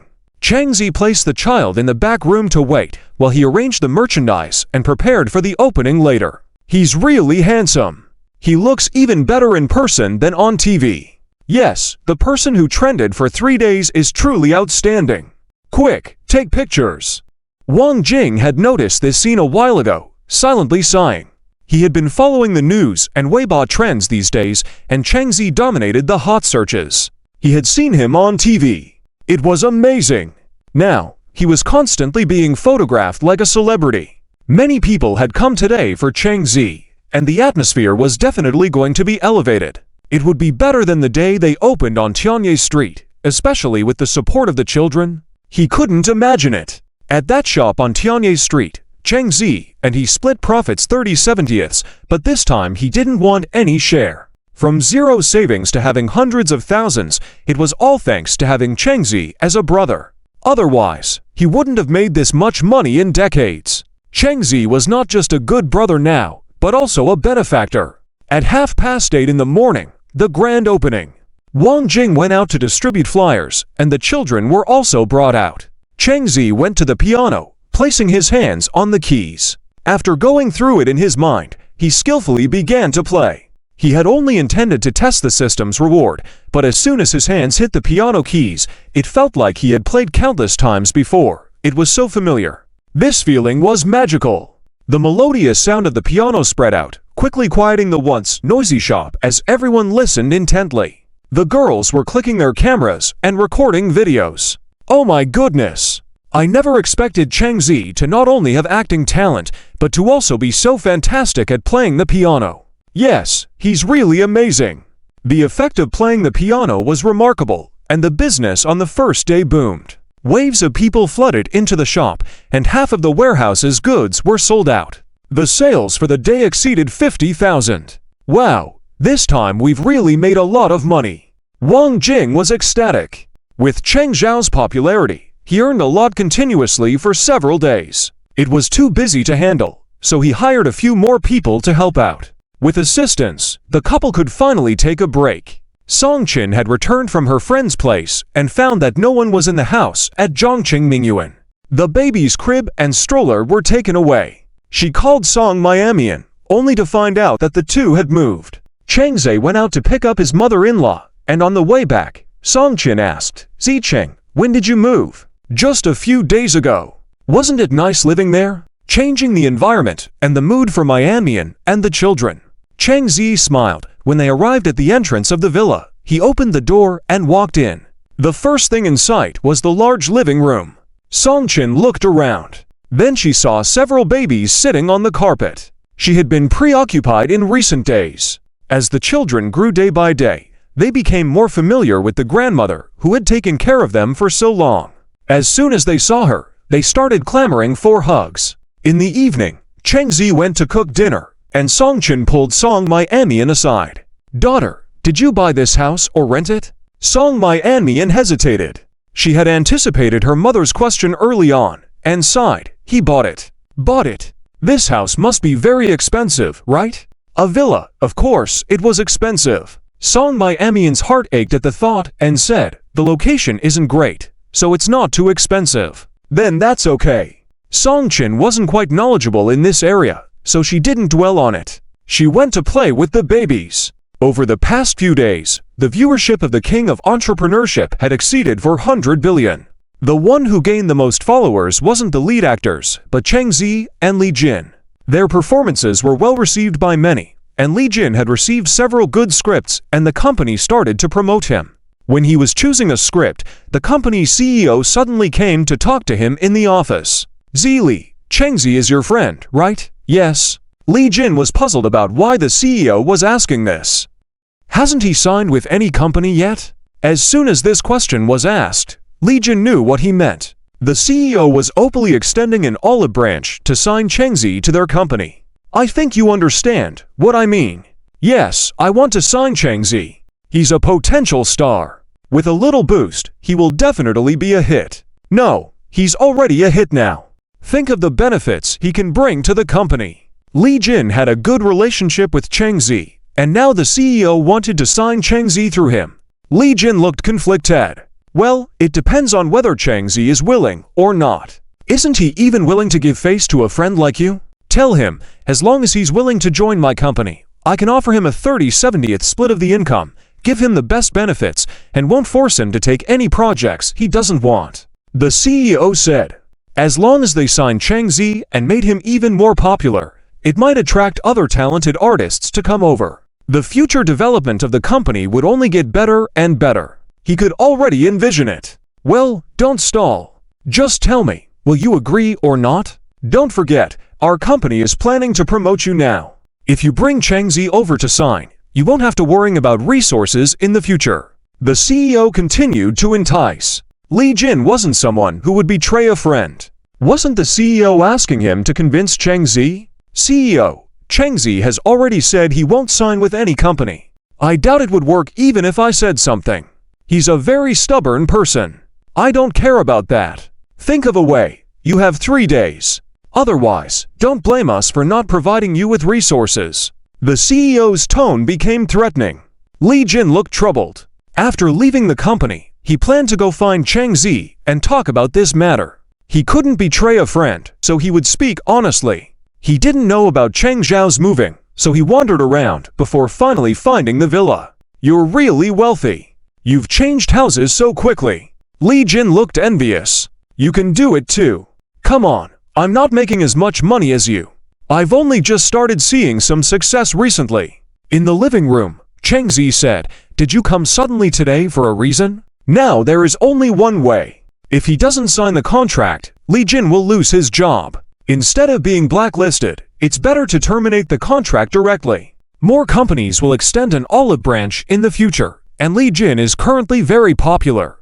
Huh? Li Jin was a bit slow to react. After a while, he said with a bitter tone, The penalty for breaching the contract is astronomical. I can't afford it. Is being frozen his destiny? How much is the penalty? Cheng Zi asked. Li Jin stretched out two fingers, 2 million. I'll pay the money. After all, this situation started because of me. How can I let you pay? Li Jin started to get anxious. This is 2 million, not 2,000. I'm lending it to you. Just pay me back when you make it big in the future. This reason is impeccable, leaving Li Jin speechless. His lips moved, and he said, All right, I'll pay you back later. If this company terminates the contract, then so be it. You are currently quite popular. Don't worry. Other companies will soon approach you. Cheng Zi patted his shoulder. When the CEO learned that Li Jin wanted to terminate the contract, he was incredulous. What? You want to terminate the contract? Yes, I can't betray my friend. I choose to terminate the contract instead of being frozen. Li Jin explained. The CEO frowned. Terminate the contract. Can you afford the penalty? I simply asked you to convince Cheng Zi to sign the contract. Since he's your friend, he will definitely give you face. Sorry, CEO, I can't do it. If I have to pay the penalty, then I will. Li Jin directly presented the termination contract, which he had already signed. Even if the CEO didn't allow him to terminate the contract, he would do it anyway. Otherwise, he would live in constant fear and threats every day. Little Li, let's talk calmly, don't be impulsive. Li Jin, who has gained some popularity, would be a waste to let go. Li Jin said casually, I want to terminate the contract now. Don't regret your decision. The CEO's expression became unpleasant. Just when Li Jin was starting to become successful and gain popularity, it was unexpected that he would dare to propose contract termination. The penalty is 2 million. Can you afford it? The CEO asked. He knew well about Li Jin's financial situation. Once the contract is terminated, he wouldn't be able to pay the hefty penalty. Sign the papers. I'll transfer the money to you now. Li Jin took out his phone. Where did you get the money? You don't need to worry about that. After signing the termination contract, the CEO watched as Li Jin walked away, feeling increasingly gloomy. Cheng Zi was playing peekaboo with the children, unaware that while the hype on Weibo had calmed down, interest in short video apps was on the rise again. His videos dominated the trending list, including TV trailers, scenes, and even footage of him playing the piano, as well as TV interviews, all of which were being reposted by numerous news outlets. His fan base continued to grow. The news of his marriage was received positively, with most fans appreciating his honesty instead of hiding his married status from them. It endeared him to more fans, although there were some who felt disappointed that he got married. How could a handsome idol like him get married? What chance did they have now? Cheng Zi remained unaware of all this, as he paid little attention to it. Just like Song Miamian, who, seeing most fans still supporting her husband, felt relieved. As for fans who harbored unwarranted thoughts about Cheng Zi, she simply ignored them. After all, this man belonged to her now. Since their younger child had called him dad once, there had been no further development on that front. The other 3 children, who remained silent and did not call out to either parent, were about to turn 8 months old. This had Cheng Zi extremely worried. Most babies would start saying mom or dad by 7 months, but they were yet to do so. Just as he was about to pick up the second child, his phone on the table rang. Furrowing his brows, he looked at the screen. Ethan. Boss, I received some scripts here. They offer decent pay. I can bring them over for your review, Ethan mentioned. Are these for movies or TV series? Cheng Zi could consider movies, but TV series might be a stretch, given his commitments. He was still supposed to shoot that espionage drama, and he couldn't spare time for a long TV series. Both movies and TV series, Ethan replied. Let's reject the TV series, and I'll take a look at the movies, Chang Zi instructed. He was not ready to compromise on quality, regardless of how lucrative the offer might be. Ethan nodded, understood. I'll come over with the scripts. Sure. Soon, Ethan arrived with several scripts and other material that various companies had sent. Chang Zi was at the peak of his career, enjoying immense popularity. Many production companies wished to collaborate with him, offering him leading roles. It wasn't just his popularity, but also his acting skills that made him a sought-after figure. Without acting ability, popularity wouldn't be sustainable in the long run. Boss, these are all scripts for movies, Ethan said, handing the scripts to Chang Zi. After briefly scanning through each, Chang Zi placed them on the table and stated, "Let's reject them all." The quality of the scripts left much to be desired, especially compared to the scripts from the production house led by director Zhang. Despite the attractive pay, Chang Zi wouldn't compromise his reputation for these inferior scripts. Ethan followed up, "Several advertising agencies have approached me with lucrative offers. Would you like to take a look?" Handing over a tablet, he presented offers ranging from automobile commercials to high-end skincare products and snacks. Among them was an advertisement for maternity skincare products, something his wife was selling. It seemed like a perfect fit. "Let's go with this one," Chang Zi decided. Ethan smiled. "All right, I'll get back to them." Though it was regrettable to reject many offers, it also showed that Chang Zi was a principled individual. Following his response, the agency quickly set a date for the shoot within a week. Typically, advertising shoots lasted a day or two. For this today's shoot, his fee was set at $2 million. Without involving any production companies, he would keep the entire amount. After chatting for a bit, Ethan departed. Song My-Amian overheard their conversation and inquired, "Husband, are you going for an advertisement shoot?" Chang Zi nodded. "Yes, what's up? Which advertisement is it?" she asked. "Oh, it's the maternity skincare product that we sell in our store." Song My-Amian was pleasantly surprised. Really? Sitting on both sides were various important figures from shareholders to key actors. Among them were Qin Feng and Sun Shuyu. Yes, the two of them are from the same company and belong to the top-tier artists who are highly endorsed. They are well aware of what has been happening on the internet these days. When the movie The King of Entrepreneurship was released, two supporting roles gained popularity, while the lead actor completely lost their presence. Everyone was drawn to Chang Zi, earning him countless fans. Qin Feng felt that he was playing a lonely role, completely overshadowed by Chang Zi. The more he thought about it, the more uncomfortable he felt. What does a newcomer have that he doesn't? Just because he looks better? Thinking about how Chang Zhao's news dominates social media and video apps, he felt annoyed. The meeting was discussing this issue. Everyone was expecting the two of them to shine in this movie, but suddenly a dark horse emerged. Most netizens went to support Chang Zi, and the lead actors failed to leave any impression. Even the comments during each episode mainly mentioned Chang Zi and Li Jin. After a few days of airing, Chang Zi gained millions of new followers, while Sun Shuyu gained tens of thousands, and Qin Feng not only didn't gain any, but lost thousands of followers. This made him furious. The company had to hold a meeting to address this issue. One small shareholder spoke up. "Who is Chang Zi exactly? I suspect someone is intentionally promoting him." Another shareholder responded, "How could he become this popular without any promotion? There must be a team pushing him behind the scenes. Didn't they say he hasn't signed with any company or team?" Questioned a female shareholder. "Do you believe that?" rolled her eyes, said another shareholder. They were all puzzled by Chang Zhao's sudden rise to fame. In the entertainment industry, even if someone is good-looking and talented, they wouldn't succeed without support. Chang Zi doesn't have a company or team. Is that possible? Another person spoke up. "We shouldn't jump to conclusions so soon. Didn't Chang Zi recently star in director Zhang's movie? You all know director Zhang's temperament. He wouldn't allow actors to bring in their own capital. Some financiers wanted to force certain actors into projects by offering money, but that wouldn't work with director Zhang." Upon hearing this, the room fell silent. They found the statement reasonable considering director Zhang's reputation in the industry. Could he be director Zhang's relative, like a nephew or something? Someone speculated. Summer Ocean said, "Let's thoroughly investigate before making baseless assumptions." He then turned to Qin Feng and Sun Shuyu. "What do you two think?" They had worked together before and should have some insights. Sun Shuyu shook her head. We didn't interact much back then. Chang Zi is cold and doesn't have many scenes, so I don't know much about him. I think someone is backing him behind the scenes. Maybe that person is a friend or relative of Director Zheng. Qin Feng sneered. He couldn't stand Cheng Zhao's sudden fame. A newcomer like him shouldn't be stealing all the limelight and popularity. Who does he think he is?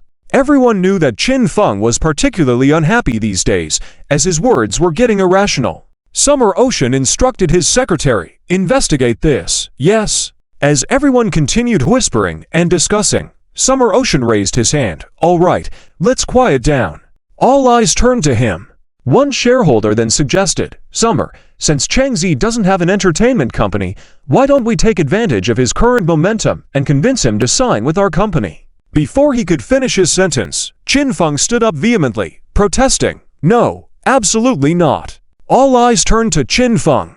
Indeed, Chang Zi was currently popular, and having him in the company would elevate its status. He had the potential, so why wouldn't he succeed? Qin, we understand that you have personal grievances with Chang Zi, but can't you consider the company's interest? Put aside your personal issues for the sake of the company. Let's not blow this small matter out of proportion. Summer Ocean reasoned politely. Some even chimed in. Exactly. What's the big deal? It's just a personal conflict compared to the company's benefit. Even Sun Shuyu said, Qin Feng, I'm also in the cast, and it seems like Chang Zi has never had any issues with you. You just simply dislike him. This isn't about personal grudges, it just shows there are some jealous people, referring specifically to Qin Feng. Qin Feng was already angry, but when Sun Shuyu spoke like this, he couldn't contain himself. Sun Shuyu, who do you think is jealous? Did I name anyone? Why are you so eager to jump to conclusions? Sun Shuyu sneered. She never liked Qin Feng and even despised him. If it weren't for the support from her family, he wouldn't have made it this far. Acting as the lead, but being worse than a supporting actor. Not practicing his acting skills well, today praising someone and tomorrow disparaging someone else, his behavior was unacceptable. Qin Feng's face turned green with anger. If it weren't for her influential family, he would have dealt with her long ago. She wouldn't have reached this point of pride. All right, stop arguing. The decision is made. Someone will be sent to convince Chang Zi to join, Summer Ocean said as he rubbed his temples. Summer, Chang Zi is just a newcomer. How can you make him sign with Prosperity Entertainment? What qualifications does he have? Challenged Qin Feng. Based on his current popularity, Summer Ocean replied. Qin Feng was stumped for a moment before blurting out, isn't it just temporary popularity? What comes quickly goes quickly. However, no one paid much attention to him. After scanning the room, Summer Ocean asked, does anyone have any objections? If not, I'll have someone contact Cheng Zhao's agent directly. I have no objections. Me neither. No one objected. The only one who was against it was Qin Feng, but even with his objection, it wouldn't change much. Then, let's adjourn. Once everyone left, only Sun Shuyu and Qin Feng remained. Are you trying to seek help from your little lover now? Save it. She won't help you. Sun Shuyu covered her mouth and chuckled. She actually hoped that Chang Zi could join Prosperity Entertainment so they could work together and improve their acting skills, maybe even collaborate on a project. She was quite looking forward to it. After speaking, she walked out of the meeting room. Qin Feng took out his phone and dialed a number. Ethan didn't think much and sent it to Chang Zi to ask for his opinion. Chang Zi was making baby food and heard the sound of his phone. After finishing, he opened and checked it. Ethan directly sent the entire document over. It was a prevalent contract invitation letter. Casually scanning through, he saw many currently popular stars listed, all from the prevalent company. They held some status in the entertainment industry, even including Sun Shuyu, Qin Feng, and others. Rejected, Chang Zi replied. Shortly after, Ethan said, I declined. They said they want to talk to you in person. In person? Chang Zi raised an eyebrow. Didn't you say I wouldn't sign with any company? I did, but they want to talk to you, Ethan replied, feeling a bit speechless. Okay, I got it. I won't reply to them for now. Got it. Chang Zi exited WeChat, opened Weibo, and posted a message. Chang Zi V. Apologies, I currently have no intention of signing with any entertainment company. Thank you. As soon as the post was published, it was instantly reposted by numerous people. By the evening, it trended. This was his way of indirectly rejecting all invitations, and it made some companies give up their hopes. Prevalent remained persistent. Zia Hai sat in the office, listening to his secretary's report, gritted his teeth in anger. We've been so humble, and they're so disrespectful. While it's true that many artists together can be inflated, it's rare for them to be disrespected like this. They invited with full sincerity, only to face a direct rejection without any face given. It seemed a bit arrogant. Not even a bit of face. The secretary said. He posted on Weibo that he won't sign with any company. Zia, should we give up on this? You can leave first. Okay. Brother-in-law's become a regular on the trending searches. I see him on there every day. Song Myanmar was chatting with Manly. This woman bugs her every night until entrepreneurship updates. She won't sleep until she finishes watching. Regarding Chang Zi trending, Song Myanmar was already used to it and didn't think much of it.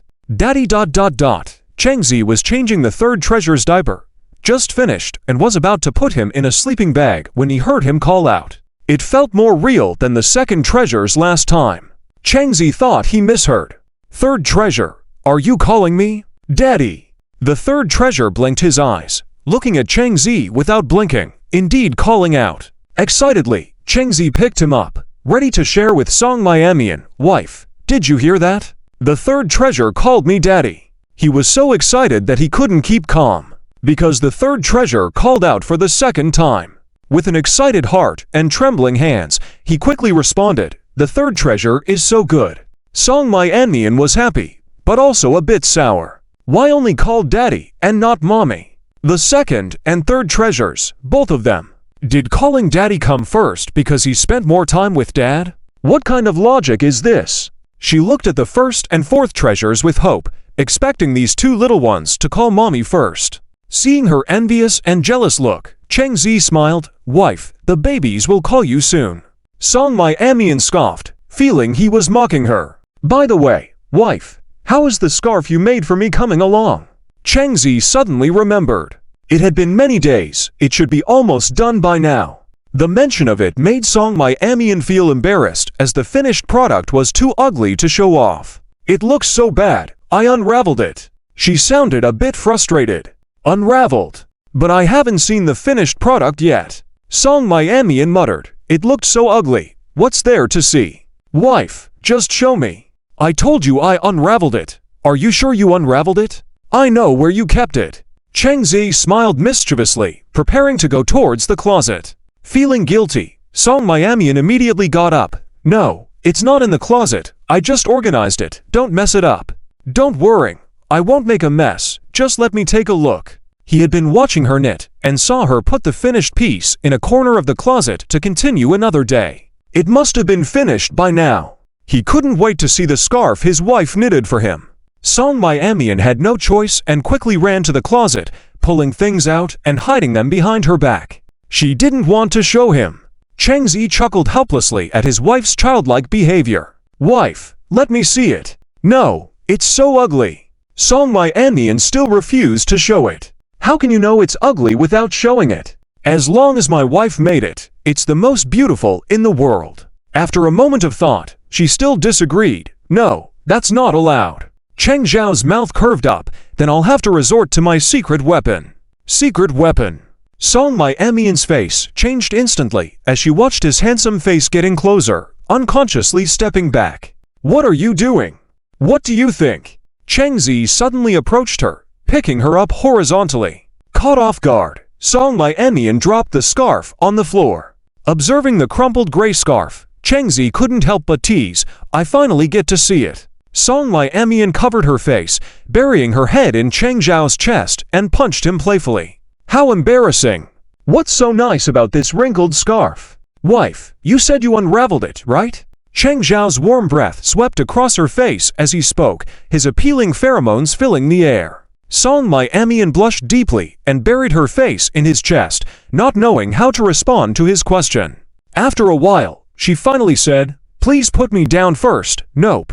Cheng Zi chuckled. It had been a long time since he had seen his wife so shy. Wife, can you just give me this scarf? No, it's so ugly. I'll unravel it and start over. Song Mianian shook her head. She couldn't wear something like that. I like it. It's your first knit. It's meaningful. Unraveling it would make it lose its significance. Isn't it normal to unravel and knit again? What's the significance? Changzi hugged her tightly and leaned against her. Are you sure you want to unravel it? Song Mianian felt an invisible attack coming. The overwhelming pheromone scent made her dizzy. Seeing her silent, Changzi lightly pinched her waist. He knew it was her most sensitive spot. True to form, Song Mianian's body trembled violently, her thoughts returning to normal. So ugly. How am I supposed to wear this? How will others see me? Changzi is a public figure after all. Wearing this wrinkled thing. How ridiculous. Why? I like it, and it's cold weather, so it comes in handy. If I say no, then it's a no. Song Mianian's small face was full of seriousness, furrowing her brows. Changzi simply draped the scarf around his neck and casually tied it. Perfect. Ha ha. This appearance is quite comical. Song Mianian couldn't help but burst into laughter. Husband, does it look good? Changzi blinked. Not at all. It's very ugly. Song Mianian quickly replied. She really didn't want Changzi to wear it outside. It's just too embarrassing. Regardless of whether it's ugly or not, as long as I like it. Song Mianian, she continued to bury herself under the covers without saying a word. Taking off the scarf, putting it back in its original place, planning to wear it out tomorrow. After putting the baby to bed, Changzi turned off the lights and got into bed. Getting ready to sleep, the system suddenly sounded. Ding! Congratulations! The host has been called dad for the first time by 3 Bao. Reward, 1 body cleanse. Body cleanse. Isn't that something found only in fantasy novels? A way to strengthen the body. Opening the system interface, looking at his own level.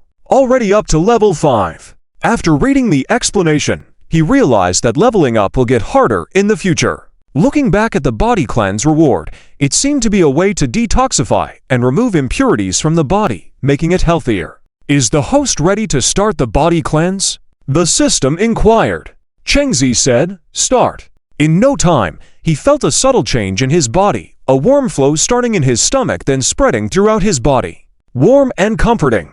As the night passed, the next morning, Changzi woke up feeling sticky. There was a strange sour odor, smelling like a thief that had been caught. Song Mianian was still clinging to his waist, tightly holding him in her sleep. She hadn't noticed the unpleasant smell in her dreams. Luckily, Changzi was wearing pajamas, or else the bedsheets would have been soiled. Slowly extracting himself from his wife's embrace, Changzi went to the bathroom, taking off his pajamas. A blackish substance was being expelled from his pores, covering his whole body, sticky and emitting a stronger sour odor. He hurriedly took a shower, thoroughly cleansing the dirt from his body before finally breathing a sigh of relief. Wearing a clean bathrobe, he looked at himself in the mirror. His vision seemed much clearer than before, and his skin had improved significantly, almost reaching the level of a woman's. Especially his hands, they looked more elegant with distinct joints. Even the pores on his face had become almost invisible. Handsome didn't even begin to describe it. After tidying up, he made breakfast. Song Mianian, getting up to eat, noticed that Changzi seemed different, even more handsome than yesterday. She couldn't help but steal a few extra glances. Realizing his wife was staring at him, Changzi tickled her nose and teasingly said, "Wife, has your husband become more handsome? You're staring so intently." Indeed, he did look handsome, but she wouldn't admit it. She tilted her head, still the same as yesterday, no change. After breakfast, the couple decided to visit the store to see how the new employees were adapting. They drove to Bowen Shopping Mall, where Tianye Street was managed by Lin Nyan, giving them some peace of mind. Wang Jing was in charge of managing this side. Stocking and retrieving goods were his responsibility. Changzi took the children to the second floor of the mall, and upon entering the store, everyone was performing well together. "Hey, brother, because of your popularity, business is getting better day by day." Wang Jing smiled. "We need more hands, so I brought in 2 more people." "Well, you're in charge of those decisions." Changzi trusted Wang Jing. It wasn't yet peak hours, so there weren't many people. Changzi planned to take a few children to the piano area to play a couple of tunes and practice. Whichever child showed interest in the piano could receive direct instruction from him. Just as he sat down, a familiar voice was heard from outside. "Is Changzi here?" Subsequently, several people walked in, both men and women. Wang Jing's expression immediately turned sour. And among them was the big-mouthed Meng Yi. That's right, these were all Cheng Zhao's former classmates who had come to see him after his recent appearances in trending news. Building a relationship with a future celebrity could never hurt. Two of them had even shared a dormitory with Cheng Zi. "What are you here for?" Clearly unwelcome, Wang Jing frowned at Meng Yi. Meng Yi glanced at him and replied, "We're not looking for you." Cheng Zi remained silent, wiping the dust off the piano with a cloth. Several girls noticed him and hurried over. Noticing Song Miamian not far away, they greeted her. "Hello, Teacher Song." Song Miamian nodded. "Cheng Zi, are these your babies?" One of the girls pointed at the children sitting in the stroller. "Yes, wow. They're so cute." "Yeah, the videos didn't do them justice. They're even cuter up close." "No wonder, with genes like yours and Teacher Song's, the babies are delicate and attractive. Especially this little girl, she's too adorable." "Cheng Zi, can I pinch this little baby's cheeks?" Another girl asked. "Sure." Cheng Zi nodded. With his permission, the girl quickly approached and pinched the baby girl's cheeks. Matcha-like, smooth, and elastic baby skin. It felt amazing. "Ah, looking at them makes me want to get married and have such a cute baby." The girls completely ignored Cheng Zi, with all their attention now focused on the babies. "Absolutely adorable. Look, the baby is smiling at me." "Who says that?" "She's clearly smiling at me. She's facing my direction. She's definitely smiling at me." After some arguing, they sought the couple's consent to take a photo with the children. "Anyway, it's just to earn some money and popularity. Isn't it great to do a live broadcast later? This way, there will be more time to spend with the children." "Ah, really not possible." The female classmate looked disappointed. Meng Yi took out his phone, ready to take a video.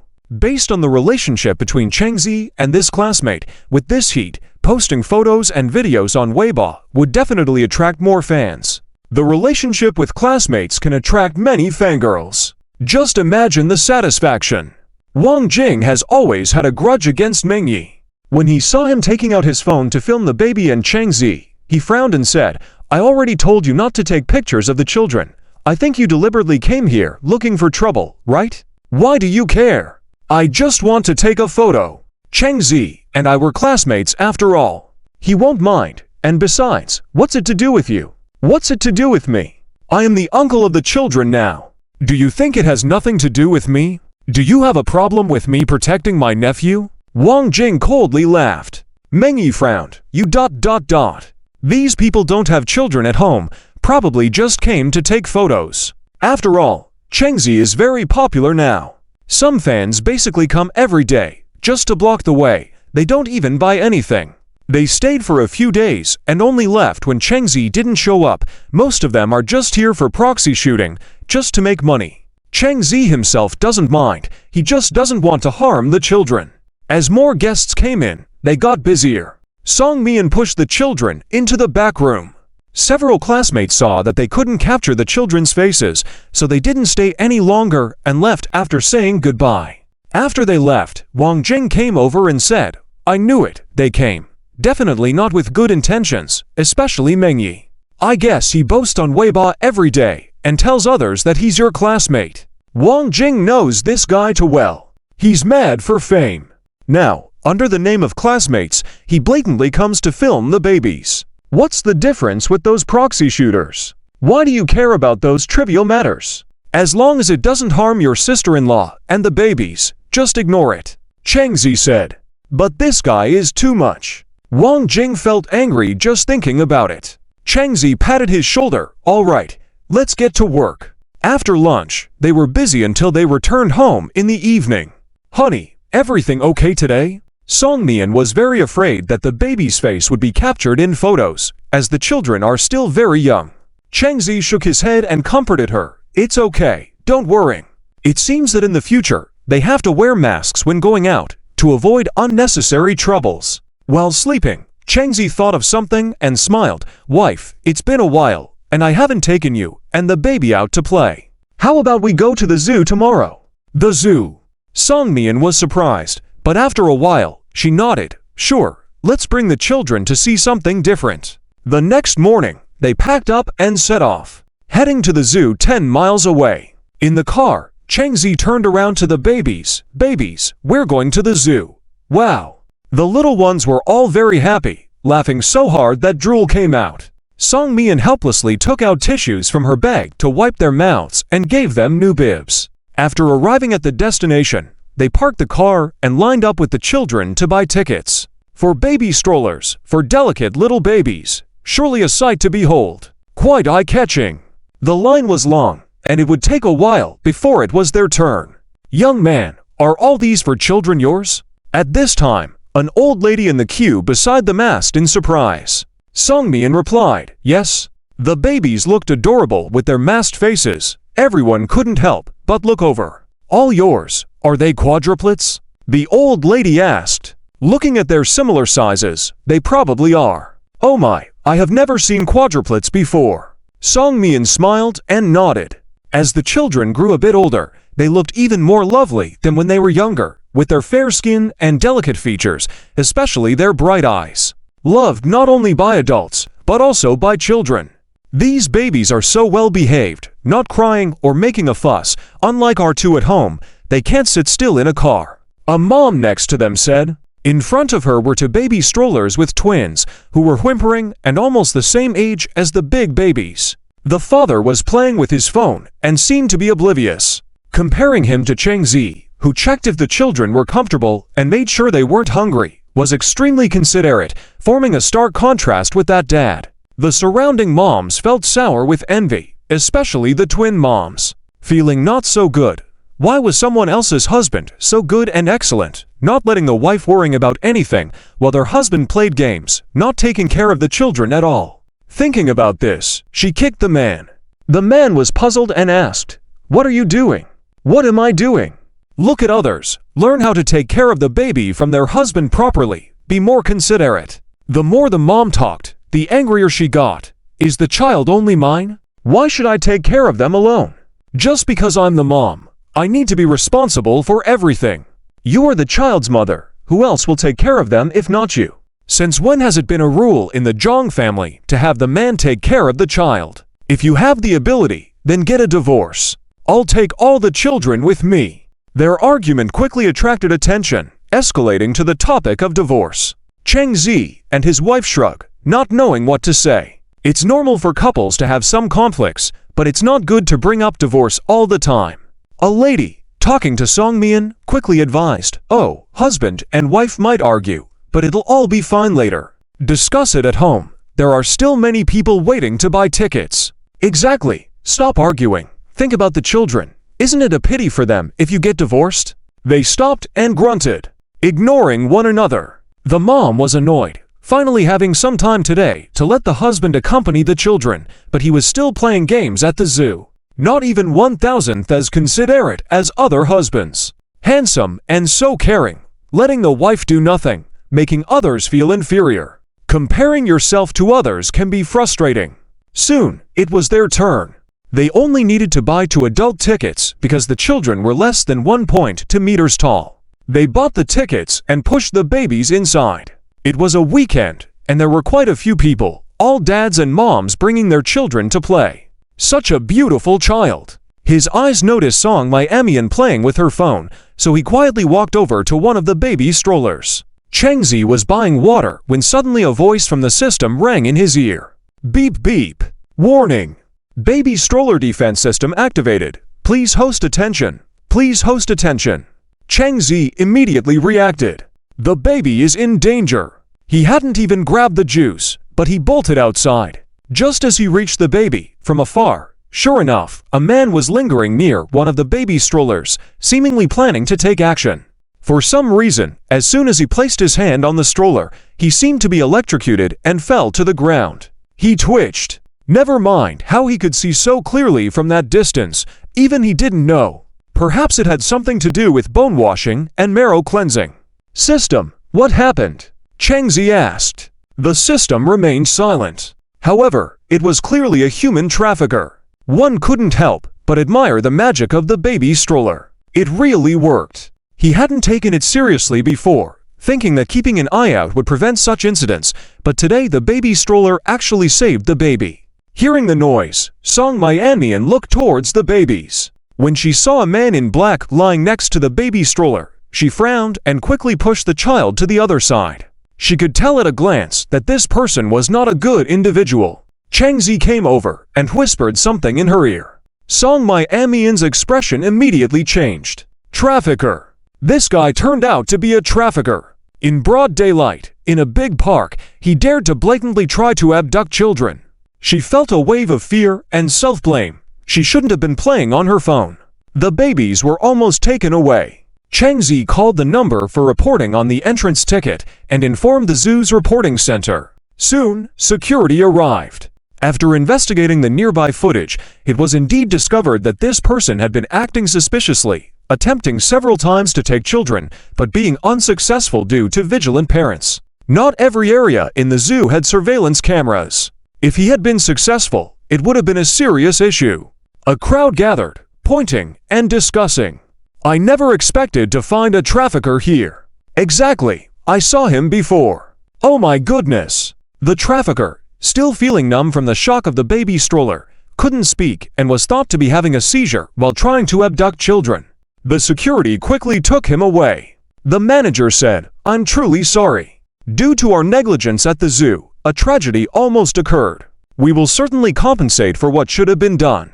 No need, just be more vigilant in the surveillance room from now on." Chang Zi waved a hand. Luckily, the baby stroller not only prevented the abduction, but also notified him, which was very user-friendly. Okay, we will, definitely. Seeing that the husband and wife didn't make a scene, the manager breathed a sigh of relief. The onlookers also breathed a sigh of relief. If it had gone unnoticed, wouldn't that guy have become a potential threat? If he had taken their own children, there would have been nowhere to cry. With the situation resolved, the couple prepared to go and see the giraffes nearby. As they left, Song My-Anmian's face was filled with self-reproach. It took her a while before she said, "Honey, I'm sorry." "What's wrong?" Chang Zi turned back. "I shouldn't have been playing on my phone while you were buying juice. I could have." Tears welled up in Song My-Anmian's eyes. If something had happened to their child... Self-blame filled her heart. Chang Zi stopped, gently rubbed her head, and said in a soothing voice, "It's okay, isn't it all resolved? Who would have expected a trafficker inside the zoo? Don't blame yourself, okay?" The feeling of unease persisted, as Song My-Anmian wondered, would she have lost the child if it weren't for Chang Zi? She didn't dare to think about it. "Alright, don't overthink it. This incident has nothing to do with you. Isn't there me? The kids are fine too. If I hadn't been on my phone, this wouldn't have happened." Chang Zi looked at the baby and smiled. "Baby, you don't blame mommy, do you? Yay?" The baby didn't know what had happened and was looking around curiously. Hearing Daddy talk to him, he smiled and responded with a yay. "See, baby doesn't blame you." This amused Song My-Anmian. What does he know, really? Don't underestimate our son. He's quite smart, constantly observing. Look at how he looks at beautiful girls on the way here, Chang Zi teased. Growing up, indeed. As she thought about it, Song My-Anmian felt slightly comforted. In the future, when out with the child, and without her husband nearby, she would never play with her phone absent-mindedly. "Alright, let's go see the giraffes. Stop thinking about it." Chang Zi smiled. "Okay." The two pushed the stroller towards where the giraffes were. Finally, they reached the area where the giraffes were feeding on treats given by visitors. Adorable. The babies had never seen such huge animals, each one showing curiosity in their eyes. The four babies were delighted, making sounds of excitement, their eyes fixed on the animals. Chang Zi simply lifted the baby up to get a better view. Hey, once lifted, the child laughed, extending his little hand. "It seems our little fur treasures really like giraffes." Chang Zi glanced at Song My-Anmian and smiled. Suddenly, he noticed something around Chang Zhao's neck. Gray in color. Wasn't that the scarf she knitted? She had always hidden it in her clothes and hadn't paid attention before. "Why are you wearing this? It's so ugly." Blushing, Song My-Anmian felt embarrassed. What to do? So awkward. With a grin, Chang Zi took out the scarf, What's wrong? Isn't it pretty? You knitted it, and I like it. Pretty. I don't see anything pretty about it. Some threads were sticking out, and she couldn't believe he was really wearing it. For treasures, Mommy doesn't like me wearing this. Isn't it super handsome when Daddy wears it? Changzi asked the baby. Yay! The baby wriggled happily, cutely. See, for treasures say it's nice. Darling, your taste is off. These words earned Song Myanmian a playful punch on the arm. You have a bad taste. You're the one with bad taste. Anyway, with a layer of glass in between, you can't bite or hit, so it's better to calm down and conserve some fighting power. Tigers may not be interested, but that doesn't mean the babies aren't interested. 4 of them seem very happy. Many kids come to see the tigers at the same time, all tightly pressing against the glass, making faces and trying to scare the tigers. Most tigers look indifferent, but the younger ones may climb on the glass wall, their eyes full of interest as they stare at the humans outside. Their eyes gleam as if they are staring at prey. It looks like they want to bite, but can't reach, which appears quite comical and makes the kids giggle. Several babies see this situation and get excited, wiggling their little legs. The eldest baby looks at the tigers, then at Changzi and Song Myanmian. Wow, it seems like he's talking to them. The couple ponders what Big Baby means. Song Myanmian suggests, does Big Baby want us to hold him up to the glass like the other kids? Probably. Let's try it, Changzi says. He picks up Big Baby, brings him closer to the glass, and observes the tigers. Suddenly, a little tiger pounces, expecting Big Baby to be scared. After all, he is still a child, but to their surprise, the little guy is not only unafraid, but also very excited. His little hands keep pulling at the glass, and he laughs happily. The couple exchange a glance, feeling somewhat helpless. How come kids nowadays aren't afraid of anything? They have a lot of courage. Isn't there a natural tendency for humans to fear tigers? After watching for about 10 minutes, the couple decides to take the kids to see something else, but Big Baby doesn't want to leave. He keeps staring at the tigers inside the glass. When the couple tries to leave, he grumbles in protest. Onlookers find this situation amusing and think the baby is too cute. What a smart baby! Yeah, his eyes are so beautiful. He's obviously a handsome little guy. He even knows how to look at tigers. Seeing this makes me want to have a second child. Honey, can we have another one? A young woman looks at the man beside her. Okay, I'll leave it up to you. Let's have another child when we get home. Spoiled, Changzi pinches Big Baby's cheek and helplessly says, Big Baby, do you want to see the national treasure giant pandas? Big Baby is not very enthusiastic and keeps grumbling, wanting to see the tigers. Song Myanmian walks over, picks up Big Baby, puts him in the stroller, and looks at him seriously, thinking that you can't spoil a child like this. Changzi doesn't dare to intervene. It seems like Mom is a little upset, and Big Baby stops grumbling. The family continues happily to the next location. Giant pandas. Just as they arrive, they run into the twin mom, holding one child while the other is in the stroller. Her husband is still playing mobile games on the side, cursing occasionally. Song Myanmian takes photos while Changzi takes care of the 4 kids, carrying each baby to watch the pandas ahead. As the place is quite crowded, many people recognize Changzi. Mostly young mothers who like watching dramas and browsing social media recognize him instantly by his face. Coupled with the 4 children, it's like seeing a news story come to life, just without showing their faces. How many people can have 4 children at once? That person in front of them is undoubtedly Changzi. Of course, some people remain skeptical and cautious. No wonder he looks so familiar. It really is him, but I almost didn't recognize him. Look at those 4 kids he's carrying. It must be him. Quadruplets are rare, but not non-existent. What if it's not him? Let's go ask and find out. A few women discuss and ponder whether to approach. Is that lady next to him his wife? Is it inappropriate to go over? What's inappropriate about it? It's not like we're doing anything wrong.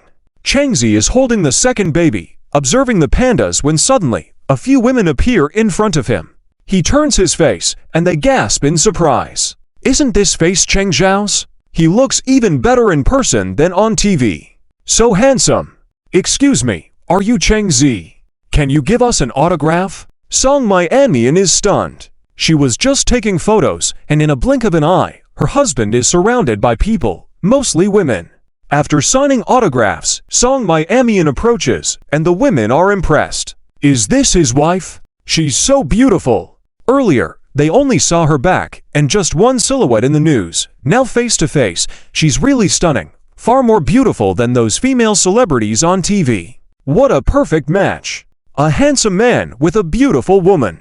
When the family is about to leave after enjoying the pandas, fans take pictures of them, post on Weibo fan pages, and even request signed photos. The post quickly attracts lots of fans' comments. They are such a perfect match. Why didn't you take a photo of their faces? The rumor is that Changzi doesn't want to expose his children and wife, and fans respect their privacy. Indeed, they are so loving.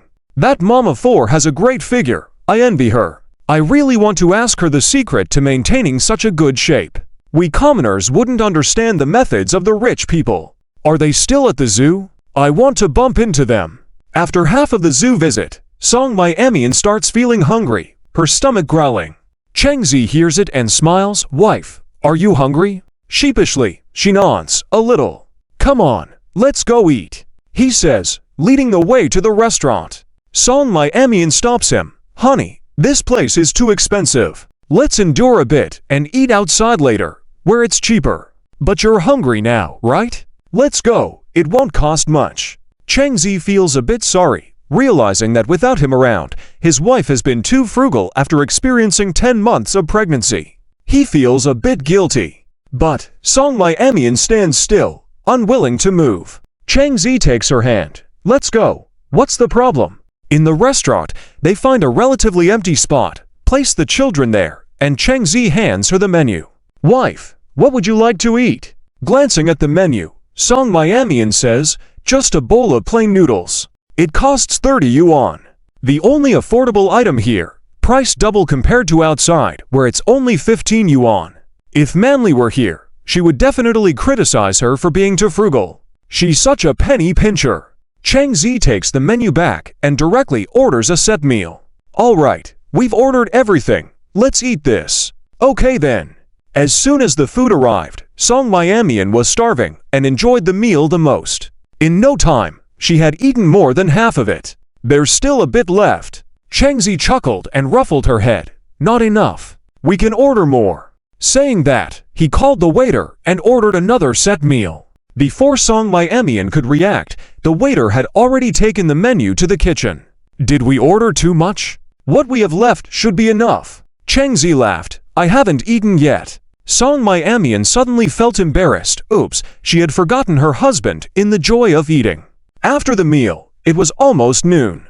The two of them strolled in the zoo for a while and then got ready to go home.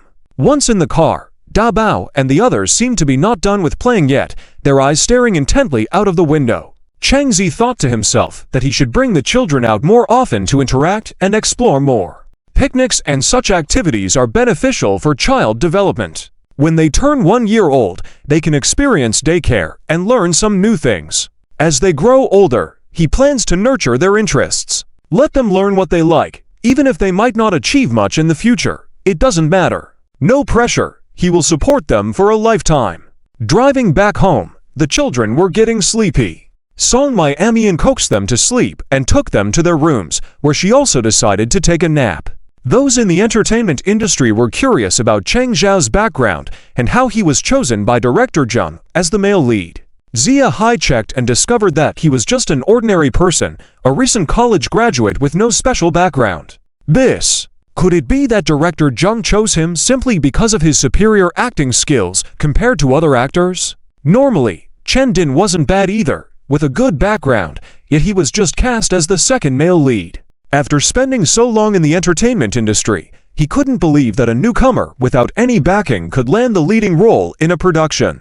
With his sudden rise in popularity, and no one supporting him from the background, it was simply impossible. Was his background too strong to be investigated? Considering various possibilities, he was uncertain which one was true. At that moment, there was a knock on his office door. Sun Shuyu walked in. Mr. Zia. Zia Hai looked up and asked, "What's up? Wasn't the company interested in signing Cheng Zhe before?" "Yes, but that guy is so stubborn. He won't agree no matter what I say." Zia Hai couldn't help but feel a headache thinking about it. Chang Zi even went as far as to post on Weibo, refusing to sign with any company. Wasn't that a clear rejection? He really didn't know how to appreciate good opportunities. This time, let me give it a try. I even want to work with him on a movie in the future. Sun Shuyu volunteered. Zia Hai looked at her. You go. Will that work? Sun Shuyu didn't seem to be close to Chang Zi either. Sun Shuyu smiled. We've worked together in a movie, unlike that guy Chin Feng, who ends up having unpleasant altercations with others. Zia Hai thought for a moment. All right, give it a try. But he doesn't respond directly. How will you meet him? Sun Shuyu replied. I'll try my best. Okay, as long as you get him to sign, I'll let you both star in a movie. Sun Shuyu nodded and left. Afterwards, he made a phone call. The next day, Chang Zi and Ethan went to the location to shoot an advertisement in their car. En route. Boss, this company is relentless with emails. Ethan was fed up. He scrolled through his tablet and landed on a new email. The content was even more sincere than before. Ethan had grown tired of it, never seen such a persistent company. Despite publicly announcing their no-signing policy, they still persisted. Chang Zi glanced over and after a while said, Reply, we're not signing. All right. The advertisement only took a day or two to shoot in a large studio covered with green cloth. They reached the location. After the contract was signed, they had a brief discussion to confirm everything before commencing the shoot. The brand's representative explained things to Chang Zi, and after confirming everything was in order, they paid for the advertisement. Filming began. The progress was swift, completing within a day. The post-production work would be left to them, and Chang Zi just collected his payment and left. By the time they got home, it was already evening. Song Miamian and the kids were watching TV in the living room, and her mother-in-law was bringing dishes to the dining room. You're back just in time for dinner. At the dinner table, after some thought, Song Miamian proactively served food and soup to Chang Zi. They had been shooting all day, so he must be exhausted. Seeing the young couple like this, Song Chin felt a mix of contentment and a tinge of discomfort. Back in the day, she and Miamian's father were also like this, loving and caring for each other. However, he simply walked away, leaving without a word, so decisive. At that time, Miamian was only 2 years old, and she spent the days in tears, though she had to gather courage to raise her child, never considering remarrying because she believed he would return someday. But after 20-some years, was there still hope? Many times, she had given up, yet deep down, she still hoped. Sensing her mother's emotions, Song Miamian knew she must have been reminded of past events. Mom, with Chang Zi and me here, we'll take good care of you.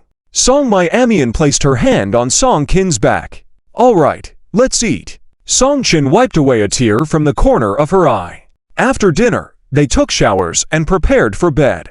Chang Zi received a message from Director Lin. He mentioned that Sun Shuyu wanted to talk to him, providing contact details as well. Sun Shuyu. Wasn't she the female lead? His lips twitched a bit, feeling that Director Lin was behaving like a messenger. He seemed to handle everything himself. Xiao Cheng, she wants to talk to you. If you're not willing, it's fine, no pressure. Director Lin said. Okay. With that, an option to add a friend appeared in the chat box. After adding her, Sun Shuyu initiated the conversation. Chang Zi, are you free tomorrow? No, I'm not. Chang Zi replied, as he needed to take care of the kids with hardly any free time. Could you have a meal with me? I have something to discuss with you. If you have something to say, go ahead now. I have to attend to my children most of the time, so I don't have much time. Sun Shuyu furrowed her brows. This response seemed too indifferent. I feel it's better to talk in person.